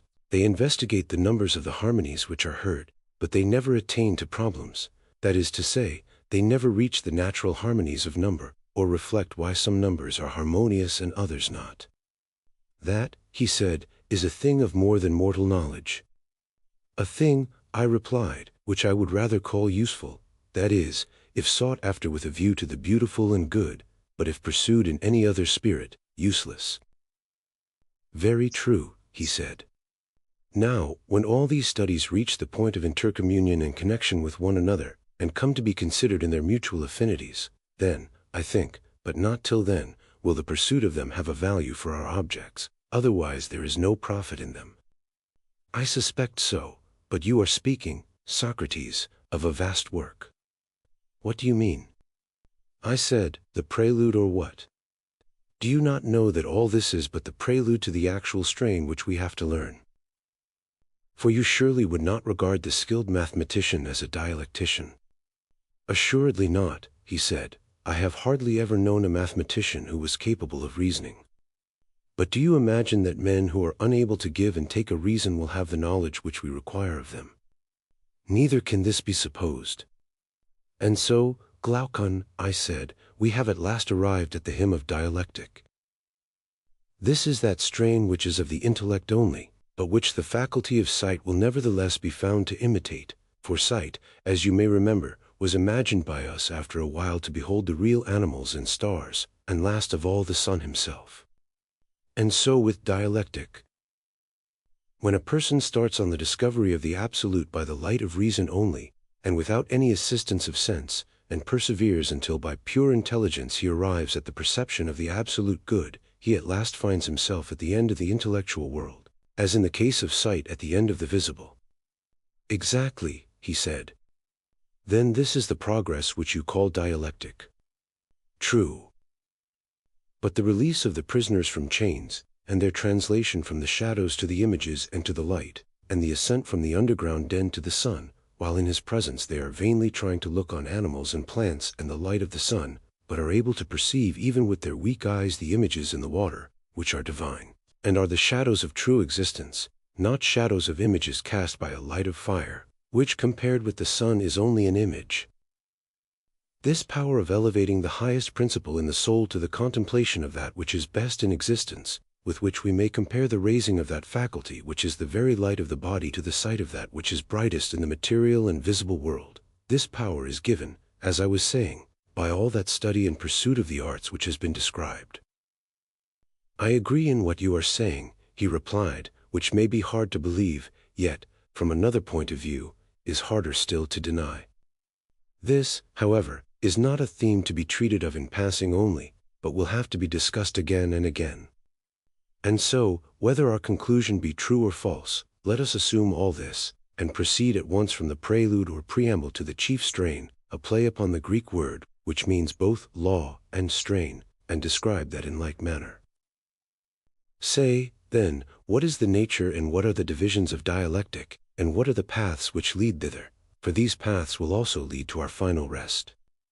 Dear Glaucon, I said, you will not be able to follow me here, though I would do my best, and you should behold not an image only but the absolute truth, according to my notion. Whether what I told you would or would not have been a reality I cannot venture to say, but you would have seen something like reality. Of that I am confident. Doubtless, he replied. But I must also remind you that the power of dialectic alone can reveal this, and only to one who is a disciple of the previous sciences. Of that assertion you may be as confident as of the last. And assuredly no one will argue that there is any other method of comprehending by any regular process all through existence or of ascertaining what each thing is in its own nature. For the arts in general are concerned with the desires or opinions of men, or are cultivated with a view to production and construction, or for the preservation of such productions and constructions, and as to the mathematical sciences which, as we were saying, have some apprehension of true being, geometry and the like. They only dream about being, but never can they behold the waking reality so long as they leave the hypotheses which they use unexamined, and are unable to give an account of them. For when a man knows not his own first principle, and when the conclusion and intermediate steps are also constructed out of he knows not what, how can he imagine that such a fabric of convention can ever become science? Impossible, he said. Then dialectic, and dialectic alone, goes directly to the first principle and is the only science which does away with hypotheses in order to make her ground secure. The eye of the soul, which is literally buried in an outlandish slough, is by her gentle aid lifted upwards, and she uses as handmaids and helpers in the work of conversion, the sciences which we have been discussing. Custom terms them sciences, but they ought to have some other name, implying greater clearness than opinion and less clearness than science, and this, in our previous sketch, was called understanding. But why should we dispute about names when we have realities of such importance to consider? Why indeed, he said, when any name will do which expresses the thought of the mind with clearness? At any rate, we are satisfied, as before, to have 4 divisions. 2 for intellect and 2 for opinion, and to call the first division science, the second understanding, the third belief, and the fourth perception of shadows, opinion being concerned with becoming, and intellect with being, and so to make a proportion. As being is to becoming, so is pure intellect to opinion. And as intellect is to opinion, so is science to belief, and understanding to the perception of shadows. But let us defer the further correlation and subdivision of the subjects of opinion and of intellect, for it will be a long inquiry, many times longer than this has been. As far as I understand, he said, I agree. And do you also agree, I said, in describing the dialectician as one who attains a conception of the essence of each thing? And he who does not possess and is therefore unable to impart this conception, in whatever degree he fails, may in that degree also be said to fail in intelligence. Will you admit so much? Yes, he said, how can I deny it? And you would say the same of the conception of the good.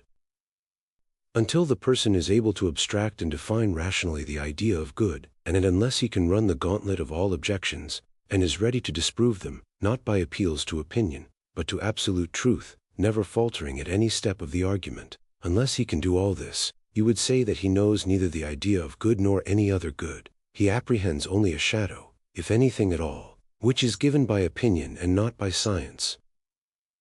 Dreaming and slumbering in this life, before he is well awake here, he arrives at the world below, and has his final quietus.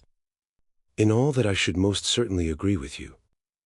And surely you would not have the children of your ideal state, whom you are nurturing and educating, if the ideal ever becomes a reality, you would not allow the future rulers to be like posts, literally lines, probably the starting point of a race course, having no reason in them, and yet to be set in authority over the highest matters. Certainly not. Then you will make a law that they shall have such an education as will enable them to attain the greatest skill in asking and answering questions. Yes, he said, you and I together will make it. Dialectic, then, as you will agree, is the coping stone of the sciences, and is set over them. No other science can be placed higher. The nature of knowledge can no further go. I agree, he said. But to whom we are to assign these studies, and in what way they are to be assigned, are questions which remain to be considered. Yes, clearly. You remember, I said, how the rulers were chosen before. Certainly, he said. The same natures must still be chosen, and the preference again given to the surest and the bravest, and, if possible, to the fairest, and, having noble and generous tempers, they should also have the natural gifts which will facilitate their education. And what are these?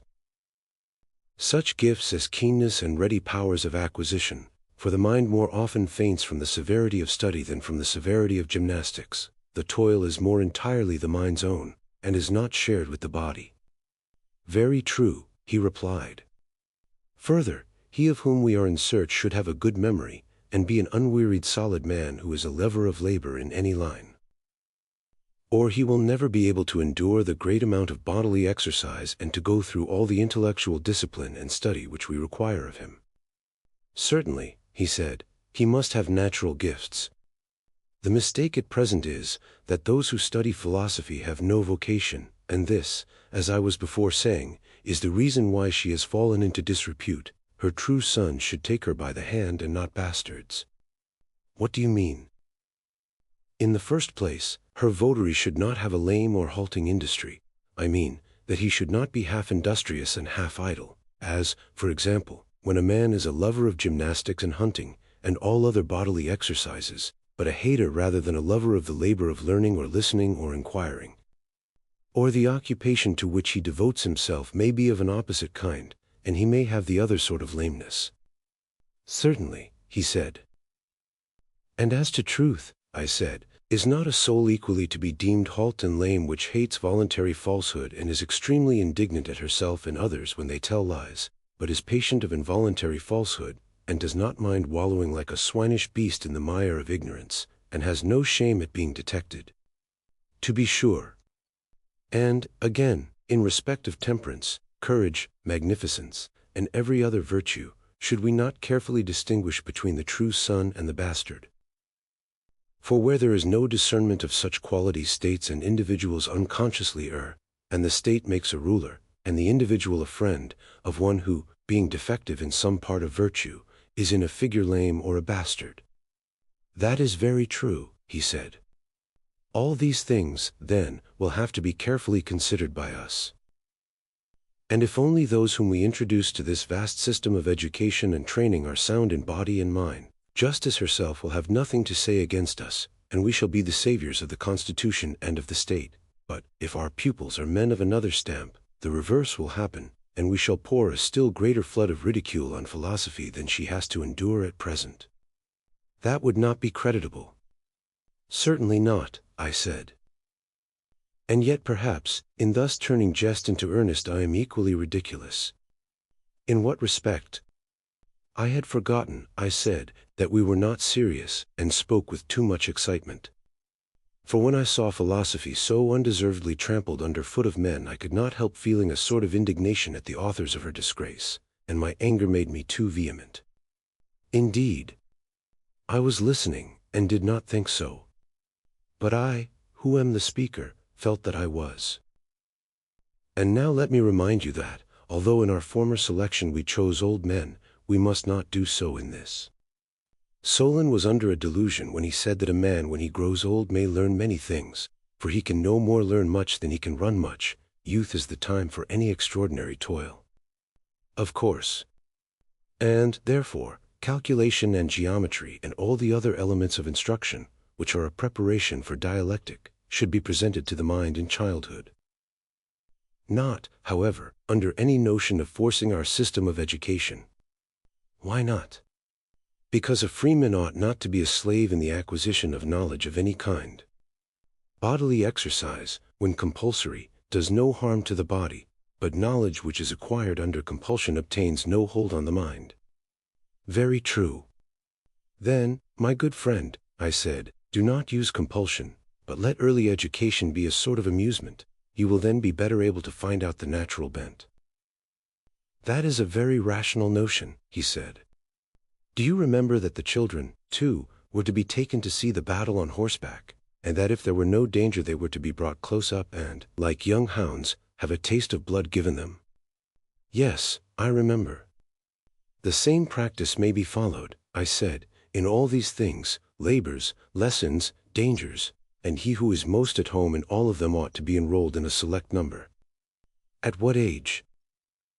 At the age when the necessary gymnastics are over. The period whether of 2 or 3 years which passes in this sort of training is useless for any other purpose, for sleep and exercise are unpropitious to learning, and the trial of who is first in gymnastic exercises is one of the most important tests to which our youth are subjected.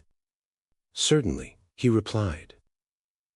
After that time those who are selected from the class of 20 years old will be promoted to higher honor, and the sciences which they learned without any order in their early education will now be brought together, and they will be able to see the natural relationship of them to one another and to true being. Yes, he said, That is the only kind of knowledge which takes lasting root.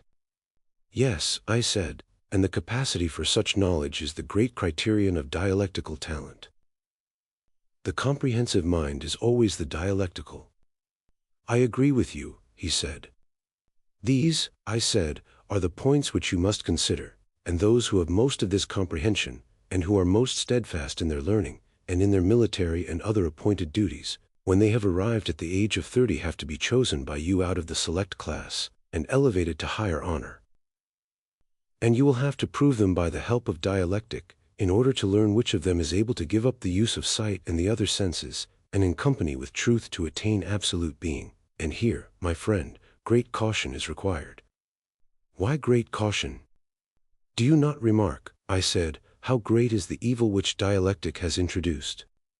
What evil? He said. The students of the art are filled with lawlessness.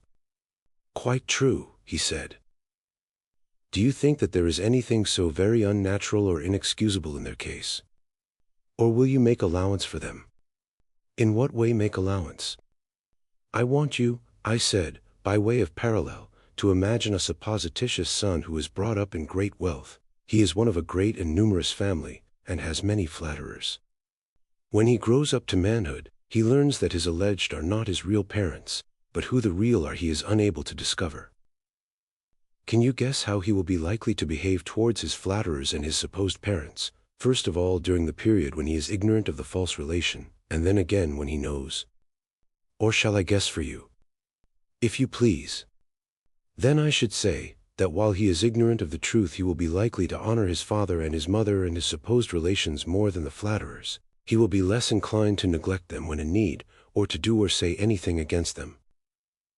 And he will be less willing to disobey them in any important matter. He will. But when he has made the discovery, I should imagine that he would diminish his honor and regard for them, and would become more devoted to the flatterers. Their influence over him would greatly increase. He would now live after their ways, and openly associate with them, and, unless he were of an unusually good disposition, he would trouble himself no more about his supposed parents or other relations. Well, all that is very probable. But how is the image applicable to the disciples of philosophy? In this way, you know that there are certain principles about justice and honor, which were taught us in childhood, and under their parental authority we have been brought up, obeying and honoring them. That is true. There are also opposite maxims and habits of pleasure which flatter and attract the soul, but do not influence those of us who have any sense of right, and they continue to obey and honor the maxims of their fathers. True.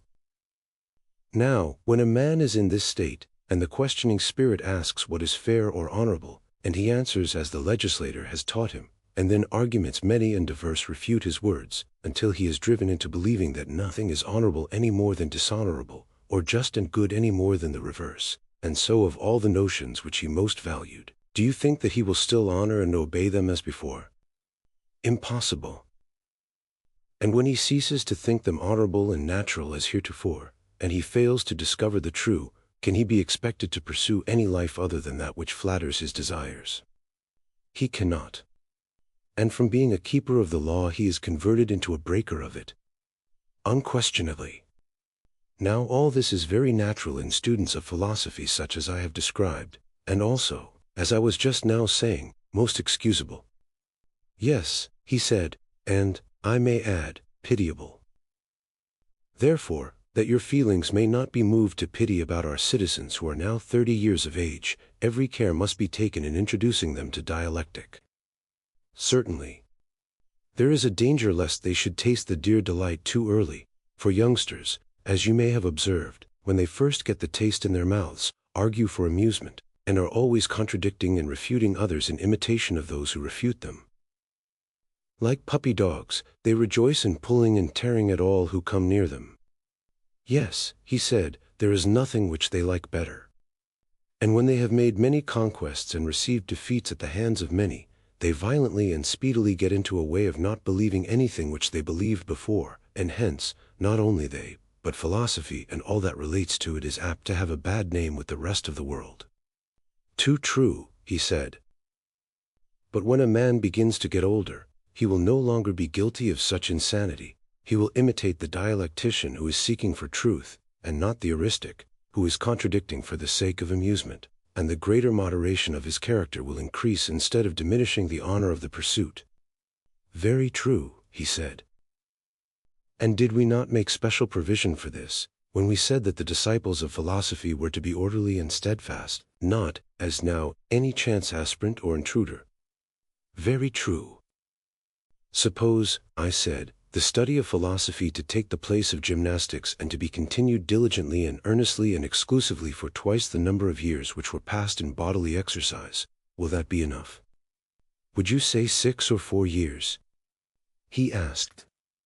Say 5 years, I replied. At the end of the time they must be sent down again into the den and compelled to hold any military or other office which young men are qualified to hold.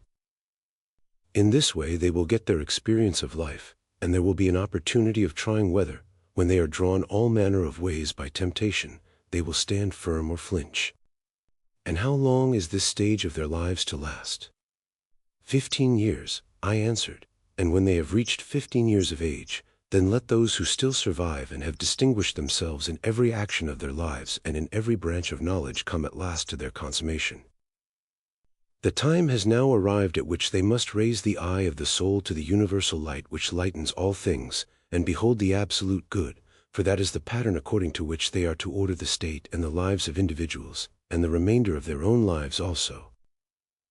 Making philosophy their chief pursuit, but, when their turn comes, toiling also at politics and ruling for the public good, not as though they were performing some heroic action, but simply as a matter of duty. And when they have brought up in each generation others like themselves and left them in their place to be governors of the state, then they will depart to the islands of the blessed and dwell there.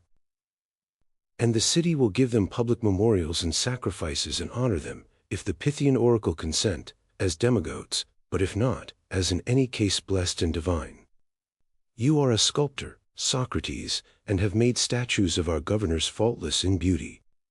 Yes, I said, Glaucon, and of our governesses too, for you must not suppose that what I have been saying applies to men only and not to women as far as their natures can go. There you are right, he said, since we have made them to share in all things like the men. Well, I said, and you would agree, would you not, that what has been said about the state and the government is not a mere dream, and although difficult not impossible, but only possible in the way which has been supposed. That is to say, when the true philosopher-kings are born in a state, one or more of them, despising the honors of this present world which they deem mean and worthless, esteeming above all things right and the honor that springs from right, and regarding justice as the greatest and most necessary of all things, whose ministers they are, and whose principles will be exalted by them when they set in order their own city. How will they proceed?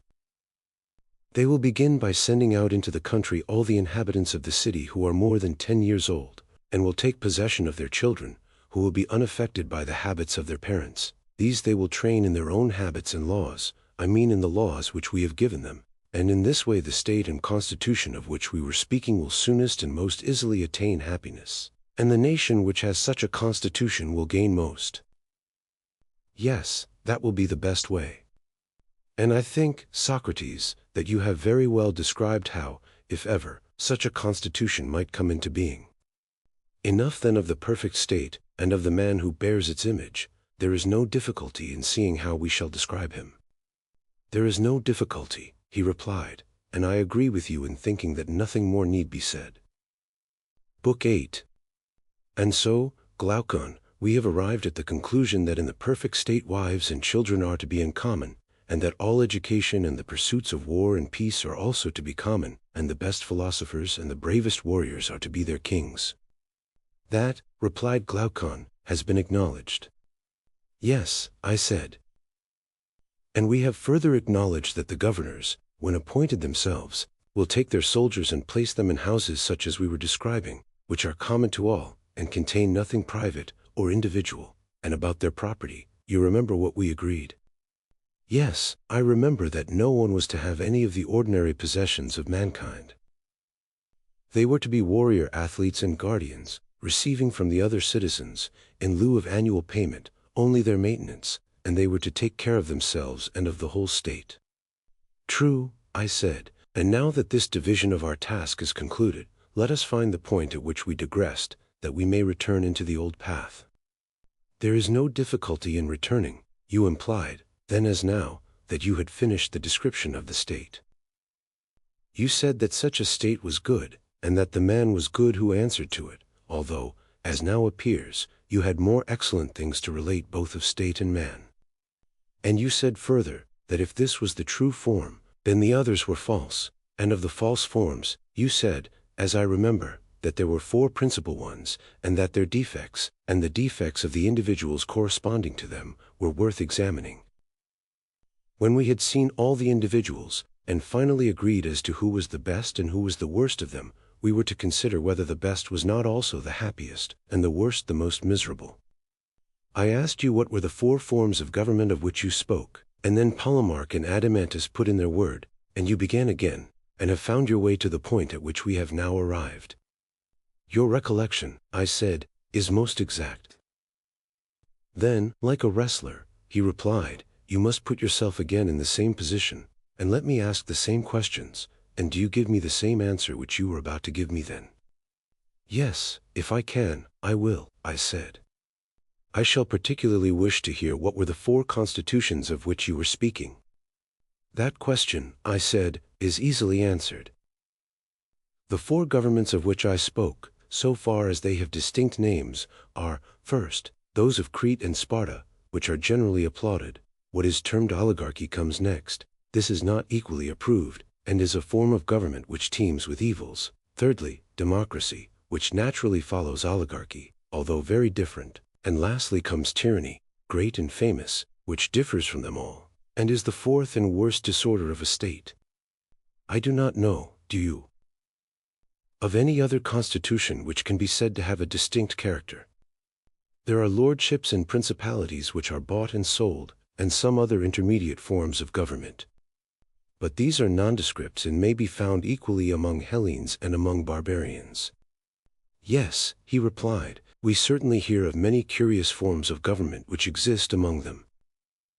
Do you know, I said, that governments vary as the dispositions of men vary, and that there must be as many of the one as there are of the other? For we cannot suppose that states are made of oak and rock, and not out of the human natures which are in them, and which in a figure turn the scale and draw other things after them. Yes, he said, the states are as the men are, they grow out of human characters.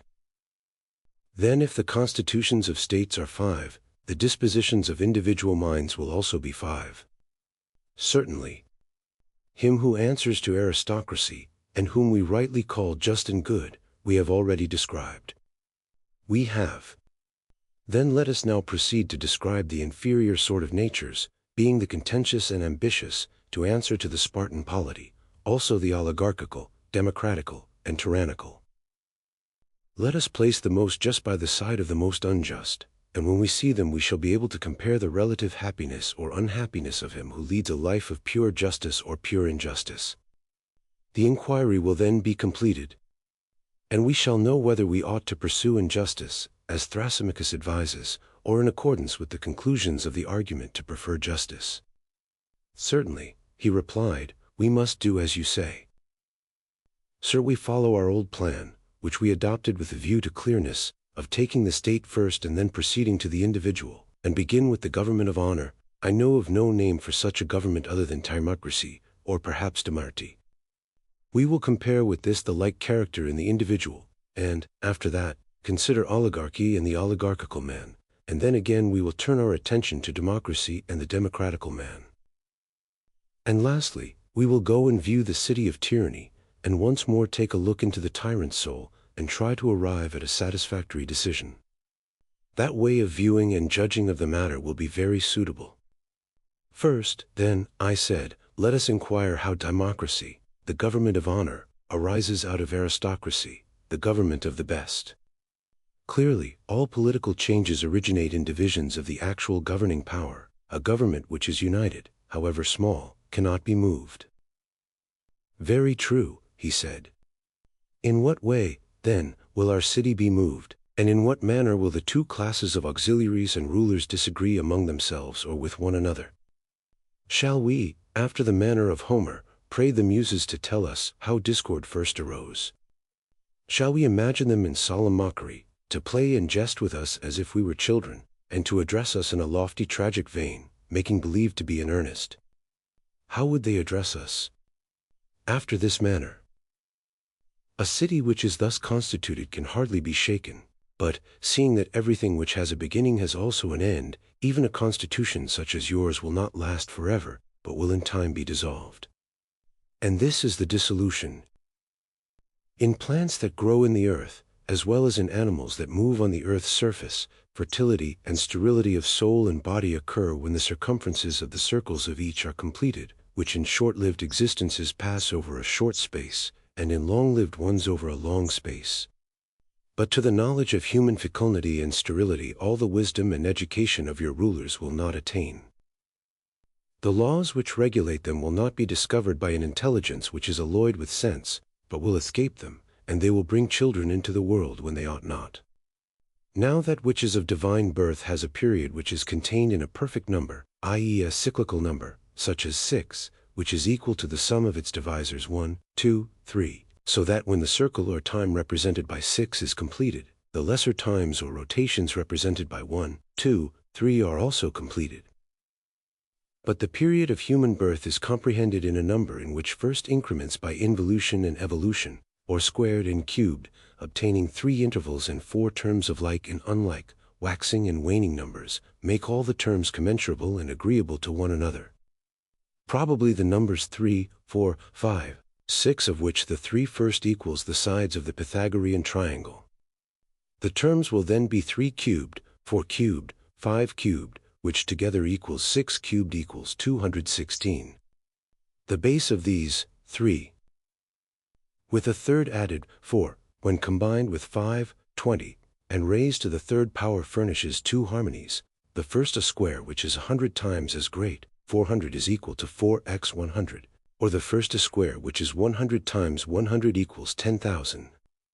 The whole number will then be 17,500 equals a square of 100, and an oblong of 100 by 75, and the other a figure having one side equal to the former, but oblong, consisting of 100 numbers squared upon rational diameters of a square, i.e. omitting fractions. The side of which is 5, 7 times 7 is equal to 49x 100 is equal to 4,900, each of them being less by 1 than the perfect square which includes the fractions, SE 50, or less by, or, consisting of 2 numbers squared upon irrational diameters, etc. equals 100.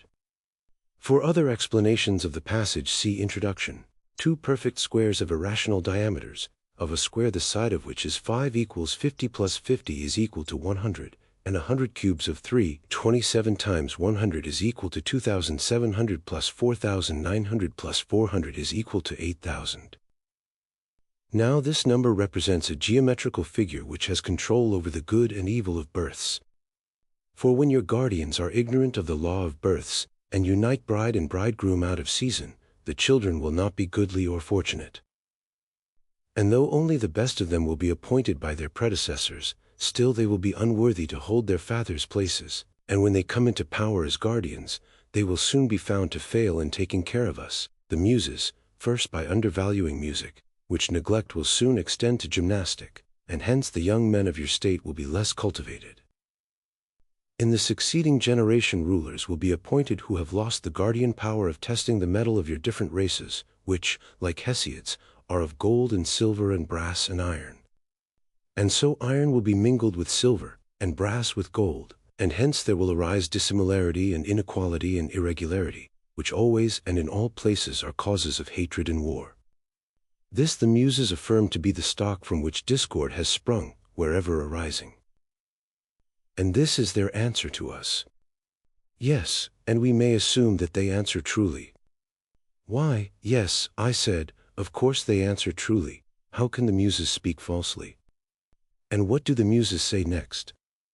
When discord arose, then the 2 races were drawn different ways. The iron and brass fell to acquiring money and land and houses and gold and silver. But the gold and silver races, not wanting money but having the true riches in their own nature, inclined towards virtue and the ancient order of things.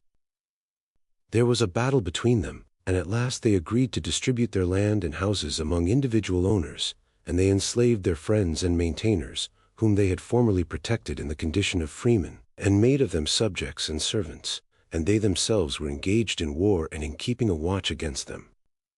I believe that you have rightly conceived the origin of the change. And the new government which thus arises will be of a form intermediate between oligarchy and aristocracy.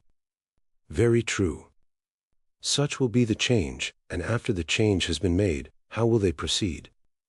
Clearly, the new state, being in a mean between oligarchy and the perfect state, will partly follow one and partly the other, and will also have some peculiarities.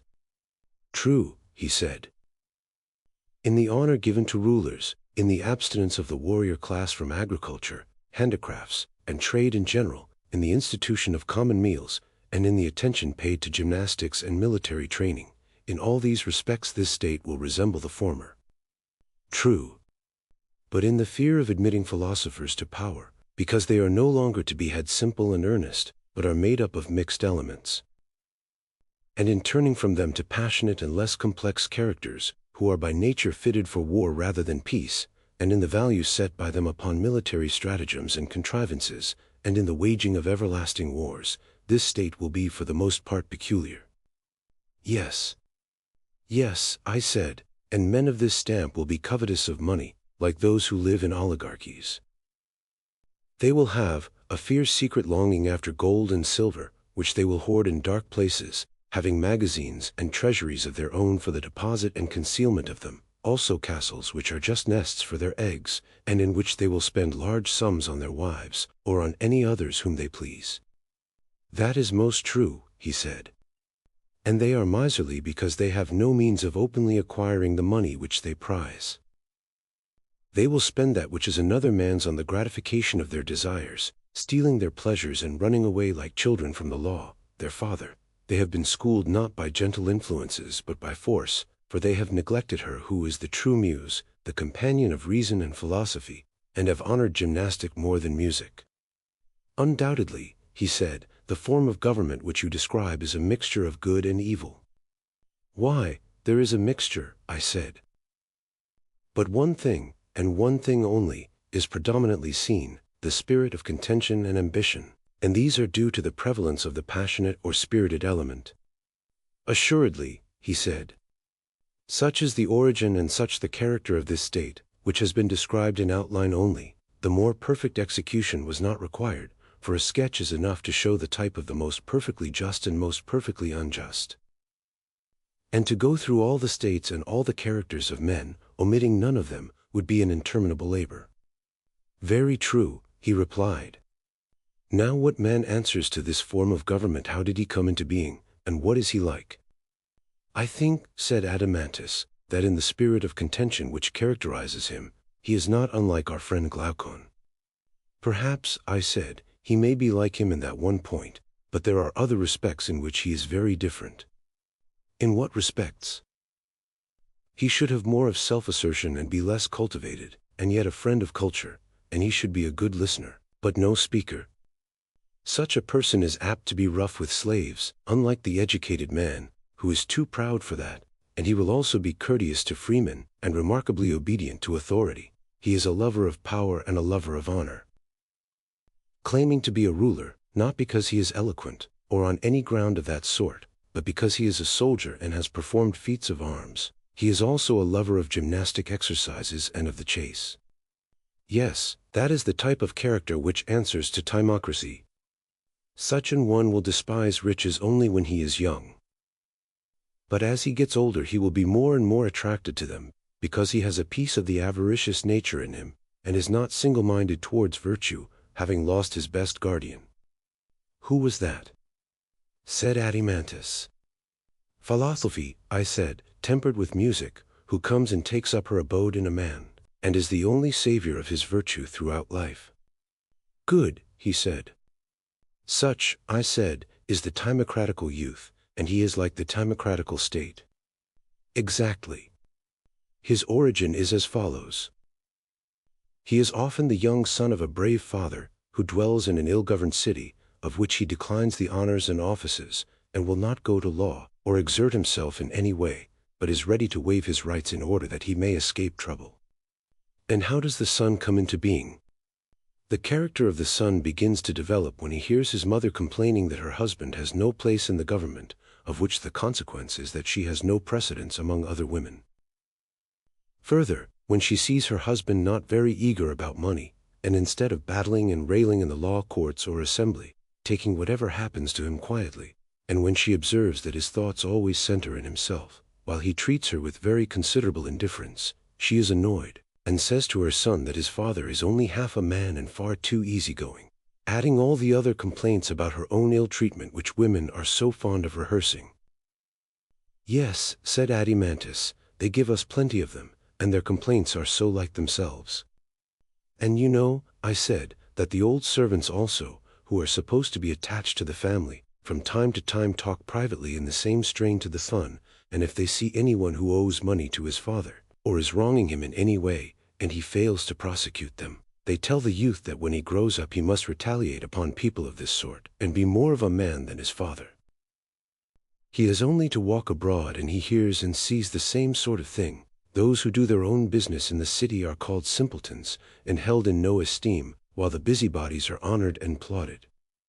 The result is that the young man, hearing and seeing all these things, hearing, too, the words of his father, and having a nearer view of his way of life, and making comparisons of him and others, is drawn opposite ways.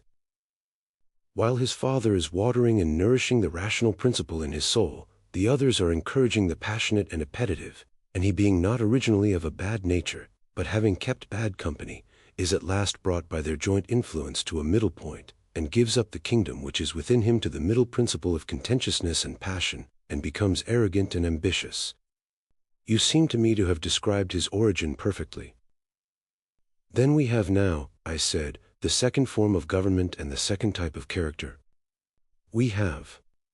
Next, let us look at another man who, as Aeschylus says, is set over against another state. Or rather, as our plan requires, begin with the state. By all means. I believe that oligarchy follows next in order. And what manner of government do you term oligarchy? A government resting on a valuation of property, in which the rich have power and the poor man is deprived of it. I understand, he replied. Ought I not to begin by describing how the change from timocracy to oligarchy arises? Yes. Well, I said, no eyes are required in order to see how the one passes into the other. How? The accumulation of gold in the treasury of private individuals is the ruin of a timocracy. They invent illegal modes of expenditure, for what do they or their wives care about the law? Yes, indeed. And then one, seeing another grow rich, seeks to rival him, and thus the great mass of the citizens become lovers of money. Likely enough. And so they grow richer and richer, and the more they think of making a fortune the less they think of virtue, for when riches and virtue are placed together in the scales of the balance, the one always rises as the other falls. True. And in proportion as riches and rich men are honored in the state, virtue and the virtuous are dishonored. Clearly.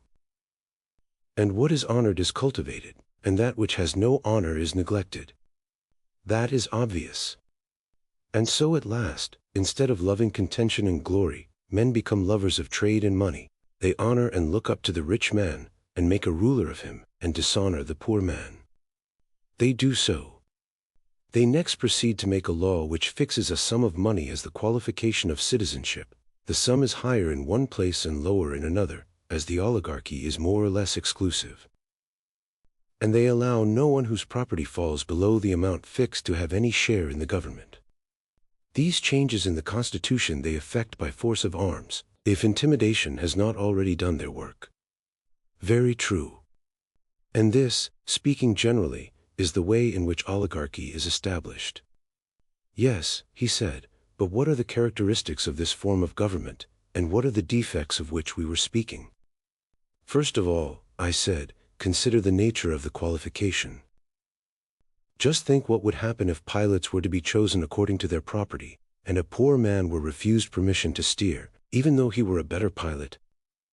You mean that they would shipwreck? Yes, and is not this true of the government of anything? I should imagine so. Except a city, or would you include a city? Nay, he said, the case of a city is the strongest of all, inasmuch as the rule of a city is the greatest and most difficult of all.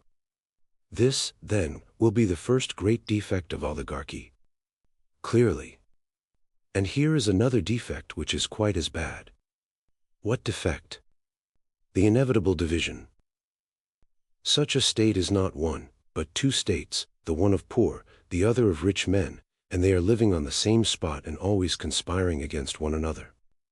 That, surely, is at least as bad. Another discreditable feature is, that, for a like reason, they are incapable of carrying on any war.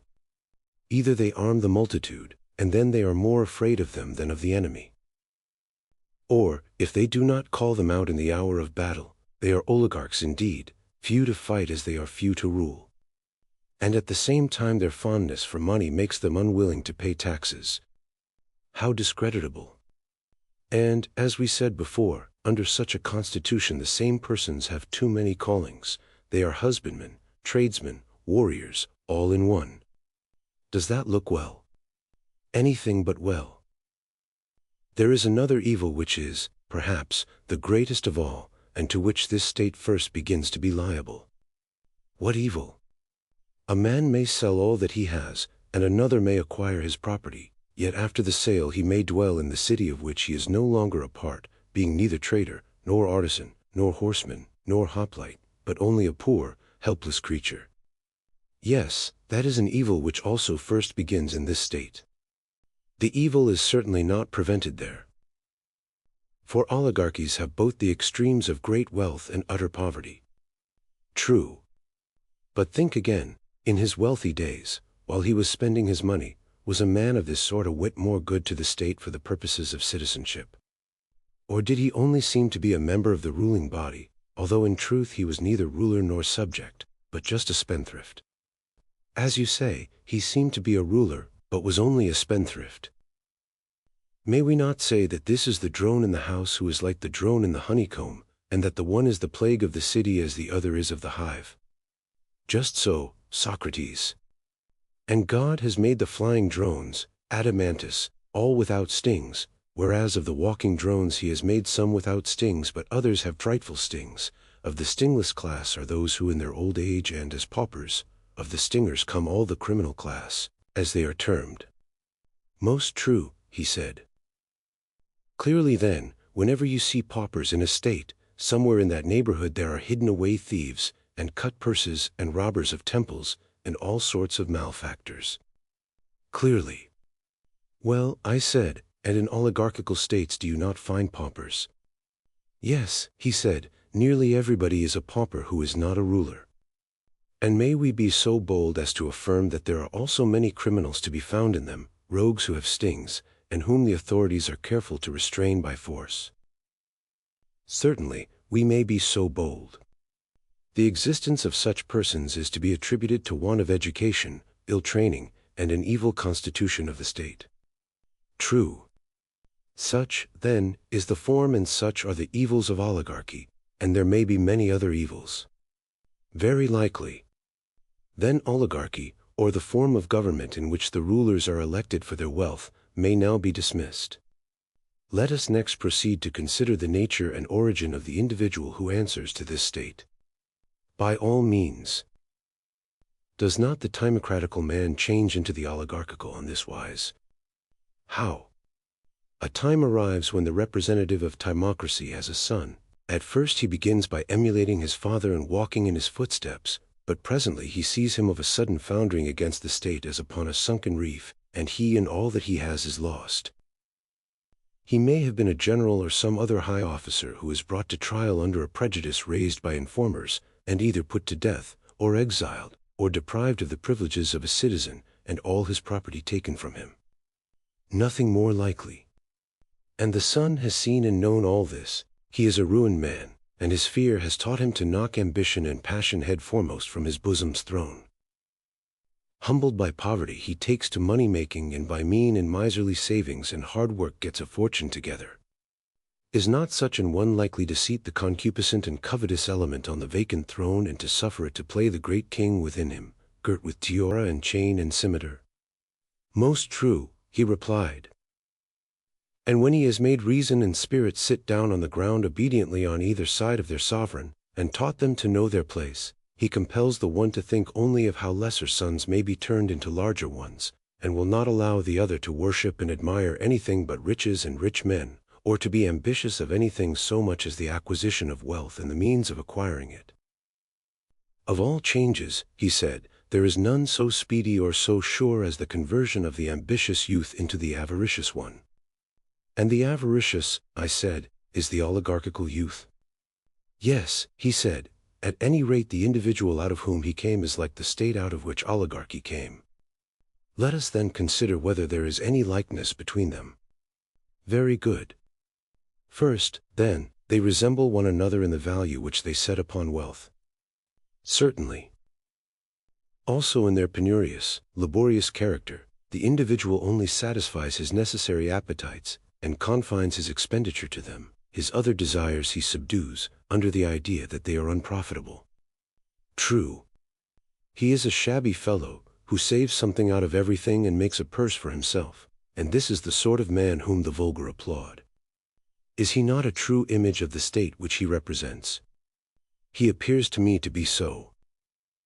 At any rate money is highly valued by him as well as by the state. You see that he is not a man of cultivation, I said. I imagine not, he said. Had he been educated he would never have made a blind god director of his chorus, or given him chief honor. Excellent. I said. Yet consider, must we not further admit that owing to this want of cultivation there will be found in him drone-like desires as of pauper and rogue, which are forcibly kept down by his general habit of life? True. Do you know where you will have to look if you want to discover his rogueries? Where must I look? You should see him where he has some great opportunity of acting dishonestly, as in the guardianship of an orphan. It will be clear enough then that in his ordinary dealings which give him a reputation for honesty he coerces his bad passions by an enforced virtue. Not making them see that they are wrong, or taming them by reason, but by necessity and fear constraining them, and because he trembles for his possessions. To be sure. Yes, indeed, my dear friend, but you will find that the natural desires of the drone commonly exist in him all the same whenever he has to spend what is not his own. Yes, and they will be strong in him too. The man, then, will be at war with himself. He will be two men, and not one. But, in general, his better desires will be found to prevail over his inferior ones. True. For these reasons such an one will be more respectable than most people, yet the true virtue of a unanimous and harmonious soul will flee far away and never come near him. I should expect so. And surely, the miser individually will be an ignoble competitor in a state for any prize of victory, or other object of honorable ambition. He will not spend his money in the contest for glory. So afraid is he of awakening his expensive appetites and inviting them to help and join in the struggle. In true oligarchical fashion he fights with a small part only of his resources, and the result commonly is that he loses the prize and saves his money. Very true. Can we any longer doubt, then, that the miser and money-maker answers to the oligarchical state? There can be no doubt. Next comes democracy. Of this the origin and nature have still to be considered by us. And then we will inquire into the ways of the democratic man, and bring him up for judgment. That, he said, is our method. Well, I said, and how does the change from oligarchy into democracy arise? Is it not on this wise? The good at which such a state aims is to become as rich as possible, a desire which is insatiable. What then?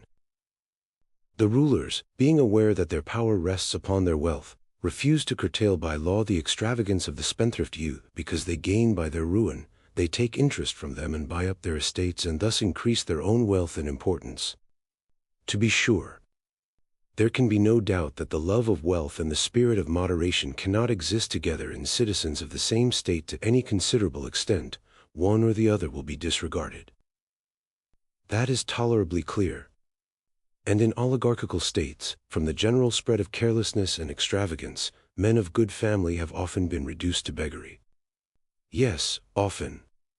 And still they remain in the city. There they are, ready to sting and fully armed, and some of them owe money, Some have forfeited their citizenship, a third class are in both predicaments, and they hate and conspire against those who have got their property, and against everybody else, and are eager for revolution.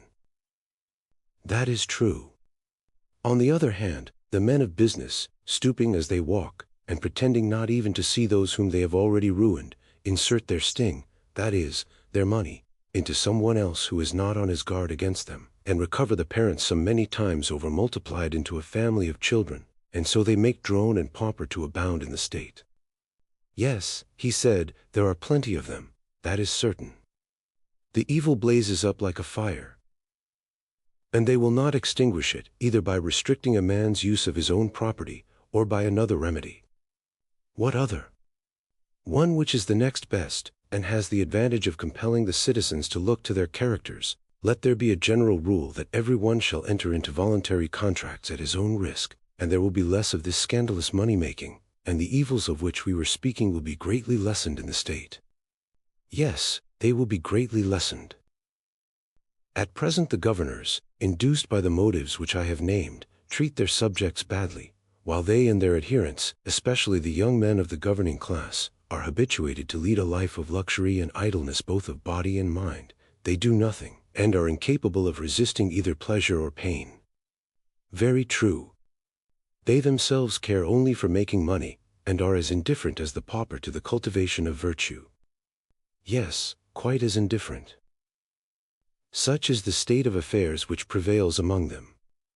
And often rulers and their subjects may come in one another's way, whether on a journey or on some other occasion of meeting, on a pilgrimage or a march, as fellow soldiers or fellow sailors.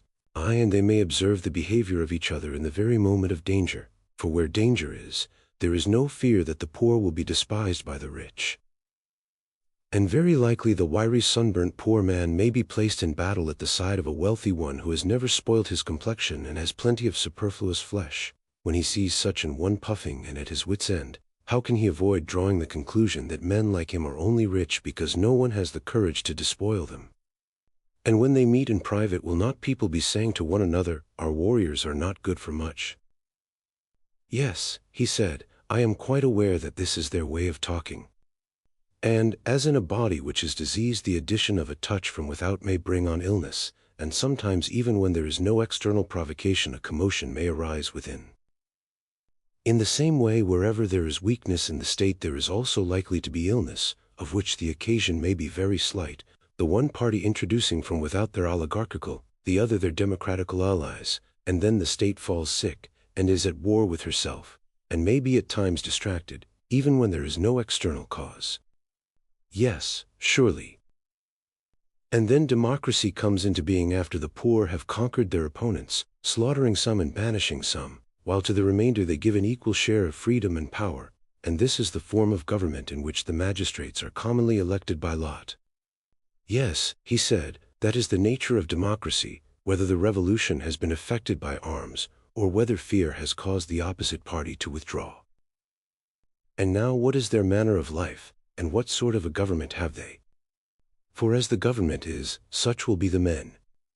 Clearly, he said. In the first place, are they not free, and is not the city full of freedom and frankness? A man may say and do what he likes. 'Tis said so, he replied. And where freedom is, the individual is clearly able to order for himself his own life as he pleases. Clearly. Then in this kind of state there will be the greatest variety of human natures. There will. This, then, seems likely to be the fairest of states, being like an embroidered robe which is spangled with every sort of flower.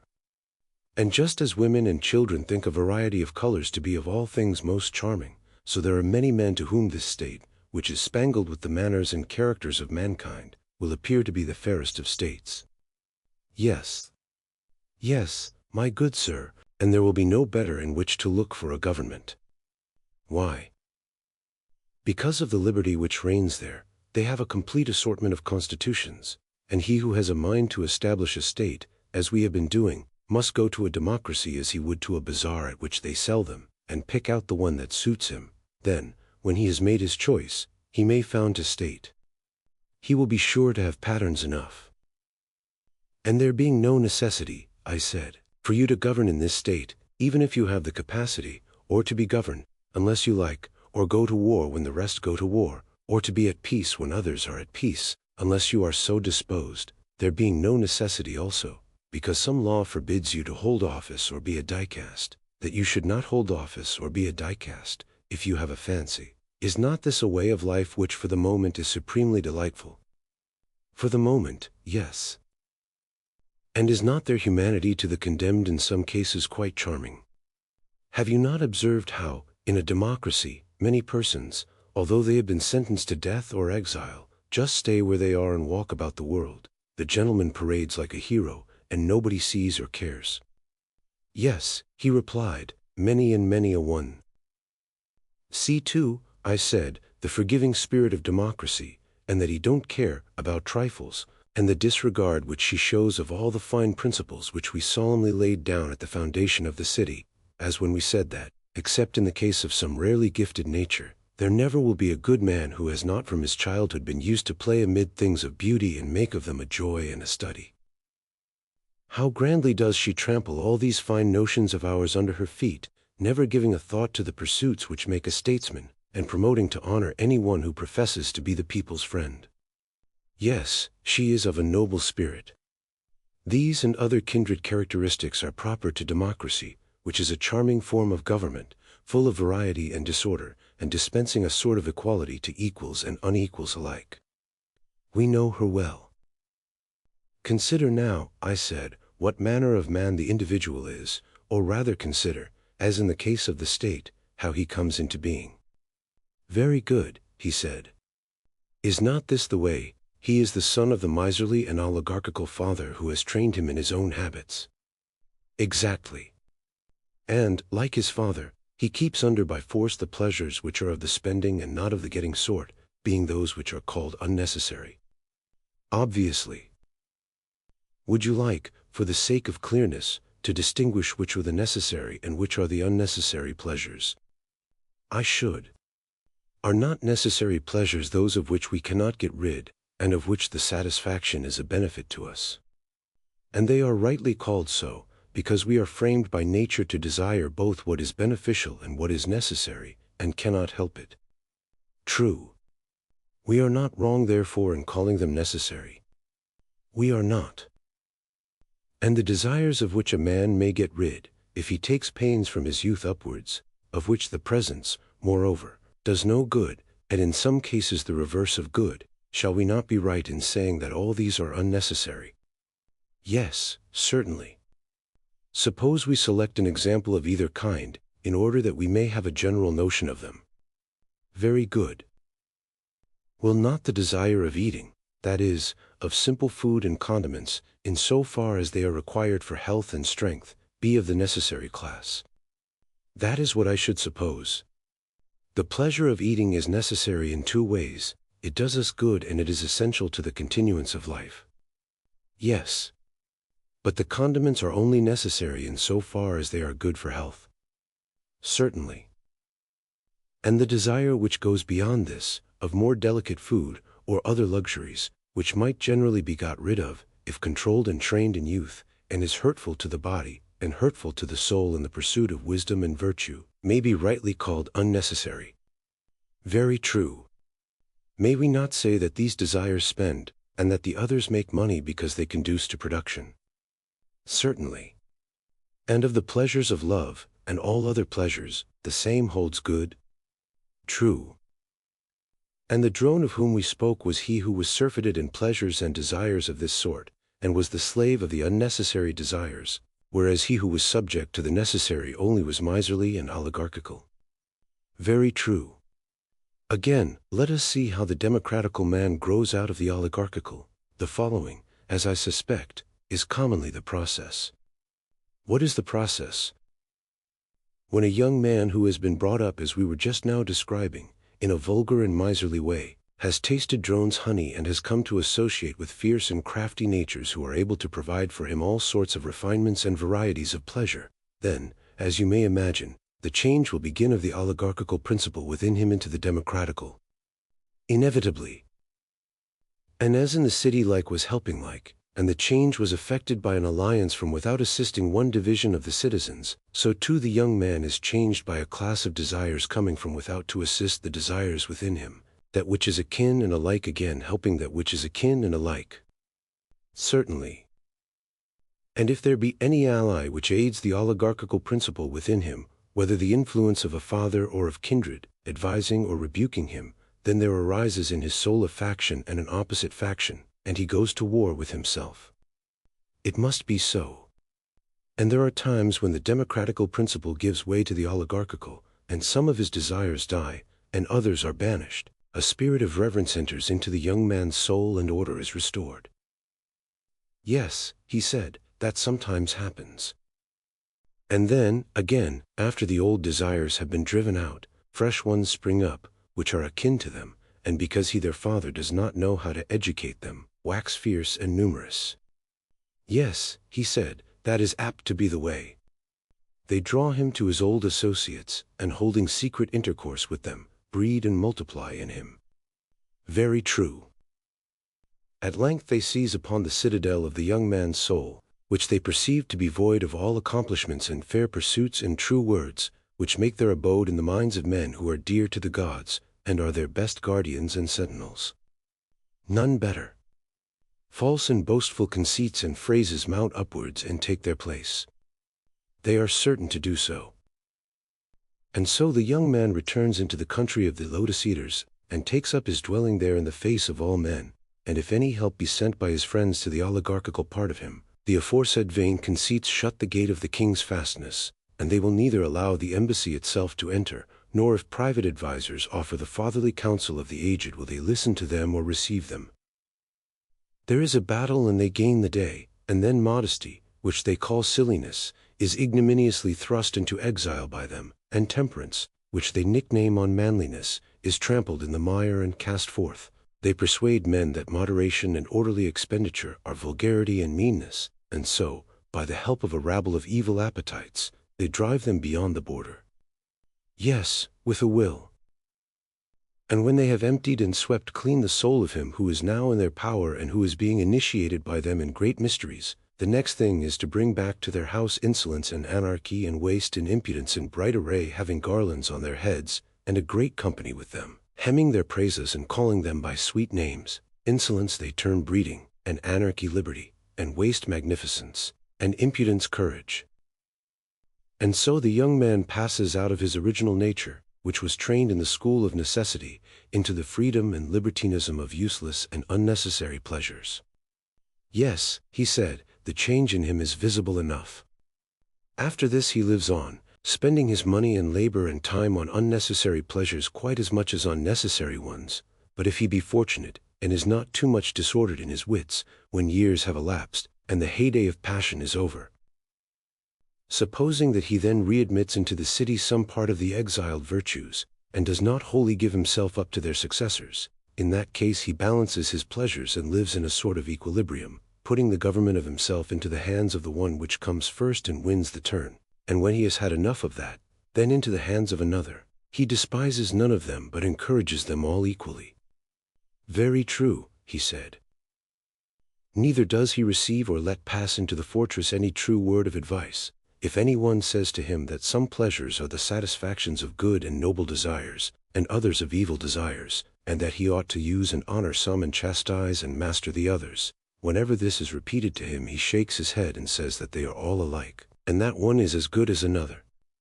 Yes, he said, that is the way with him.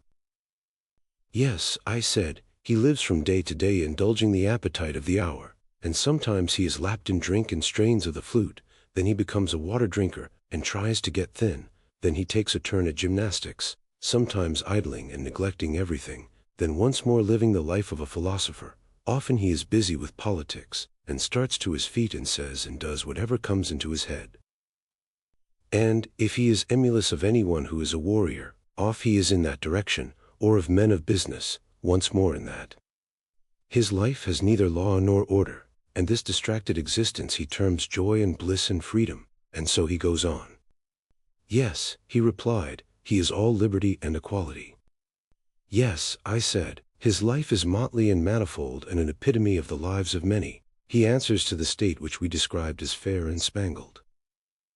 And many a man and many a woman will take him for their pattern, and many a constitution and many an example of manners is contained in him. Just so. Let him then be set over against democracy. He may truly be called the democratic man. Let that be his place, he said. Last of all comes the most beautiful of all, man and state alike, tyranny and the tyrant. These we have now to consider. Quite true, he said. Say then, my friend, in what manner does tyranny arise? That it has a democratic origin is evident. Clearly. And does not tyranny spring from democracy in the same manner as democracy from oligarchy? I mean, after a sort. How? The good which oligarchy proposed to itself and the means by which it was maintained was excess of wealth. Am I not right? Yes. And the insatiable desire of wealth and the neglect of all other things for the sake of money-getting was also the ruin of oligarchy. True. And democracy has her own good, of which the insatiable desire brings her to dissolution. What good? Freedom, I replied, which, as they tell you in a democracy, is the glory of the state, and that therefore in a democracy alone will the freemen of nature deign to dwell. Yes, the saying is in everybody's mouth. I was going to observe that the insatiable desire of this and the neglect of other things introduces the change in democracy, which occasions a demand for tyranny. How so? When a democracy which is thirsting for freedom has evil cupbearers presiding over the feast, and has drunk too deeply of the strong wine of freedom, then, unless her rulers are very amenable and give a plentiful draught, she calls them to account and punishes them, and says that they are cursed oligarchs.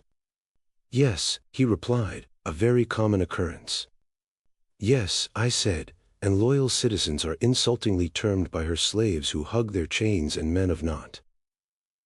She would have subjects who are like rulers, and rulers who are like subjects. These are men after her own heart, whom she praises and honors both in private and public. Now, in such a state, can liberty have any limit? Certainly not. By degrees the anarchy finds a way into private houses, and ends by getting among the animals and infecting them. How do you mean?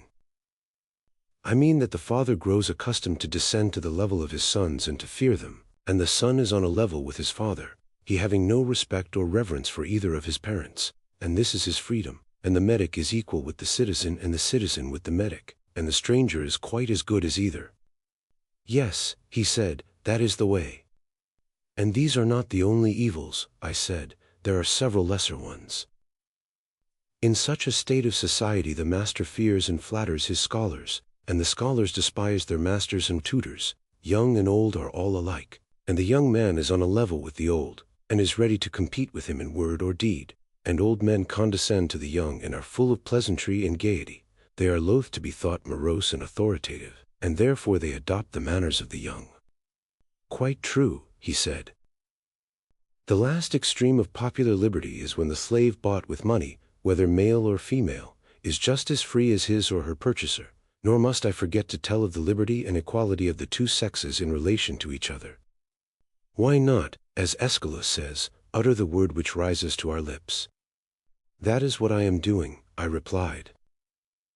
And I must add that no one who does not know would believe how much greater is the liberty which the animals who are under the dominion of man have in a democracy than in any other state, for truly, the she-dogs, as the proverb says, are as good as their she-mistresses, and the horses and asses have a way of marching along with all the rights and dignities of freemen, and they will run at anybody who comes in their way if he does not leave the road clear for them.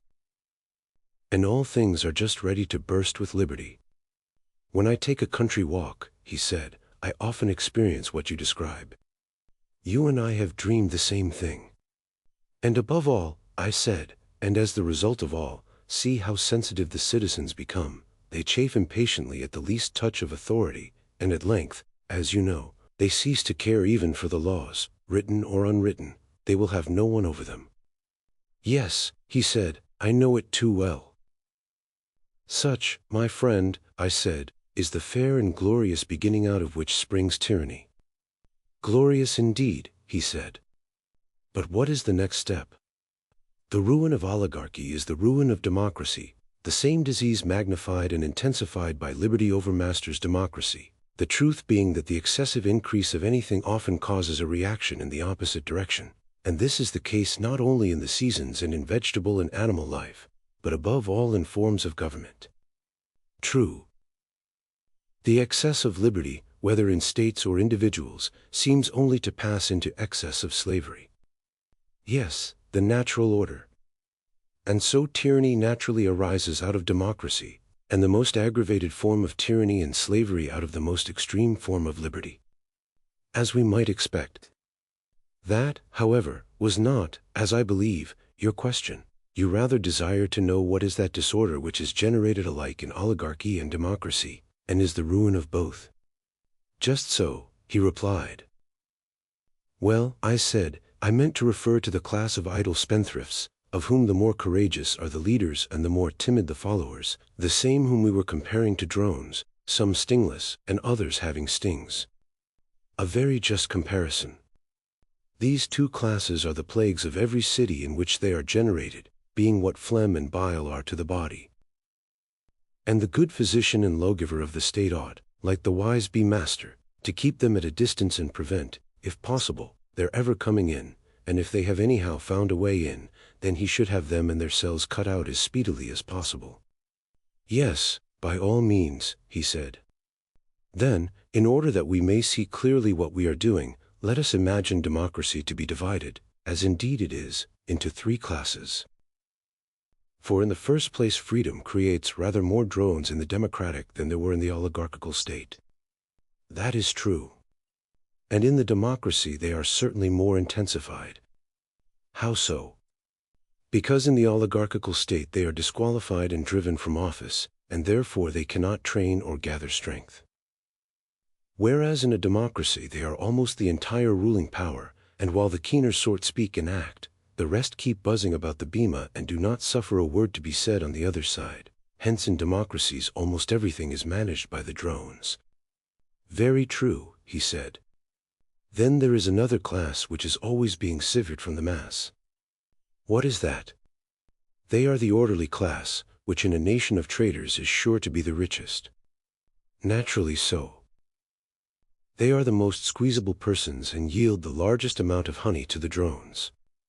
Why, he said, there is little to be squeezed out of people who have little. And this is called the wealthy class, and the drones feed upon them. That is pretty much the case, he said. The people are a third class, consisting of those who work with their own hands. They are not politicians, and have not much to live upon. This, when assembled, is the largest and most powerful class in a democracy. True, he said, but then the multitude is seldom willing to congregate unless they get a little honey. And do they not share? I said, do not their leaders deprive the rich of their estates and distribute them among the people, at the same time taking care to reserve the larger part for themselves? Why, yes, he said, to that extent the people do share. And the persons whose property is taken from them are compelled to defend themselves before the people as they best can. What else can they do? And then, although they may have no desire of change, the others charge them with plotting against the people and being friends of oligarchy. True. And the end is that when they see the people, not of their own accord, but through ignorance, and because they are deceived by informers, seeking to do them wrong, then at last they are forced to become oligarchs in reality. They do not wish to be, but the sting of the drones torments them and breeds revolution in them. That is exactly the truth. Then come impeachments and judgments and trials of one another. True. The people have always some champion whom they set over them and nurse into greatness. Yes, that is their way. This and no other is the root from which a tyrant springs. When he first appears above ground he is a protector. Yes, that is quite clear. How then does a protector begin to change into a tyrant? Clearly when he does what the man is said to do in the tale of the Arcadian temple of Lechaean Zeus. What tale? The tale is that he who has tasted the entrails of a single human victim minced up with the entrails of other victims is destined to become a wolf. Did you never hear it? Oh, yes. And the protector of the people is like him, having a mob entirely at his disposal, he is not restrained from shedding the blood of kinsmen. By the favorite method of false accusation he brings them into court and murders them, making the life of man to disappear, and with unholy tongue and lips tasting the blood of his fellow citizens, some he kills and others he banishes, at the same time hinting at the abolition of debts and partition of lands. And after this, what will be his destiny? Must he not either perish at the hands of his enemies, or from being a man become a wolf, that is, a tyrant? Inevitably. This, I said, is he who begins to make a party against the rich. The same. After a while he is driven out, but comes back, in spite of his enemies, a tyrant full grown. That is clear. And if they are unable to expel him, or to get him condemned to death by a public accusation, they conspire to assassinate him. Yes, he said, that is their usual way. Then comes the famous request for a bodyguard, which is the device of all those who have got thus far in their tyrannical career. Let not the people's friend, as they say, be lost to them. Exactly. The people readily assent, all their fears are for him, they have none for themselves. Very true. And when a man who is wealthy and is also accused of being an enemy of the people sees this, then, my friend, as the oracle said to Croesus, by pebbly Herma's shore he flees and rests not, and is not ashamed to be a coward. And quite right too, said he, for if he were, he would never be ashamed again. But if he is caught he dies. Of course. And he, the protector of whom we spoke, is to be seen, not larding the plain with his bulk, but himself the overthrower of many, standing up in the chariot of state with the reins in his hand, no longer protector, but tyrant absolute. No doubt, he said. And now let us consider the happiness of the man, and also of the state in which a creature like him is generated. Yes, he said, let us consider that. At first, in the early days of his power, he is full of smiles, and he salutes every one whom he meets, he to be called a tyrant, who is making promises in public and also in private, liberating debtors, and distributing land to the people and his followers, and wanting to be so kind and good to every one. Of course, he said. But when he has disposed of foreign enemies by conquest or treaty, and there is nothing to fear from them, then he is always stirring up some war or other, in order that the people may require a leader. To be sure. Has he not also another object, which is that they may be impoverished by payment of taxes, and thus compelled to devote themselves to their daily wants and therefore less likely to conspire against him? Clearly. And if any of them are suspected by him of having notions of freedom, and of resistance to his authority, he will have a good pretext for destroying them by placing them at the mercy of the enemy, and for all these reasons the tyrant must be always getting up a war. He must. Now he begins to grow unpopular. A necessary result. Then some of those who joined in setting him up, and who are in power, speak their minds to him and to one another, and the more courageous of them cast in his teeth what is being done. Yes, that may be expected. And the tyrant, if he means to rule, must get rid of them. He cannot stop while he has a friend or an enemy who is good for anything. He cannot. And therefore he must look about him and see who is valiant, who is high-minded, who is wise, who is wealthy. Happy man, he is the enemy of them all, and must seek occasion against them whether he will or no, until he has made a purgation of the state. Yes, he said, and a rare purgation. Yes, I said, not the sort of purgation which the physicians make of the body, for they take away the worse and leave the better part, but he does the reverse. If he is to rule, I suppose that he cannot help himself. What a blessed alternative, I said. To be compelled to dwell only with the many bad, and to be by them hated, or not to live at all. Yes, that is the alternative. And the more detestable his actions are to the citizens, the more satellites and the greater devotion in them will he require. Certainly. And who are the devoted band, and where will he procure them? They will flock to him, he said, of their own accord, if he pays them. By the dog. I said, here are more drones, of every sort and from every land. Yes, he said, there are. But will he not desire to get them on the spot? How do you mean? He will rob the citizens of their slaves. He will then set them free and enroll them in his bodyguard. To be sure, he said, and he will be able to trust them best of all. What a blessed creature, I said, must this tyrant be. He has put to death the others and has these for his trusted friends. Yes, he said, they are quite of his sort. Yes, I said, and these are the new citizens whom he has called into existence, who admire him and are his companions, while the good hate and avoid him. Of course. Verily, then, tragedy is a wise thing and Euripides a great tragedian. Why so? Why, because he is the author of the pregnant saying, "Tyrants are wise by living with the wise." And he clearly meant to say that they are the wise whom the tyrant makes his companions. Yes, he said, and he also praises tyranny as godlike. And many other things of the same kind are said by him and by the other poets. And therefore, I said, the tragic poets being wise men will forgive us and any others who live after our manner if we do not receive them into our state, because they are the eulogists of tyranny. Yes, he said, those who have the wit will doubtless forgive us. But they will continue to go to other cities and attract mobs, and hire voices fair and loud and persuasive, and draw the cities over to tyrannies and democracies. Very true. Moreover, they are paid for this and receive honor, the greatest honor, as might be expected, from tyrants, and the next greatest from democracies. But the higher they ascend our constitution hill, the more their reputation fails, and seems unable from shortness of breath to proceed further. True. But we are wandering from the subject. Let us therefore return and inquire how the tyrant will maintain that fair and numerous and various and ever-changing army of his.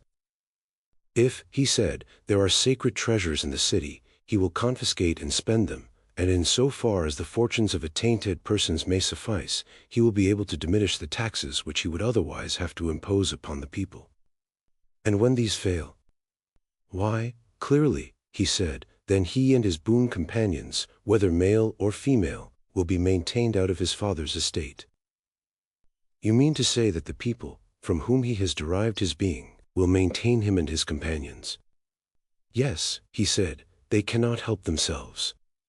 But what if the people fly into a passion, and aver that a grown-up son ought not to be supported by his father, but that the father should be supported by the son?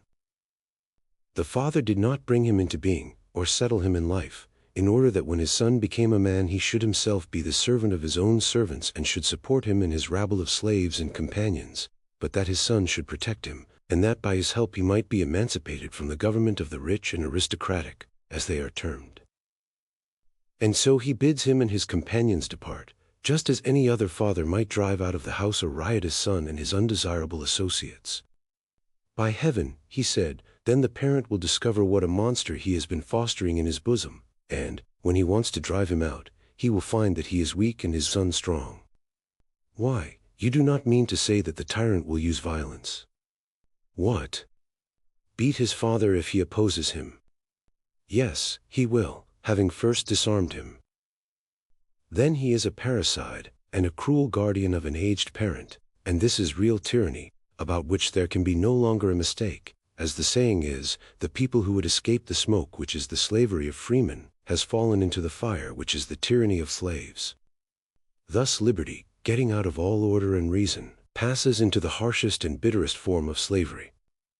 True, he said. Very well.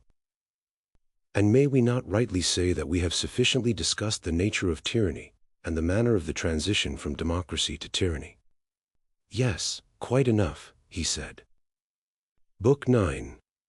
Last of all comes the tyrannical man, about whom we have once more to ask, how is he formed out of the democratical? And how does he live, in happiness or in misery? Yes, he said, he is the only one remaining. There is, however, I said, a previous question which remains unanswered. What question? I do not think that we have adequately determined the nature and number of the appetites, and until this is accomplished the inquiry will always be confused. Well, he said, it is not too late to supply the omission. Very true, I said, and observe the point which I want to understand. Certain of the unnecessary pleasures and appetites I conceive to be unlawful, every one appears to have them, but in some persons they are controlled by the laws and by reason, and the better desires prevail over them. Either they are wholly banished or they become few and weak, while in the case of others they are stronger, and there are more of them. Which appetites do you mean? I mean those which are awake when the reasoning and human and ruling power is asleep. Then the wild beast within us, gorged with meat or drink, starts up and having shaken off sleep, goes forth to satisfy his desires. And there is no conceivable folly or crime, not excepting incest or any other unnatural union, or parricide, or the eating of forbidden food, which at such a time, when he has parted company with all shame and sense, a man may not be ready to commit.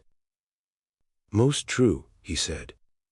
But when a man's pulse is healthy and temperate, and when before going to sleep he has awakened his rational powers, and fed them on noble thoughts and inquiries, collecting himself in meditation, after having first indulged his appetites neither too much nor too little, but just enough to lay them to sleep, and prevent them in their enjoyments and pains from interfering with the higher principle, which he leaves in the solitude of pure abstraction, free to contemplate and aspire to the knowledge of the unknown, whether in past, present, or future, when again he has allayed the passionate element, if he has a quarrel against any one, I say, when, after pacifying the two irrational principles, he rouses up the third, which is reason, before he takes his rest, then, as you know, he attains truth most nearly, and is least likely to be the sport of fantastic and lawless visions. I quite agree. In saying this I have been running into a digression, but the point which I desire to note is that in all of us, even in good men, there is a lawless wild beast nature, which peers out in sleep. Pray, consider whether I am right, and you agree with me. Yes, I agree. And now remember the character which we attributed to the democratic man. He was supposed from his youth upwards to have been trained under a miserly parent, who encouraged the saving appetites in him, but discountenanced the unnecessary, which aim only at amusement and ornament. True. And then he got into the company of a more refined, licentious sort of people, and taking to all their wanton ways rushed into the opposite extreme from an abhorrence of his father's meanness. At last, being a better man than his corruptors, he was drawn in both directions until he halted midway and led a life, not of vulgar and slavish passion, but of what he deemed moderate indulgence in various pleasures. After this manner the democrat was generated out of the oligarch. Yes, he said, that was our view of him, and is so still. And now, I said, years will have passed away, and you must conceive this man, such as he is, to have a son, who is brought up in his father's principles. I can imagine him. Then you must further imagine the same thing to happen to the son which has already happened to the father. He is drawn into a perfectly lawless life, which by his seducers is termed perfect liberty, and his father and friends take part with his moderate desires, and the opposite party assist the opposite ones. As soon as these dire magicians and tyrant makers find that they are losing their hold on him, they contrive to implant in him a master passion, to be lord over his idle and spendthrift lusts, a sort of monstrous winged drone. That is the only image which will adequately describe him. Yes, he said, that is the only adequate image of him. And when his other lusts, amid clouds of incense and perfumes and garlands and wines, and all the pleasures of a dissolute life, now let loose, come buzzing around him, nourishing to the utmost the sting of desire which they implant in his drone-like nature, then at last this lord of the soul, having madness for the captain of his guard, breaks out into a frenzy. And if he finds in himself any good opinions or appetites in process of formation, and there is in him any sense of shame remaining, to these better principles he puts an end, and casts them forth until he has purged away temperance and brought in madness to the full. Yes, he said, that is the way in which the tyrannical man is generated. And is not this the reason why of old love has been called a tyrant? I should not wonder. Further, I said, has not a drunken man also the spirit of a tyrant? He has. And you know that a man who is deranged and not right in his mind, will fancy that he is able to rule, not only over men, but also over the gods. That he will. And the tyrannical man in the true sense of the word comes into being when, either under the influence of nature, or habit, or both, he becomes drunken, lustful, passionate. Oh, my friend, is not that so? Assuredly. Such is the man and such is his origin. And next, how does he live? Suppose, as people facetiously say, you were to tell me.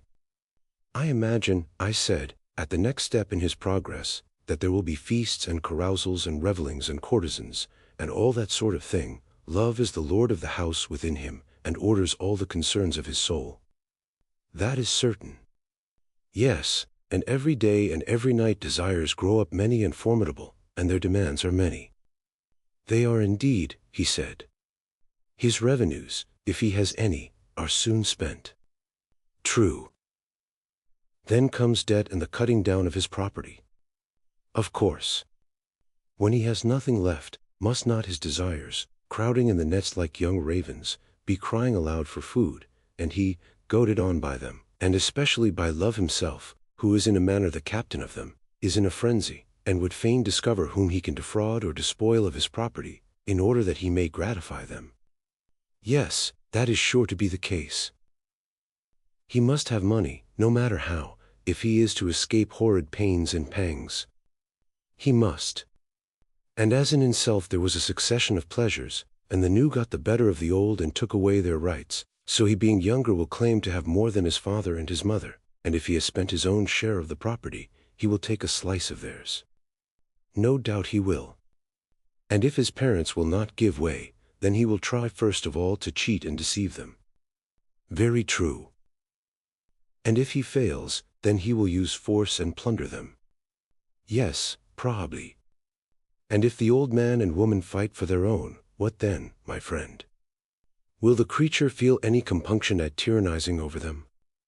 Nay, he said, I should not feel at all comfortable about his parents. But, oh heavens!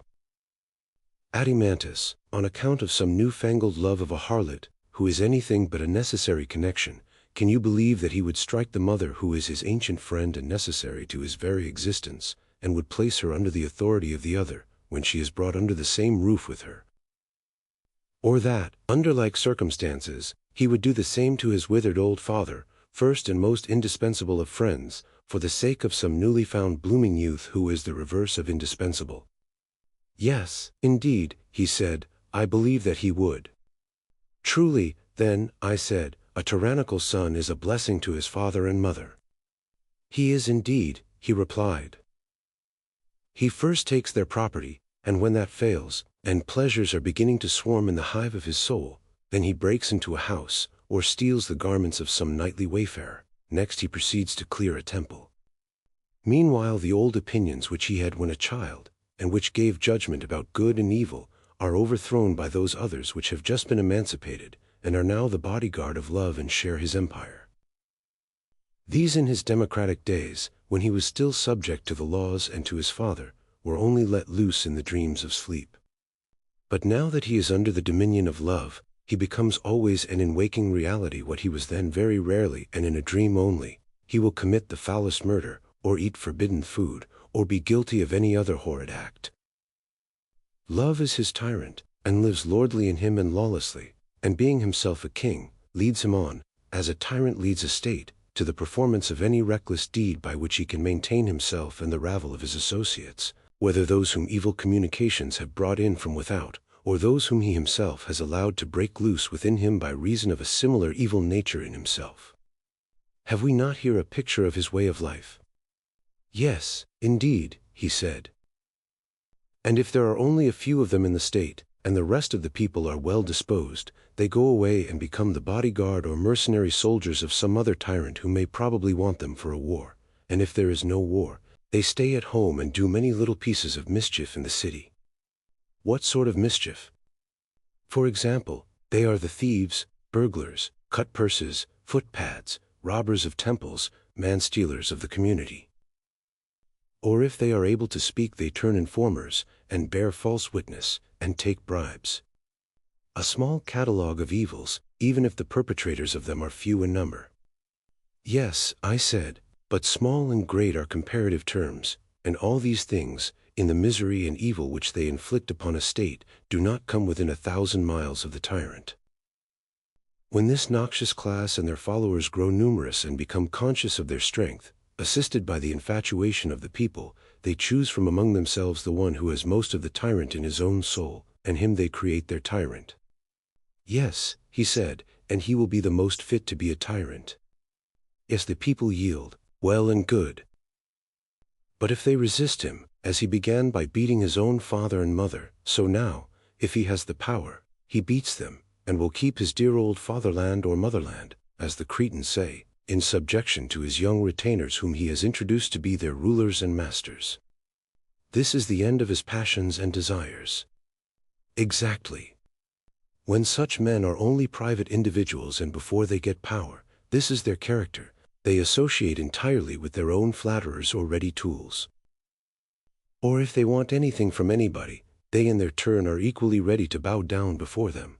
They profess every sort of affection for them, but when they have gained their point they know them no more. Yes, truly. They are always either the masters or servants and never the friends of anybody. The tyrant never tastes of true freedom or friendship. Certainly not. And may we not rightly call such men treacherous? No question. Also they are utterly unjust, if we were right in our notion of justice. Yes, he said, and we were perfectly right. Let us then sum up in a word, I said, the character of the worst man. He is the waking reality of what we dreamed. Most true. And this is he who being by nature most of a tyrant bears rule, and the longer he lives the more of a tyrant he becomes. That is certain, said Glaucon, taking his turn to answer. And will not he who has been shown to be the wickedest, be also the most miserable? And he who has tyrannized longest and most continually and truly miserable, although this may not be the opinion of men in general. Yes, he said, inevitably. And must not the tyrannical man be like the tyrannical state, and a democratical man like the democratical state, and the same of the others? Certainly. And as state is to state in virtue and happiness, so is man in relation to man. To be sure. Then comparing our original city, which was under a king, and the city which is under a tyrant, how do they stand as to virtue? They are the opposite extremes, he said, for one is the very best and the other is the very worst. There can be no mistake, I said, as to which is which, and therefore I will at once inquire whether you would arrive at a similar decision about their relative happiness and misery. And here we must not allow ourselves to be panic-stricken at the apparition of the tyrant, who is only a unit and may perhaps have a few retainers about him, but let us go as we ought into every corner of the city and look all about, and then we will give our opinion. A fair invitation, he replied, and I see, as every one must, that a tyranny is the wretchedest form of government, and the rule of a king the happiest. And in estimating the men too, may I not fairly make a like request, that I should have a judge whose mind can enter into and see through human nature? He must not be like a child who looks at the outside and is dazzled at the pompous aspect which the tyrannical nature assumes to the beholder, but let him be one who has a clear insight. May I suppose that the judgment is given in the hearing of us all by one who is able to judge, and has dwelt in the same place with him, and been present at his daily life and known him in his family relations, where he may be seen stripped of his tragedy attire, and again in the hour of public danger, he shall tell us about the happiness and misery of the tyrant when compared with other men. That again, he said, is a very fair proposal. Shall I assume that we ourselves are able and experienced judges and have before now met with such a person? We shall then have someone who will answer our inquiries. By all means. Let me ask you not to forget the parallel of the individual and the state. Bearing this in mind, and glancing in turn from one to the other of them, will you tell me their respective conditions? What do you mean? He asked. Beginning with the state, I replied, would you say that a city which is governed by a tyrant is free or enslaved? No city, he said, can be more completely enslaved. And yet, as you see, there are freemen as well as masters in such a state. Yes, he said, I see that there are, a few, but the people, speaking generally, and the best of them are miserably degraded and enslaved. Then if the man is like the state, I said, must not the same rule prevail? His soul is full of meanness and vulgarity. The best elements in him are enslaved, and there is a small ruling part, which is also the worst and maddest. Inevitably. And would you say that the soul of such an one is the soul of a freeman, or of a slave. He has the soul of a slave, in my opinion. And the state which is enslaved under a tyrant is utterly incapable of acting voluntarily. Utterly incapable. And also the soul which is under a tyrant, I am speaking of the soul taken as a whole, is least capable of doing what she desires. There is a gadfly which goads her, and she is full of trouble and remorse. Certainly. And is the city which is under a tyrant rich or poor? Poor. And the tyrannical soul must be always poor and insatiable. True. And must not such a state and such a man be always full of fear? Yes, indeed. Is there any state in which you will find more of lamentation and sorrow and groaning and pain? Certainly not. And is there any man in whom you will find more of this sort of misery than in the tyrannical man, who is in a fury of passions and desires? Impossible. Reflecting upon these and similar evils, you held the tyrannical state to be the most miserable of states. And I was right, he said. Certainly, I said. And when you see the same evils in the tyrannical man, what do you say of him? I say that he is by far the most miserable of all men. There, I said, I think that you are beginning to go wrong. What do you mean? I do not think that he has as yet reached the utmost extreme of misery. Then who is more miserable? One of whom I am about to speak. Who is that? He who is of a tyrannical nature, and instead of leading a private life has been cursed with the further misfortune of being a public tyrant. From what has been said, I gather that you are right. Yes, I replied, but in this high argument you should be a little more certain, and should not conjecture only. For of all questions, this respecting good and evil is the greatest. Very true, he said. Let me then offer you an illustration, which may, I think, throw a light upon this subject. What is your illustration? The case of rich individuals in cities who possess many slaves. From them you may form an idea of the tyrant's condition, for they both have slaves. The only difference is that he has more slaves. Yes, that is the difference. You know that they live securely and have nothing to apprehend from their servants. What should they fear? Nothing. But do you observe the reason of this? Yes, the reason is that the whole city is leagued together for the protection of each individual. Very true, I said.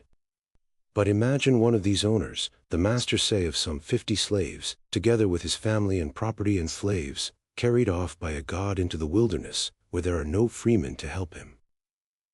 Will he not be in an agony of fear lest he and his wife and children should be put to death by his slaves? Yes, he said, he will be in the utmost fear. The time has arrived when he will be compelled to flatter divers of his slaves, and make many promises to them of freedom and other things, much against his will. He will have to cajole his own servants.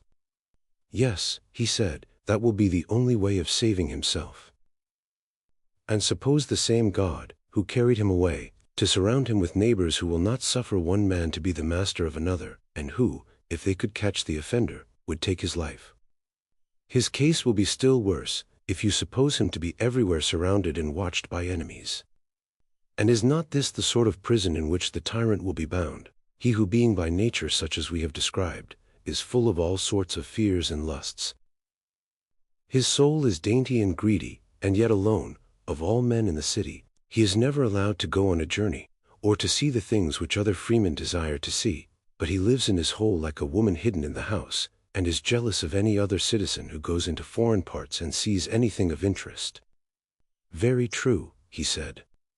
And amid evils such as these will not he who is ill-governed in his own person, the tyrannical man, I mean, whom you just now decided to be the most miserable of all, will not he be yet more miserable when, instead of leading a private life, he is constrained by fortune to be a public tyrant? He has to be master of others when he is not master of himself. He is like a diseased or paralytic man who is compelled to pass his life, not in retirement, but fighting and combating with other men. Yes, he said, the similitude is most exact. Is not his case utterly miserable? And does not the actual tyrant lead a worse life than he whose life you determine to be the worst? Certainly. He who is the real tyrant, whatever men may think, is the real slave, and is obliged to practice the greatest adulation and servility, and to be the flatterer of the vilest of mankind. He has desires which he is utterly unable to satisfy, and has more wants than any one, and is truly poor. If you know how to inspect the whole soul of him, all his life long he is beset with fear and is full of convulsions and distractions, even as the state which he resembles, and surely the resemblance holds. Very true, he said. Moreover, as we were saying before, he grows worse from having power. He becomes and is of necessity more jealous, more faithless, more unjust, more friendless, more unpious, than he was at first. He is the purveyor and cherisher of every sort of vice, and the consequence is that he is supremely miserable, and that he makes everybody else as miserable as himself. No man of any sense will dispute your words. Come then, I said, and as the general umpire in theatrical contests proclaims the result, do you also decide who in your opinion is first in the scale of happiness, and who second, and in what order the others follow. There are 5 of them in all. They are the royal, timocratical, oligarchical, democratical, tyrannical. The decision will be easily given, he replied. They shall be choruses coming on the stage, and I must judge them in the order in which they enter, by the criterion of virtue and vice, happiness and misery. Need we hire a herald, or shall I announce that the son of Ariston, the best, has decided that the best and justest is also the happiest, and that this is he who is the most royal man and king over himself? And that the worst and most unjust man is also the most miserable, and that this is he who, being the greatest tyrant of himself, is also the greatest tyrant of his state. Make the proclamation yourself, he said. And shall I add, whether seen or unseen by gods and men? Let the words be added. Then this, I said, will be our first proof, and there is another, which may also have some weight. What is that? The second proof is derived from the nature of the soul. Seeing that the individual soul, like the state, has been divided by us into 3 principles, the division may, I think, furnish a new demonstration. Of what nature? It seems to me that to these 3 principles 3 pleasures correspond, also 3 desires and governing powers. How do you mean? He said. There is one principle with which, as we were saying, a man learns, another with which he is angry. The third, having many forms, has no special name, but is denoted by the general term appetitive, from the extraordinary strength and vehemence of the desires of eating and drinking and the other sensual appetites which are the main elements of it, also money-loving, because such desires are generally satisfied by the help of money. That is true, he said. If we were to say that the loves and pleasures of this third part were concerned with gain, we should then be able to fall back on a single notion, and might truly and intelligibly describe this part of the soul as loving gain or money. I agree with you. Again, is not the passionate element wholly set on ruling and conquering and getting fame? True. Suppose we call it the contentious or ambitious, would the term be suitable? Extremely suitable. On the other hand, everyone sees that the principle of knowledge is wholly directed to the truth, and cares less than either of the others for gain or fame. Far less. Lover of wisdom, lover of knowledge, are titles which we may fitly apply to that part of the soul. Certainly. One principle prevails in the souls of one class of men, another in others, as may happen. Yes. Then we may begin by assuming that there are 3 classes of men, lovers of wisdom, lovers of honor, lovers of gain. Exactly. And there are 3 kinds of pleasure, which are their several objects. Very true.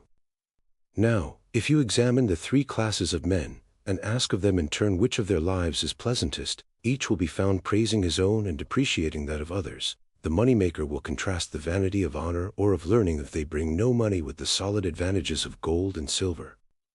True, he said. And the lover of honor, what will be his opinion?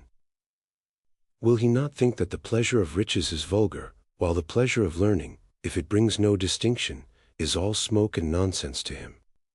Very true. And are we to suppose, I said, that the philosopher sets any value on other pleasures in comparison with the pleasure of knowing the truth, and in that pursuit abiding, ever learning, not so far indeed from the heaven of pleasure. Does he not call the other pleasures necessary, under the idea that if there were no necessity for them, he would rather not have them? There can be no doubt of that, he replied. Since, then, the pleasures of each class and the life of each are in dispute, and the question is not which life is more or less honorable, or better or worse, but which is the more pleasant or painless, how shall we know who speaks truly? I cannot myself tell, he said. Well, but what ought to be the criterion? Is any better than experience and wisdom and reason? There cannot be a better, he said. Then, I said, reflect. Of the three individuals, which has the greatest experience of all the pleasures which we enumerated? Has the lover of gain, in learning the nature of essential truth, greater experience of the pleasure of knowledge than the philosopher has of the pleasure of gain? The philosopher, he replied, has greatly the advantage. For he has of necessity always known the taste of the other pleasures from his childhood upwards, but the lover of gain in all his experience has not of necessity tasted, or, I should rather say, even had he desired, could hardly have tasted, the sweetness of learning and knowing truth. Then the lover of wisdom has a great advantage over the lover of gain, for he has a double experience. Yes, very great. Again, has he greater experience of the pleasures of honor, or the lover of honor of the pleasures of wisdom? Nay, he said, all three are honored in proportion as they attain their object, for the rich man and the brave man and the wise man alike have their crowd of admirers, and as they all receive honor they all have experience of the pleasures of honor, but the delight which is to be found in the knowledge of true being is known to the philosopher only. His experience, then, will enable him to judge better than anyone. Far better. And he is the only one who has wisdom as well as experience. Certainly. Further, the very faculty which is the instrument of judgment is not possessed by the covetous or ambitious man, but only by the philosopher. What faculty? Reason, with whom, as we were saying, the decision ought to rest. Yes. And reasoning is peculiarly his instrument. Certainly.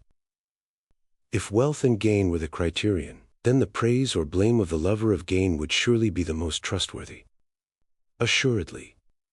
Or if honor or victory or courage, in that case the judgment of the ambitious or pugnacious would be the truest. Clearly. But since experience and wisdom and reason are the judges, the only inference possible, he replied, is that pleasures which are approved by the lover of wisdom and reason are the truest. And so we arrive at the result, that the pleasure of the intelligent part of the soul is the pleasantest of the three, and that he of us in whom this is the ruling principle has the pleasantest life. Unquestionably, he said, the wise man speaks with authority when he approves of his own life. And what does the judge affirm to be the life which is next, and the pleasure which is next? Clearly that of the soldier and lover of honor, who is nearer to himself than the money-maker. Last comes the lover of gain. Very true, he said. Twice in succession, then, has the just man overthrown the unjust in this conflict, and now comes the third trial, which is dedicated to Olympian Zeus the Savior. A sage whispers in my ear that no pleasure except that of the wise is quite true and pure, all others are a shadow only, and surely this will prove the greatest and most decisive of falls. Yes, the greatest, but will you explain yourself? I will work out the subject and you shall answer my questions. Proceed. Say, then, is not pleasure opposed to pain? True. And there is a neutral state which is neither pleasure nor pain. There is a state which is intermediate, and a sort of repose of the soul about either. That is what you mean. Yes. You remember what people say when they are sick. What do they say? That after all nothing is pleasanter than health. But then they never knew this to be the greatest of pleasures until they were ill. Yes, I know, he said. And when persons are suffering from acute pain, you must have heard them say that there is nothing pleasanter than to get rid of their pain. I have. And there are many other cases of suffering in which the mere rest and cessation of pain, and not any positive enjoyment, is extolled by them as the greatest pleasure. Yes, he said, at the time they are pleased and well content to be at rest. Again, when pleasure ceases, that sort of rest or cessation will be painful. Doubtless, he said. Then the intermediate state of rest will be pleasure and will also be pain. So it would seem. But can that which is neither become both? I should say not. And both pleasure and pain are motions of the soul, are they not? Yes. But that which is neither was just now shown to be rest and not motion, and in a mean between them. Yes.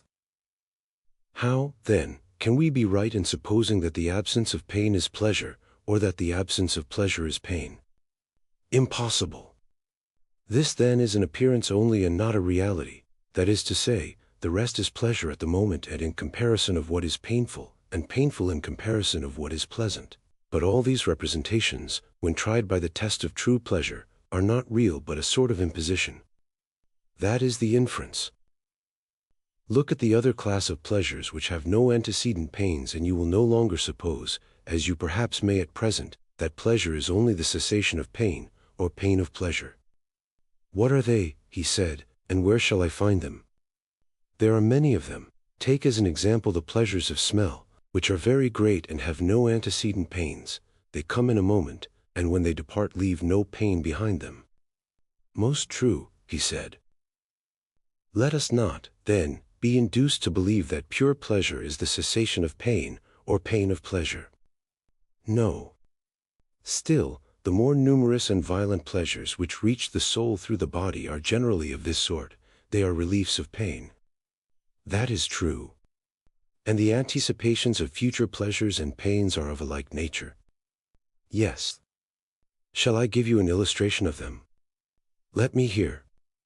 You would allow, I said, that there is in nature an upper and lower and middle region. I should. And if a person were to go from the lower to the middle region, would he not imagine that he is going up? And he who is standing in the middle and sees whence he has come, would imagine that he is already in the upper region, if he has never seen the true upper world. To be sure, he said, how can he think otherwise? But if he were taken back again he would imagine, and truly imagine, that he was descending. No doubt. All that would arise out of his ignorance of the true upper and middle and lower regions. Yes. Then can you wonder that persons who are inexperienced in the truth, as they have wrong ideas about many other things, should also have wrong ideas about pleasure and pain and the intermediate state?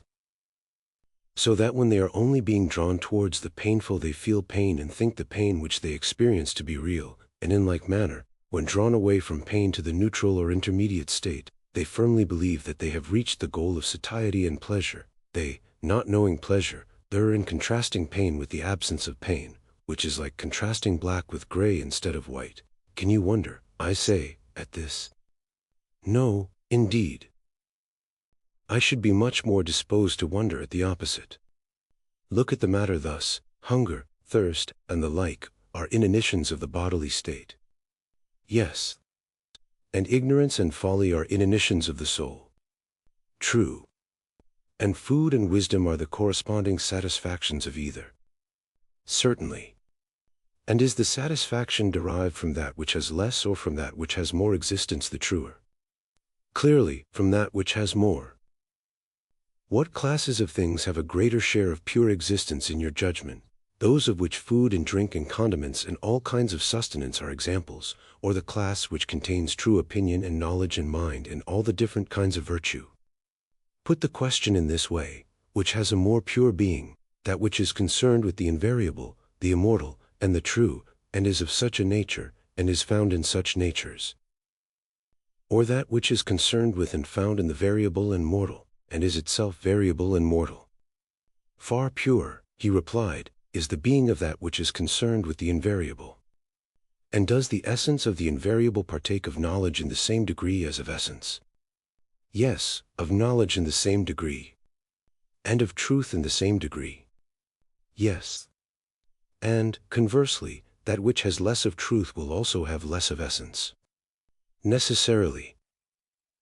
Then, in general, those kinds of things which are in the service of the body have less of truth and essence than those which are in the service of the soul. Far less.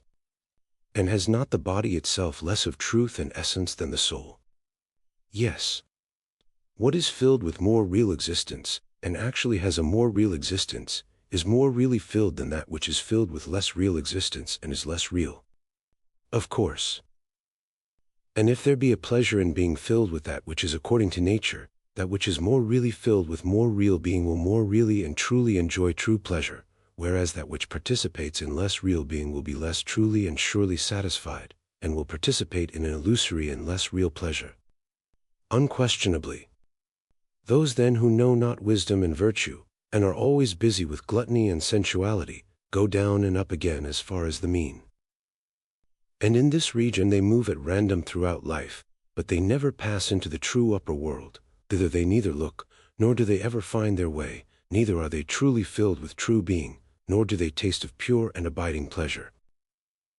Like cattle, with their eyes always looking down and their heads stooping to the earth, that is, to the dining table, they fatten and feed and breed, and, in their excessive love of these delights, they kick and butt at one another with horns and hoops which are made of iron, and they kill one another by reason of their insatiable lust. For they fill themselves with that which is not substantial, and the part of themselves which they fill is also unsubstantial and incontinent. Verily, Socrates, said Glaucon, you describe the life of the many like an oracle. Their pleasures are mixed with pains, how can they be otherwise? For they are mere shadows and pictures of the true, and are colored by contrast, which exaggerates both light and shade, and so they implant in the minds of fools insane desires of themselves, and they are fought about, as Socrates says that the Greeks fought about the shadow of Helen at Troy in ignorance of the truth. Something of that sort must inevitably happen. And must not the like happen with the spirited or passionate element of the soul? Will not the passionate man who carries his passion into action be in the like case, whether he is envious and ambitious, or violent and contentious, or angry and discontented, if he be seeking to attain honor and victory and the satisfaction of his anger without reason or sense? Yes, he said, the same will happen with the spirited element also. Then may we not confidently assert that the lovers of money and honor, when they seek their pleasures under the guidance and in the company of reason and knowledge, and pursue after and win the pleasures which wisdom choose them, will also have the truest pleasures in the highest degree which is attainable to them, inasmuch as they follow truth, and they will have the pleasures which are natural to them, if that which is best for each one is also most natural to him. Yes, certainly. The best is the most natural. And when the whole soul follows the philosophical principle, and there is no division, the several parts are just, and do each of them their own business, and enjoy severally the best and truest pleasures of which they are capable. Exactly. But when either of the two other principles prevails, it fails in attaining its own pleasure, and compels the rest to pursue after a pleasure which is a shadow only and which is not their own. True. And the greater the interval which separates them from philosophy and reason, the more strange and elusive will be the pleasure. Yes. And is not that farthest from reason which is at the greatest distance from law and order? Clearly. And the lustful and tyrannical desires are, as we saw, at the greatest distance. Yes. And the royal and orderly desires are nearest. Yes. Then the tyrant will live at the greatest distance from true or natural pleasure, and the king at the least. Certainly. But if so, the tyrant will live most unpleasantly, and the king most pleasantly. Inevitably. Would you know the measure of the interval which separates them? Will you tell me? There appear to be 3 pleasures, 1 genuine and 2 spurious. Now the transgression of the tyrant reaches a point beyond the spurious. He has run away from the region of law and reason, and taken up his abode with certain slave pleasures which are his satellites, and the measure of his inferiority can only be expressed in a figure. How do you mean? I assume, I said, that the tyrant is in the 3rd place from the oligarch, the democrat was in the middle. Yes. And if there is truth in what has preceded, he will be wedded to an image of pleasure which is thrice removed as to truth from the pleasure of the oligarch. He will. And the oligarch is 3rd from the royal, since we count as one royal and aristocratical. Yes, he is 3rd. Then the tyrant is removed from true pleasure by the space of a number which is 3 times 3. Manifestly. The shadow then of tyrannical pleasure determined by the number of length will be a plain figure. Certainly. And if you raise the power and make the plane a solid, there is no difficulty in seeing how vast is the interval by which the tyrant is parted from the king. Yes. The arithmetician will easily do the sum. Or if some person begins at the other end and measures the interval by which the king is parted from the tyrant in truth of pleasure, he will find him, when the multiplication is completed, living 729 times more pleasantly, and the tyrant more painfully by this same interval. What a wonderful calculation! And how enormous is the distance which separates the just from the unjust in regard to pleasure and pain! Yet a true calculation, I said, and a number which nearly concerns human life, if human beings are concerned with days and nights and months and years. 729 nearly equals the number of days and nights in the year. Yes, he said, human life is certainly concerned with them. Then if the good and just man be thus superior in pleasure to the evil and unjust, his superiority will be infinitely greater in propriety of life and in beauty and virtue? Immeasurably greater. Well, I said, and now having arrived at this stage of the argument, we may revert to the words which brought us hither. Was not someone saying that injustice was a gain to the perfectly unjust who was reputed to be just? Yes, that was said. Now then, having determined the power and quality of justice and injustice, let us have a little conversation with him. What shall we say to him? Let us make an image of the soul, that he may have his own words presented before his eyes. Of what sort? An ideal image of the soul, like the composite creations of ancient mythology, such as the Chimera or Scylla or Cerberus, and there are many others in which two or more different natures are said to grow into one. There are said to have been such unions. Then do you now model the form of a multitudinous, many-headed monster, having a ring of heads of all manner of beasts, tame and wild, which he is able to generate and metamorphose at will. You suppose marvelous powers in the artist, but, as language is more pliable than wax or any similar substance, let there be such a model as you propose. Suppose now that you make a second form as of a lion, and a third of a man, the second smaller than the first, and the third smaller than the second. That, he said, is an easier task, and I have made them as you say. And now join them, and let the three grow into one. That has been accomplished. Next fashion the outside of them into a single image, as of a man, so that he who is not able to look within, and sees only the outer hoe, may believe the beast to be a single human creature. I have done so, he said. And now, to him who maintains that it is profitable for the human creature to be unjust, and unprofitable to be just, let us reply that, if he be right, it is profitable for this creature to feast the multitudinous monster and strengthen the lion and the lion-like qualities, but to starve and weaken the man, who is consequently liable to be dragged about at the mercy of either of the other two, and he is not to attempt to familiarize or harmonize them with one another. He ought rather to suffer them to fight and bite and devour one another. Certainly, he said, that is what the approver of injustice says. To him the supporter of justice makes answer that he should ever so speak and act as to give the man within him in some way or other the most complete mastery over the entire human creature. He should watch over the many-headed monster like a good husbandman, fostering and cultivating the gentle qualities, and preventing the wild ones from growing. He should be making the lion heart his ally, and in common care of them all should be uniting the several parts with one another and with himself. Yes, he said, that is quite what the maintainer of justice say. And so from every point of view, whether of pleasure, honor, or advantage, the approver of justice is right and speaks the truth, and the disapprover is wrong and false and ignorant. Yes, from every point of view. Come, now, and let us gently reason with the unjust, who is not intentionally in error. Sweet sir, we will say to him, what think you of things esteemed noble and ignoble? Is not the noble that which subjects the beast to the man, or rather to the God in man, and the ignoble that which subjects the man to the beast? He can hardly avoid saying yes, can he now? Not if he has any regard for my opinion. But, if he agrees so far, we may ask him to answer another question. Then how would a man profit if he received gold and silver on the condition that he was to enslave the noblest part of him to the worst? Who can imagine that a man who sold his son or daughter into slavery for money, especially if he sold them into the hands of fierce and evil men, would be the gainer, however large might be the sum which he received.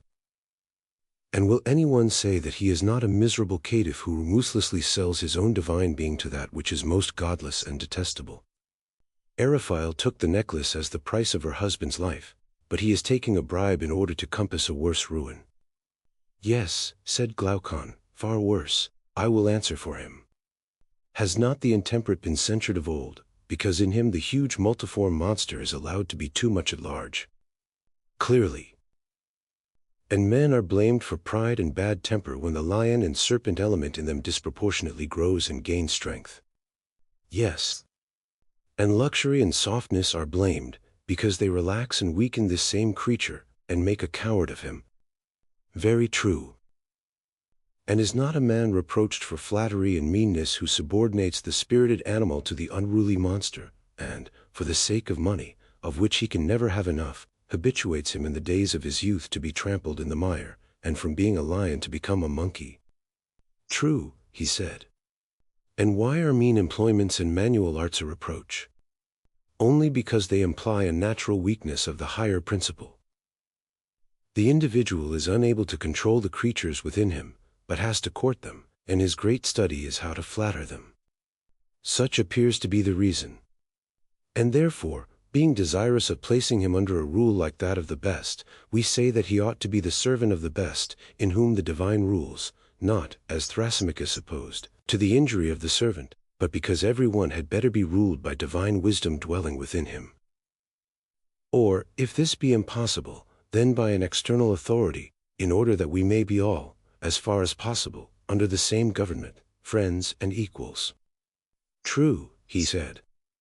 And this is clearly seen to be the intention of the law, which is the ally of the whole city. And is seen also in the authority which we exercise over children, and the refusal to let them be free until we have established in them a principle analogous to the constitution of a state, and by cultivation of this higher element have set up in their hearts a guardian and ruler like our own, and when this is done they may go their ways. Yes, he said, the purpose of the law is manifest. From what point of view, then, and on what ground can we say that a man is profited by injustice or intemperance or other baseness, which will make him a worse man, even though he acquire money or power by his wickedness? From no point of view at all. What shall he profit, if his injustice be undetected and unpunished? He who is undetected only gets worse, whereas he who is detected and punished has the brutal part of his nature silenced and humanized. The gentler element in him is liberated, and his whole soul is perfected and ennobled by the acquirement of justice and temperance and wisdom, more than the body ever is by receiving gifts of beauty, strength and health, in proportion as the soul is more honorable than the body. Certainly, he said. To this nobler purpose the man of understanding will devote the energies of his life. And in the first place, he will honor studies which impress these qualities on his soul and will disregard others. Clearly, he said. In the next place, he will regulate his bodily habit and training, and so far will he be from yielding to brutal and irrational pleasures, that he will regard even health as quite a secondary matter. His first object will be not that he may be fair or strong or well, unless he is likely thereby to gain temperance, but he will always desire so to attemper the body as to preserve the harmony of the soul. Certainly he will, if he has true music in him. And in the acquisition of wealth there is a principle of order and harmony which he will also observe. He will not allow himself to be dazzled by the foolish applause of the world, and heap up riches to his own infinite harm. Certainly not, he said. He will look at the city which is within him, and take heed that no disorder occur in it, such as might arise either from superfluity or from want, and upon this principle he will regulate his property and gain or spend according to his means. Very true. And, for the same reason, he will gladly accept and enjoy such honors as he deems likely to make him a better man, but those, whether private or public, which are likely to disorder his life, he will avoid. Then, if that is his motive, he will not be a statesman. By the dog of Egypt, he will. In the city which is his own he certainly will, though in the land of his birth perhaps not, unless he have a divine call. I understand, you mean that he will be a ruler in the city of which we are the founders, and which exists in idea only, for I do not believe that there is such an one anywhere on earth. In heaven, I replied, there is laid up a pattern of it, methinks, which he who desires may behold, and beholding, may set his own house in order. But whether such an one exists, or ever will exist in fact, is no matter, for he will live after the manner of that city, having nothing to do with any other. I think so, he said. Book X. Of the many excellences which I perceive in the order of our state, there is none which upon reflection pleases me better than the rule about poetry. To what do you refer? To the rejection of imitative poetry, which certainly ought not to be received, as I see far more clearly now that the parts of the soul have been distinguished. What do you mean? Speaking in confidence, for I should not like to have my words repeated to the tragedians and the rest of the imitative tribe. But I do not mind saying to you that all poetical imitations are ruinous to the understanding of the hearers, and that the knowledge of their true nature is the only antidote to them. Explain the purport of your remark. Well, I will tell you, although I have always from my earliest youth had an awe and love of Homer, which even now makes the words falter on my lips, for he is the great captain and teacher of the whole of that charming tragic company. But a man is not to be reverenced more than the truth, and therefore I will speak out. Very good, he said. Listen to me then, or rather, answer me. Put your question. Can you tell me what imitation is? For I really do not know. A likely thing, then, that I should know. Why not? For the duller I may often see a thing sooner than the keener. Very true, he said, but in your presence, even if I had any faint notion, I could not muster courage to utter it. Will you inquire yourself? Well then, shall we begin the inquiry in our usual manner? Whenever a number of individuals have a common name, we assume them to have also a corresponding idea or form. Do you understand me? I do. Let us take any common instance. There are beds and tables in the world, plenty of them, are there not? Yes. But there are only two ideas or forms of them, one the idea of a bed, the other of a table. True. And the maker of either of them makes a bed or he makes a table for our use, in accordance with the idea. That is our way of speaking in this and similar instances, but no artificer makes the ideas themselves. How could he? Impossible. And there is another artist. I should like to know what you would say of him. Who is he? One who is the maker of all the works of all other workmen.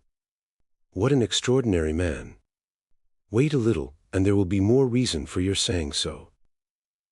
For this is he who is able to make not only vessels of every kind, but plants and animals, himself and all other things, the earth and heaven, and the things which are in heaven or under the earth. He makes the gods also. He must be a wizard and no mistake. Oh! You are incredulous, are you? Do you mean that there is no such maker or creator, or that in one sense there might be a maker of all these things but in another not? Do you see that there is a way in which you could make them all yourself? What way? An easy way enough, or rather, there are many ways in which the feat might be quickly and easily accomplished, none quicker than that of turning a mirror round and round. You would soon enough make the sun and the heavens, and the earth and yourself, and other animals and plants, and all the other things of which we were just now speaking, in the mirror. Yes, he said, but they would be appearances only.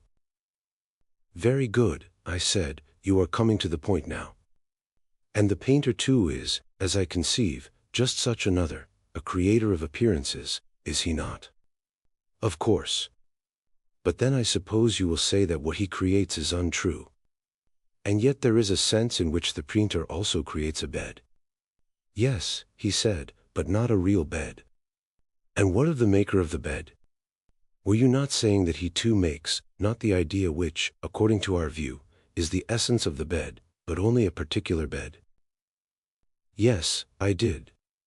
Then if he does not make that which exists, he cannot make true existence, but only some semblance of existence. And if any one were to say that the work of the maker of the bed, or of any other workman, has real existence, he could hardly be supposed to be speaking the truth. At any rate, he replied, philosophers would say that he was not speaking the truth. No wonder, then, that his work too is an indistinct expression of truth. No wonder. Suppose now that by the light of the examples just offered we inquire who this imitator is. If you please. Well then, here are 3 beds, one existing in nature, which is made by God, as I think that we may say, for no one else can be the maker. No. There is another which is the work of the carpenter. Yes. And the work of the painter is a third. Yes. Beds, then, are of 3 kinds, and there are 3 artists who superintend them, God, the maker of the bed, and the painter. Yes, there are 3 of them. God, whether from choice or from necessity, made one bed in nature and one only. 2 or more such ideal beds neither ever have been nor ever will be made by God. Why is that? Because even if he had made but 2, a third would still appear behind them which both of them would have for their idea, and that would be the ideal bed and not the 2 others. Very true, he said. God knew this, and he desired to be the real maker of a real bed, not a particular maker of a particular bed, and therefore he created a bed which is essentially and by nature one only. So we believe. Shall we, then, speak of him as the natural author or maker of the bed? Yes, he replied, inasmuch as by the natural process of creation he is the author of this and of all other things. And what shall we say of the carpenter? Is not he also the maker of the bed? Yes.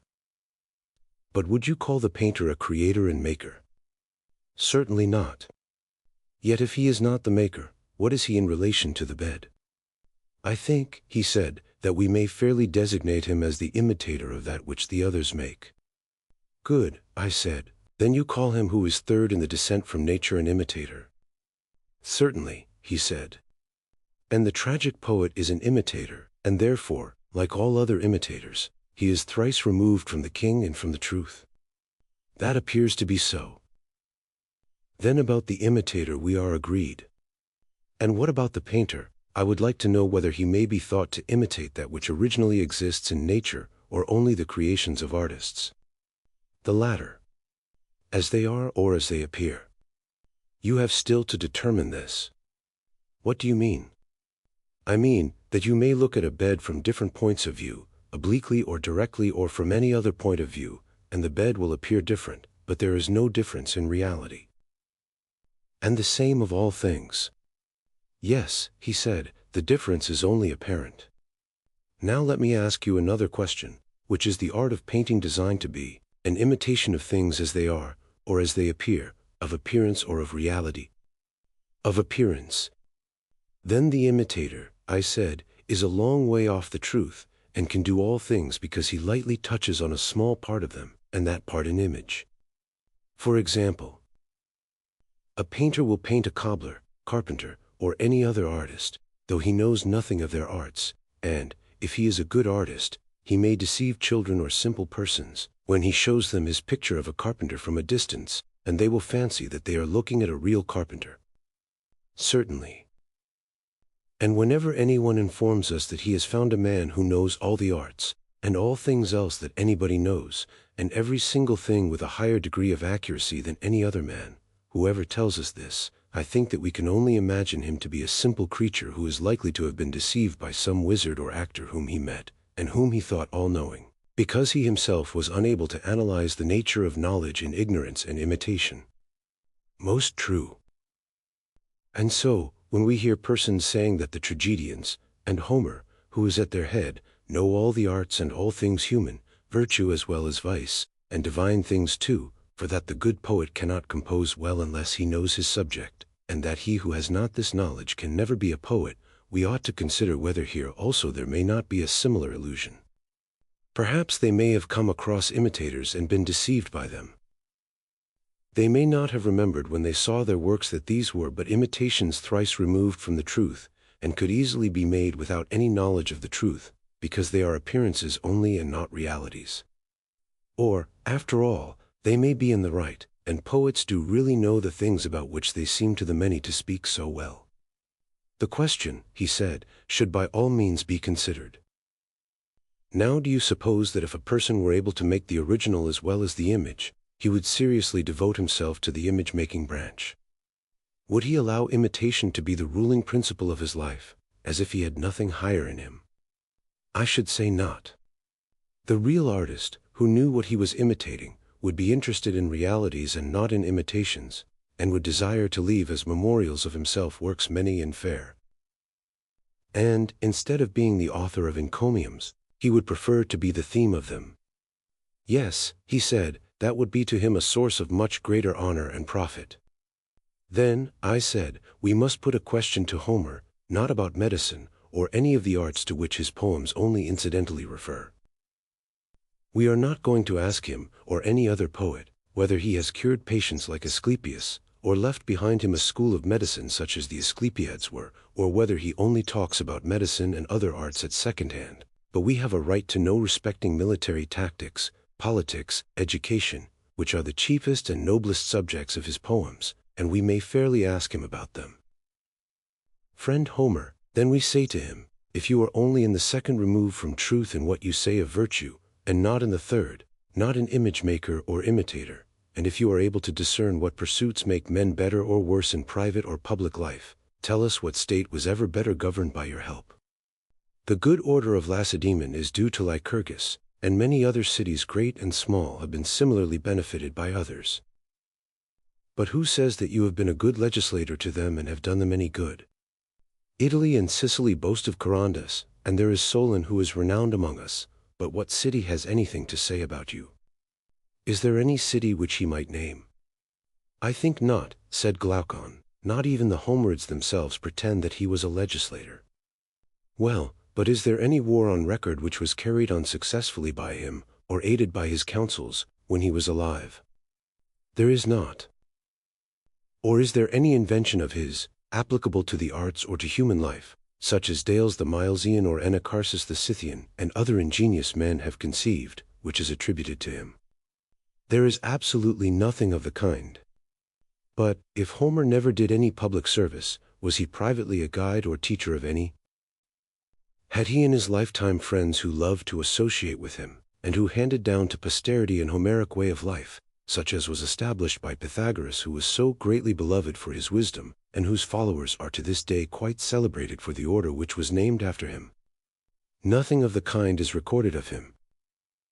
For surely, Socrates, Cleophilus, the companion of Homer, that child of flesh, whose name always makes us laugh, might be more justly ridiculed for his stupidity, if, as is said, Homer was greatly neglected by him and others in his own day when he was alive.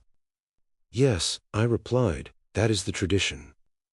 But can you imagine, Glaucon, that if Homer had really been able to educate and improve mankind, if he had possessed knowledge and not been a mere imitator? Can you imagine, I say, that he would not have had many followers, and been honored and loved by them? Protagoras of Abdera, and Prodicus of Ceos, and a host of others, have only to whisper to their contemporaries, you will never be able to manage either your own house or your own state until you appoint us to be your ministers of education, and this ingenious device of theirs has such an effect in making men love them that their companions all but carry them about on their shoulders. And is it conceivable that the contemporaries of Homer, or again of Hesiod, would have allowed either of them to go about as rhapsodists, if they had really been able to make mankind virtuous? Would they not have been as unwilling to part with them as with gold, and have compelled them to stay at home with them?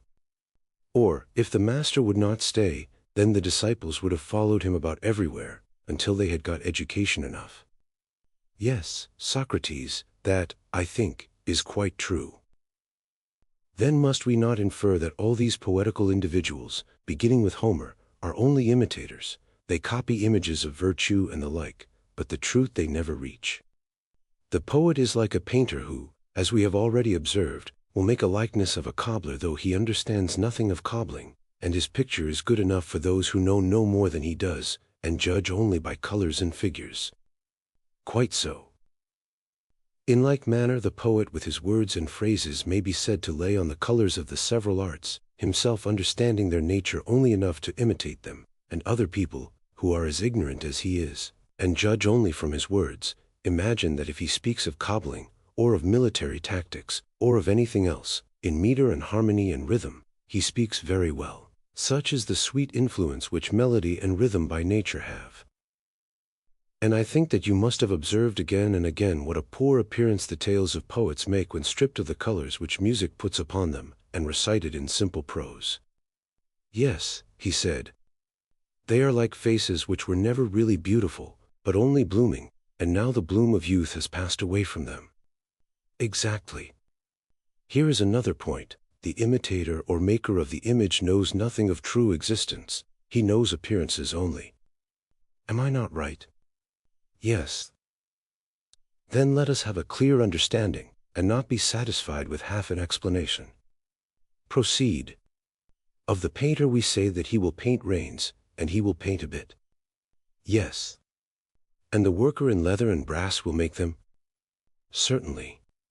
But does the painter know the right form of the bit and reins?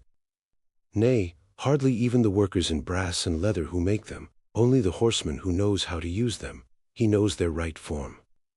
Most true. And may we not say the same of all things? What? That there are three arts which are concerned with all things, one which uses, another which makes, a third which imitates them. Yes.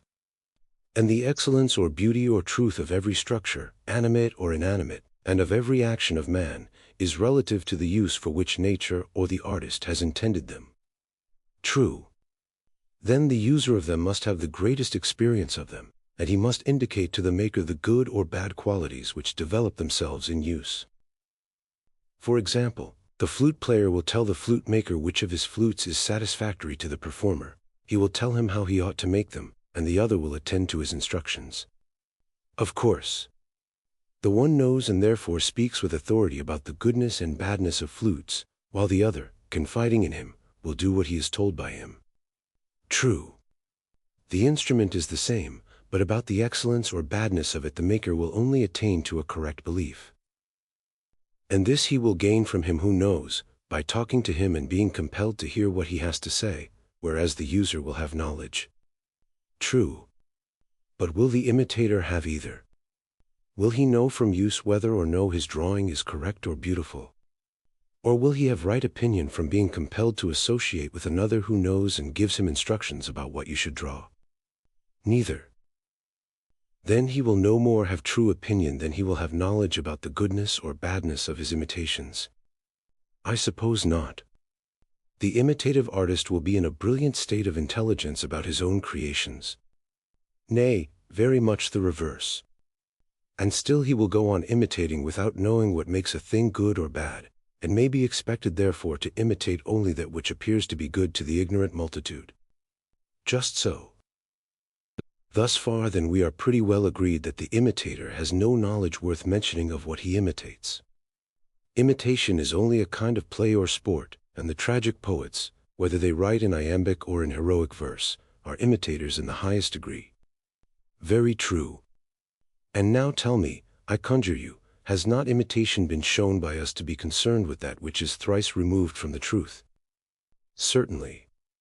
And what is the faculty in man to which imitation is addressed? What do you mean? I will explain. The body which is large when seen near, appears small when seen at a distance. True. And the same object appears straight when looked at out of the water, and crooked when in the water, and the concave becomes convex, owing to the illusion about colors to which the sight is liable. Thus every sort of confusion is revealed within us. And this is that weakness of the human mind on which the art of conjuring and of deceiving by light and shadow and other ingenious devices imposes, having an effect upon us like magic. True. And the arts of measuring and numbering and weighing come to the rescue of the human understanding. There is the beauty of them, and the apparent greater or less, or more or heavier, no longer have the mastery over us, but give way before calculation and measure and weight. Most true. And this, surely, must be the work of the calculating and rational principle in the soul. To be sure. And when this principle measures and certifies that some things are equal, or that some are greater or less than others, there occurs an apparent contradiction. True. But were we not saying that such a contradiction is impossible? The same faculty cannot have contrary opinions at the same time about the same thing? Very true. then that part of the soul which has an opinion contrary to measure is not the same with that which has an opinion in accordance with measure. True. And the better part of the soul is likely to be that which trusts to measure and calculation. Certainly. And that which is opposed to them is one of the inferior principles of the soul. No doubt. This was the conclusion at which I was seeking to arrive when I said that painting or drawing, and imitation in general, when doing their own proper work, are far removed from truth, and the companions and friends and associates of a principle within us which is equally removed from reason, and that they have no true or healthy aim. Exactly. The imitative art is an inferior who marries an inferior, and has inferior offspring. Very true. And is this confined to the sight only, or does it extend to the hearing also, relating in fact to what we term poetry? Probably the same would be true of poetry. Do not rely, I said, on a probability derived from the analogy of painting, but let us examine further and see whether the faculty with which poetical imitation is concerned is good or bad. By all means. We may state the question thus. Imitation imitates the actions of men, whether voluntary or involuntary, on which, as they imagine, a good or bad result has ensued, and they rejoice or sorrow accordingly. Is there anything more? No, there is nothing else. But in all this variety of circumstances is the man at unity with himself, or rather, as in the instance of sight there was confusion and opposition in his opinions about the same things, so here also is there not strife and inconsistency in his life. Though I need hardly raise the question again, for I remember that all this has been already admitted, and the soul has been acknowledged by us to be full of these and 10,000 similar oppositions occurring at the same moment. And we were right, he said. Yes, I said, thus far we were right, but there was an omission which must now be supplied. What was the omission? Were we not saying that a good man, who has the misfortune to lose his son or anything else which is most dear to him, will bear the loss with more equanimity than another? Yes. But will he have no sorrow, or shall we say that although he cannot help sorrowing, he will moderate his sorrow? The latter, he said, is the truer statement. Tell me, will he be more likely to struggle and hold out against his sorrow when he is seen by his equals, or when he is alone? It will make a great difference whether he is seen or not. When he is by himself he will not mind saying or doing many things which he would be ashamed of anyone hearing or seeing him do. True. There is a principle of law and reason in him which bids him resist, as well as a feeling of his misfortune which is forcing him to indulge his sorrow. True. But when a man is drawn in two opposite directions, to and from the same object, this, as we affirm, necessarily implies two distinct principles in him. Certainly. One of them is ready to follow the guidance of the law. How do you mean? The law would say that to be patient under suffering is best, and that we should not give way to impatience, as there is no knowing whether such things are good or evil, and nothing is gained by impatience. Also, because no human thing is of serious importance, and grief stands in the way of that which at the moment is most required. What is most required? He asked. That we should take counsel about what has happened, and when the dice had been thrown order our affairs in the way which reason deems best. Not, like children who have had a fall, keeping hold of the part struck and wasting time in setting up a howl, but always accustoming the soul forthwith to apply a remedy, raising up that which is sickly and fallen, banishing the cry of sorrow by the healing art. Yes, he said, that is the true way of meeting the attacks of fortune. Yes, I said, and the higher principle is ready to follow this suggestion of reason. Clearly. And the other principle, which inclines us to recollection of our troubles and to lamentation, and can never have enough of them, we may call irrational, useless, and cowardly. Indeed, we may. And does not the latter, I mean the rebellious principle, furnish a great variety of materials for imitation? Whereas the wise and calm temperament, being always nearly equable, is not easy to imitate or to appreciate when imitated, especially at a public festival when a promiscuous crowd is assembled in a theater. For the feeling represented is one to which they are strangers. Certainly. Then the imitative poet who aims at being popular is not by nature made, nor is his art intended to please or to affect the rational principle in the soul. But he will prefer the passionate and fitful temper, which is easily imitated. Clearly. And now we may fairly take him and place him by the side of the painter, for he is like him in two ways. First, inasmuch as his creations have an inferior degree of truth, in this, I say, he is like him, and he is also like him in being concerned with an inferior part of the soul. And therefore we shall be right in refusing to admit him into a well-ordered state, because he awakens and nourishes and strengthens the feelings and impairs the reason. As in a city when the evil are permitted to have authority and the good are put out of the way, so in the soul of man, as we maintain, the imitative poet implants an evil constitution, for he indulges the irrational nature which has no discernment of greater and less, but thinks the same thing at one time great and at another small. He is a manufacturer of images and is very far removed from the truth. Exactly. But we have not yet brought forward the heaviest count in our accusation. The power which poetry has of harming even the good, and there are very few who are not harmed, is surely an awful thing. Yes, certainly, if the effect is what you say.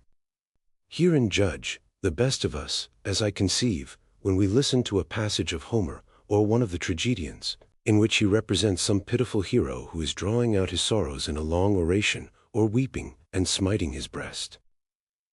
The best of us, you know, delight in giving way to sympathy, and are in raptures at the excellence of the poet who stirs our feelings most. Yes, of course I know. But when any sorrow of our own happens to us, then you may observe that we pride ourselves on the opposite quality. We would fain be quiet and patient, this is the manly part, and the other which delighted us in the recitation is now deemed to be the part of a woman. Very true, he said. Now can we be right in praising and admiring another who is doing that which any one of us would abominate and be ashamed of in his own person? No, he said, that is certainly not reasonable. Nay, I said, quite reasonable from one point of view. What point of view? If you consider, I said, that when in misfortune we feel a natural hunger and desire to relieve our sorrow by weeping and lamentation, and that this feeling which is kept under control in our own calamities is satisfied and delighted by the poets, the better nature in each of us, not having been sufficiently trained by reason or habit, allows the sympathetic element to break loose because the sorrow is another's. And the spectator fancies that there can be no disgrace to himself in praising and pitying anyone who comes telling him what a good man he is, and making a fuss about his troubles. He thinks that the pleasure is a gain, and why should he be supercilious and lose this and the poem too? Few persons ever reflect, as I should imagine, that from the evil of other men something of evil is communicated to themselves. And so the feeling of sorrow which has gathered strength at the sight of the misfortunes of others is with difficulty repressed in our own. How very true!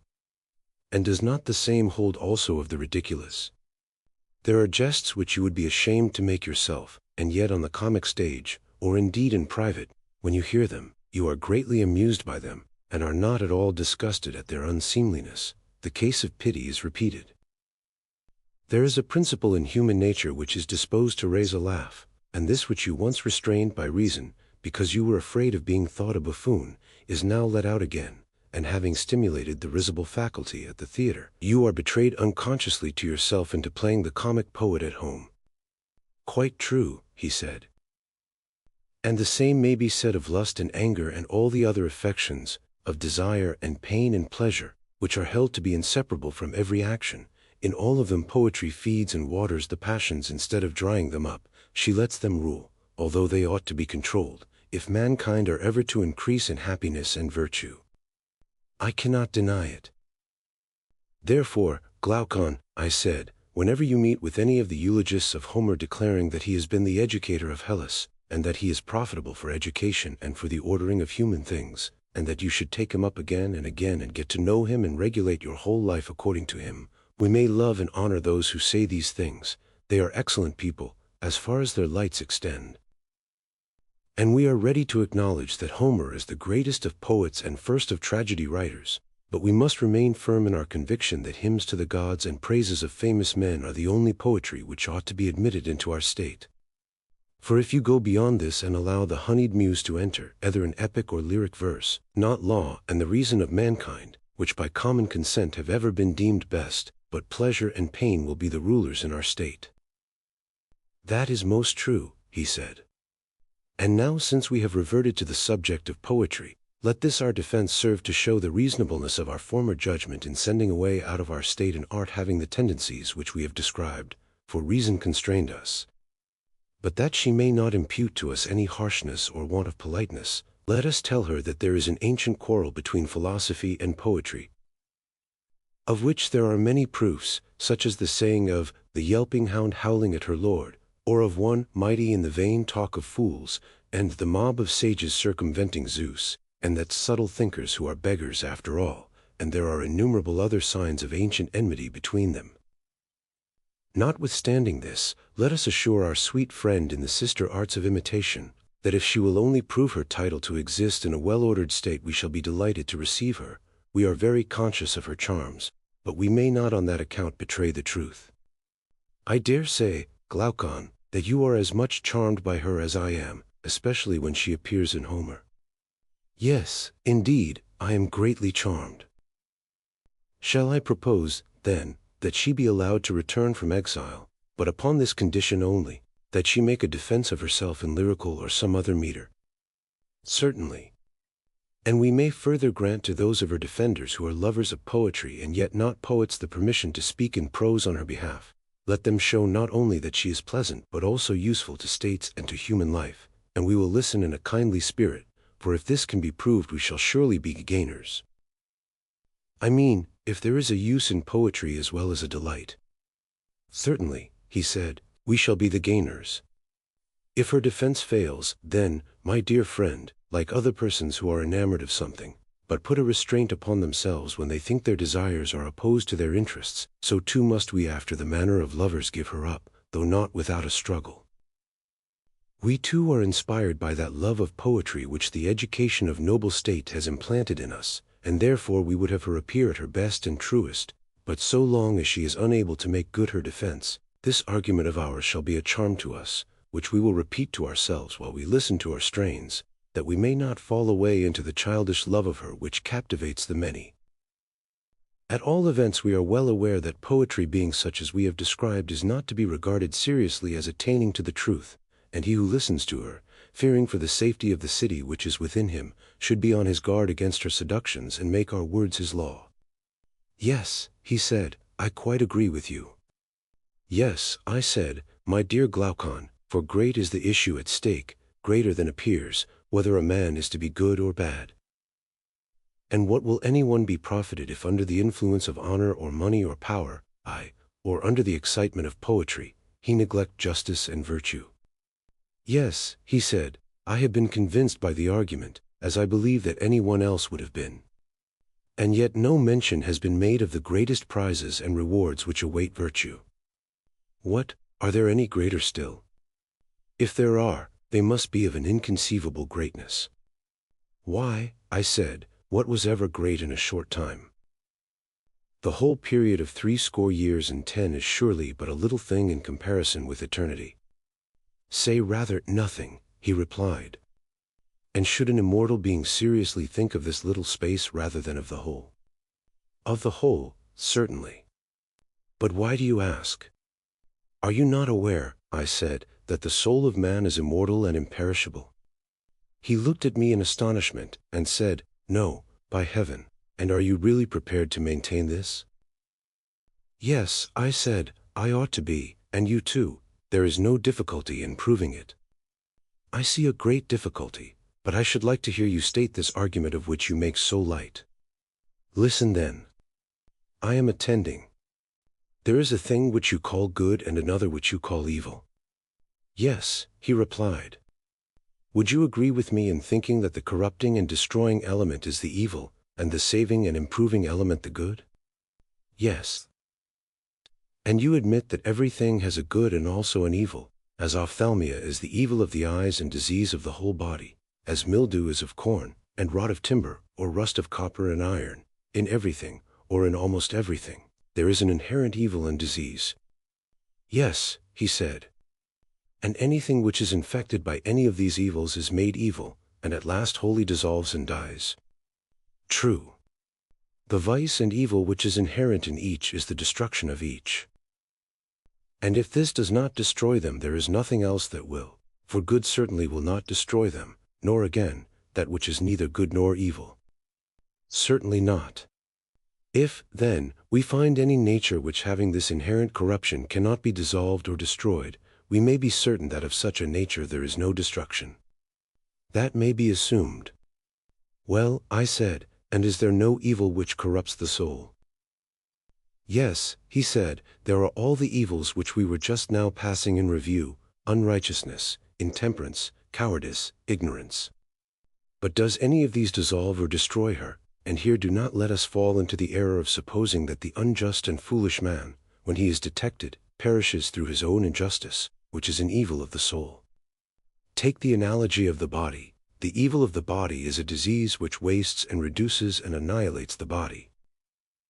And all the things of which we were just now speaking come to annihilation through their own corruption attaching to them and inhering in them and so destroying them. Is not this true? Yes. Consider the soul in like manner. Does the injustice or other evil which exists in the soul waste and consume her? Do they by attaching to the soul and inhering in her at last bring her to death, and so separate her from the body? Certainly not. And yet, I said, it is unreasonable to suppose that anything can perish from without true affection of external evil which could not be destroyed from within by a corruption of its own. It is, he replied. Consider, I said, Glaucon, that even the badness of food, whether staleness, decomposition, or any other bad quality, when confined to the actual food, is not supposed to destroy the body. Although, if the badness of food communicates corruption to the body, then we should say that the body has been destroyed by a corruption of itself, which is disease, brought on by this, but that the body, being one thing, can be destroyed by the badness of food, which is another, and which does not engender any natural infection, this we shall absolutely deny. Very true. And, on the same principle, unless some bodily evil can produce an evil of the soul, we must not suppose that the soul, which is one thing, can be dissolved by any merely external evil which belongs to another. Yes, he said, there is reason in that. Either, then, let us refute this conclusion, or, while it remains unrefuted, let us never say that fever, or any other disease, or the knife put to the throat, or even the cutting up of the whole body into the minutest pieces, can destroy the soul, until she herself is proved to become more unholy or unrighteous in consequence of these things being done to the body. But that the soul, or anything else if not destroyed by an internal evil, can be destroyed by an external one, is not to be affirmed by any man. And surely, he replied, no one will ever prove that the souls of men become more unjust in consequence of death. But if someone who would rather not admit the immortality of the soul boldly denies this, and says that the dying do really become more evil and unrighteous, then, if the speaker is right, I suppose that injustice, like disease, must be assumed to be fatal to the unjust, and that those who take this disorder die by the natural inherent power of destruction which evil has, and which kills them sooner or later, but in quite another way from that in which, at present, the wicked receive death at the hands of others as the penalty of their deeds.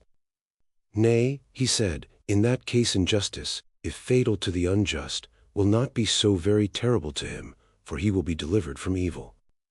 But I rather suspect the opposite to be the truth, and that injustice which, if it have the power, will murder others, keeps the murderer alive, and well awake too, so far removed is her dwelling place from being a house of death. True, I said. If the inherent natural vice or evil of the soul is unable to kill or destroy her, hardly will that which is appointed to be the destruction of some other body, destroy a soul or anything else except that of which it was appointed to be the destruction. Yes, that can hardly be. But the soul which cannot be destroyed by an evil, whether inherent or external, must exist forever, and if existing forever, must be immortal. Certainly. That is the conclusion, I said.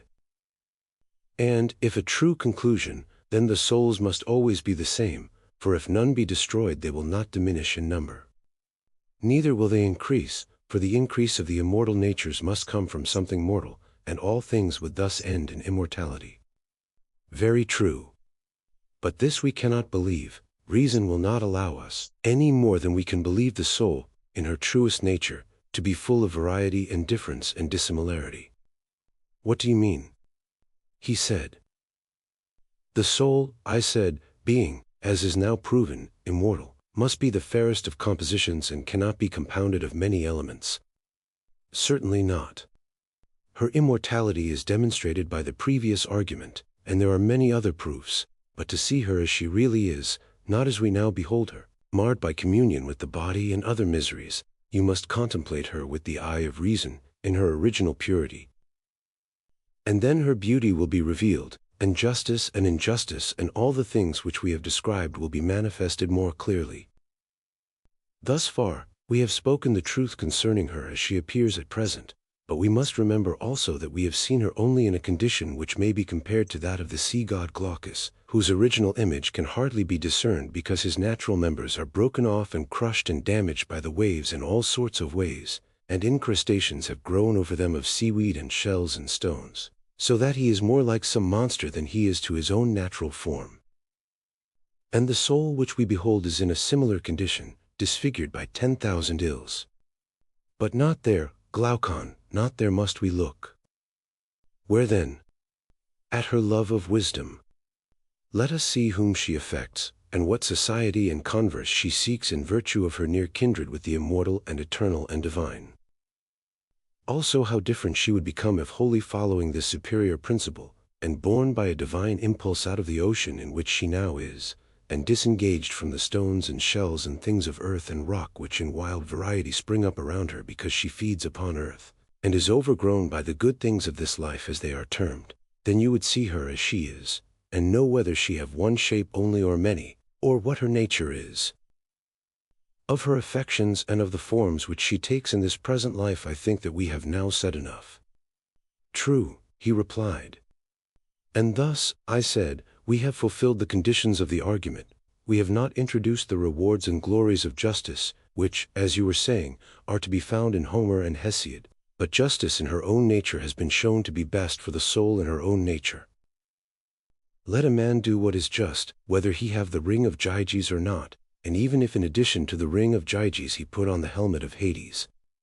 Very true. And now, Glaucon, there will be no harm in further enumerating how many and how great are the rewards which justice and the other virtues procure to the soul from gods and men, both in life and after death. Certainly not, he said. Will you repay me, then, what you borrowed in the argument? What did I borrow?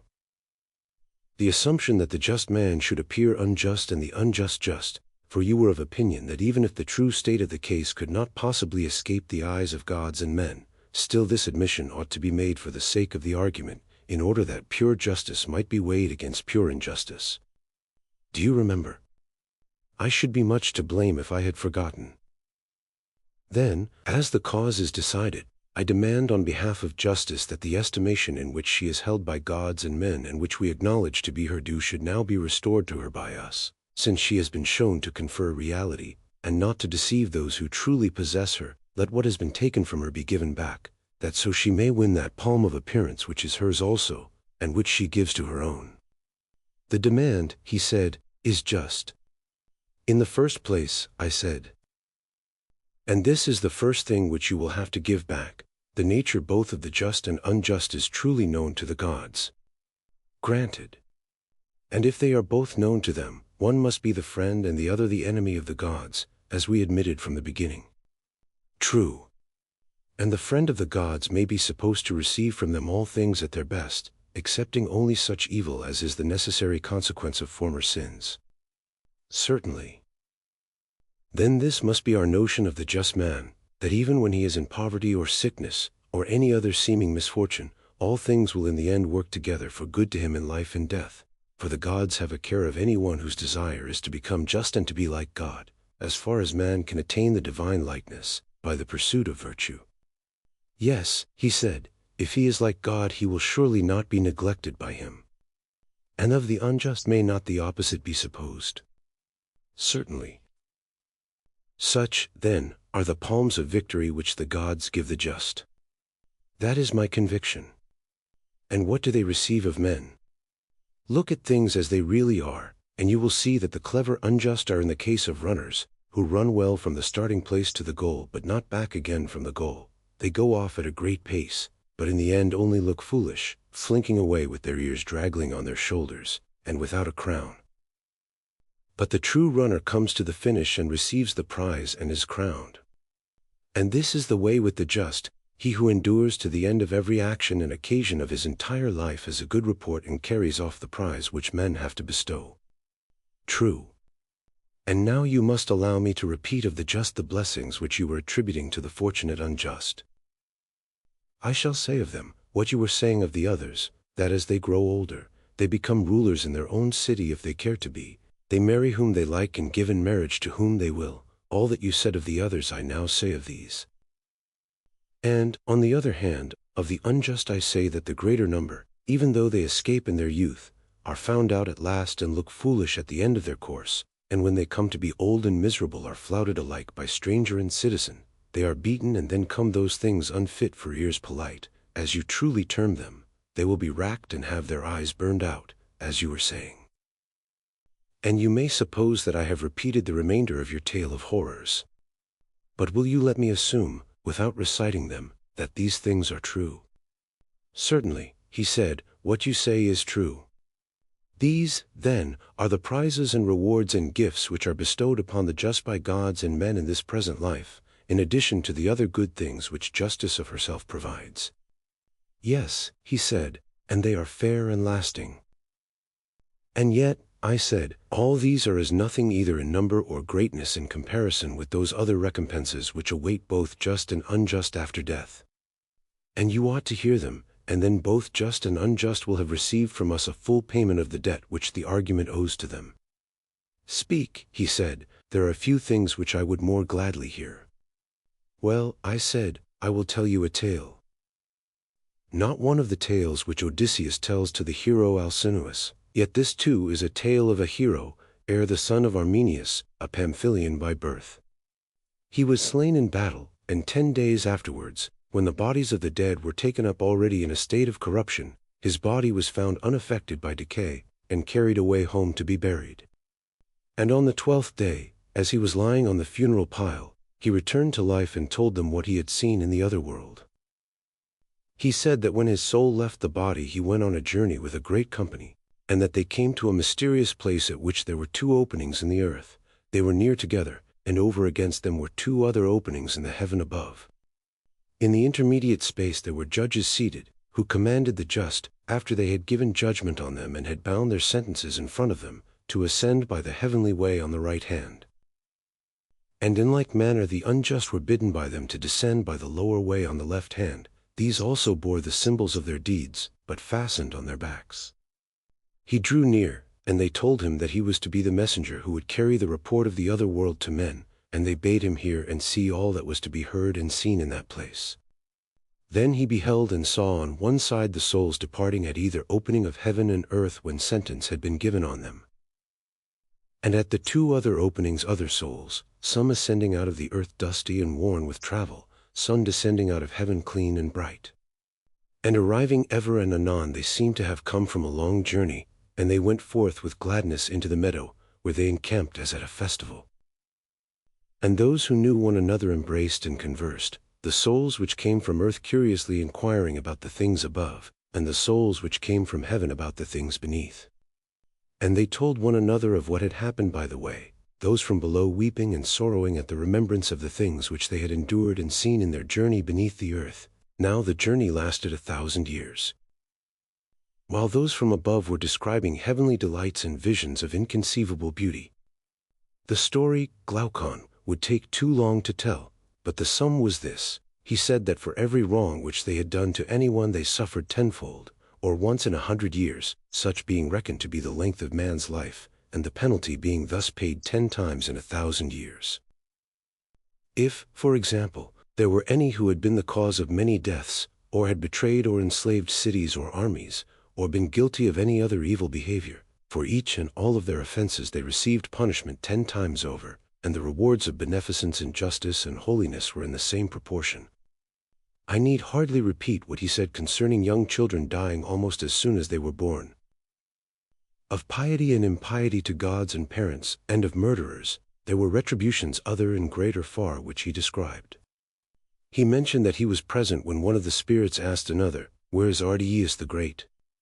Now this Ardiaeus lived 1,000 years before the time of Air. He had been the tyrant of some city of Pamphylia, and had murdered his aged father and his elder brother, and was said to have committed many other abominable crimes. The answer of the other spirit was, "He comes not hither and will never come." And this, said he, was one of the dreadful sights which we ourselves witnessed. We were at the mouth of the cavern, and, having completed all our experiences, were about to reascend, when of a sudden Ardiaeus appeared and several others, most of whom were tyrants, and there were also besides the tyrants private individuals who had been great criminals. They were just, as they fancied, about to return into the upper world, but the mouth, instead of admitting them, gave a roar whenever any of these incurable sinners or someone who had not been sufficiently punished tried to ascend, and then wild men of fiery aspect, who were standing by and heard the sound, seized and carried them off. And Ardiaeus and others they bound head and foot and hand, and threw them down and flayed them with scourges, and dragged them along the road at the side, carting them on thorns like wool, and declaring to the passers-by what were their crimes, and that they were being taken away to be cast into hell. And of all the many terrors which they had endured, he said that there was none like the terror which each of them felt at that moment, lest they should hear the voice. And when there was silence, one by one they ascended with exceeding joy. These, said Air, were the penalties and retributions, and there were blessings as great. Now when the spirits which were in the meadow had tarried 7 days, on the 8th they were obliged to proceed on their journey, and, on the 4th day after, he said that they came to a place where they could see from above a line of light, straight as a column, extending right through the whole heaven and through the earth, in color resembling the rainbow, only brighter and purer. Another day's journey brought them to the place, and there, in the midst of the light, they saw the ends of the chains of heaven let down from above, for this light is the belt of heaven, and holds together the circle of the universe, like the undergarments of a trireme. From these ends is extended the spindle of necessity, on which all the revolutions turn. The shaft and hook of this spindle are made of steel, and the whirl is made partly of steel and also partly of other materials. Now the whirl is in form like the whirl used on earth, and the description of it implied that there is one large hollow whirl which is quite scooped out, and into this is fitted another lesser one, and another, and 4 others, making 8 in all, like vessels which fit into one another. The whirls show their edges on the upper side, and on their lower side altogether form one continuous whirl. This is pierced by the spindle, which is driven home through the center of the 8th. The first and outermost whirl has the rim broadest, and the 7 inner whirls are narrower, in the following proportions: the 6th is next to the 1st in size, the 4th next to the 6th, then comes the 8th, the 7th is 5th, the 5th is 6th, the 3rd is 7th, last and 8th comes the 2nd. The largest, or fixed stars, is spangled, and the 7th, or sun, is brightest. The 8th, or moon, colored by the reflected light of the 7th, the 2nd and 5th, Saturn and Mercury, are in color like one another, and yellower than the preceding. The 3rd, Venus, has the whitest light. The 4th, Mars, is reddish. The 6th, Jupiter, is in whiteness second. Now the whole spindle has the same motion, but, as the whole revolves in one direction, the 7 inner circles move slowly in the other, and of these the swiftest is the 8th. Next in swiftness are the 7th, 6th, and 5th, which move together. 3rd in swiftness appeared to move according to the law of this reversed motion. The 4th, the 3rd appeared 4th, and the 2nd 5th. The spindle turns on the knees of necessity, and on the upper surface of each circle is a siren, who goes round with them, hymning a single tone or note. The 8 together form one harmony. And round about, at equal intervals, there is another band, 3 in number, each sitting upon her throne. These are the Fates, daughters of necessity, who are clothed in white robes and have chaplets upon their heads, Lachesis and Clotho and Atropos, who accompany with their voices the harmony of the sirens, Lachesis singing of the past, Clotho of the present, Atropos of the future. Clotho from time to time assisting with a touch of her right hand the revolution of the outer circle of the world or spindle, and Atropos with her left hand touching and guiding the inner ones, and Lachesis laying hold of either in turn, first with one hand and then with the other. When air and the spirits arrived, their duty was to go at once to Lachesis, but first of all there came a prophet who arranged them in order. Then he took from the knees of Lachesis lots and samples of lives, and having mounted a high pulpit, spoke as follows: Hear the word of Lachesis, the daughter of necessity. Mortal souls, behold a new cycle of life and mortality.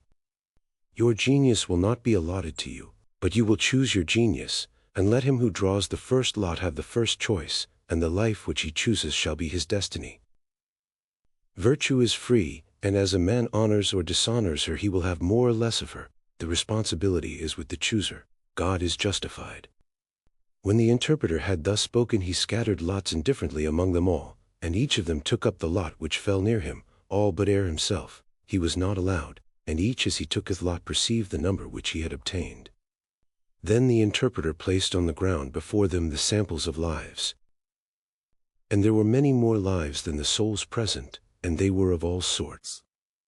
There were lives of every animal and of man in every condition. And there were tyrannies among them, some lasting out the tyrant's life, others which broke off in the middle and came to an end in poverty and exile and beggary. And there were lives of famous men, some who were famous for their form and beauty as well as for their strength and success in games, or, again, for their birth and the qualities of their ancestors, and some who were the reverse of famous for the opposite qualities. And of women likewise, there was not, however, any definite character in them, because the soul, when choosing a new life, must of necessity become different. But there was every other quality, and they all mingled with one another, and also with elements of wealth and poverty, and disease and health, and there were mean states also. And here, my dear Glaucon, is the supreme peril of our human state, and therefore the utmost care should be taken. Let each one of us leave every other kind of knowledge and seek and follow one thing only, if peradventure he may be able to learn and may find someone who will make him able to learn and discern between good and evil, and so to choose always and everywhere the better life as he has opportunity. He should consider the bearing of all these things which have been mentioned severally and collectively upon virtue. He should know what the effect of beauty is when combined with poverty or wealth in a particular soul, and what are the good and evil consequences of noble and humble birth, of private and public station, of strength and weakness, of cleverness and dullness, and of all the natural and acquired gifts of the soul, and the operation of them when conjoined. He will then look at the nature of the soul, and from the consideration of all these qualities he will be able to determine which is the better and which is the worse, and so he will choose, giving the name of evil to the life which will make his soul more unjust, and good to the life which will make his soul more just. All else he will disregard. For we have seen and know that this is the best choice both in life and after death. A man must take with him into the world below an adamant in faith and truth and right, that thereto him may be undazzled by the desire of wealth or the other allurements of evil, lest, coming upon tyrannies and similar villainies, he do irremediable wrongs to others and suffer yet worse himself. But let him know how to choose the mean and avoid the extremes on either side, as far as possible, not only in this life but in all that which is to come. For this is the way of happiness. And according to the report of the messenger from the other world, this was what the prophet said at the time: even for the last comer, if he chooses wisely and will live diligently, there is appointed a happy and not undesirable existence. Let not him who chooses first be careless, and let not the last despair. And when he had spoken, he who had the first choice came forward and in a moment chose the greatest tyranny. His mind having been darkened by folly and sensuality, he had not thought out the whole matter before he chose, and did not at first sight perceive that he was fated, among other evils, to devour his own children. But when he had time to reflect, and saw what was in the lot, he began to beat his breast and lament over his choice, forgetting the proclamation of the prophet. For, instead of throwing the blame of his misfortune on himself, he accused chance and the gods, and everything rather than himself. Now he was one of those who came from heaven, and in a former life had dwelt in a well-ordered state, but his virtue was a matter of habit only, and he had no philosophy. And it was true of others who were similarly overtaken, that the greater number of them came from heaven, and therefore they had never been schooled by trial, whereas the pilgrims who came from earth, having themselves suffered and seen others suffer, were not in a hurry to choose. And owing to this inexperience of theirs, and also because the lot was a chance, many of the souls exchanged a good destiny for an evil, or an evil for a good. For if a man had always on his arrival in this world dedicated himself from the first to sound philosophy, and had been moderately fortunate in the number of the lot, he might, as the messenger reported, be happy here, and also his journey to another life and return to this, instead of being rough and underground, would be smooth and heavenly. Most curious, he said, was the spectacle, sad and laughable and strange. For the choice of the souls was in most cases based on their experience of a previous life. There he saw the soul which had once been Orpheus choosing the life of a swan out of enmity to the race of women, hating to be born of a woman because they had been his murderers. He beheld also the soul of Thamyris choosing the life of a nightingale. Birds, on the other hand, like the swan and other musicians, wanting to be men. The soul which obtained the 20th lot chose the life of a lion, and this was the soul of Ajax the son of Telamon, who would not be a man, remembering the injustice which was done him in the judgment about the arms. The next was Agamemnon, who took the life of an eagle, because, like Ajax, he hated human nature by reason of his sufferings. About the middle came the lot of Atalanta. She, seeing the great fame of an athlete, was unable to resist the temptation. And after her there followed the soul of Epeus the son of Panopeus, passing into the nature of a woman cunning in the arts, and far away among the last who chose, the soul of the jester Thersites was putting on the form of a monkey. There came also the soul of Odysseus, having yet to make a choice, and his lot happened to be the last of them all. Now the recollection of former toils had disenchanted him of ambition, and he went about for a considerable time in search of the life of a private man who had no cares. He had some difficulty in finding this, which was lying about and had been neglected by everybody else, and when he saw it, he said that he would have done the same had his lot been first instead of last, and that he was delighted to have it. And not only did men pass into animals, but I must also mention that there were animals tame and wild who changed into one another and into corresponding human natures, the good into the gentle and the evil into the savage, in all sorts of combinations. All the souls had now chosen their lives, and they went in the order of their choice to Lachesis, who sent with them the genius whom they had severally chosen, to be the guardian of their lives and the fulfiller of the choice. This genius led the souls first to Clotho, and drew them within the revolution of the spindle impelled by her hand, thus ratifying the destiny of each, and then, when they were fastened to this, carried them to Atribus, who spun the threads and made them irreversible, whence without turning round they passed beneath the throne of necessity, and when they had all passed, they marched on in a scorching heat to the plain of forgetfulness, which was a barren waste destitute of trees and verdure.